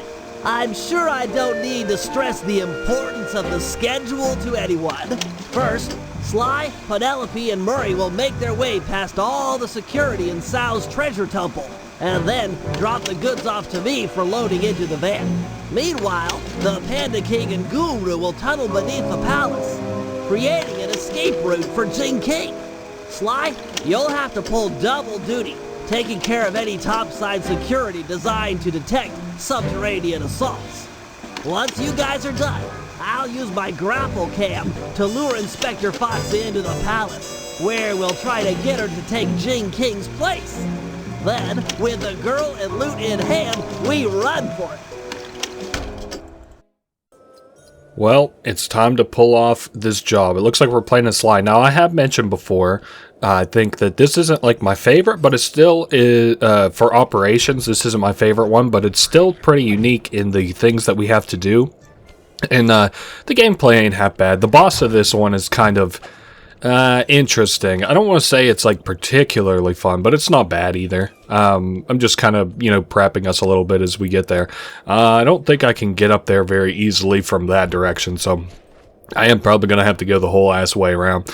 Yeah, I don't know. So we've got an idea of the operation here. Hopefully we'll be able to save, wasn't it Jing Ping? I don't know. I've been getting a lot of Kung Fu Panda shorts recommended to me lately, and I haven't really seen those movies before, but I think they have a lot of similarly named characters in that, they're just names that I don't recognize, but they're Eastern names, some descript. So that's all to say, like, maybe I'm misremembering, but... so did we insta-kill with this? I know Murray's like little knockout wasn't insta-killing, which was kind of blowing my mind because these guys like must be more powerful, I guess, or getting more powerful the later we go into these maps. But yeah, we're very nearly there to the operation. This one's pretty, it's all right. Like, I like how unique it is in relation to the operations. Like, we've got like a few pretty unique objectives and stuff that we have to do, as Sly especially. I'm in green light position. Let's get a roll call. Ready! In position. I'm pumped! I too stand ready. Even if we fail, it will have been an honorable effort. Jing King is not forgotten. All right, everyone. Let's go.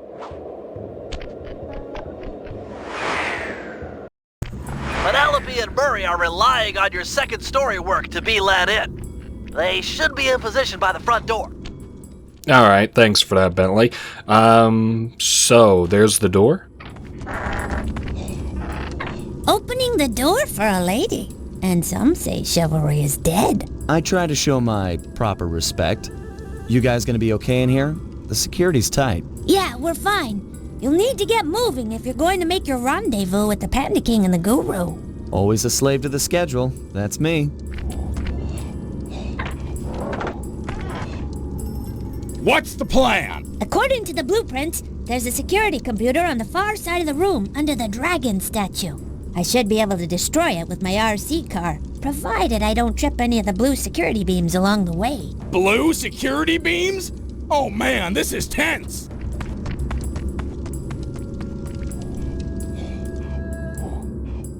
So we've been dodging the red security beams for a while. Now we've got blue security beams to dodge as well.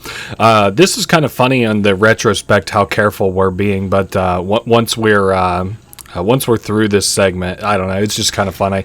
I think one of the challenges, whenever you look at the challenges for like those challenge missions that we could possibly do, I think one of them is this segment of the mission, but doing it so quickly. Or maybe I'm thinking of the second half of this where we have to destroy some stuff, and that too happens fairly quickly.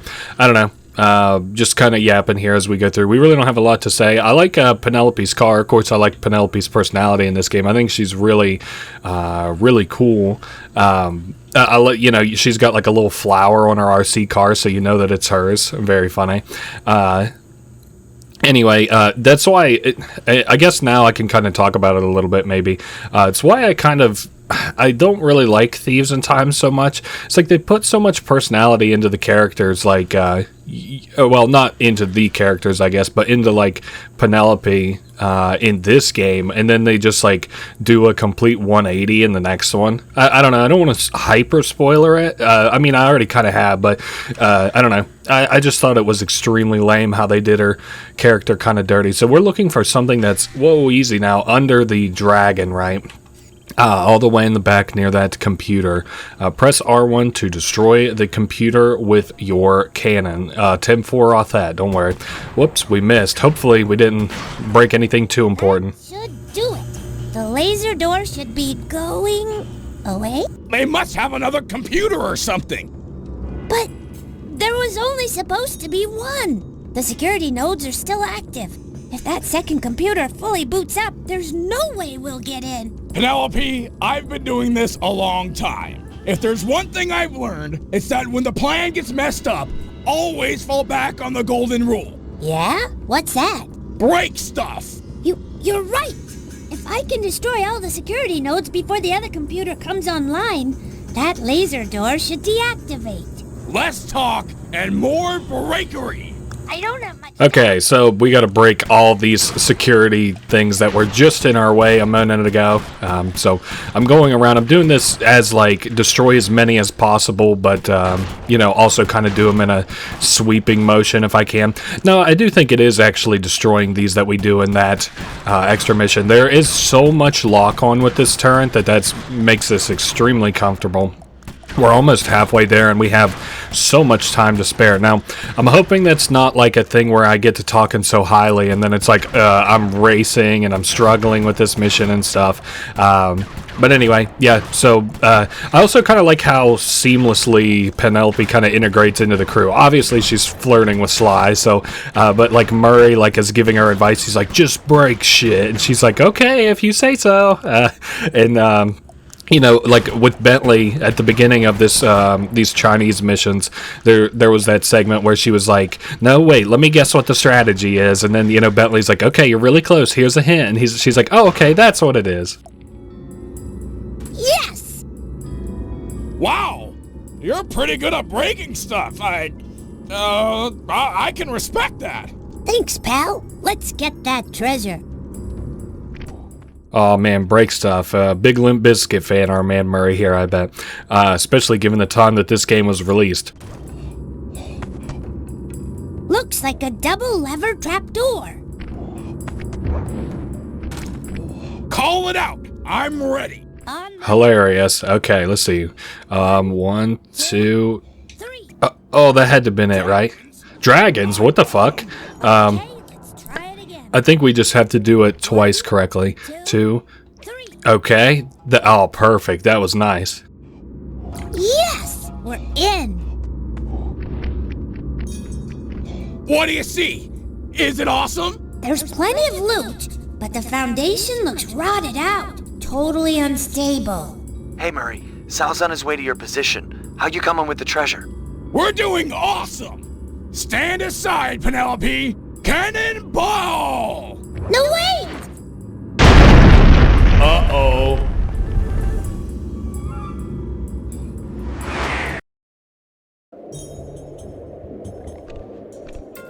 Always a slave to the schedule. That's me. The Panda King and the Guru are in position beneath the palace. Once you're inside, they'll start blasting. Alright, so we did the kind of A side of things. Now it's time to do the B side. We've got the loot, or we're getting the loot, and now it's time to get Jing King. I was wrong. Panda King, of course. We'll do it with style.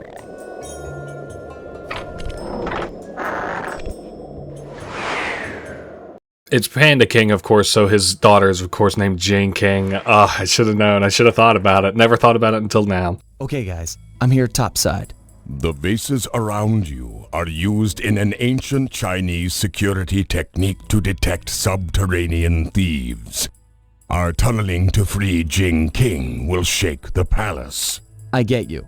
If any of the vases tip over, it'll trip an alarm. Correct. Don't allow them to fall. I am putting my trust in you, Sly Cooper. We'll get Jing King. I promise. The Guru's right. Let's get this show on the road.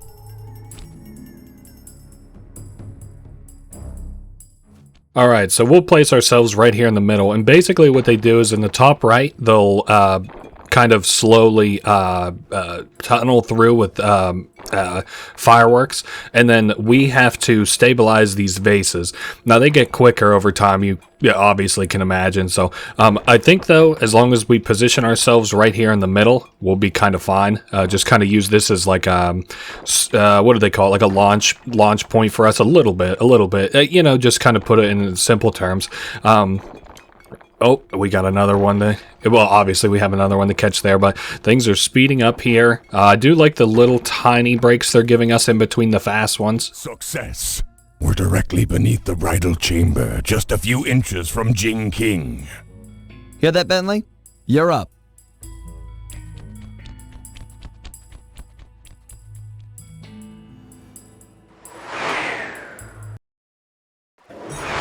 Lure Carmelita with your grapple cam to the front of the palace. I left her a calling card and I'm sure she'll see it and come inside. Then it's time for a little subterfuge. Oh, and keep your position on the stilt platform. You're on point for the treasure drop.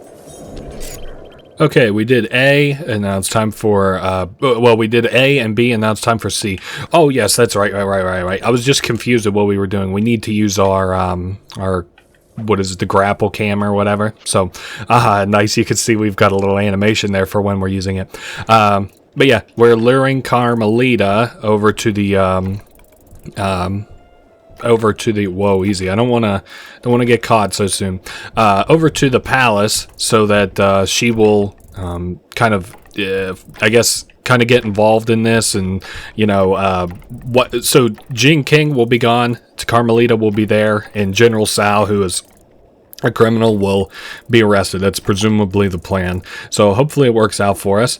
And Bentley has to stay where he's at for the drop, so he can't just run Carmelita where she needs to be.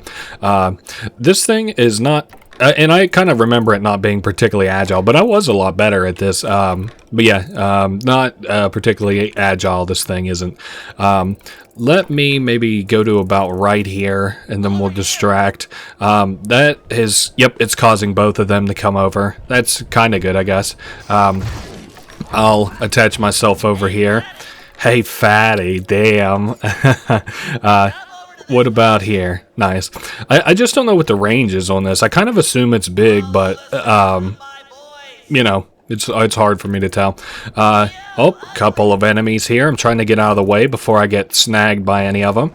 And then we'll put ourselves right here, which is when she's done fighting. I imagine she'll come over this direction. How about over here, Carmelita? Maybe we're just a little bit too far. Okay, there she is, and she has spotted us, but I think she's gonna focus the enemies. Hey, she's right where I want her to be. Cooper! Ugh. These guys have to brag even when they're running away.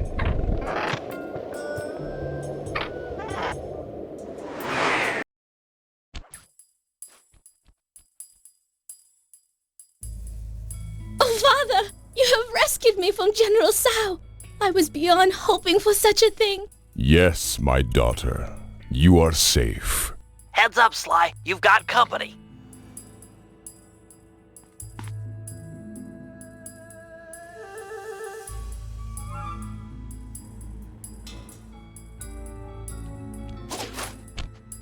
Okay, Bentley, Secret Plan Alpha is underway. You know the one where I disguise myself as General Sal and steal the veiled bride during the wedding ceremony? Yeah, make sure the whole gang's there.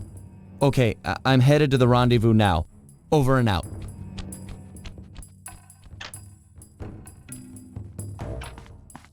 Sly Cooper and his secret plans. Who's this failed bride he's so interested in anyways? Well, he's not the only one who can play the disguise game. I'll give him and his gang a shotgun wedding they'll never forget.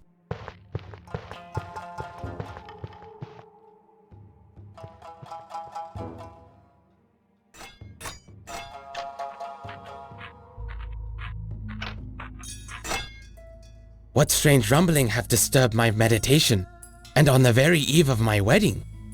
Do not worry, my bride. I will not let anything prevent our love from blossoming, not even your misguided attempts to escape. Ah well, perhaps my meditation will be more focused amid the splendor of my treasure temple.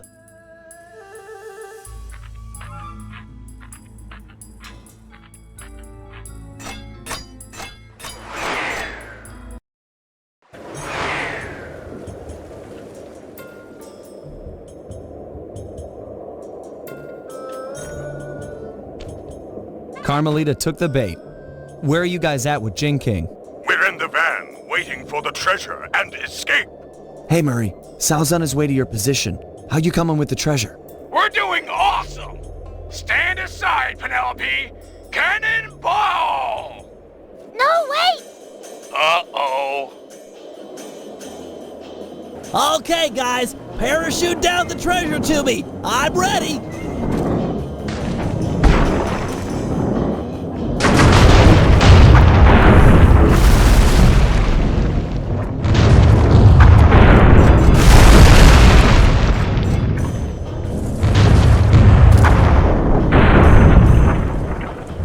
Murray!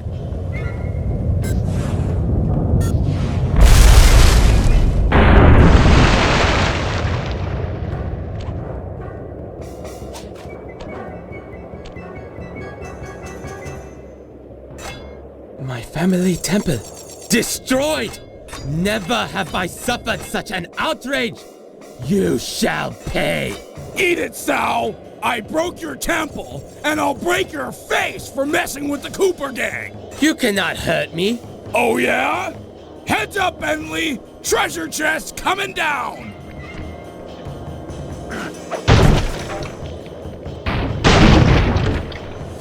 The outrage!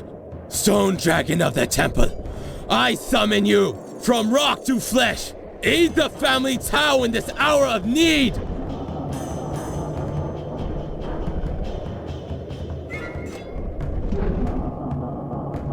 sweet strawberry shortcake! No! Let go of me! Haha! The tow line is master in this place. Hear me, Sly Cooper! My lineage surpasses yours in every way! It's not about the family name, pal. It's what you do with it.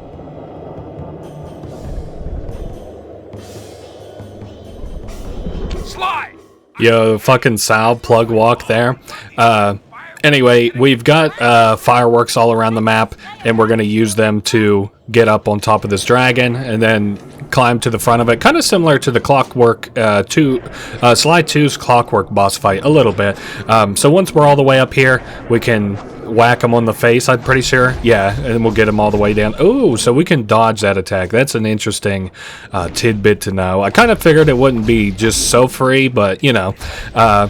Anyway, the dragon has Penelope, so it's obviously on us to get her back. Oh, and nice. We've already got another firework here. So we've set Carmelita up to set General Sal up. I almost said Jin King up. Set General Sal up. There we go. And what else was there? Murray kind of screwed the pooch on this one a little bit. I mean, kind of, sort of. He destroyed General Sal's just temple wholesale, which was not in the plan, but, you know, whatever. Oh, shit. Okay, so we've got a new attack being added to his repertoire a little bit more than just a simple dodge, a simple jump dodge, I guess I should say. And also, we do not have very much HP at all. Oh, okay. Easy now, easy. All right, turn around here, and we'll dodge that one. Oh, easy. Oh, dude, this is... it's so tricky to stay on this thing. We'll do better the next time, I bet. This is a boss fight that penalizes you very heavily for being greedy, and of course, you know, I've shown myself to be that several times in this Let's Play, or playthrough, whatever. Anyway, we are going back up immediately. I like this boss fight. It feels good, is what I'll say, as far as like the traversal and stuff, because they could have made like getting up here a huge pain in the ass. It's kind of the same way that I felt about Sly 2, the missions where we had to pop the like weather balloons or whatever that had spices in them. That mission felt fine, but it probably shouldn't have, because it was hold up, it shouldn't have, because we had to traverse so much of the map. But hey. Feel like making an exit? My hero. I still win, Cooper. You might have stolen my treasure and thwarted my dragon, but I still have the bride. Jin King is mine.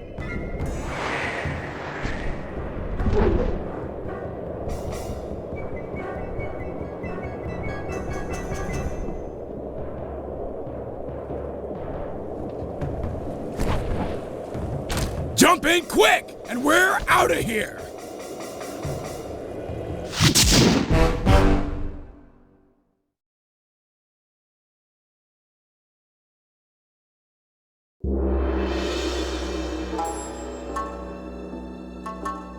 General Sal had his wedding right on schedule.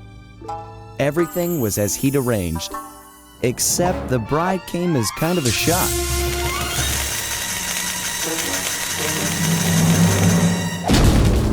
Carmelita was a little disappointed it wasn't me she busted at the altar, although I doubt she minded taking Sal into custody. He did, after all, plague the streets with the undead.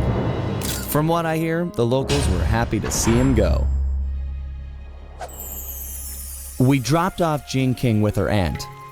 The Panda King insisted that she'd be safe there and that he needed to pay off his debt to the gang. I was still wary, but there was no denying that his skills would come in handy. Needless to say, we lived it up in the back streets of Shanghai. What kind of gang of thieves would we be if we passed up on recreation like that?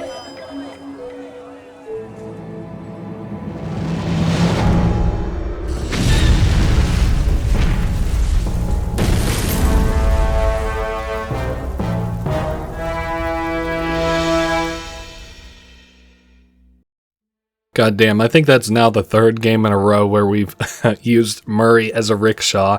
Dead Men Tell No Tales. This is another good one. We'll go straight into the cutscene from here. We got the message late one Saturday night. Dimitri was calling in the favor I promised him back in Holland.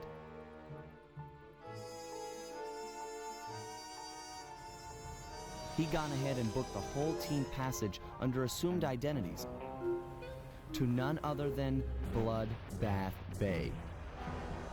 Easily the most lawless town on Earth.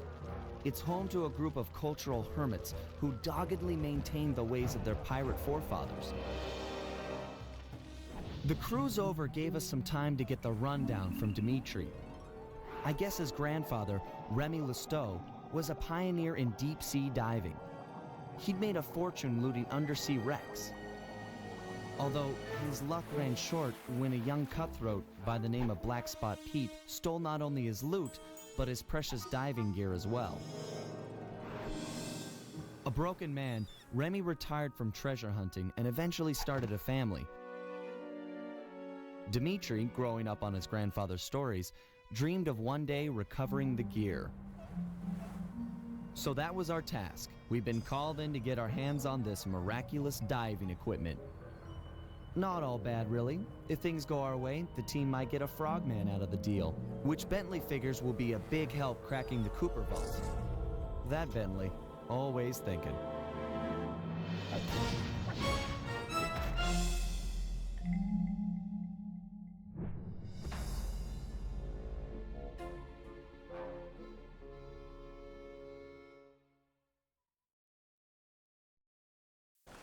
Oh, we don't get an introduction to this one, I guess. Or maybe if we pick Sly, we'll get one? No. Bloodbath Bay, the Caribbean Sea, Day 1. We have to go on the other side of the other side of the map here so that we can... I think we're going to talk to this character about where the equipment is that Dimitri was talking about, because lo and behold, it's the last member of our gang to recruit. Now, I said last. This is the last kind of normalish chapter. The next one you might consider like the final chapter, the I don't want to call it a boss chapter because that's not what it means, but the end. This one's almost the end. This is the second to last chapter, and then we've got the end one. Something about this kind of level and stuff I always have really liked. Now, can I figure out how the hell I'm supposed to get up to where I'm going? Okay, where to from here? Just right across this pole if I can manage it. Nope, can't manage it. How about over to here?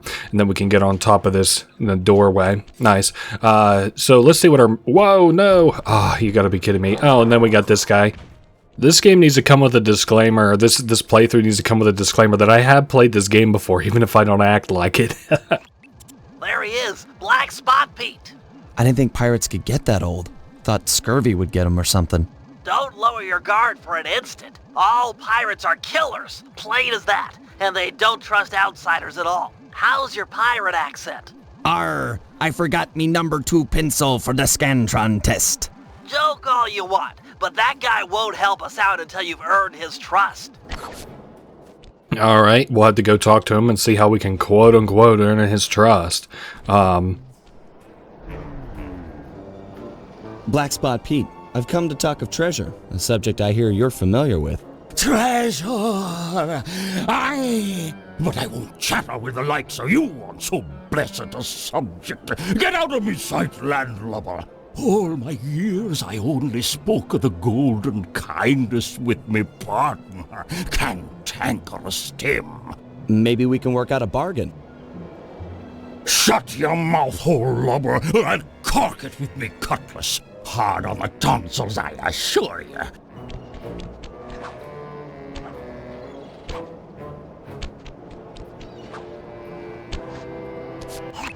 Salt of the earth, that Black Spot Pete. It's clear to get anywhere with the old coot, we'll need to fool him into thinking that you're cantankerous Tim. What happened to Tim anyway? His lieutenants mutinied on the old guy and divided the plunder, including his captain's outfit. This is the only real pirate town left. They must be around here somewhere. You're right. That's Stone Jake. Toughest guy you'll ever meet. He took the eye patch. Tough enough to take an anchor dropped on his head? Good plan. That'll do the job, matey. Stone Jake has a thing about monkeys. If you whack the palm trees, he's sure to come running. Perfect for luring him under the anchor. So we can't just knock this guy out with like arcane. We have to kind of bait him over to damn, this really is a real shitty position. Maybe, you know what maybe we could do? Maybe I could like run him over here and then use the trees to my advantage. Holy shit, they are really hounded down on us on those cannons. Hey, if I could walk around with a cannon in my arms, maybe I would do it, you know. Anyway, perfect. So this did kind of work out, even though we got caught a little bit. We'll get him over to this one. I think I need to give myself a little bit more room in between tricks here. So then we'll snag that one, and he's right where. Ah, shit. Okay, hold up. Where is he going? Is that Stone Jake? What the fuck? Where are you? Can you please get back here? What? Okay, I don't know what's happening. He's doing some interesting pathing, to say the least. Maybe I could re-hit those a couple times. I think he might be broken. Oh my god, and he's gonna take the... Oh my lord. Alright, we're back, and this should go better this time. Well, now, where the fuck is he going again? No, go back. Okay. Oh. Monkeys?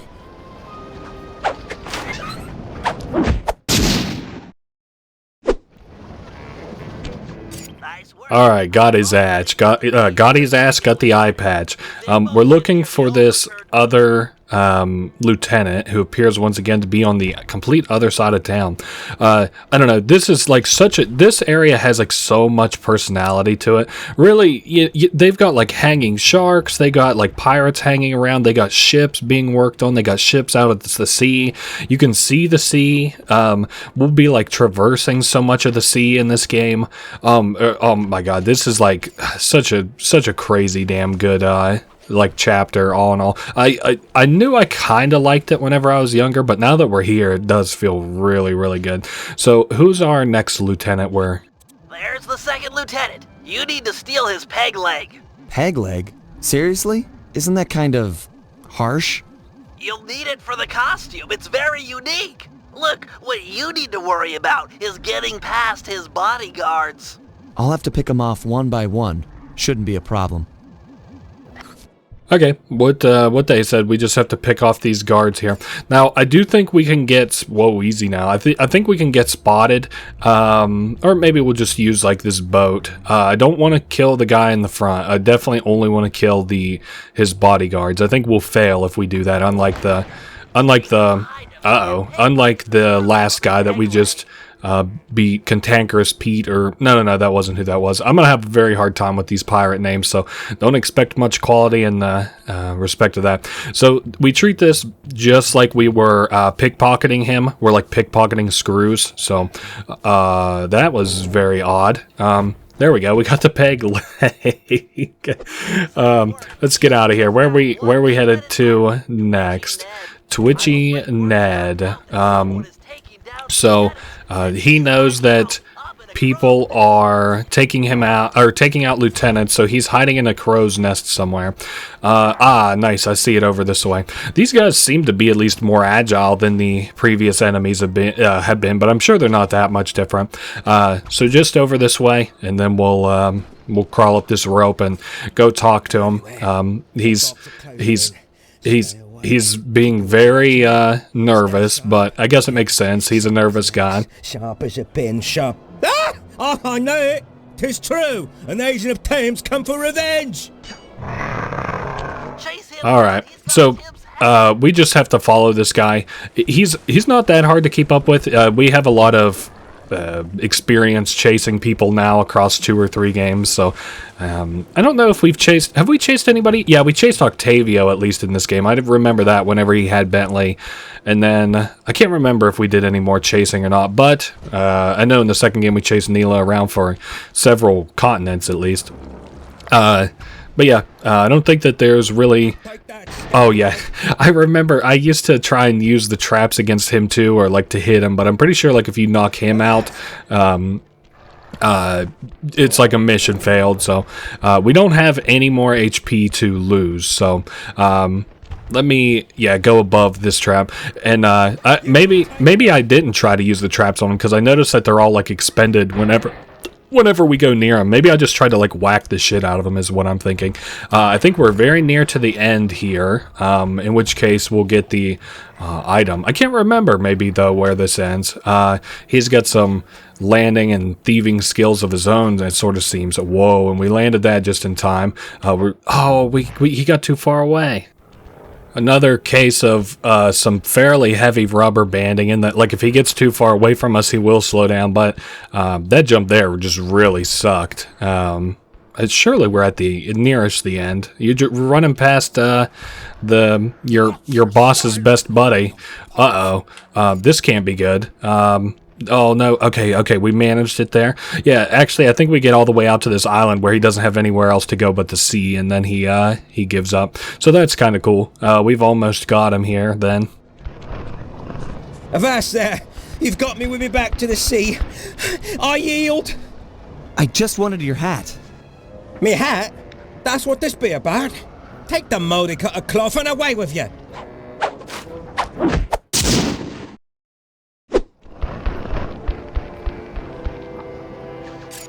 Alright, that's all to it. Now we have a new outfit, the Cantankerous Tim disguise. Looks okay, I guess. So we'll go back and talk to Tim. Now, there is a game that will be played, which is an insult contest between us and this guy. And the way it works is we can insult each other, but we can never use the same insult twice. And if we do accidentally, then we lose. So pretty simple stuff, but I'm not going to be talking for it because it is a dialogue cutscene. So. What? Cantankerous Tim! You're back, you two-faced scallywag!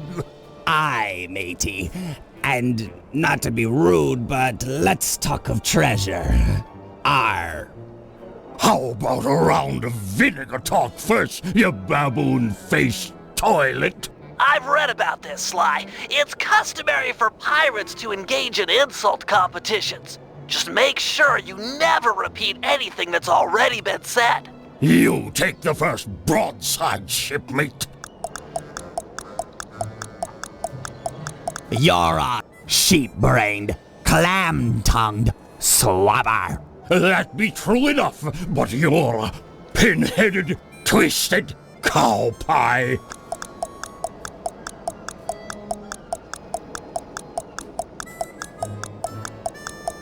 Oh, really? You're a blathering, yellow-bellied whale fart. Ha ha ha! But methinks you're a parrot-loving, grog-abusing sack of maggots.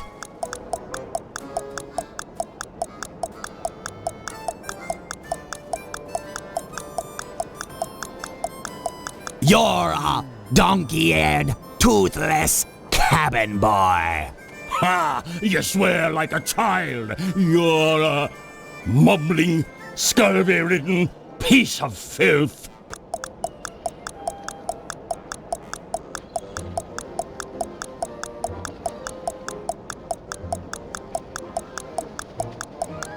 You're a cricket-sized, barnacle-backed bag of vomit. That be true enough, but you're a stupid, puss-faced waste of skin.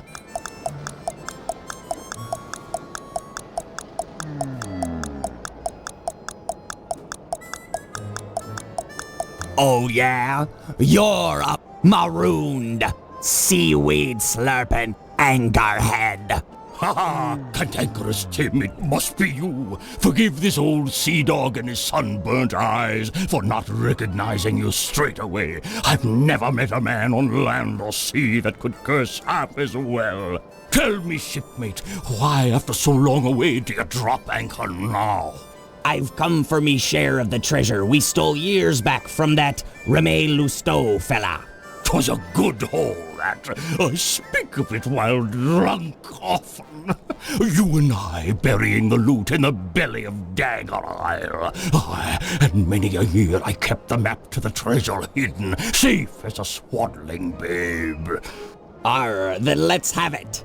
High time we dug up our retirement and lived as lords. It shames me fierce to tell you, shipmate, but I lost me galleon in a game of cards. And worse yet, the map was stolen by that terror, Captain Lefouy. What? What? I'd have run him through with my cutlass before giving up so treasured a parchment. This Lefouy's no ordinary buccaneer, no. He's earned the reputation as the smartest man on the 7 seas. The devil lives in yonder keep. 'Tis there you'll find the map, and your death as well. If you go for the treasure, shipmate, you go alone. Me seafaring days are long behind me. Thank you, Pete. You've been a good friend. Aye, and you're still a skinny, malodorous, hairy-palmed bottom feeder.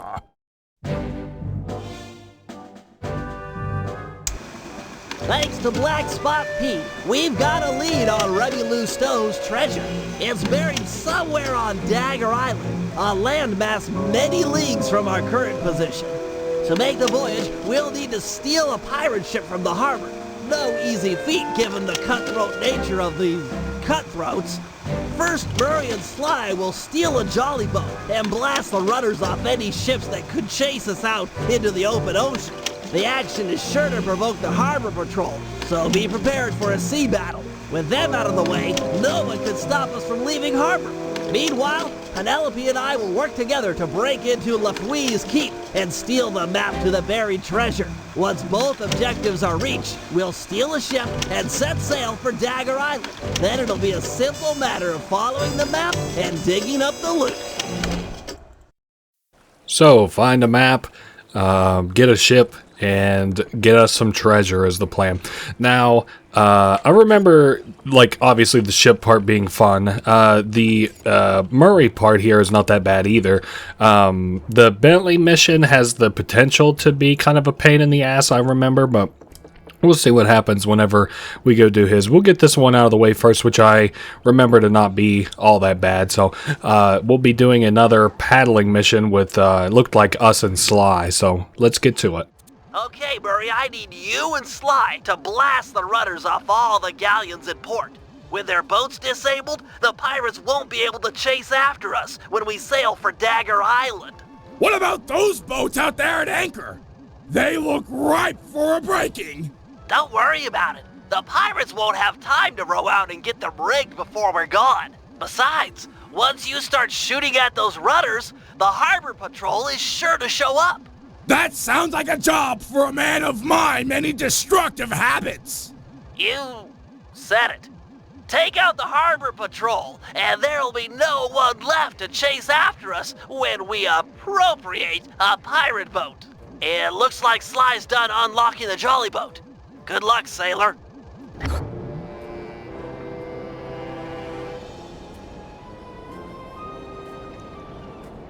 Okay, boys. Alright, so we are going to break the rudders on these ships, and when we do, it'll make it so that we can't be chased out of here. Holy Christ above, this is so loud. Anyway, I think we'll be fine. I think I can deal with the HP loss here. Oh my god, and we're down to a third of HP. Hold up, let me go with, or what do they call it, turn the curve or something like that. Now it says here that it's not quite destroyed apparently. Let me maybe re-angle myself. We're not turning very well. There we are. So what? No, it's destroyed. See another rudder over here. I would like to destroy all these automated cannons first. Let me reverse real hard so that I don't get, whoa, hit by that one. Nice. We're doing pretty good at dodging here. Playing as, like, Murray's a lot more slick whenever he's not under the, or in the sewers, I guess I should say. Maybe we gotta go clear ass the whole way around. But yeah, definitely a lot faster, feels a lot better. I guess we don't have to sneak as much, so we've got Sly on the cannon, proverbially. you know, at least that's what Bentley says. So we can change the distance at which we fire, but if we're agile enough, it's probably not that big a deal. So, like, they just had a chance to fire. Let me position myself right here. They shouldn't be able to hit us from here, I would guess. Oh, but we can't really hit the rudder. All right, now what? You guys are doing great, but it's time to bump it up a notch. The harbor patrol has arrived. They look pretty well armored. Is this cannon gonna cut it? You're right, Sly. Murray needs to ram them with your jolly boat to knock off the armor. All right! I'm tired of dodging cannonballs. Time to crack some skulls, jolly boat style. Once Murray has knocked off the armor, you'll need to sink him with a well-placed cannonball. So we know how to hit a stationary object, but how do we hit a moving object? We have to kill 6 of these harbor patrols or whatever. Knock the armor off them first by ramming into them, and then we'll... Oh, easy. By ramming into them, and then we'll... Whoa, easy. I'm trying my best to dodge here. Then we shoot them with a cannon. It's not too hard. It only takes 1 shot. I actually kind of figured it would take several. Alright, that one's gone. We're halfway there. I think they keep yelling something too. There was something I was looking up the other day, and it was like everything they say is in Spanish. Oh, you know what? It was a character for Rayman Arena. I guess the Raise Bot, the Raise Bot 1000 in that game only speaks Spanish. The team of excellence, Murray and his faithful gunner Sly, kick butt yet again. Sorry guys. I wasn't aware the harbor patrol had a cutter. You're not done yet. Gads, that thing is massive. Everything has a weak point. Just look at the mast. They've been patching it up for a while now. Sly's right. That mast will fall before our combined mightitude. No matter how many cannons they bring to bear, we will bear it. Not to sound like a wimp, but I vote we dodge their cannonballs. Or we can dodge. That works too. I was just talking about the Spanish thing just because I thought going into it that it was maybe this game I was reading about. But anyway, we have to destroy the mast of this ship. They have a bunch of cannons kind of in place on the sides of the ship. And since we can charge this up... Okay. Oh, okay. I see how we're supposed to hit the mast now. Let me kind of, like, whip it around this corner here real quick. It's got, like, a thing right in the middle. Oh, easy. Ah, we got hit. That sucks. Alright, now that we got our HP refilled, I don't really doubt that I can outpace this. Also, we don't have to hit it all that many times. I see we've got it pretty low on HP. It's only got 1 mast left. Oh, there it goes. It's been sunk. Excellence does it again. Nice shooting, sidekick. Hey, we would have been sunk without your rowing. When you guys are done making out, I'll see you back at the safe house. Sheesh. Dude, that's fucking me on the mic there with fucking Bentley. I'm like, when you guys are done kissing, can you guys come back to the safe house? Oh my god. That's funny. I don't remember that line at all. Anyway, we'll go back and we'll switch to Bentley and do what I'm going to consider the shittier side of things here. I don't really care for it so much, but hey, what can you do? It's really involved. It reminds me of all the parts of the last like operation that we did that I didn't like. It's got like a lot of RC car driving, I think. It's got a lot of like grapple gun distracting. I don't know. We'll see how it goes. Okay, Penelope, I'm in position with your hover spectrometer. I'll launch the device, and you scan for metal structures that resemble a safe or chest, anything the treasure map might be stored in. Roger, Bentley. Let's light this candle. Be still, my heart. She made an obscure NASA reference. Why do the girls always have to go for Sly? It's just not fair. What was that? I didn't read ya. Oh, nothing. I was just saying that we've got fair winds for liftoff. Let's do it.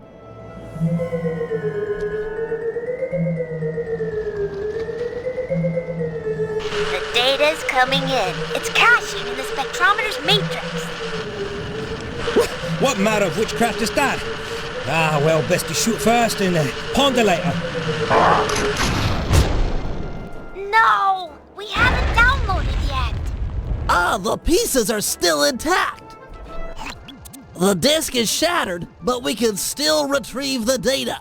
But it's broken, and I rig all my gear to self-destruct if anyone tries to take it after a malfunction. The disk will destroy itself if someone tries to pick it up. Aha! What if we could read the disk's contents before touching it? Right! I could use my RC card, go out and collect the data. It's got the same code base as a disk and should be able to download its contents. Okay, so yes, we now have to drive around town and collect all these pieces. Bentley there's getting a little bit into himself. Maybe he's like, oh, be still my heart. Why do girls always go after Sly? Oh man. I don't know. It's funny to me. It's a good thing that this was before nice guy culture or whatever else. Oh my god, the fucking memes you'd probably see about this shit. So yeah, all we have to do is get really close to all of these pieces. There are 7 of them around. I do think some of these places are way easier to snag than others. Oh well, it looked like we had to go down here anyway, so man, this thing just controls like dog shit. It just keeps randomly whipping. It sometimes goes left when I want it to go right. It goes right when I want it to go left. Hey, at least it's a fucking demon on the firing. Oh, nice. That's the new coin we have there. It has skulls on it, so that's cool. My gun is way overheated, even though they're still blasting me.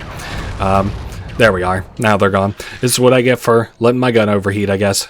So here is where I knew there to be another piece. Man, this thing just controls so badly. I think that one of the bonus missions is to do this on a time limit. So that's even crazier to me that they expect you at a certain point to do this, but like with a time constraint. Anyway, we can get back up to where we were before if we... Oh, hey, we got a heal. We can get back up to where we were before via a ramp. Right here. Yeah, I don't know. It's kind of funny. I definitely like how their personalities are kind of shining through, especially here in the last chapter. You know, somebody we haven't seen a model for yet in game, besides the little slideshow presentation, has been Dimitri. So maybe we'll see him soon enough. Yeah, this just the turning is just non-existent. Oh my lord. I really hate how these guys will just randomly sleep because it's hard to anticipate their movements then. So let's go, let off the gas, then re-gun the gas. Alright, now we're going to start flying through these. Alright, there's another one. We got one to our left, but I'll have to come all the way up here. So should I go ahead and do that? I guess I should.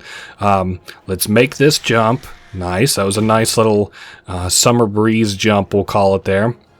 Now I think this other place has like another set of ramps leading up to a very wheelchair accessible, this pirate town. Anyway, we have gotten one half of things in that we've gotten shit. The ship's all ready to go, like the harbor ready to go. Now it's time for the map. That does it. We should have all of the spectrometer data. Hold on. I got it. There's a massive chest near the top east-facing windows. Let's go. I'm kind of surprised that Bentley and Penelope are so willing to kind of go out and do like a field job together. Not because they hate each other or anything, but they're not exactly the most field agents out of the two. Although Bentley did start to prove himself there a little while ago. So that looked like Penelope just got whole ass blasted with a cannon. This Lafouille guy is really on it. He must have seen the disc and raised all the bridges to the fort. There's no way in. I've dealt with guys like this before. They can't really trust their own men, so they always keep an escape route handy. You just have to look around a little.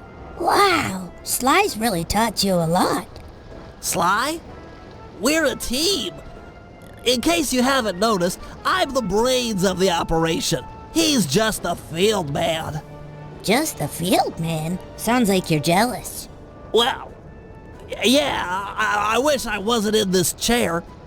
I wish I could run on tight ropes and jump on flag poles and all that stuff, but I can't. You can do other stuff. Sly can't rewire a satellite or write ASCII code. Sly can't even spell ASCII. Yeah, he's not the most technical guy. Hey, let's get moving. We won't find the back entrance just standing around. Oh, sorry about that standing comment. Give me a break, Penelope. It's just an expression. Very funny. Like I said, just Blue Kuzo personality, even in that cutscene there between them.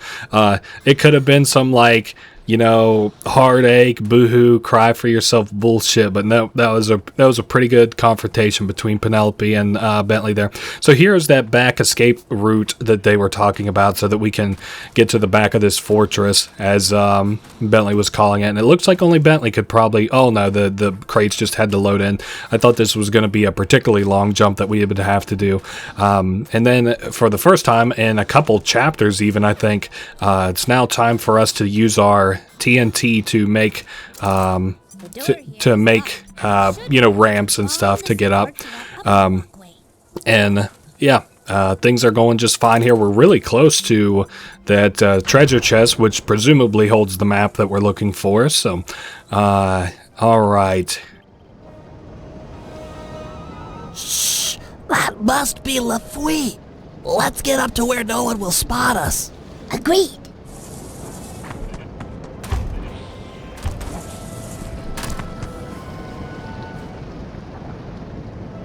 I'll tell you something, by thunder. That disc in the sky was just the beginning. But, sir, 'tis gone. Them bridges is up and all's as clear as morning. Sure, every man's entitled to their opinion. But I don't want to hear no more of them. Second Mate Jones.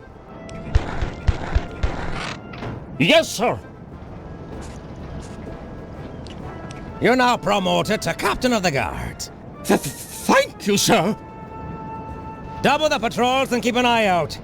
There's a storm blowing in. I'll be just inside torturing the prisoners. Call out if you need help. No, sir. I mean, aye, sir.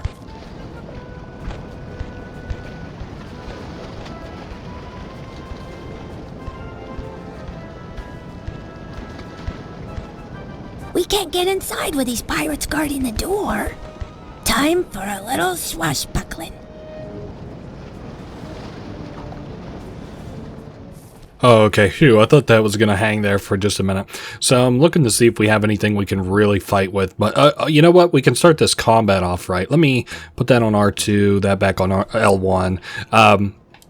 But if I like put that there, we can start off with an explosion, and it completely missed, but it did repile enemies back on top of one another.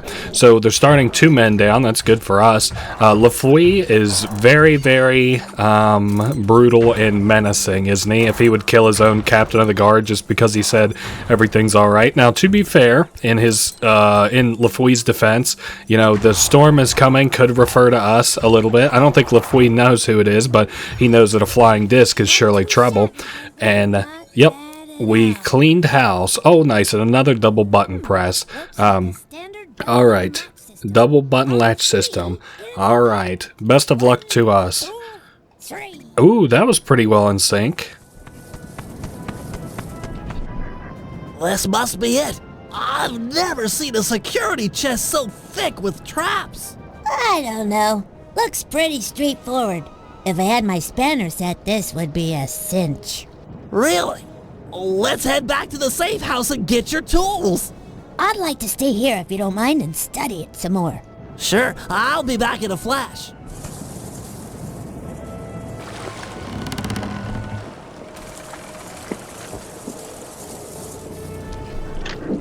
I've got your spanners and I'm on my way back.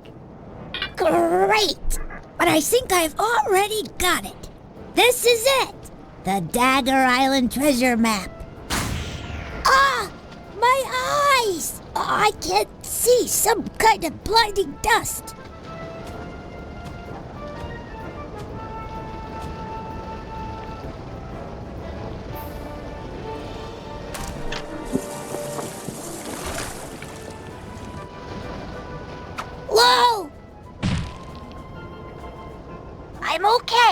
I think I fell down near the front door. I can't get back to the safe house with the bridge is still raised. I'll save you. I'll think of something. Perfect. I'm sure she won't mind if I take the turret off her car. Hurry, Bentley. I'm getting kind of scared here. Hang tight. I've got a new and improved grapple cam on the way. This dust is really nasty. I can't see a thing. Okay, so we've got our new and improved grapple cam, which now includes a gun. We should show it off, right? It now blasts, so it's a turret grapple cam, I guess you could say. Was there anything else I wanted to say there? I don't really think so.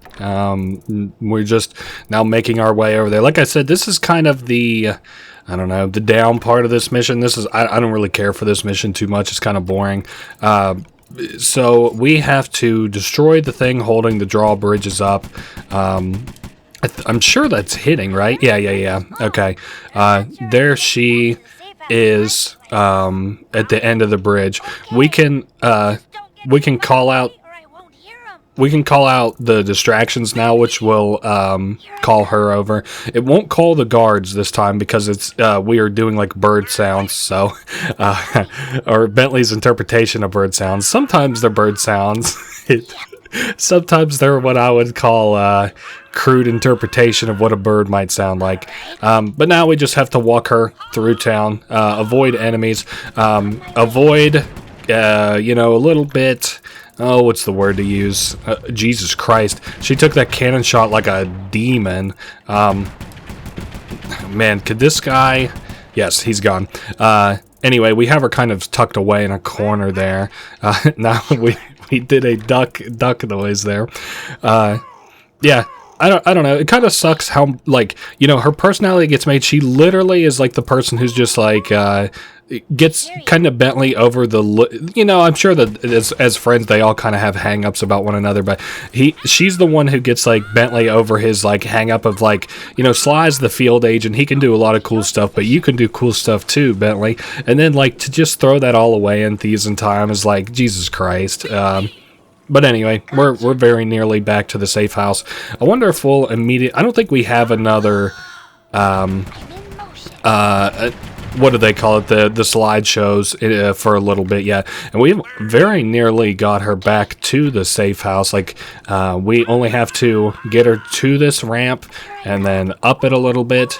Let me get up here. And the pathing for this was actually really nice. I won't say it was perfect, but it was as close as you can be with something like this, especially back in the time this was released. So, very close back to the safe house. We'll just bring her back to Bentley.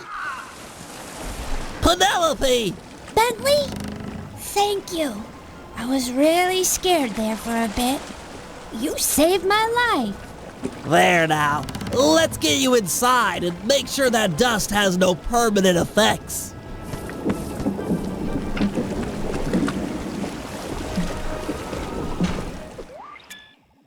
I'm gonna need silent obliteration to complete an upcoming job. Use ThiefNet to buy the Sly silent obliteration. I doubt I have the money for that. Let's see. You know what? Actually, we do have like 500 coins. And it's funny because I almost bought that earlier. Like I was thinking about silent obliteration would make the missions easier, but hey, little did I know I actually just had to buy it. So anyway, whatever is up next, I'm sure it's probably stealing a boat, if I had to guess, because we've cleared the harbor, we've got the map, now we just have to be able to make our way out there. And how else are we going to do that? Well, we've got to get a boat. Starts up here. Okay, Sly, time for the main event. I've been looking forward to this. Every thief dreams of one day stealing a pirate ship. I don't know what it is, but it's like a total rite of passage. This is gonna be great. As you'll be the first on board, you might want to keep your enthusiasm quiet. If the Night Watch detects you, this whole place is going to get lit up with guards. The rest of the team won't stand a chance. Come on, pal. This is me you're talking to. I'm like a 4th degree black belt at this kind of stuff. Murray will meet you at the Jolly Boat, but remember, keep it quiet. Okay. Alright, so if it wasn't clear enough, we have to do this mission very quietly or else we'll fail it. We're meeting Murray to sneak us onto a boat, and then we'll take them out kind of one by one, the enemies once we get over there, so. Looks like they mined the harbor after our last boat trip. Must have really spooked these guys. Alright, sorry, I thought they was gonna say a little bit more than just that. Out and keep it quiet. And they're really giving us that cutscene dialogue I love. No cutscene into heavy cutscene dialogue I love so much. Yes, it is a good thing we got silent obliteration. We definitely need it. It doesn't look like there's that many enemies on this boat. I kind of thought this was going to be just a shade bit more involved, but you know, hey, if it wants to be this simple and then we can have ourselves a pirate ship, I'm all for it. Okay, guys, the coast is clear. Come on up. Roger! I'll start rowing people over! Okay, the rest of the gang is below deck.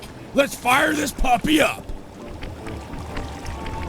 Once we raise the sails and get underway, it won't be long before someone on shore raises an alarm. No problem. We wasted that harbor patrol. The coast is clear. You guys did a great job, but they still have cannons mounted up in Skull Keep. I figure it's long odds they get gun crews into position before we're out of range, but it's worth mentioning. Then let's make full sail for the mouth of the harbor. If you guys are ready, I say we do it now. Every second we dilly-dally just puts us at more risk. Agreed. Murray, take up the anchor. Bentley, get down below deck and adjust the ballast. I'll hoist the sails and get this thing moving. Okay, Sly. Okay, so we can sail the ship, which is actually kind of nice. We can move it with like L2, R2 while we're, you know, sailing. But yeah, we just have to make it to the, what they called, like, what is it, the mouth of the harbor. So make it out to sea. And they should probably be sounding the alarms, I think, behind us. Maybe if we meander about, they sound the alarms. But yeah, no, we're good. We didn't even get accosted by any enemies there, so We've made it into open water.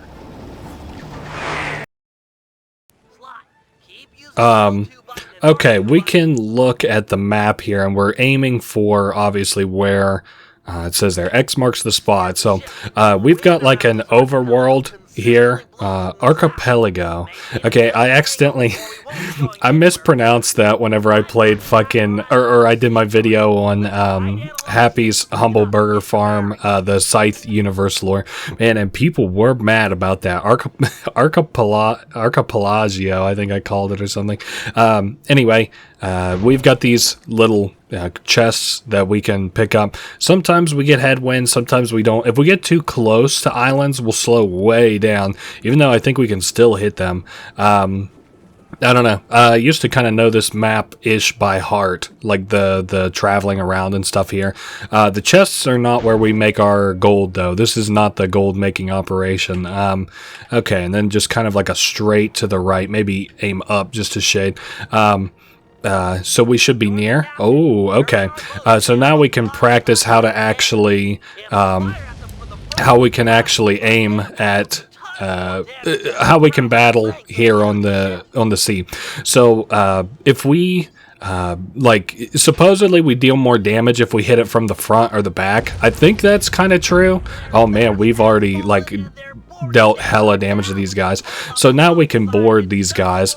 If we kind of like pull up beside them and jump, if we jump on, we can fight like a mini boss type deal, and then that will capture us a ship, which gives us a bunch of money. So that's what we're doing it for. And I'm thinking about it. Oh, he fell off the edge. I might grind money this way. We'll talk about some kind of more strategies and stuff as we whoa, that guy's blocking like crazy. We'll talk about more strategies and stuff as we kind of go on here. Yes, we were close to the Dagger Island. Is this not it, like right along the shore? Let me look at our map. Maybe I need to... No, we're good, we're good. So we're loading into it now, and I think this will teach us about how we use, like, maps. Select it as a power-up and read its clues to find the treasure. I believe the first clue is stand before the statue's gaze to begin your walk along the treasure's maze. Okay, probably looking for some kind of a Yeah. Looking for some kind of a statue to start things off here. I haven't, like I said, played this in probably 7 years or so, and now I think this is really charming, but I don't think I liked this mission very much as a kid. The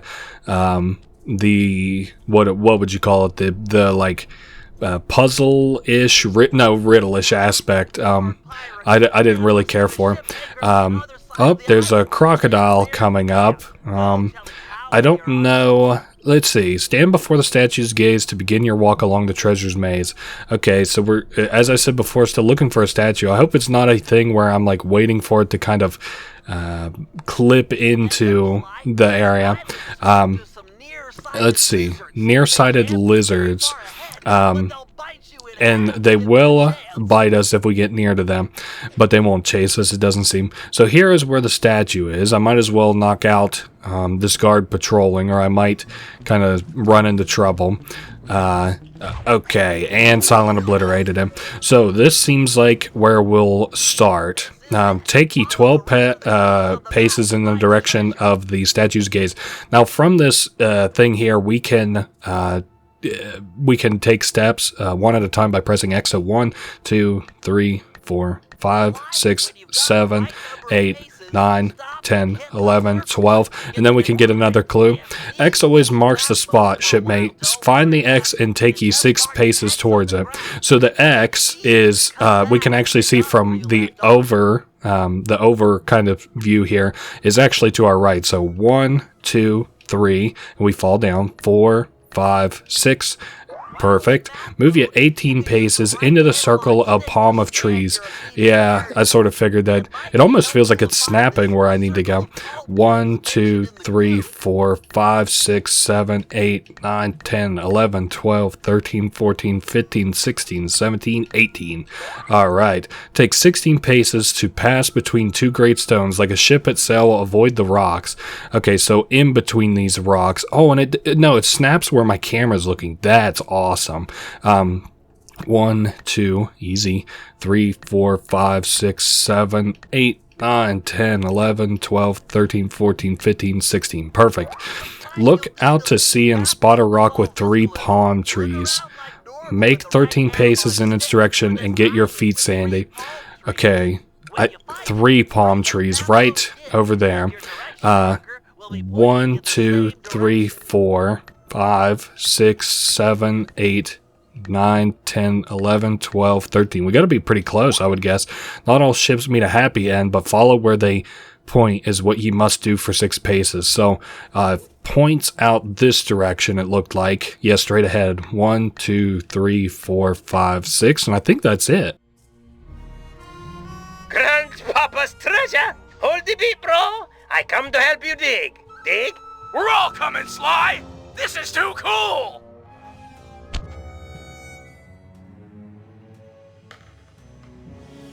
Well, Dimitri, it's your loot. I think you should have the honor. I open with joy. You Cooper gang is a tight groove. Van Gogh bullseye. The primo diving gear to accentuate my deep down diving style. It's so intricate. Your grandfather was an artist. I've never seen such fine craftsmanship. He had the juice. Check it. The gear even matches my suit. I can dance, dive, and accessorize. What else is in this chest? Aye. Let's get a good look. Avast, lubbers! Didn't think you could steal from the smartest man of the 7 seas and not taste the repercussions. Har, har, har. I might have been late for the opening of the chest, but I'm just on time for the stealing of the gold. Let Penelope go. We can work out a deal. Penelope be the lass's name. Purty as a sonnet, and what a rich sweet scent from the wench's hair. Let's thump this chump! No, he'll hurt her! This guy's a killer! Aye! You sum me up with but a word! Killer! Away with ye! Back to your ship! This gold is mine now, or her death is yours! Take your choice! Guys, we don't have any options here. Everyone back to the ship. You can't just abandon me! Help! Please! I'm so scared. Penelope, do what he says! Stay alive! We will save you! I trust you. And I trust you still plan on logging back to your ship. Away with ye. Now!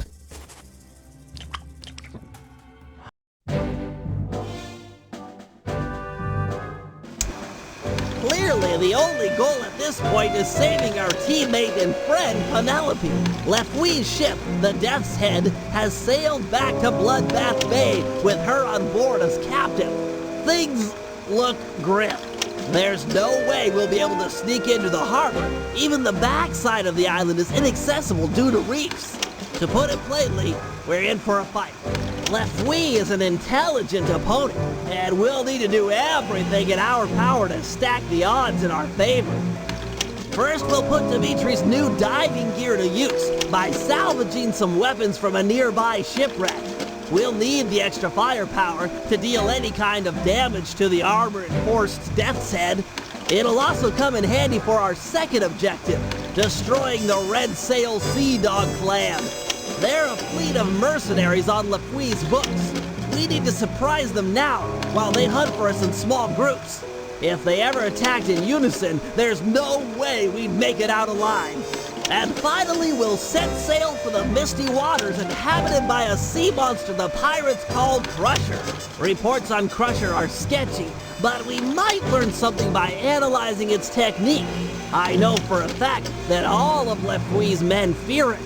An impressive and useful trait, given our current situation.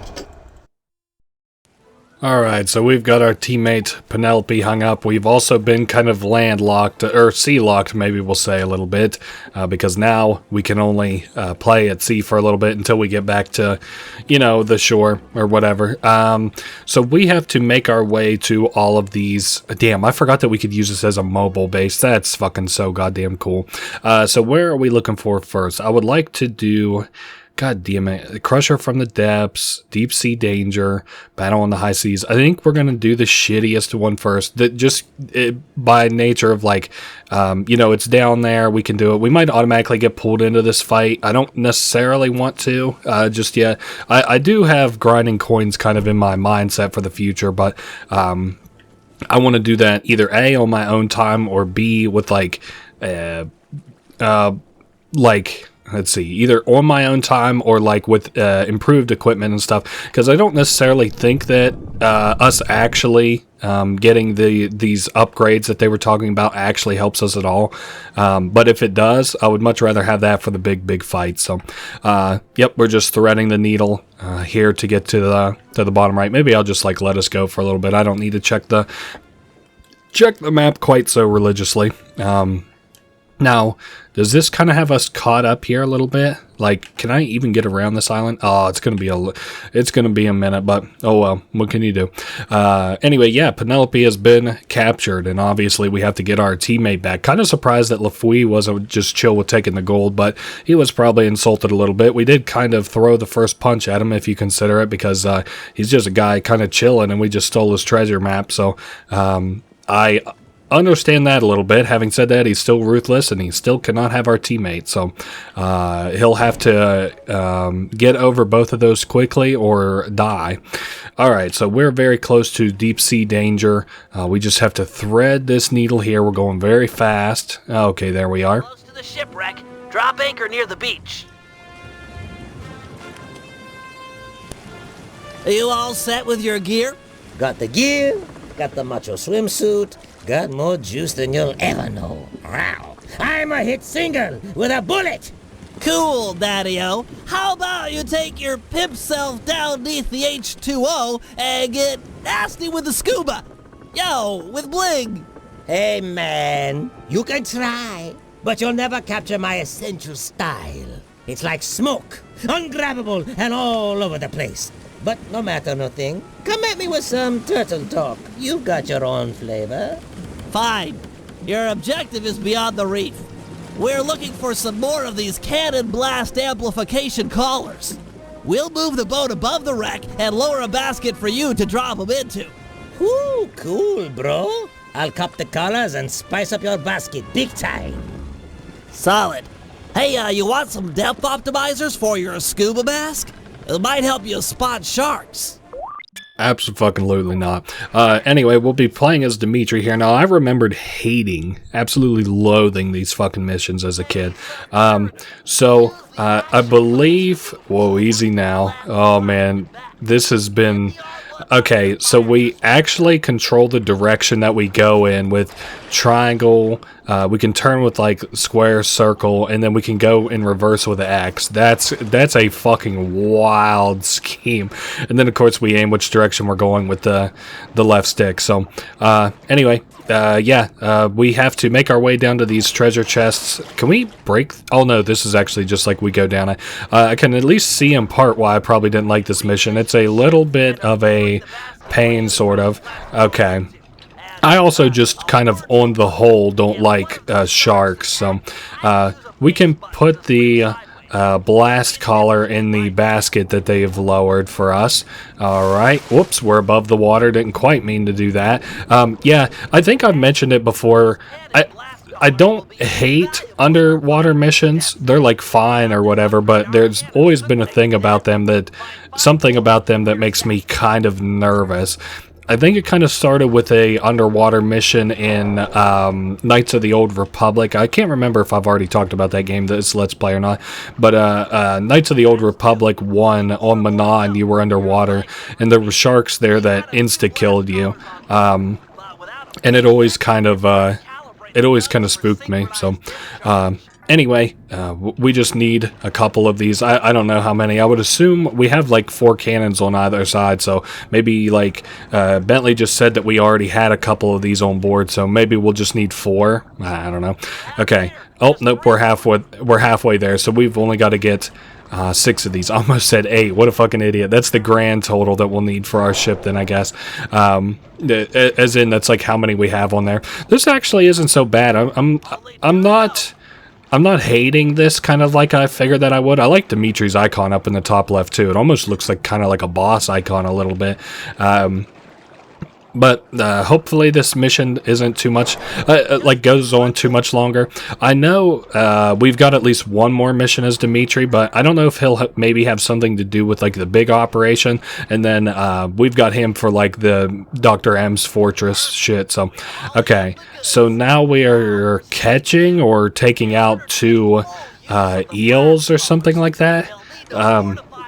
We have to fortify our gunpowder with ground hammerhead shark bones.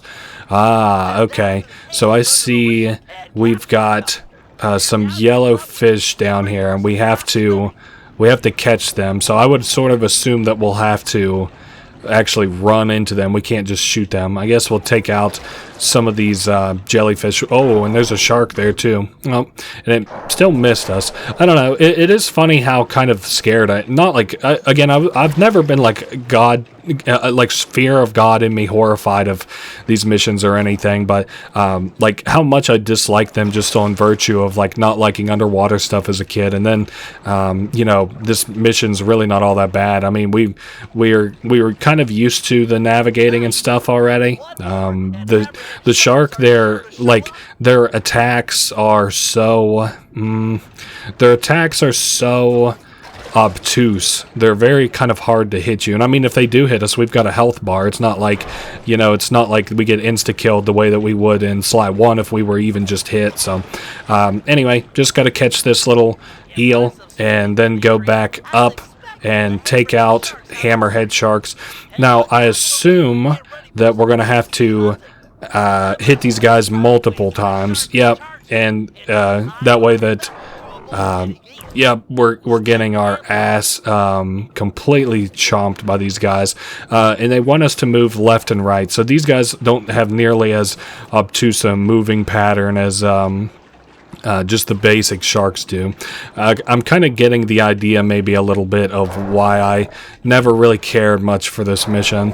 Come on now. Alright, well, at least I didn't have any real progress there, so it's not like I need to cut. We got electrocuted by a jellyfish. Can I maybe... if I could just land one, aggro it, and then land the second one whenever it gets close. There we go. That's my plan for all the hammerheads, really. Okay.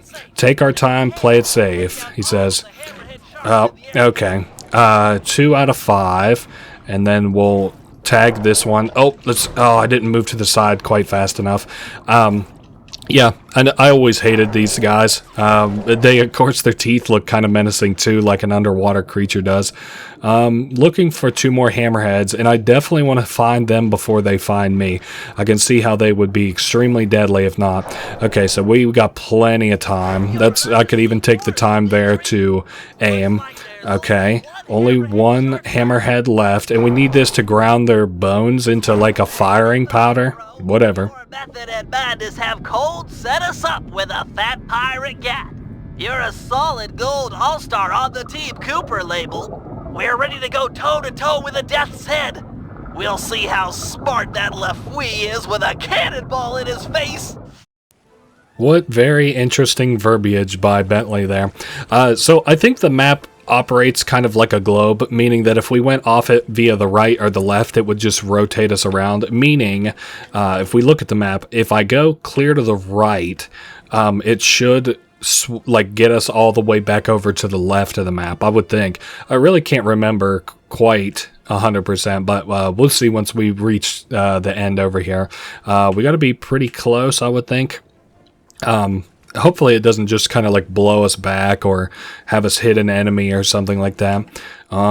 Nope, maybe I was mistaken. It's not even kind of like pushing us back on the wind. It's just kind of like a infinite type deal. Yeah. Okay, well, I guess I see our next mission then is going to be one up to the top left. Yeah, I don't really have too much trivia or anything to say about this point. I really like the way that Dimitri talks during that whole mission there. He's like, my style is like smoke. It's all over the place and uncatchable or untouchable. And then Bentley even tries to like mimic it, and then Dimitri even in his own way is like, whoa, you've got your own way of talking, dude. He's like, just stick with that. It's cool enough. I don't know. These chests really aren't worth it, but they give us something to do out here, I guess. Not even something to do as in I could even ever consider grinding it because it is way too slow. Would sooner fight the pirate galleons before I would even consider doing the chest, because everywhere I look, this is like the place to kind of grind for gold, which makes sense. You just knock out like 4 or 5 pirate ships and you've got like probably like 500-600 gold. I don't know though. It's been a little bit, so we pretty much have to go straight this direction for a minute. I remember this being a lot quicker, but the traversal, but maybe I'm probably just misremembering it. So probably felt a lot quicker whenever I just didn't have anything, else going on, and I could just sort of, play it all even. I could probably like look at my fucking Yu-Gi-Oh cards or something. I could play on like my Game Boy or something as a kid and be like, oh yeah, we've already made it to the next mission. Even then I was, I guess, sort of brain rotted. So, oh, we're very close to the mission where we needed to be. Is that now right around here? We're closing in on one of the Red Sail Sea Dog clan. Beat 2 quarters. Okay, Bentley, give it a rest. So, I guess we're going to have to board the enemy vessel. Alright, so that one has been... Oh man, we knocked out the mast.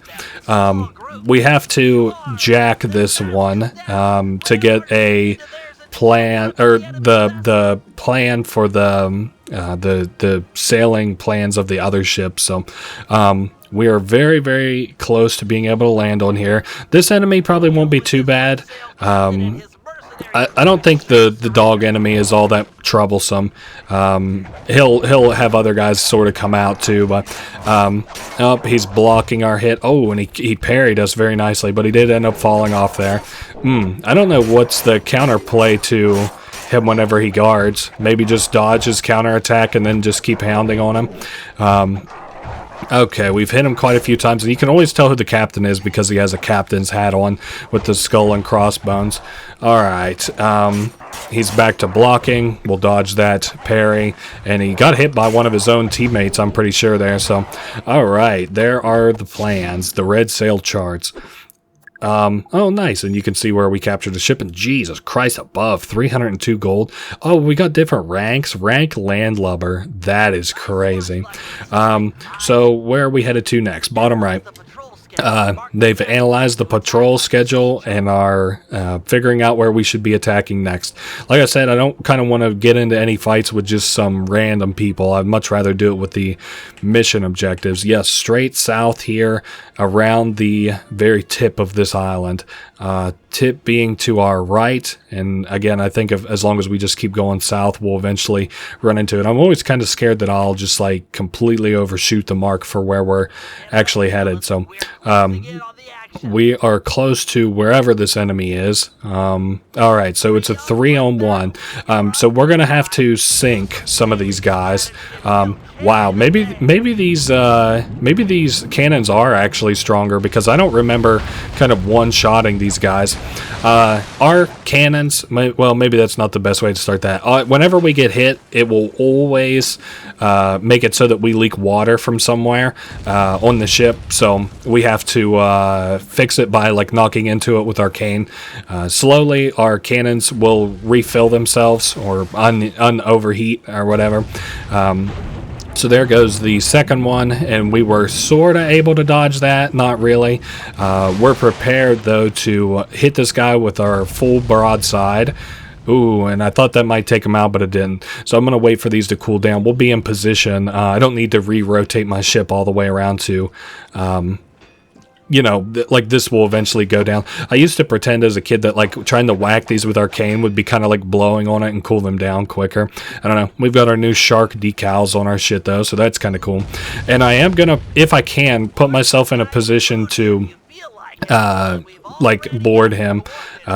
We already have the coordinates for the rest of the fleet, but this would do fine to give us some more gold. And this is also, I can already see the captain there, as he's the only one who spawns. I can already, whoa, easy, tell that this guy won't be much trouble to fight. He at least doesn't have like a block then parry option. I guess he's got like a jump and try and dodge option, and he does probably have like a wake up attack if I managed to combo him very many times. Damn, he got knocked clear out of the air by his own teammate there. Interesting that these guys can hit each other. I like that the boss HPs aren't like ridiculously high either. Okay, so we got a sapphire, and we will see this. Okay, landlubber. We were able to sink 2 ships. They give us about 300 overall, and then we get 300 from the ship captured. We're still a landlubber. Where are we headed to next? More to the east. The mouth of the dragon, it looked like on the map. This one might even be more troublesome. I might start just sinking ships. I don't know. We'll see. Oh, this is an HP refill. Perfect. We're getting close to the big one, says Bentley. So maybe this is a big fight. Maybe with 5 ships. Nope, 4 against 1.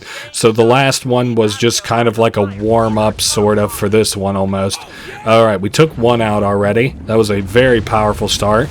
We were able to deftly dodge this one here.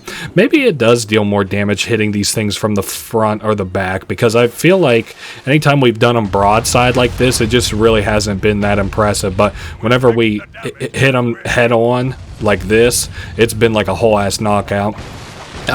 So Panda King is reporting to us that we're taking on water. As our ship gets damage to it also, the cannons on the side that is damaged will gradually take more, or there will be less and less of them, so until finally we sink. I haven't yet been able to show that off because neither side of my ship has been that damaged, but okay, we're about, we still need more time. Shame, because this would be a perfect firing. Oh, nice. It was a perfect firing. Now, since we have this on a weird rotation, we can afford to just fire it with 1 or 2 cannons, and it goes down. Perfect. So the 1v4 went just fine, and we sunk 1, 2, 3, 4 ships, and that is giving us plenty of gold. And we just upgraded our rank to Swabby. Dog Clan. With them out of the way, we won't have to worry about a surprise attack or fight impossible odds when we raid Bloodbath Bay. Okay, all that's left to do probably then is to head west and go see what that monster is they were talking about. Let me pull the trigger on this. Okay. Ah, man, and we still have plenty of damage. Beam fell on my fly suit, said Dimitri. All right. There we go. That ought to take care of him. And I am not jacking that one. I think I can show a damaged cannon here. So this cannon's gone. Our damage output is a little bit less than, which is, that kind of sucks, but oh well. I am just going to sink this guy. I'm not trying to do all that happy horse shit. I was honestly just trying to heal our ship before we did the next thing, but 163 gold. And that, wow, we have 2,000 in total. Now, I don't think I can, like, park my ship, like, but at my discretion, so, you know, that's why I'm not going in and trying to buy anything just yet. Maybe once we get to the next safe house, if there is another one. If not, I could always go back and to a different safe house and try to buy stuff, but I don't even know if there's anything that I would even want. A lot of ships. I'm considering, I don't know, there's no reason to really grind these guys. It's just a title difference, but that's kind of fun. Gives you something to work towards if you're like a little less kid, I guess. Raise your pirate level and name and stuff.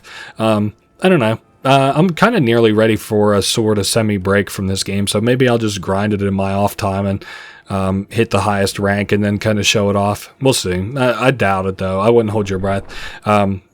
Getting close to the shores here, which means that we don't get the headwind and we start to scrunch up on rocks a little bit, making us slower.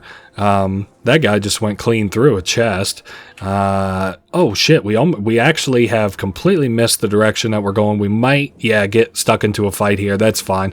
We'll just take these guys out. Simple as apple pie. Now, we've got a guy very far out that away. Ooh, if that didn't miss, that would have been a hell of a hit, I bet.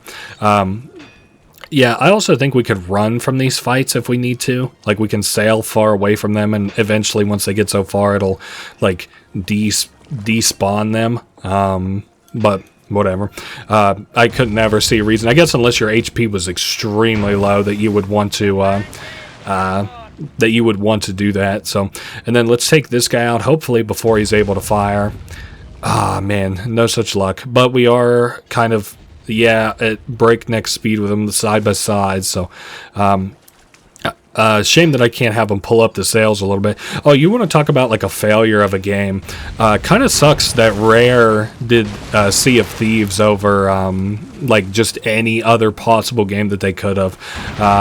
Sea of Thieves like sucks incredibly bad in my opinion. No permanent progression for a game is like a death sentence for the game. It's like I don't know. It's really fucking boring in my opinion. There's like nothing to do that has any kind of permeance to it. I mean, you can customize your ship, but it doesn't make the gameplay any smoother or anything. And then it's like, so what do you want? Do you want the Captain Jack Sparrow like tie-ins? Like, I guess that's fine. So is that ship just about done? It sucks that this side of the ship has so few cannons to it now. And if we get hit by a particularly nasty barrage of cannonballs, it will not be good for us. Okay, there goes another one. I wonder how much more hate this ship can take. All right, no, maybe I should just swap to the other side, which has a full breast of cannons still, or is a breast still full of cannons.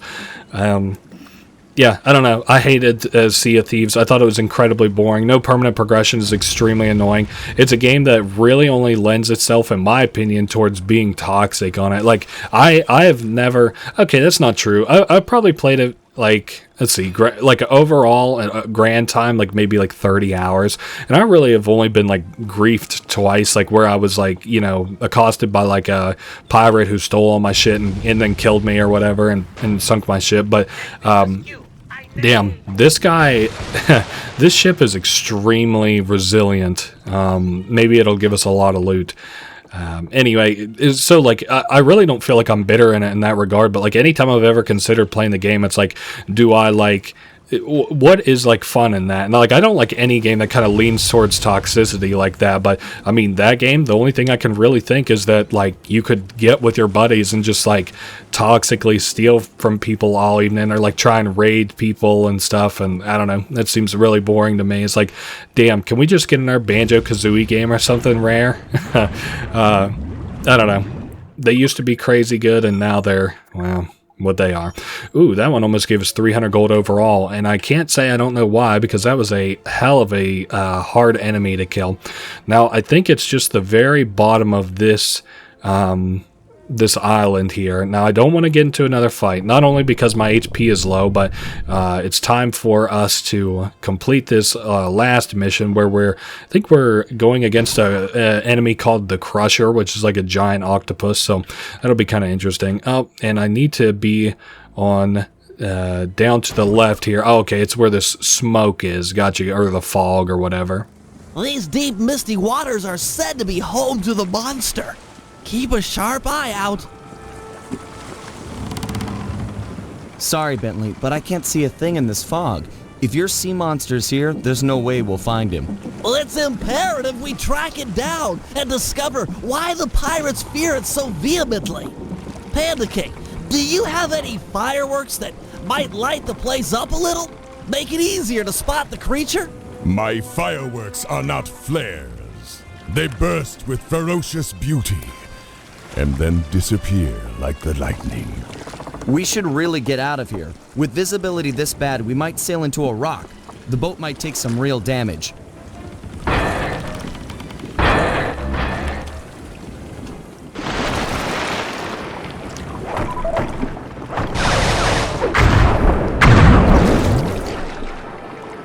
Okay, now that's some real damage.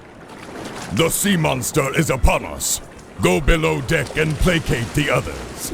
I will confront this creature with my firework artistry. Give a shout if you need any backup. I'll stand ready.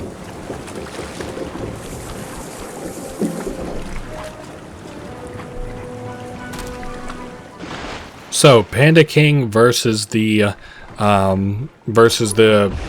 monster that's around, I guess. So yeah, this is how I got so used to kind of pre-firing was this mission, because like you I don't want to say you have to do anything in this game, but like pre-firing is kind of important to be able to take these tentacles out and not have too much trouble with it. But yeah, there's this what do we call it? Like an octopus enemy that's trying to take our ship out, and us by extension. And it is the Panda King versus this giant Crusher monster. So that's even kind of cool in and of itself. All right, we got the lock on and destroy, and what now? So you now choose to face me. Behold the Panda King, your master. Okay, so now we have woken him up, kind of, and we can, fire at him with all our fireworks. I guess we can run. I was thinking for some reason that the Panda King wasn't able to run, but I think I was trying to fill it up with fireworks at the same time, which is a no-no for him, apparently. I don't know. This mission does have kind of the capability to be difficult, but I don't remember if it's going to be a big headache or not. So it kind of looks like it's been like knocked out-ish, and it is hiding under the water. Pulled under. If we get tipped over too far in either direction, we're as good as sunk. Okay, so now we've got trouble where it's this creature is trying to sink us into the water by tipping us. Once again, we need to sort of pre-fire a little bit, and it does pull us so much in either direction, meaning like if we have two on either side, it will keep us balanced, but as soon as we get rid of any of them, like now we're really bad on this left side. Oh man. Oh wow, we're actually bad all across the board right now. I don't know, this is a very hectic mission. I didn't really anticipate it being so hectic as it has become. Is it really supposed to be kind of this difficult? Like we're not dead yet, and I haven't like replayed this mission, but this so far looks like not great for us. There we go. We knocked off a lot there, or we will knock off a lot there. Now what? Yes, rise and let me punish you. Hey, if that wants to be the end of that, be my damn guest. Hopefully, like I said, I want to make real quick, or not quick work of this. I don't care about the time, but I want this to be done as efficiently kind of as possible, because this mission is not bad. It's very, very unique, and it's kind of fun, but I don't know. It has the potential to be a very lengthy mission for kind of no reason. We've been able to balance both dealing damage and not taking too much damage and keeping our ship from sinking at the same time, so that's good. Now, we can't be taking any more hits, so I'm going to actually have to spread out the damage here a little bit between the big guy and his little tentacles. So maybe one more full barrage would take him out. Okay, any more trouble? Timid creature, with my beautiful fireworks they are all gone. Cooper, your assistance is requested. I'm here. What's the score? Protect the vessel while I go below and hurriedly craft more fireworks. Sure thing. Bentley, you check out that fight? Crusher must be on its last legs at this point. I mean, what could he have left? I'd say about another 100 feet and a dozen tentacles. Just a rough guess.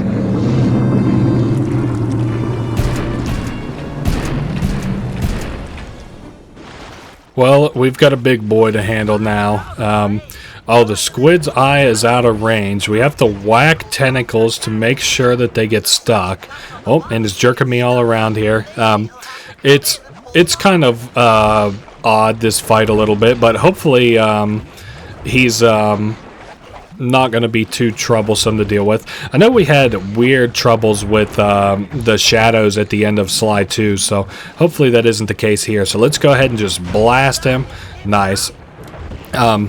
Alright, so there's another tentacle stuck, another one. I really just don't want to do that mini game where they get stuck to the side of the ship again and try and flip us over. That one's always been kind of nerve-wracking to me a little bit. Let me blast him with this one. Perfect. Because I don't think we need the full broadside for it to consider us dealing damage to him. We just have to hit him with a cannon at all. And I don't know how many times we got to do this. What are we going to say? Maybe 4? Hopefully that's the limit. Because I don't... I don't know. This is a fine fight. It's kind of unique, but it's at the same time a little tiny bit boring. There we go. We got most of his tentacles down. We just need one more, I would guess. And it's prepping. I see it there to the left. All right, nice slap.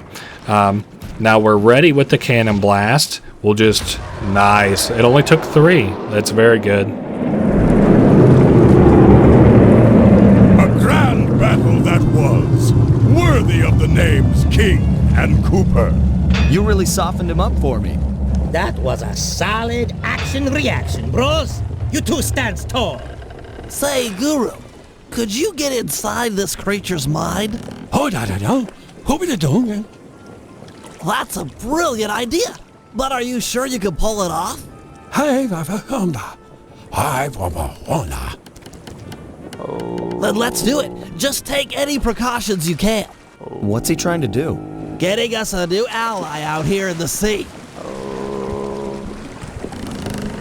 Hi, Baba.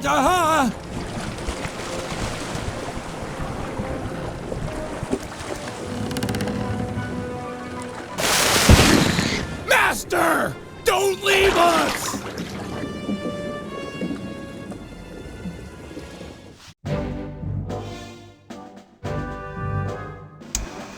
Operation Reverse Double Cross. Our goal, as we all know, is to save Penelope. Given her crafty nature, Lefouille has undoubtedly locked her up in one of his most secure locations. They are 1. The Skull Keep, and 2. The Brig of the Death's Head. Our team is too small to assault both simultaneously, so we'll have to fall back on a little sleight of hand. First, we sail in and exchange broadsides with the Death's Head. Armed with the element of surprise and our cannon upgrades, it should be a fair fight. But remember, Penelope might be on board, so we cannot sink this ship. Once the masts fall, Sly should jump onto the enemy vessel and then promptly surrender. A necessary step for 2 reasons. First, that boat is packed with pirates, way too many to fight hand-to-hand. And second, it's the best way to get an audience with Lefouille. Given his smug nature, he's sure to brag where she's hidden if we can get him angry enough. Got that, Sly? Irritate the daylights out of this guy. It's our best and only chance to rescue Penelope. Once he talks, we roll out plan A or B, depending on the situation. This Lefouille is a smart man. Our only hope is to outsmart him at his own game. Okay, well, we have an idea of what we need to do. I don't think there's anything else that we have to buy, so I'm just going to look at anything that might make future missions easier. So, Fists of Flame for Murray is good. I don't want anything else there. Feral Pounce, nah. I don't want Shadow Power. I really don't need any of this. I guess I'll hold on to the other coins. So, we're headed back to the Pirates Cove, or what the fuck ever it's called. Oh yeah, I guess to be fair, we have to actually grab the wheel first. Okay, so it will be in the bottom left, Operation Reverse Double Cross. This seems like a kind of interesting mission. I feel like Lefouille is another character, though, that we're kind of underestimating a little bit. Maybe a little bit. He's tricky. He's a pirate. You know how it is. Still just trying to avoid these very pirate-heavy waters. You know, for this being the last pirate place in the world, as Sly put it, let me try and go up. As Sly put it, there's still a hell of a lot of pirates in general. Okay, well, at least get me unhung up there. Okay, and then we'll kind of thread this down until we can go to the bottom left. Anyway, I don't know. It's whatever. This is a kind of cool operation. I'm glad to see like all of the parts kind of coming into place. I also, like, we've talked about the personality of characters so much. Like, this is a really fun one in terms of, you know, personality. So, okay, and then we just, need to head sort of, this is a little bit too far down, but I don't want to get into combat with that ship just yet, or at all, for that matter, if I can avoid it. I don't know. It's a cool mini game and stuff, and I was talking about it earlier, like how much fun I thought it was, but then I looked at the upgrade screen, and I'm like, yikes, I'm not that interested, sorry. So we should be nearly there, pulling into the cove at least, just in time for our final, quote-unquote, operation, at least a normal one. We're headed into action. It's gonna be tight sailing in here, Sly. Keep an eye on the rocks. Alright, so yeah, we just have to keep an eye on the rocks. Now, this is going to be a little bit more of a involved battle than it has been so far, because he's going to, as the boss enemy, obviously have more HP. Wow, we definitely dodged that, like, very well. Okay, we prepared a full side massed blast attack against him, and our left side is nearly completely ready. I don't know port and starboard and all that shit, so unfortunately... Smash her down! Ram him and jump on board!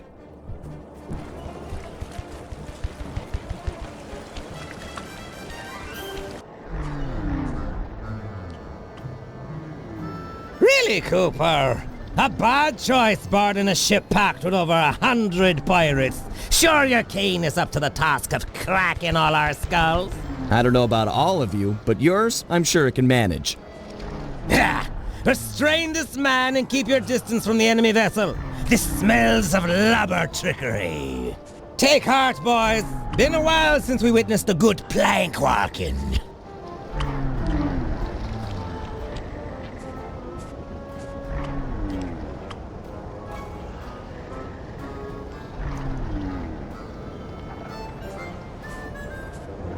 Making me walk the plank? You're the pinnacle of creativity, Lefouille. Not creative? I'm the smartest man in the 7 seas, you slander scabbard!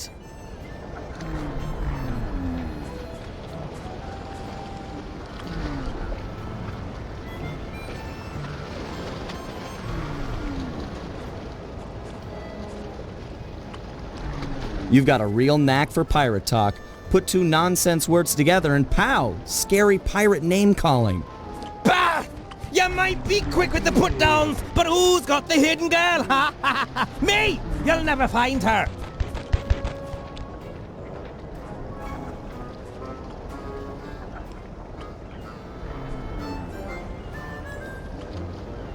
Yeah, I suppose you'd have to keep her locked up. After all, if she ever got away, you'd never get a date. 'Tis true, I have a strong personality, but I've never had a problem with the ladies, especially when I've a broadside aimed at their sailboat. Savvy? I'm not worried about Penelope. A girl tough as that will free herself by tomorrow morning, then come and steal your wallet. Ha! That chickadee will never escape a skull keep. She's locked up in irons, and there she stays until she agrees to love me, despite all my faults. Now be the time sharks launched on your parts. You're the captain.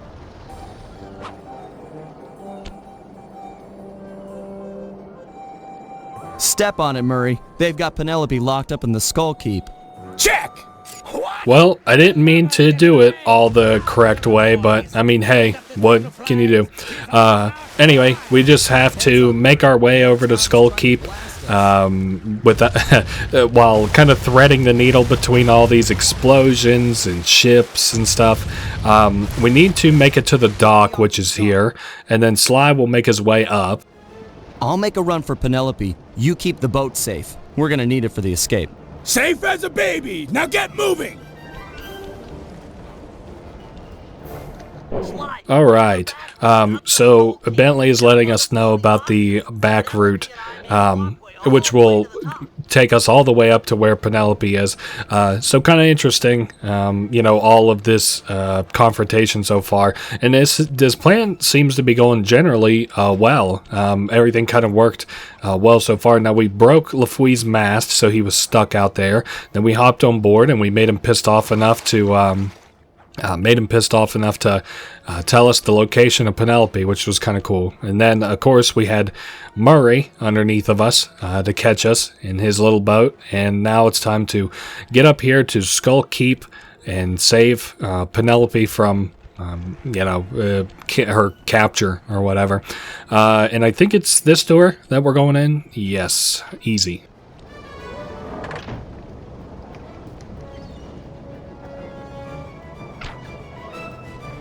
Penelope, that you? It's time for a rescue. LaFouille. He's good. Ha ha! The landlubber fell for it! Hook, line, and sinker! Thinks he can outmaneuver the smartest man on the seven seas? Ha ha! Not hardly. First Mate Jones. Aye, aye, sir. Take a battalion of your best men and raid the Cooper ship. There's sure to be some lingering rats aboard. What? Sir! Don't cut me off whilst I'm speaking, or I'll cut you off from breathing. The Cooper ship is making for the open water, sir. Oh, rats indeed.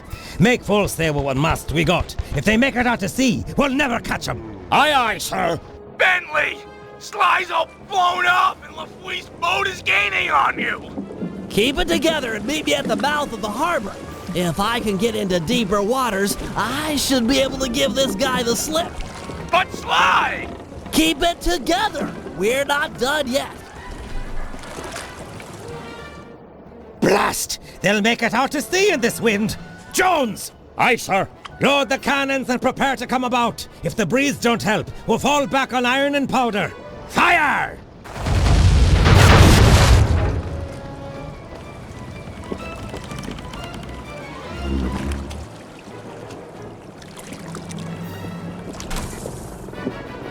Avast there!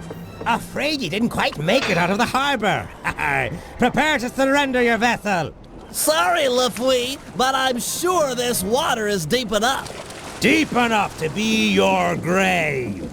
Guru, Crusher, now! Oh, by thunder! His Crusher? Crusher! We're doomed!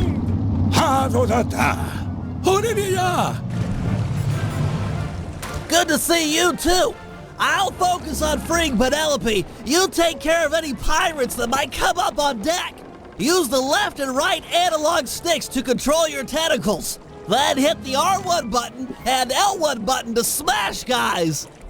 Well, we've played our final ace in the hole. And yeah, all we have to do is defend Bentley until he's able to place enough bombs down to destroy the I don't know, the what is that called? The hatch, I guess we could just call it, as I'm sure it's probably known also. But yeah, this is kind of cool. I prefer this over the last Crusher thing that we did. This is kind of cool to watch us, like, you know, kind of, I don't even know what you would call a mini game like this, but it's pretty simple. We just slap these guys whenever they even get kind of close. Now I think that there's like 4 phases to this, which makes me be like, damn, this is going to take forever if this is how long it takes us to do one. Oh, and maybe he's not even bombing it. It looks kind of like he's untying it, maybe. And I don't know, you know, maybe we just kind of had it easy so far. So I was about to say, I don't know if this gets any more difficult, but right now it's not too bad. We're doing well. And of course, we got Trick there. Sly is hurt. Murray has him, and it kind of looked like we were just going to run away there for a minute, but that was, of course, our feint. We feinted so that we could come in with like a full attack against Lafouille with the Crusher, which it seems like we needed. Like, good God, look how many pirates he had on his ship. Only 2 left, so things are even going to get quicker at that. So you might even see me do some double slap moves. I don't know. This isn't too hard, or at least it hasn't been so far. Bentley is doing his best to do his little untie this. They look like big ass screws mini games. So, and Penelope is supposedly down there. Oh, and now we've heard her, so we at least know that. Yep, she's down there, probably in their little brig. I don't know, Crusher's design is cool. I think it's nice to be able to incorporate like kaiju kind of stuff into Sly shit. We've talked about it before, like the Goofy dog versus the Pluto dog type of dilemma, where some animals seem to be cognizant. Bentley! You... Call off your squid, or the girl gets it! Back off, Guru. I'll deal with this guy. Aye, that you have. Set me up to think I'd outsmarted you, then pulled me into the deep water with this beast. I tip me hat to ye. You're the cleverest man I've ever had the pleasure of beating. You getting this, Sly? Yeah, I've got some perspective on the situation. Avast! Guru, get Sly! He can't swim! Aye, shipmate, but who'll be helping? You. Ah! Nobody touches that turtle but me. Me pirate flower finally blooms, yet ye'd favor this cripple over me, the smartest man on the 7 seas? Oh, I do like smart guys. And he beat you at your own game. You tell me who's more intelligent. Be still my heart and quick me blade. 'Tis time for a duel. You and I'll make the mating dance of death.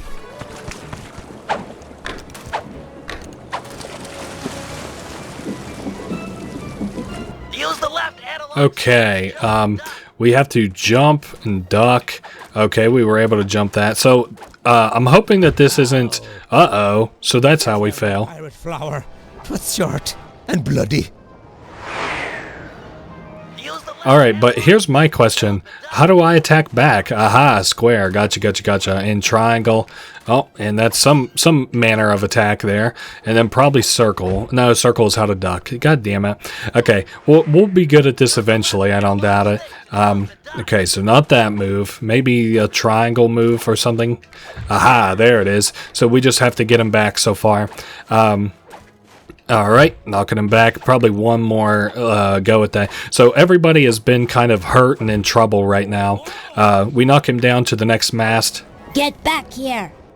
We knock him down to the next mast, and it gets a little bit more involved. Now we actually have to add dodging to our repertoire. Okay, there we go. 1, 2. And then I think the last one will be like incorporating all this. So 1, 2. Whoa, easy now.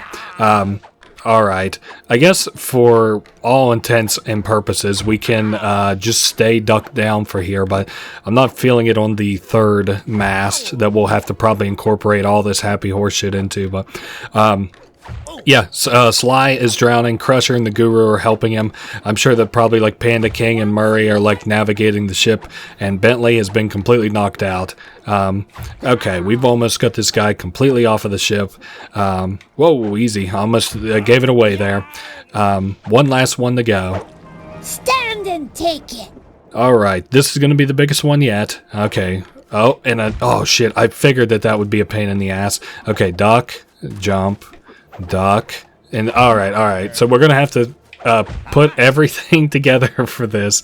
And I kind of was able to semi-cheatsy doodle there on the first and the second one just by only getting very simple combinations to have to do. 2 and a jump. All right, and then an upper attack. All right. This seems to be working out in our favor a little bit. We've nearly got him, knocked out into the water, which would mean the very end of this operation. Ooh, that one was a closey there. All right, and then we'll do a high attack. The high and low attacks there are really what kind of tripped me up. So, low attack. All right. Probably one more go at that. Jump up and duck, and then a high attack, and she's gone. On the 7th day.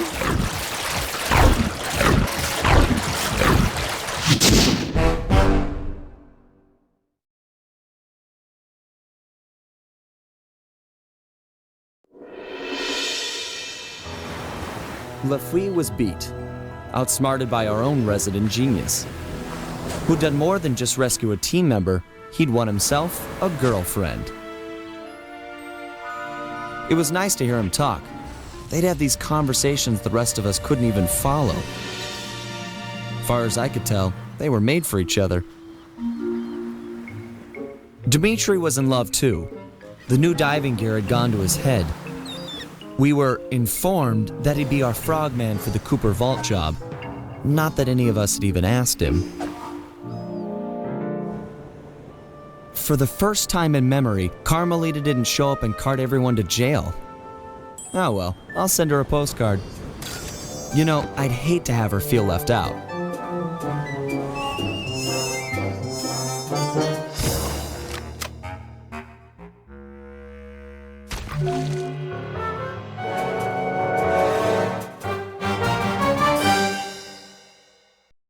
Well, Dmitri has added himself to our team for the great bust up at Dr. M's fortress here back at the Honor Among Thieves. We can end things where it all kind of began. Let's see, I don't think there's any more preamble. Let's get right into it.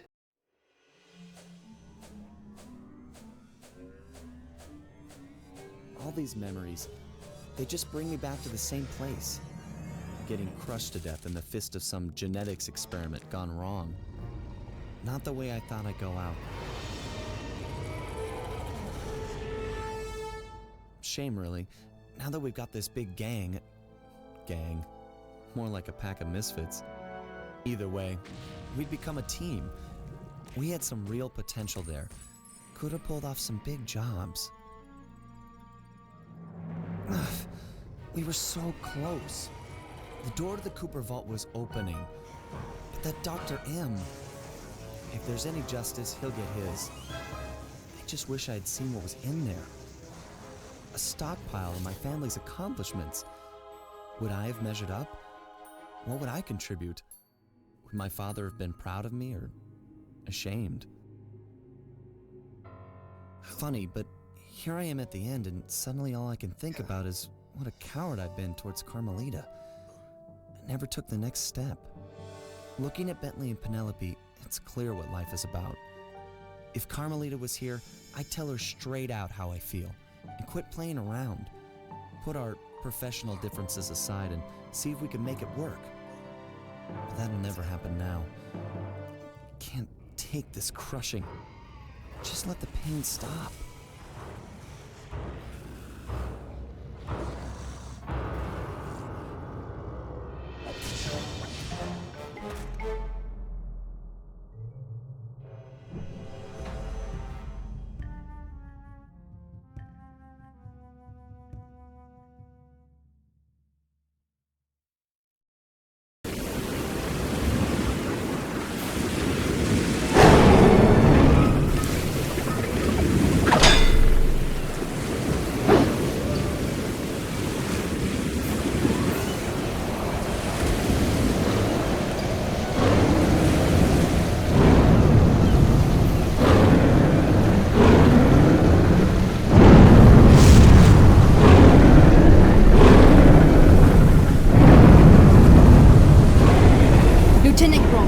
Get your squad together. We're about to see some action.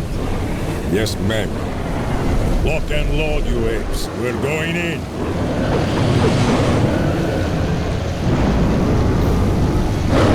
Hold on, Ringtail. So we get dropped kind of right into things here.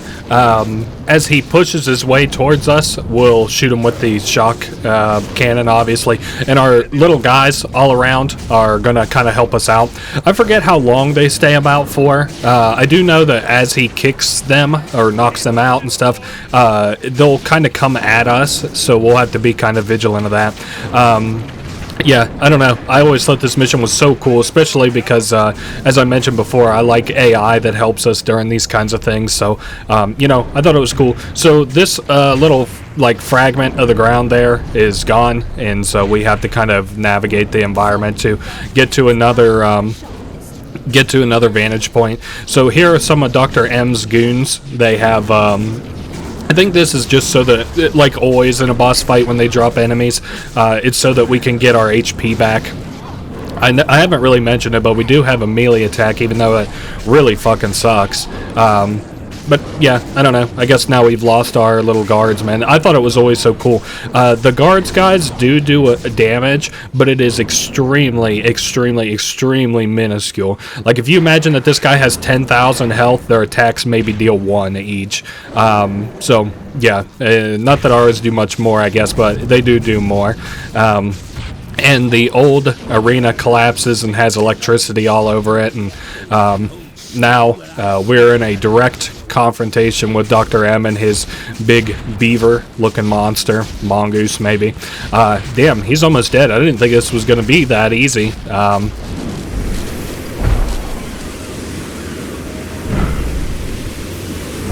You harpy witch! Why are the police invading my home? I'm here to see that justice is done. Justice? I'm the victim here, defending what's mine from thieves! Looked to me like you were attempting to murder that man. That man, please, you know this is Sly Cooper. You're as transparent as you are narrow-minded. Cooper is a criminal. I'm here to bring him and all lawbreakers to justice. I'm no lawbreaker. It was all self-defense. First things first. Put Cooper down and we'll talk terms. Sorry, Madam Cop, I don't trust you as far as I can throw you. Although I can throw you a long, long way. Go and smash that woman, crush her bones to paste, and toss her in the sea where no one will ever find her.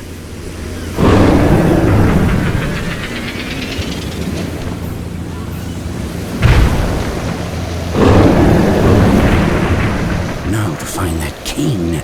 I can't believe this idiot just brought it to me. Poor fool. He looks just like his father, and he's just as dead. Sly! He's over here! He's still breathing? He's alive! Hang in there, pal! You're gonna be okay! We'll get you back to the ship and patch you up!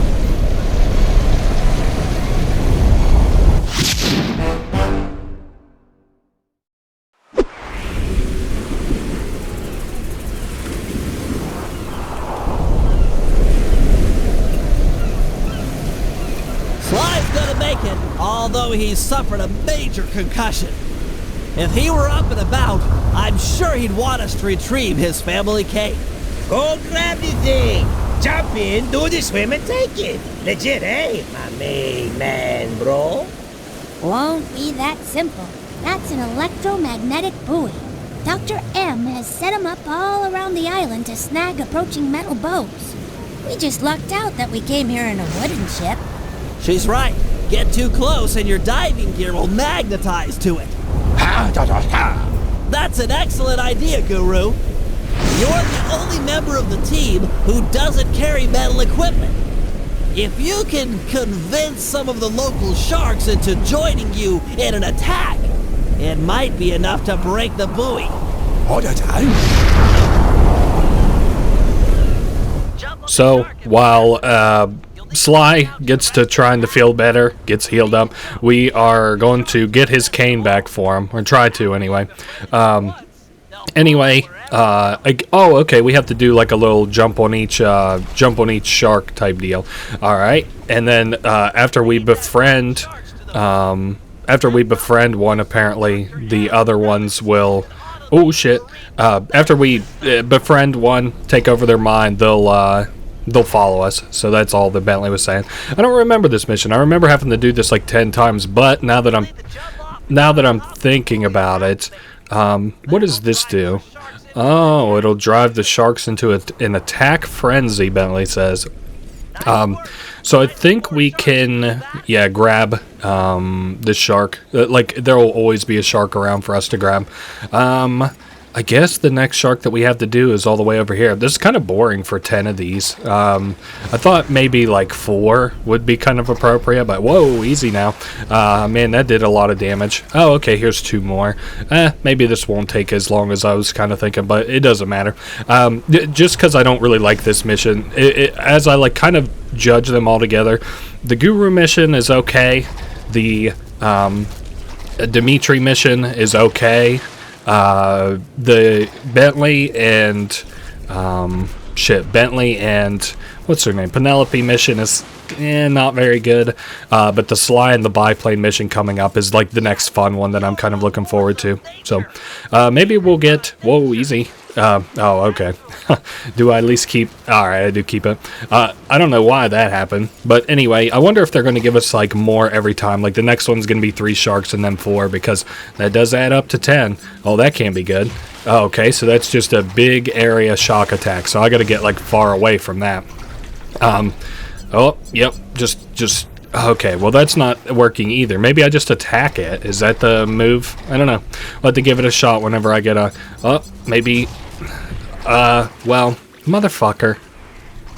Yeah, this mission's getting very quickly moved to not very fun, but I'll say this about it, it's not going to be that long, so that's good enough for me. So now I should have all 4 sharks beside me, right? 1, 2, 3, well, I don't see any that we're missing anyway, so still have 1,600 gold. Shame that I couldn't really, in my mind, think of a much better way to use the gold. The upgrades and stuff really, I should have gotten Sly, now that I'm thinking of it, the like upgrade where his cane deals electricity damage, but I don't know, it's fine. Let's go ahead and trigger this, and that'll put us up to 6 sharks, hopefully, if I didn't miss any and I didn't fuck anything up.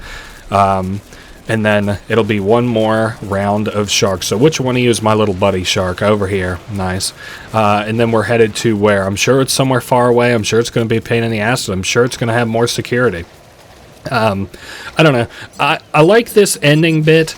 It's just like the really good parts are really good, and the really boring parts are really boring in my opinion. Oh yeah, by the way, I figured it out for that part. You just jump at the last possible second. And it isn't even that precise. Like right now, yep, there we go. Whoa, easy now. So we're over here where the final school of sharks are. Is that what they call them, school of sharks? I guess it's like school of fish, right? Tiger sharks, I think they also said. They're kind of pretty. They look a little bit like snakes, though, which I don't necessarily like. And I don't know, now that I'm thinking of it, this is kind of a dumb gameplay mechanic. Am I even sure that we have to do that jumping nonsense? Jumping on all the sharks nonsense? Or did I just have to jump onto one of them and the whole school would follow? I don't know. Which is kind of a shame because I like, on the whole, the Guru missions.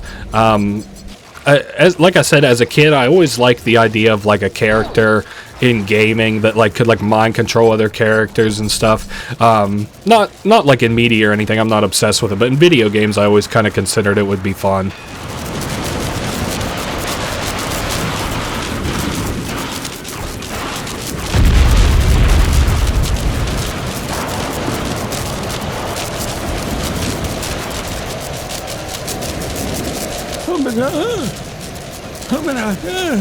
It's okay, Guru. The cane's not lost. We've got a diver on the team, remember? I'll have Penelope prep Dimitri for the job. Don't talk like that. No one else could have got the cane off that magnet. You're a credit to the team.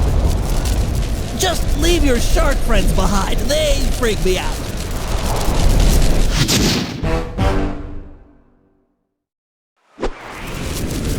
Bentley's tending to Sly. He wanted me to prep you for the mission. Oui. The turtle dude makes sounds for les scuba. So here you go, baby. Dimitri al natural. Woo! Your plan is brought to perfection. My plan to get you alone in a swimsuit? Come clean, my lovely, and play your cards straight. These are dangerous waters, and I'm a big, strong, macho man. Okay, first, get over yourself. Second, I mean it, get over yourself. And third, jump into that water and find Sly's cane. It's the key to the Cooper Vault. You can't lose it. Salty language from such sweet lips. I'll die, baby. I die for the love.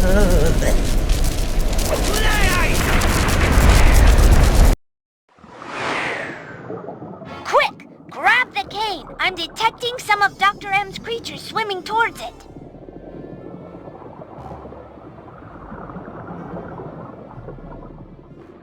Well, that was pretty funny, right? Oh, okay, now the controls are completely fucked because these are directional that I have to dodge these pinchers with. Very, whoa, hold the L1 button to stroke hard. What the fuck? Yo, this game has been nothing but innuendos like left and right. What else was this? Oh yeah, Dimitri was kind of coming on to Penelope by implying that Penelope was coming on to him, which was extremely fucking funny. I kind of wonder if they'll keep the Penelope betrayal in the Thieves in Time. Whoops, easy. Oh man, this is tough. I can't take one more. Oh, yeah, we're dead. I kind of wonder if they'll keep the Penelope betrayal canon in the next Sly game, that is, if they ever make one, or like if they do like an animated show or a movie or whatever, because it was a pretty shitty decision. So okay, so now we have a big boss enemy. I have not fair enough. Penelope's like, I can't understand a word that Dr. M is saying, and I'll say I agree. So we have to shoot Dr. M in between. It's kind of hard to explain. So then we have to like dodge these attacks, make sure that we're not on the same elevation as them or the same X or Y axes, and then whenever he sucks us in, we shoot it down his throat. And don't worry, if you can't understand Dr. M, I can't either, so, damn, he was on the same elevation as us that time. Okay, same, Y-axis. Damn, this is, like, I really don't like these tentacles at all. Maybe if I just go really low, we'll hit him from, way low. I don't like that tentacle attack at all. I don't know what the hell kind of creature this is supposed to be. Oh, great, and just as soon as I start to get re-comfortable, okay, another Y one. I keep missing my attacks. Maybe I should focus a little bit more on those. The tentacles are once again becoming a problem. Wish I could heal just a little bit. Alright. Why am I, missing so badly? Sorry, I'm getting, like, I'm trying my best to not lose here. We were doing so well there at the beginning. Oh, great, now he has fucking guns. What the shit? Am I supposed to shoot these? Okay, there went one. Okay. Do they eventually blow up? Oh, nice. His little talking machine, like, finally broke, so. I doubt that this attack... Uh-oh. Now we're getting sucked in, too. I doubt that his guns can be that bad, like, if I can counter him like that, but, you know, we'll see what happens. We need to shoot him 1 or 2 more times. Uh-oh, he locked on. Oh, we got lasered. I must not have hit that left one. God damn it. Alright, we're more or less back where we were. He doesn't really have that much HP. I could probably afford to just focus Dr. M.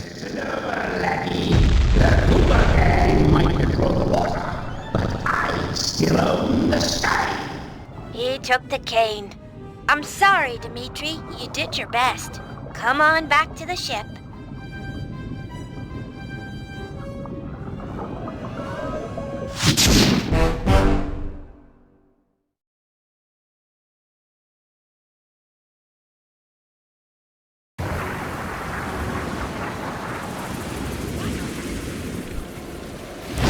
That rude dude threw down heavyweight. I had him solid, but he ran, baby. Ran. And now I'm flat nowhere. You were magnificent. A alone against a creature trapped in an undersea cave. How about a kiss for Monsieur Magnificento? My lips are warm like bread from the oven. Slow down. Remember rules 1 and 2, both of which told you to get over yourself. Both before my magnificence. Yum, yum. Give me some. I'm gonna check on Bentley. You have fun being you. I'm mad to the jag to the Iverson, baby!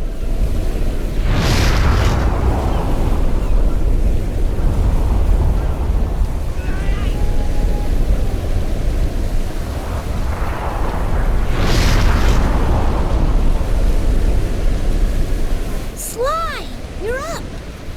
He should be back in bed after the thrashing he took. Another blow to the head and your brain could snap. Quit your worrying. I feel fine. Did Dimitri find my cane? No, Dr. M managed to get away with it. Then we gotta go. You're going nowhere, pal. Any attempt on Dr. M or the Cooper Vault will be impossible with these radar towers linked to the missile turrets. Wait a second. Penelope, have you completed that work we talked about on your RC car? Yeah? Oh, I see where you're going. That'll work. Smash the drones, siphon their power, and fry the tower's matrix. Perfect. Let's get your car onto a drone patrol pipe. Not to be too obvious in exposing my ignorance, but what in the world are you two talking about? Explaining it would include a lot of multisyllabic words. I could just show you. Bring on the demo. King, can you launch my RC car to that pipe? With the fireworks, it will fly as the bird. Fly, bird! Fly! All right, my sweet princess of electronic dominance. Time to smash things up. Okay, so basically how this is going to work, I think, is that we have to get beside these vehicles and then knock them out. I forget what the end-all be-all plan is supposed to be, because I am just kind of destroying these guys. I don't know. I should probably try and play this mission semi-correctly. Also, what the hell? Oh, okay, yeah, I fucked up in the what I thought I was supposed to do there. Anyway, knock these guys out. Get the energy that they contain inside of them, I suppose. There went another one. We missed the energy, though, but I think that's probably fine. So Sly is back up and running. And, you know, we're trying to figure out a plan, maybe to get the cane back, maybe to run away. Damn, I keep missing that. I'm going to have to cut that turn way harder, even if it causes me to get hung up. There we go. Nice. Anyway, oh yeah, so Sly, back up. We're trying to figure out a plan to maybe get the cane back, maybe to run away, whichever plan makes more sense to do. And yeah, we can't do anything while we've got these so-called radar towers around. And we're doing something here that Bentley and Penelope have been a little cagey about. So we have to exit the track and destroy a radar tower, which seems to me to imply that there will be several. Holy shit. Scratch one radar tower. Okay, well, maybe. What are we going to assume? Maybe 4 of them, where the racing gets harder every time. I hope it doesn't go on for too long, because again, as I said, this Bentley and Penelope mission really isn't all that, I don't know, fantastic, I guess. And I figured we would get the respawn there, so I wasn't really too pressed if we would die, considering that we did not yet have any energy at all. Yeah, I don't know. I still like Penelope's car. I think it's really cute. It has like all her colors and a fucking flower on top of it because it's the girl of the team. I don't know. Just dumb shit, I guess. What else was I thinking? I love this map. This map's fucking gorgeous for a end of the game map.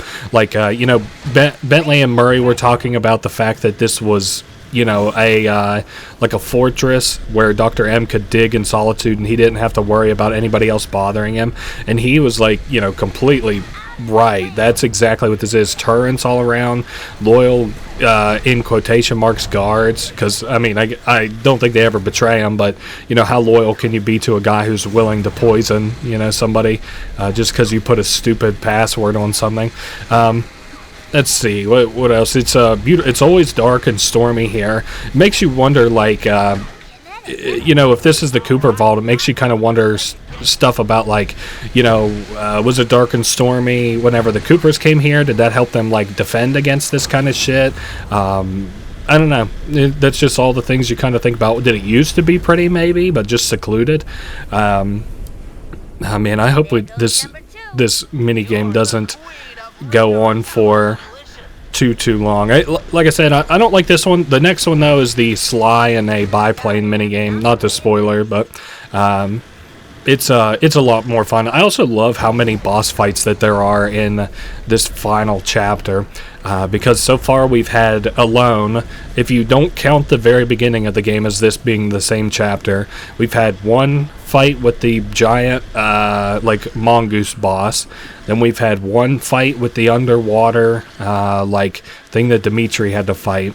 And then we've got, to my knowledge, 3 more boss fights between now and the end of the game, which all encapsulate just this chapter alone. So, yeah, I don't know. Pretty cool. I'm glad they gave us so much health here. Maybe they thought that, like, you would be having trouble with it. And by you, I mean me.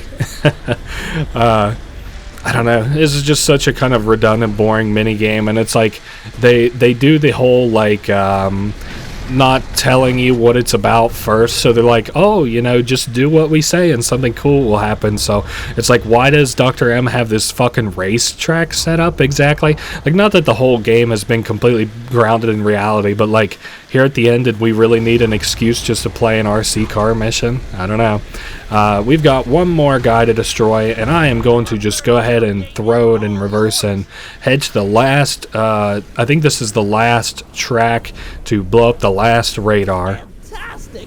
All 3 radar towers are cooked! Penelope, you're wonderful! With the guided missiles offline, we've got a chance at air superiority here. I'm in. I've rested long enough. You sure? This is my legacy we're fighting for. You think I want to sit this one out? Understood. The biplane launcher, although untested, should get you aloft. It's gonna be tough up there. Be tougher down here watching others fight my battles for me.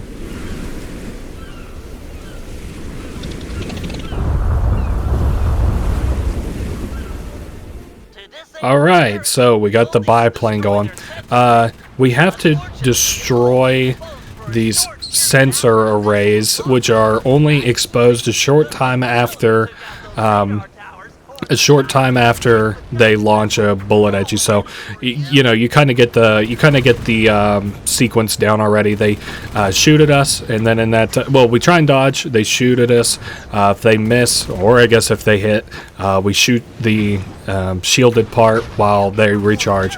I think I'm gonna see if the, well, I don't know. I don't know if it's even worth wasting my time. I was going to see if the things that refill my ammunition also, whoa, easy now, heal me. But, I don't know, because I saw one of these, yeah, one of these right here. Let's see if it heals or just refills.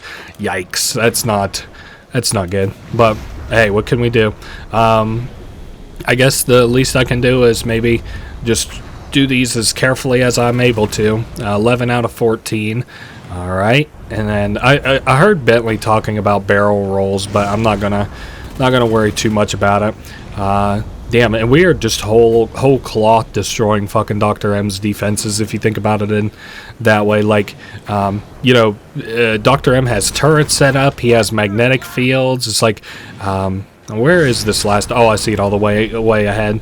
It was cool to see a return of the biplane too. Glad they didn't just kind of leave that one in the lurch or anything. Great work, Sly! Looks like you really stirred up the hornet's nest.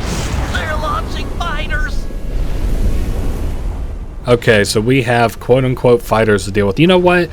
Since we got kind of like a fresh respawn, I'm going to just go ahead and die. That way I can get my full heal back. Also, he was trying to give us a hint there, I think, of something, but I think it's like we've got a new a new missile add-on to our plane, where like we follow behind them, we missile them, and then we shoot them with the machine gun. The missile cannot take out the creature itself, and the machine gun cannot take out the shield. So you've got to combo the two attack forms together. I don't know. It's fine. I'm interested in this boss fight. I remember it looking cool, if nothing else. And these, I'm pretty sure it'll come right after we destroy these guys. At least this isn't very difficult. At least not yet. I think it's kind of getting us ready for the boss fight, if you get my meaning. Like this is just a little practice run. Now I do need more bullets. I'm completely out. Thankfully, Dr. M has hung some up around here. Okay, we'll take this guy out next. I'm also glad I don't have to like follow these guys kind of randomly around the map. Like, not that like they didn't spawn 20 of them, kind of like the biplane mini game, and I just kind of had to hunt them all up. Like, it's fine, there's nothing wrong with it or anything. It's just I'm glad that it seems kind of like they're all like just kind of flying around in a, maybe, I don't know if you would call it like non-uniform. They do seem to kind of be following us a little bit. So I do like that, if that is the case, because then it means that I don't have to look all that hard for them or anything, because they'll always be kind of near to us. I also don't know what they're supposed to be. I guess all genetic abominations of Dr. M's. Whoops, there went one. He just crashed that I didn't have to deal with him. Yeah, we're doing well. I don't know what I could say. They picked a weird amount of flying enemies for us to deal with. Same way I felt like the sharks were a little bit much and a little bit of a weird number. Hey, if they all wanted to crash into each other, all the ones that are left, I would be very happy about that. 2 more to go. Alright, there they go, coming out of the sky. Look kind of like pterodactyls. So if Dr. M was able to make one of those, that's kind of impressive. Alright, there went the last guy. We'll just wait for that to blow. Oh boy, here comes the big guns. And by guns, I mean a giant flying whale dragonfly thing covered in robotic junk. Wait, Dr. M is plugged into that monstrosity. Ah, the Cooper is skyward. So good, so nice. Tiny felt what it's like to play second fiddle. I'm the master here. Sidekick no more. Well, we are behind Dr. M. I'm pretty sure, what is it? He said Seekers. I don't know what that is supposed to be, but our machine gun bullets work on Dr. M. Our rockets are used for apparently like these like weird mine looking things around. I don't know. You can see how much HP he has in the top right. This is a fine boss fight. I'm sure they'll probably throw in some more, you know, sideways joints. It also looks like they're giving us infinite HP. Whoa, easy there. That's fucking trippy as shit. I don't think we're supposed to like follow that exactly like that. There's no way they want me to whole ass spin this biplane. That would be crazy. I do think I can stay far enough away though where it'll be gapped evenly enough. Especially since I have infinite bullets, like we don't have to conserve and then think about it and all this shit. So we're halfway through his HP. This whale dragonfly I always thought looked semi-cool. It's not like the cat's pajamas or anything, but it's fine. And I guess those missiles can launch quicker than I sort of thought that they could. So we're at 3/4 HP. Oh, I forgot. I didn't see that they respawn them. That's my bad. All right. I see it's got like the anti-air mine dispenser at the very top. Okay, we're at the final quarter of HP. Dr. M grows bored, he says. And I think after this we're done off the boss fights for a little bit. We've got like, you know, everybody else's stuff. You know, I was thinking about this. I don't think Panda King has a mission here, which is kind of surprising. Everybody else has had a mission, but I think Panda King gets kind of left in the lurch on this. I think that last mission with him was the last mission that he does. The one with the Crusher. Oh my god, this is like mesmerizing me. I'm gonna fall asleep or pass out, one or the other. Oh, there he goes. You and your foolish friends keep trying to beat me with your guns. They're like toys to my creatures. If this whale fly had vocal cords, he'd laugh in your silly little faces. This isn't working, Bentley. He's literally laughing at us. Just give me time. I'll think of something. I'm settling this now. Face to face. Paragliding over to that creature? You're out of your mind. Well, I guess we're paragliding. All I know is that we had better land this, and I hope that we're meant to land on the whale, and not near where Dr. M is. I couldn't imagine what we could do here, but hey. Headstrong, just like your father. You don't know anything about me or my father. Really? Well, who let you in on the secret of this place, eh? Was it my old pal McSweeney, perhaps? McSweeney works for you? This was all a setup to get the cane. No, my boy. Once upon a time, he and I worked together for your dear old dad. My father wouldn't have run with a guy who tried to steal from the Cooper Vault, let alone attempt to kill his son. Time does strange things to people. Just look at the real leader of your gang, Bentley. Whatever. We're friends. Equals. Then why is it called the Cooper Gang, you self-centered egomaniac? That's enough. Time to meet the past.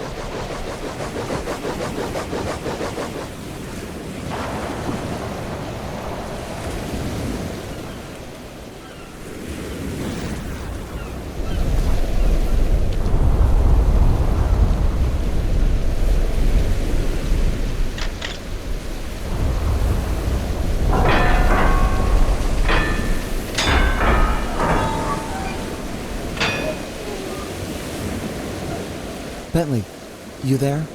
Yeah, pal? I'm about to head inside the vault, and I want you and Murray to come with me. We're a team, a family. We should do this together. Okay, be right up, partner. Nice! We'll have the Panda King give the van a boost. Stand clear, Sly. We're about to get awesome. The fuse is lit. Buckle up, Bentley. We're about to fly. Yahoo!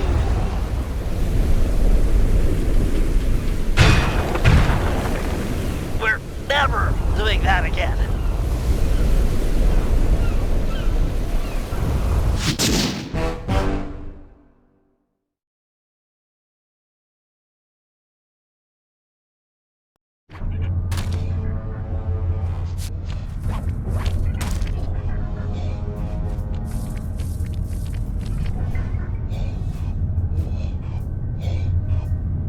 This place is amazing!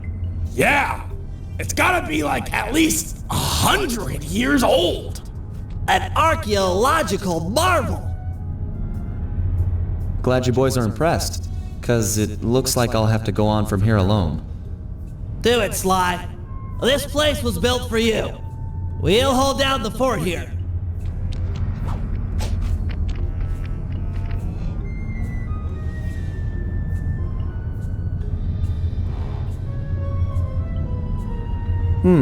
Could be dark in there.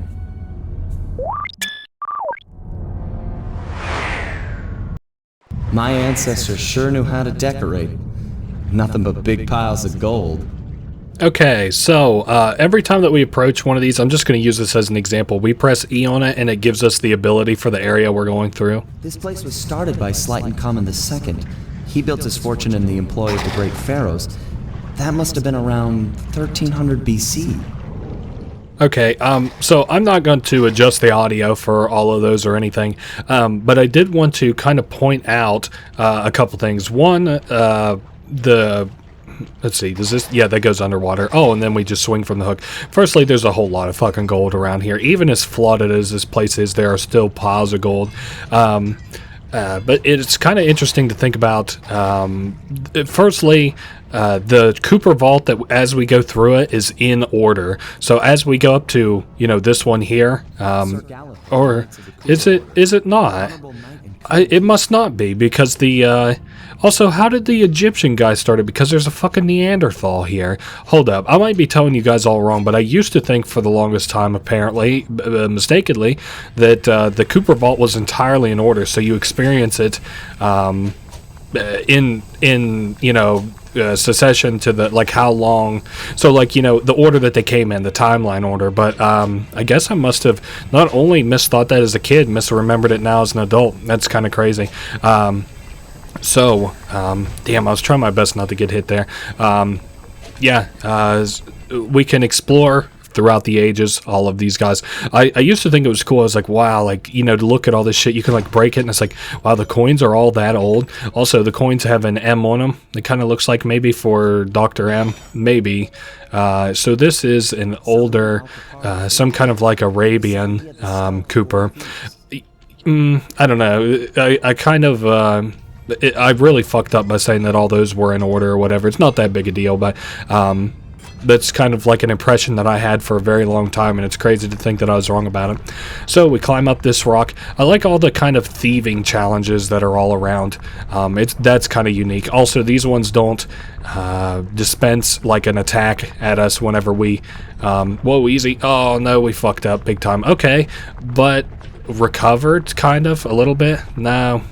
Okay, let's just land that one. No, it made us go all the way down to the bottom. That's lame. Yeah, I like all the thieving challenges as we kind of go through here. Some of them are funner than others. I do like this one because all we have to do... You know what? I don't think I can make it over there. Okay, we'll give this one more shot, and if I fall again, I swear to God, we'll cut it. I see we've already lost like a quarter of our HP. Alright, well, that worked out. You know what? That'll work for now. So up here is kind of where we need to be and able to use our paraglider to get over here. Yeah, because this is like a fucking... this is like some dude from... This don't make sense. The strongest of the Coopers. I think that this is... Or maybe that's a Viking. Maybe I always thought it was a Neanderthal. Maybe it is an order. I don't think that's right, though, because... Middle Ages versus Arabia. When's something like Arabian Nights supposed to have happened? Like 100... Isn't it called 100... or no, it's just called Arabian Nights, isn't it? Whatever the book is that I'm thinking of that just has like a bunch of kind of not anecdotal, but like they tell stories about their old like... Shit, they like have fables, like old fables. I always thought that Arabian Nights was, but I don't know. I'm probably just showing my idiocy here. But hey, if you're gonna show, you might as well show it at the very end of the Let's Play, huh? Yeah, this is pretty easy to dodge. It's not.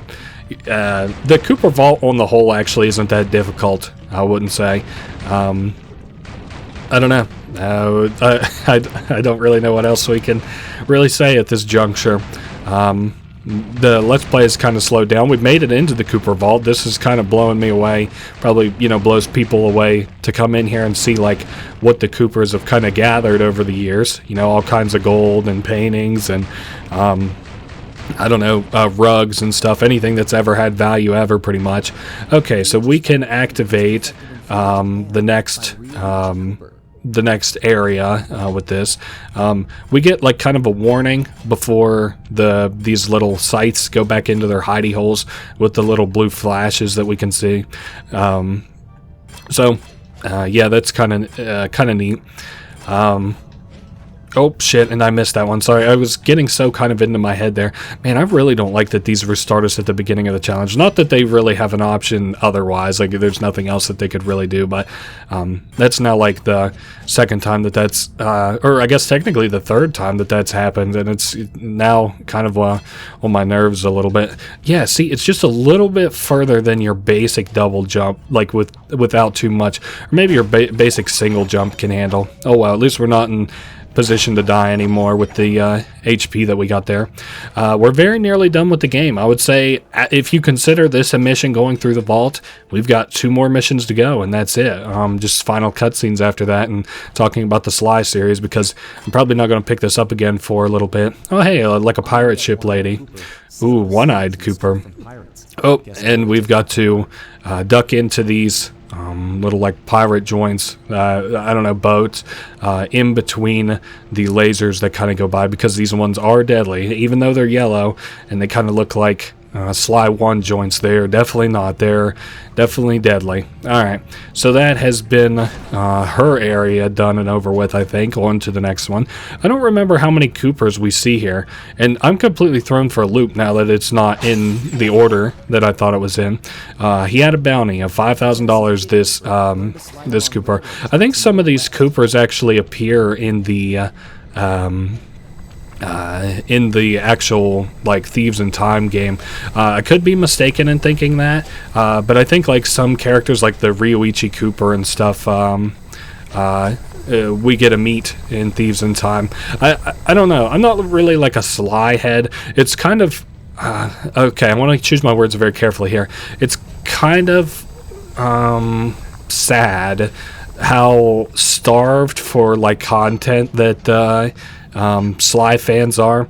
Like whenever they get like a remastered thing or whatever, they'll be like, Sly remastered coming to PlayStation 6 or what the fuck ever, and everybody will like blow up the image real big and be like, look, it says be ready for more Sly, and then like they've already said like be ready for more Sly for every fucking remaster that there's ever been.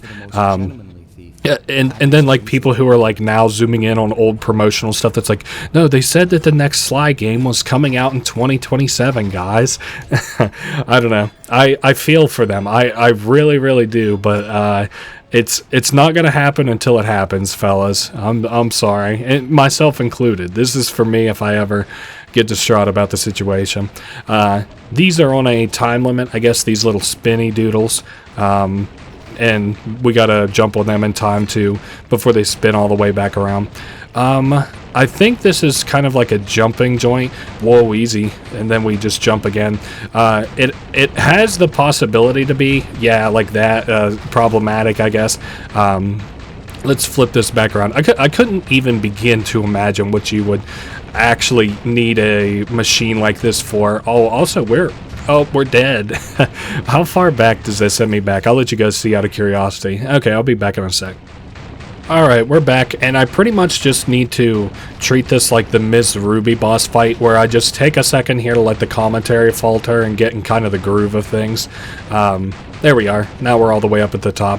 I thought it would be so cool, and I used to always think that like maybe there was some way with a certain cheat you could use, like it would let you pick up the whoa, easy now.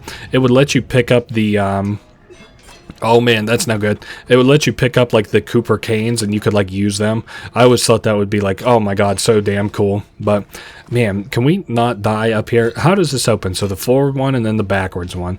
Gotcha. So then that means if I kind of time it right, there we go. No, you're shitting me. I wish I kind of understood what I was doing wrong here. This one just has my brain in a heck of a tizzy. There we are. We made it across that time. Maybe there'll be some heals over here. I see big bags of money and crates and stuff. And if we run into anything deadly, I would like to have at least one bonus try at it, if not more. So these engines keep kind of kicking on and off. The biplane Cooper, this is like their place. Okay, so I don't know what the order this is going in, but I can see we obviously can go forward whenever the engines are off. So I think that we're now to the part with our dad, so I'm gonna actually let the audio of this one play out. This must be my father's work. How am I supposed to get through this thing? He made this challenge for a move I've never learned. There's nothing like this in the Thievius Raccoonus. Come on, Dad. Help me out here. Okay, so obviously we ride on the on that fucking laser line, and there's a picture of young us and our dad. So that's kind of interesting. I don't know. I want to show that off because that's like the only point of reference besides cutscenes that we ever get to see Sly's dad. So, yep, we're now very nearly at the very end of the Cooper Vault. That's the whoa. I don't know why I didn't snap on there.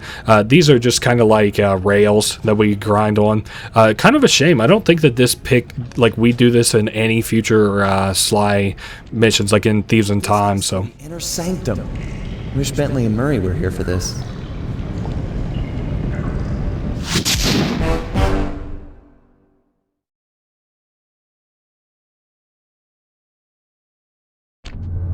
Do it, Sly. This place was built for you. We'll hold down the fort here.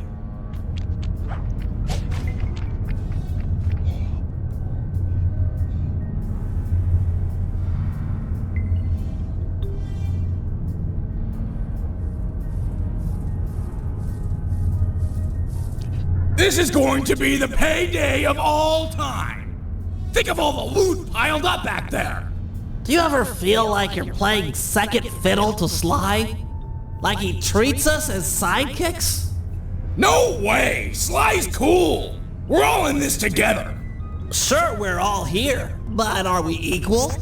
Who went into the vault? Sly. By himself. Watch out! Dr. M's goons? They must have forced the door after we opened the lock. Think of it this way, Bentley. If it were you in that vault and Sly and I were out here, what would he do? Stop these thugs and protect his friend. Right, and that's what I'm gonna do. Keep your head down, stay clear. I'm gonna smash a lot of skulls, and I don't want yours to be one of them. Alright, so now we just kill a bunch of enemies. I need to bind, let's bind it to L1, fuck it. I like this move because it makes it easy to kill enemies like a lot. Like, instead of 2 hitting enemies, we now 1 hit enemies. We have to clap before each attack. So, very Octavio sort of attack there in their little lasers that they do. I like them. They're half reptile, like a viper of some kind, and half looks like a cougar, jaguar, or something based on their arms, maybe tiger. I don't know too much about jungle cats. We're doing just fine. I'm glad that Bentley's keeping his head down. Although, having said that, maybe Bentley, you would consider shooting these guys with a sleep dart or 2. Oh, nice, and it's added a new enemy into the mix here with the whatever these crossbreeds are. It looks kind of like a barracuda or crocodile mixed with like a, whoa shit, we're really in trouble now. Maybe if we do one of these moves. Oh, I just died. What the fuck? Alright, we're more or less back. I don't have a great way to judge it, but I've been beating enemies' asses for just a second here, so I don't know. We're doing fine. I just kind of was diving enemies a little bit too much there. I didn't even know that these guys had a fucking ranged attack, so and they're really giving me some trouble. Man, maybe Bentley could play like his Game Boy or something while he watches me do this shit. Oh, nice dodge me. Damn, but that attack goes on for a second now, doesn't it? Oh, great, another wave. I was just hoping. I was like, damn, I hope that there's maybe 7 or 8 more waves. Maybe I should have got what the hell happened there? What? Okay, Bentley just yelled at us and said that they must be running out of thugs because fewer are coming in, so we must be getting kind of nearish to the end. I don't know that we're even near to the end, but okay, last 3 enemies. No more are going to come in after this, says Bentley. Okay, this is the last guy. Damn, he countered. That sucks. Oh, and he'll just do it again. Okay. I don't know what I'm doing wrong here. I'm attacking in a decent enough time. Maybe we'll just clap and then... Damn it. Okay. Nice. You're all knocked down, and the Murray stands tall. Like a freaking totem pole of strongism. Ah, Murray. You're much stronger than McSweeney ever was. That's right, plughead. I'm like a semi-truck with its brakes cut. I don't have time to get into a screaming match with a caveman like yourself. Then lock horns with me. Think you'll find I'm a better match. I have no fight with you, Bentley. You and I are the same. I gather you were the technical specialist working with Sly's father? You knew Sly's dad? Quiet, caveman. The adults are talking. That's right, Bentley. I know the pain you suffer working under your inferior. It's no secret, I'm smarter than the other guys. But there's more to it than that. Like what? Like brotherhood. Brotherhood? That's just what he wants you to think. It's a tool to keep you in line. No, that's the thing that keeps us happy and alive. It's why I'm going to stop you. And me too. Fine, Cooper Gang. I tried. Caveman attack! This guy. Okay, we have to take treasure off statues and plant it on Dr. M. So we take these and put it on the back of Dr. M, and I'm pretty sure that we just kind of run around and pick them all up and continue to put them on his back. I'm pinned down! Need to fall back on my grapple camp to deal with these goons. So every time that we go to do, you know, one of these or whatever, the goons, as Bentley called them, will come out and you know, try to kill us. It's not, I don't know, this isn't really a hard fight. I wouldn't even really call this a boss fight. Okay, I want to put myself like right about, you know what, I'll put myself on the ground here. That way whenever the next enemies spawn, I can just kind of whip my camera around and then just deal a lot of damage to him. So watch what happens here. We put it on his back. I guess I didn't show this off. And then Murray will like throw him up into the air and he'll get shocked. We have 2 more of these to go. Wow, these guys are kind of deadly. Maybe I should have shown it off the first time that we had Dr. M around. Oh, am I even going to be able to make it over there now? Can I just beat their ass? No, I cannot, by the way. Maybe I can make it, not even to over there, huh? I really like the 2v1 that we kind of do here with Dr. M. Like, you know, we're helping out on like a support kind of role, and you know, Murray is like going one-on-one against Dr. M in like a melee battle, and even at that, like, Dr. M is still like kind of crazy strong. So that's something I always thought was cool. I think we've only got 1 or 2 more of these maybe to do, if this doesn't, like, you know, up and get them. I don't know if it's a 3 strike or maybe 4 or 5. I know we have a bunch of statues around. Okay, so now I'm ready for whenever the elephants drop. Looks like they're in and around. They're no problems. I'm glad that we've got the statues to hide behind, and that this, what are we going to call this, attack pattern is not so difficult. After this one, I think maybe we have 1 more, or maybe that's it.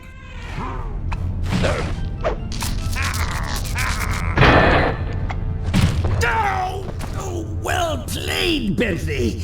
But it was a meaningless gesture. According to the tracking device I planted on Sly's cane, he's just entered the inner sanctum. I can use the collected positional data to get through the gauntlet with ease. That hall's for Coopers only. Maybe it's time for men such as you and I to change all that. He's getting away! What do we do? I'll think of something. Just give me time. You know something, Bentley? What? You think awesome. Thanks, pal.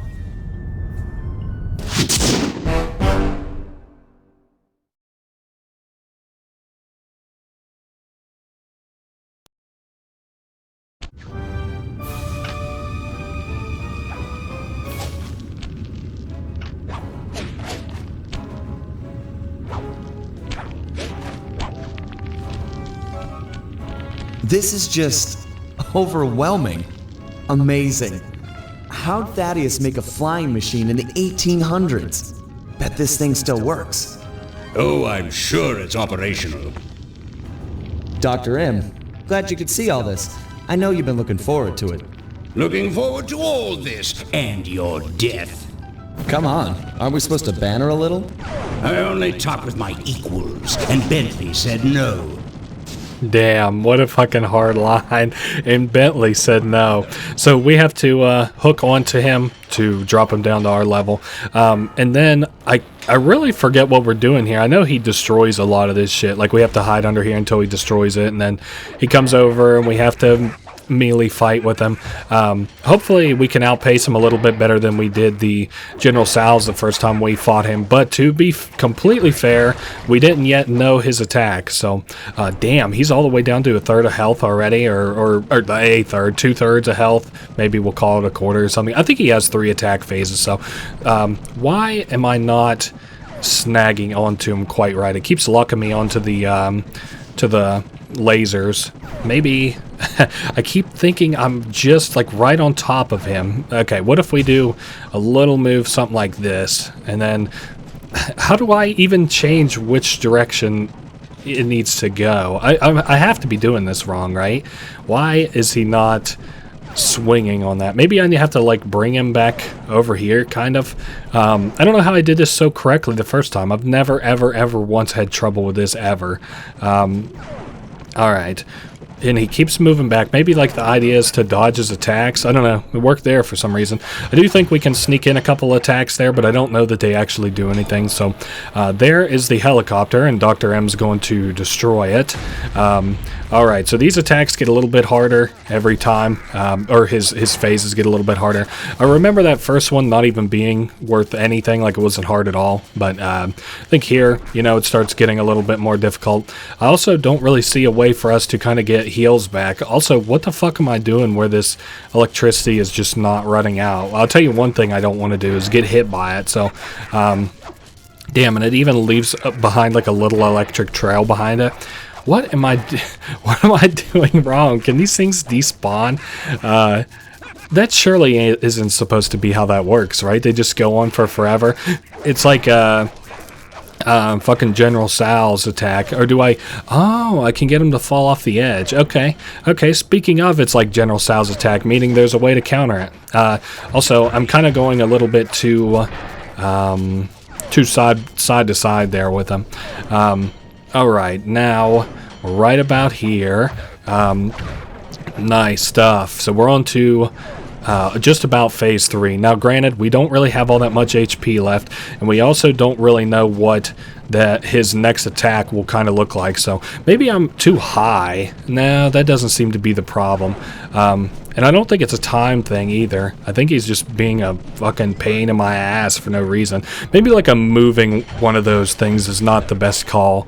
Like a moving thing that we have to attach ourselves to. But to be fair, I mean, we've had like boats and planes and hot air balloons and stuff where that's worked. So hard to tell. I wouldn't see why that one worked. Oh great, those explode whenever they fall off the edge now. So he's in his final sort of-ish form here, the fire one. It looks like the fire things don't really have collision as soon as he spawns them, or at least if I'm hounding Dr. M at the same time. So, oh wow, he's all done. You've got some moxie, Sly. I'll give you that. I don't know what went down between you and my father, but I'm telling you, it's not the same with me and Bentley. You might be right. He risked his life to defend you. I'd do the same for him. Funny. Your father was never such a good friend. We're all individuals. I might be part of all this, a member of the Cooper line, but in the end, I'm just me. Not Henriette, Thaddeus, Slight & Common, Ryoichi, or my father. Just Sly. Please, keep your touchy-feely rhetoric to yourself. I can't stomach it. You Coopers, a bunch of dirty, attention-grubbing thieves! All of you, thieves! Hold it right there! Both of you thieves are going to jail. Nice to see you, gorgeous. You too. Oh, a love interest. I might be beaten, but I'll make you suffer. Not her!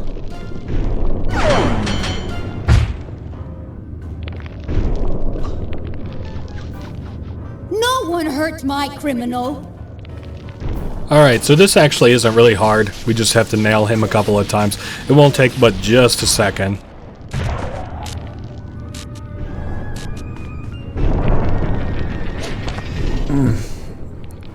What happened?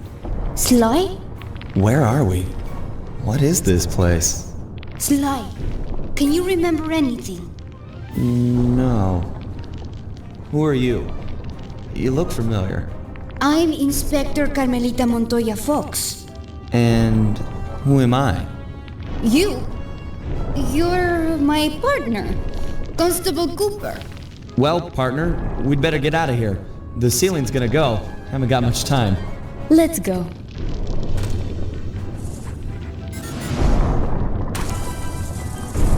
Sly! You in here? Sly?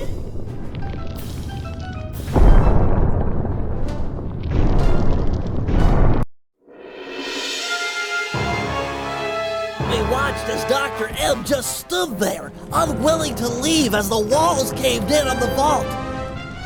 He'd spent his life lusting over the Cooper fortune, and he wasn't going to give it up, no matter what the cost. Our exit was a little rough, but Murray managed to get us out just in time to witness the final fate of the Cooper legacy. It was a bittersweet moment, the end of the road always is. We both looked on, lost in our thoughts, thinking back on all the adventures that had brought us here.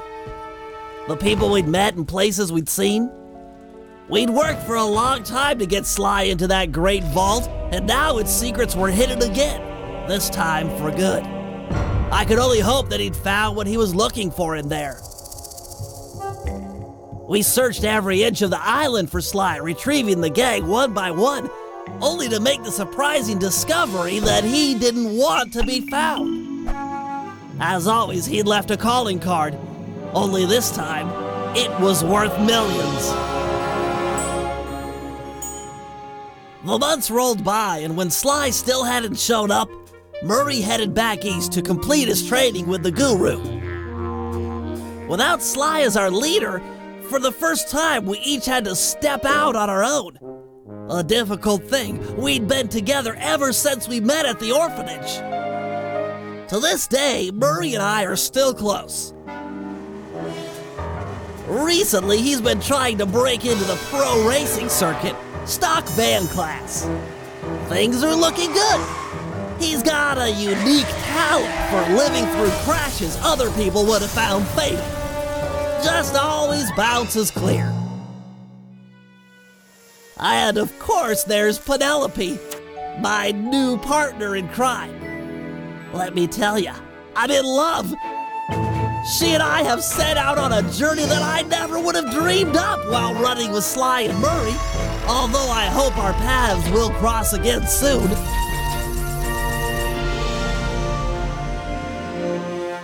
So while this might be the end of our adventures together, it could be the start of something even bigger. Time will tell. Literally, 'cause I'm building a time machine to find out.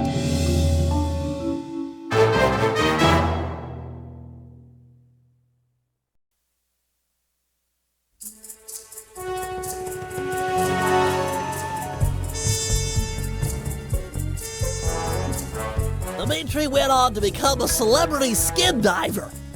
The ladies flocked to him, and so did the money. I got a postcard from him once. It said, "I'm here, wish you were fine." Like me.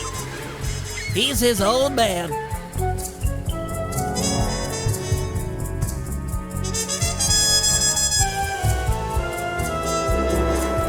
The Panda King returned to China and lived a happy life living 2 doors down from his beloved daughter. She, of course, was pleased to have him screen all of her future suitors. As of yet, she's still unmarried.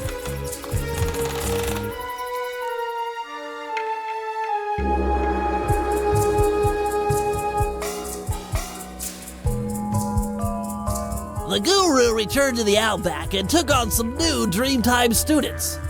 One of which was a high-profile rock star that brought a lot of unwanted media attention. Last I heard, he was hiding out in New York City. Figured it was the last place they'd ever look.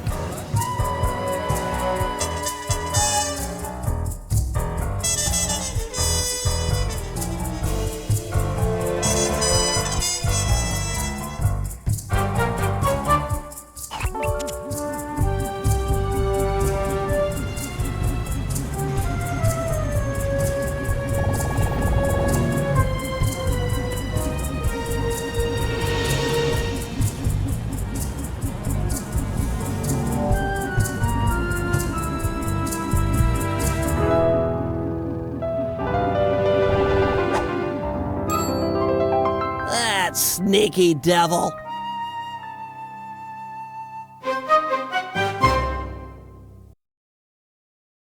Oh, and if the story had only ended there, huh? Anyway, that's been a lot of fun. That's been Sly 3 and by extension, all Sly 1, 2, and 3. We're still, as I mentioned many times, putting a pin in Thieves in Time until I feel like it, I guess, if I feel like it. But I played through and I feel pretty confident in Sly 1, 2, and 3, the fact that we've played them. A lot of fun. A very cool fucking story beginning to end there. Loved how things turned out. Dimitri's postcard back to Bentley. He's like, doing well. Wish you were fine, like me. He said to Bentley. And Penelope and Bentley have created a new Cooper vault, it seems, and are working on some big project. It's a shame.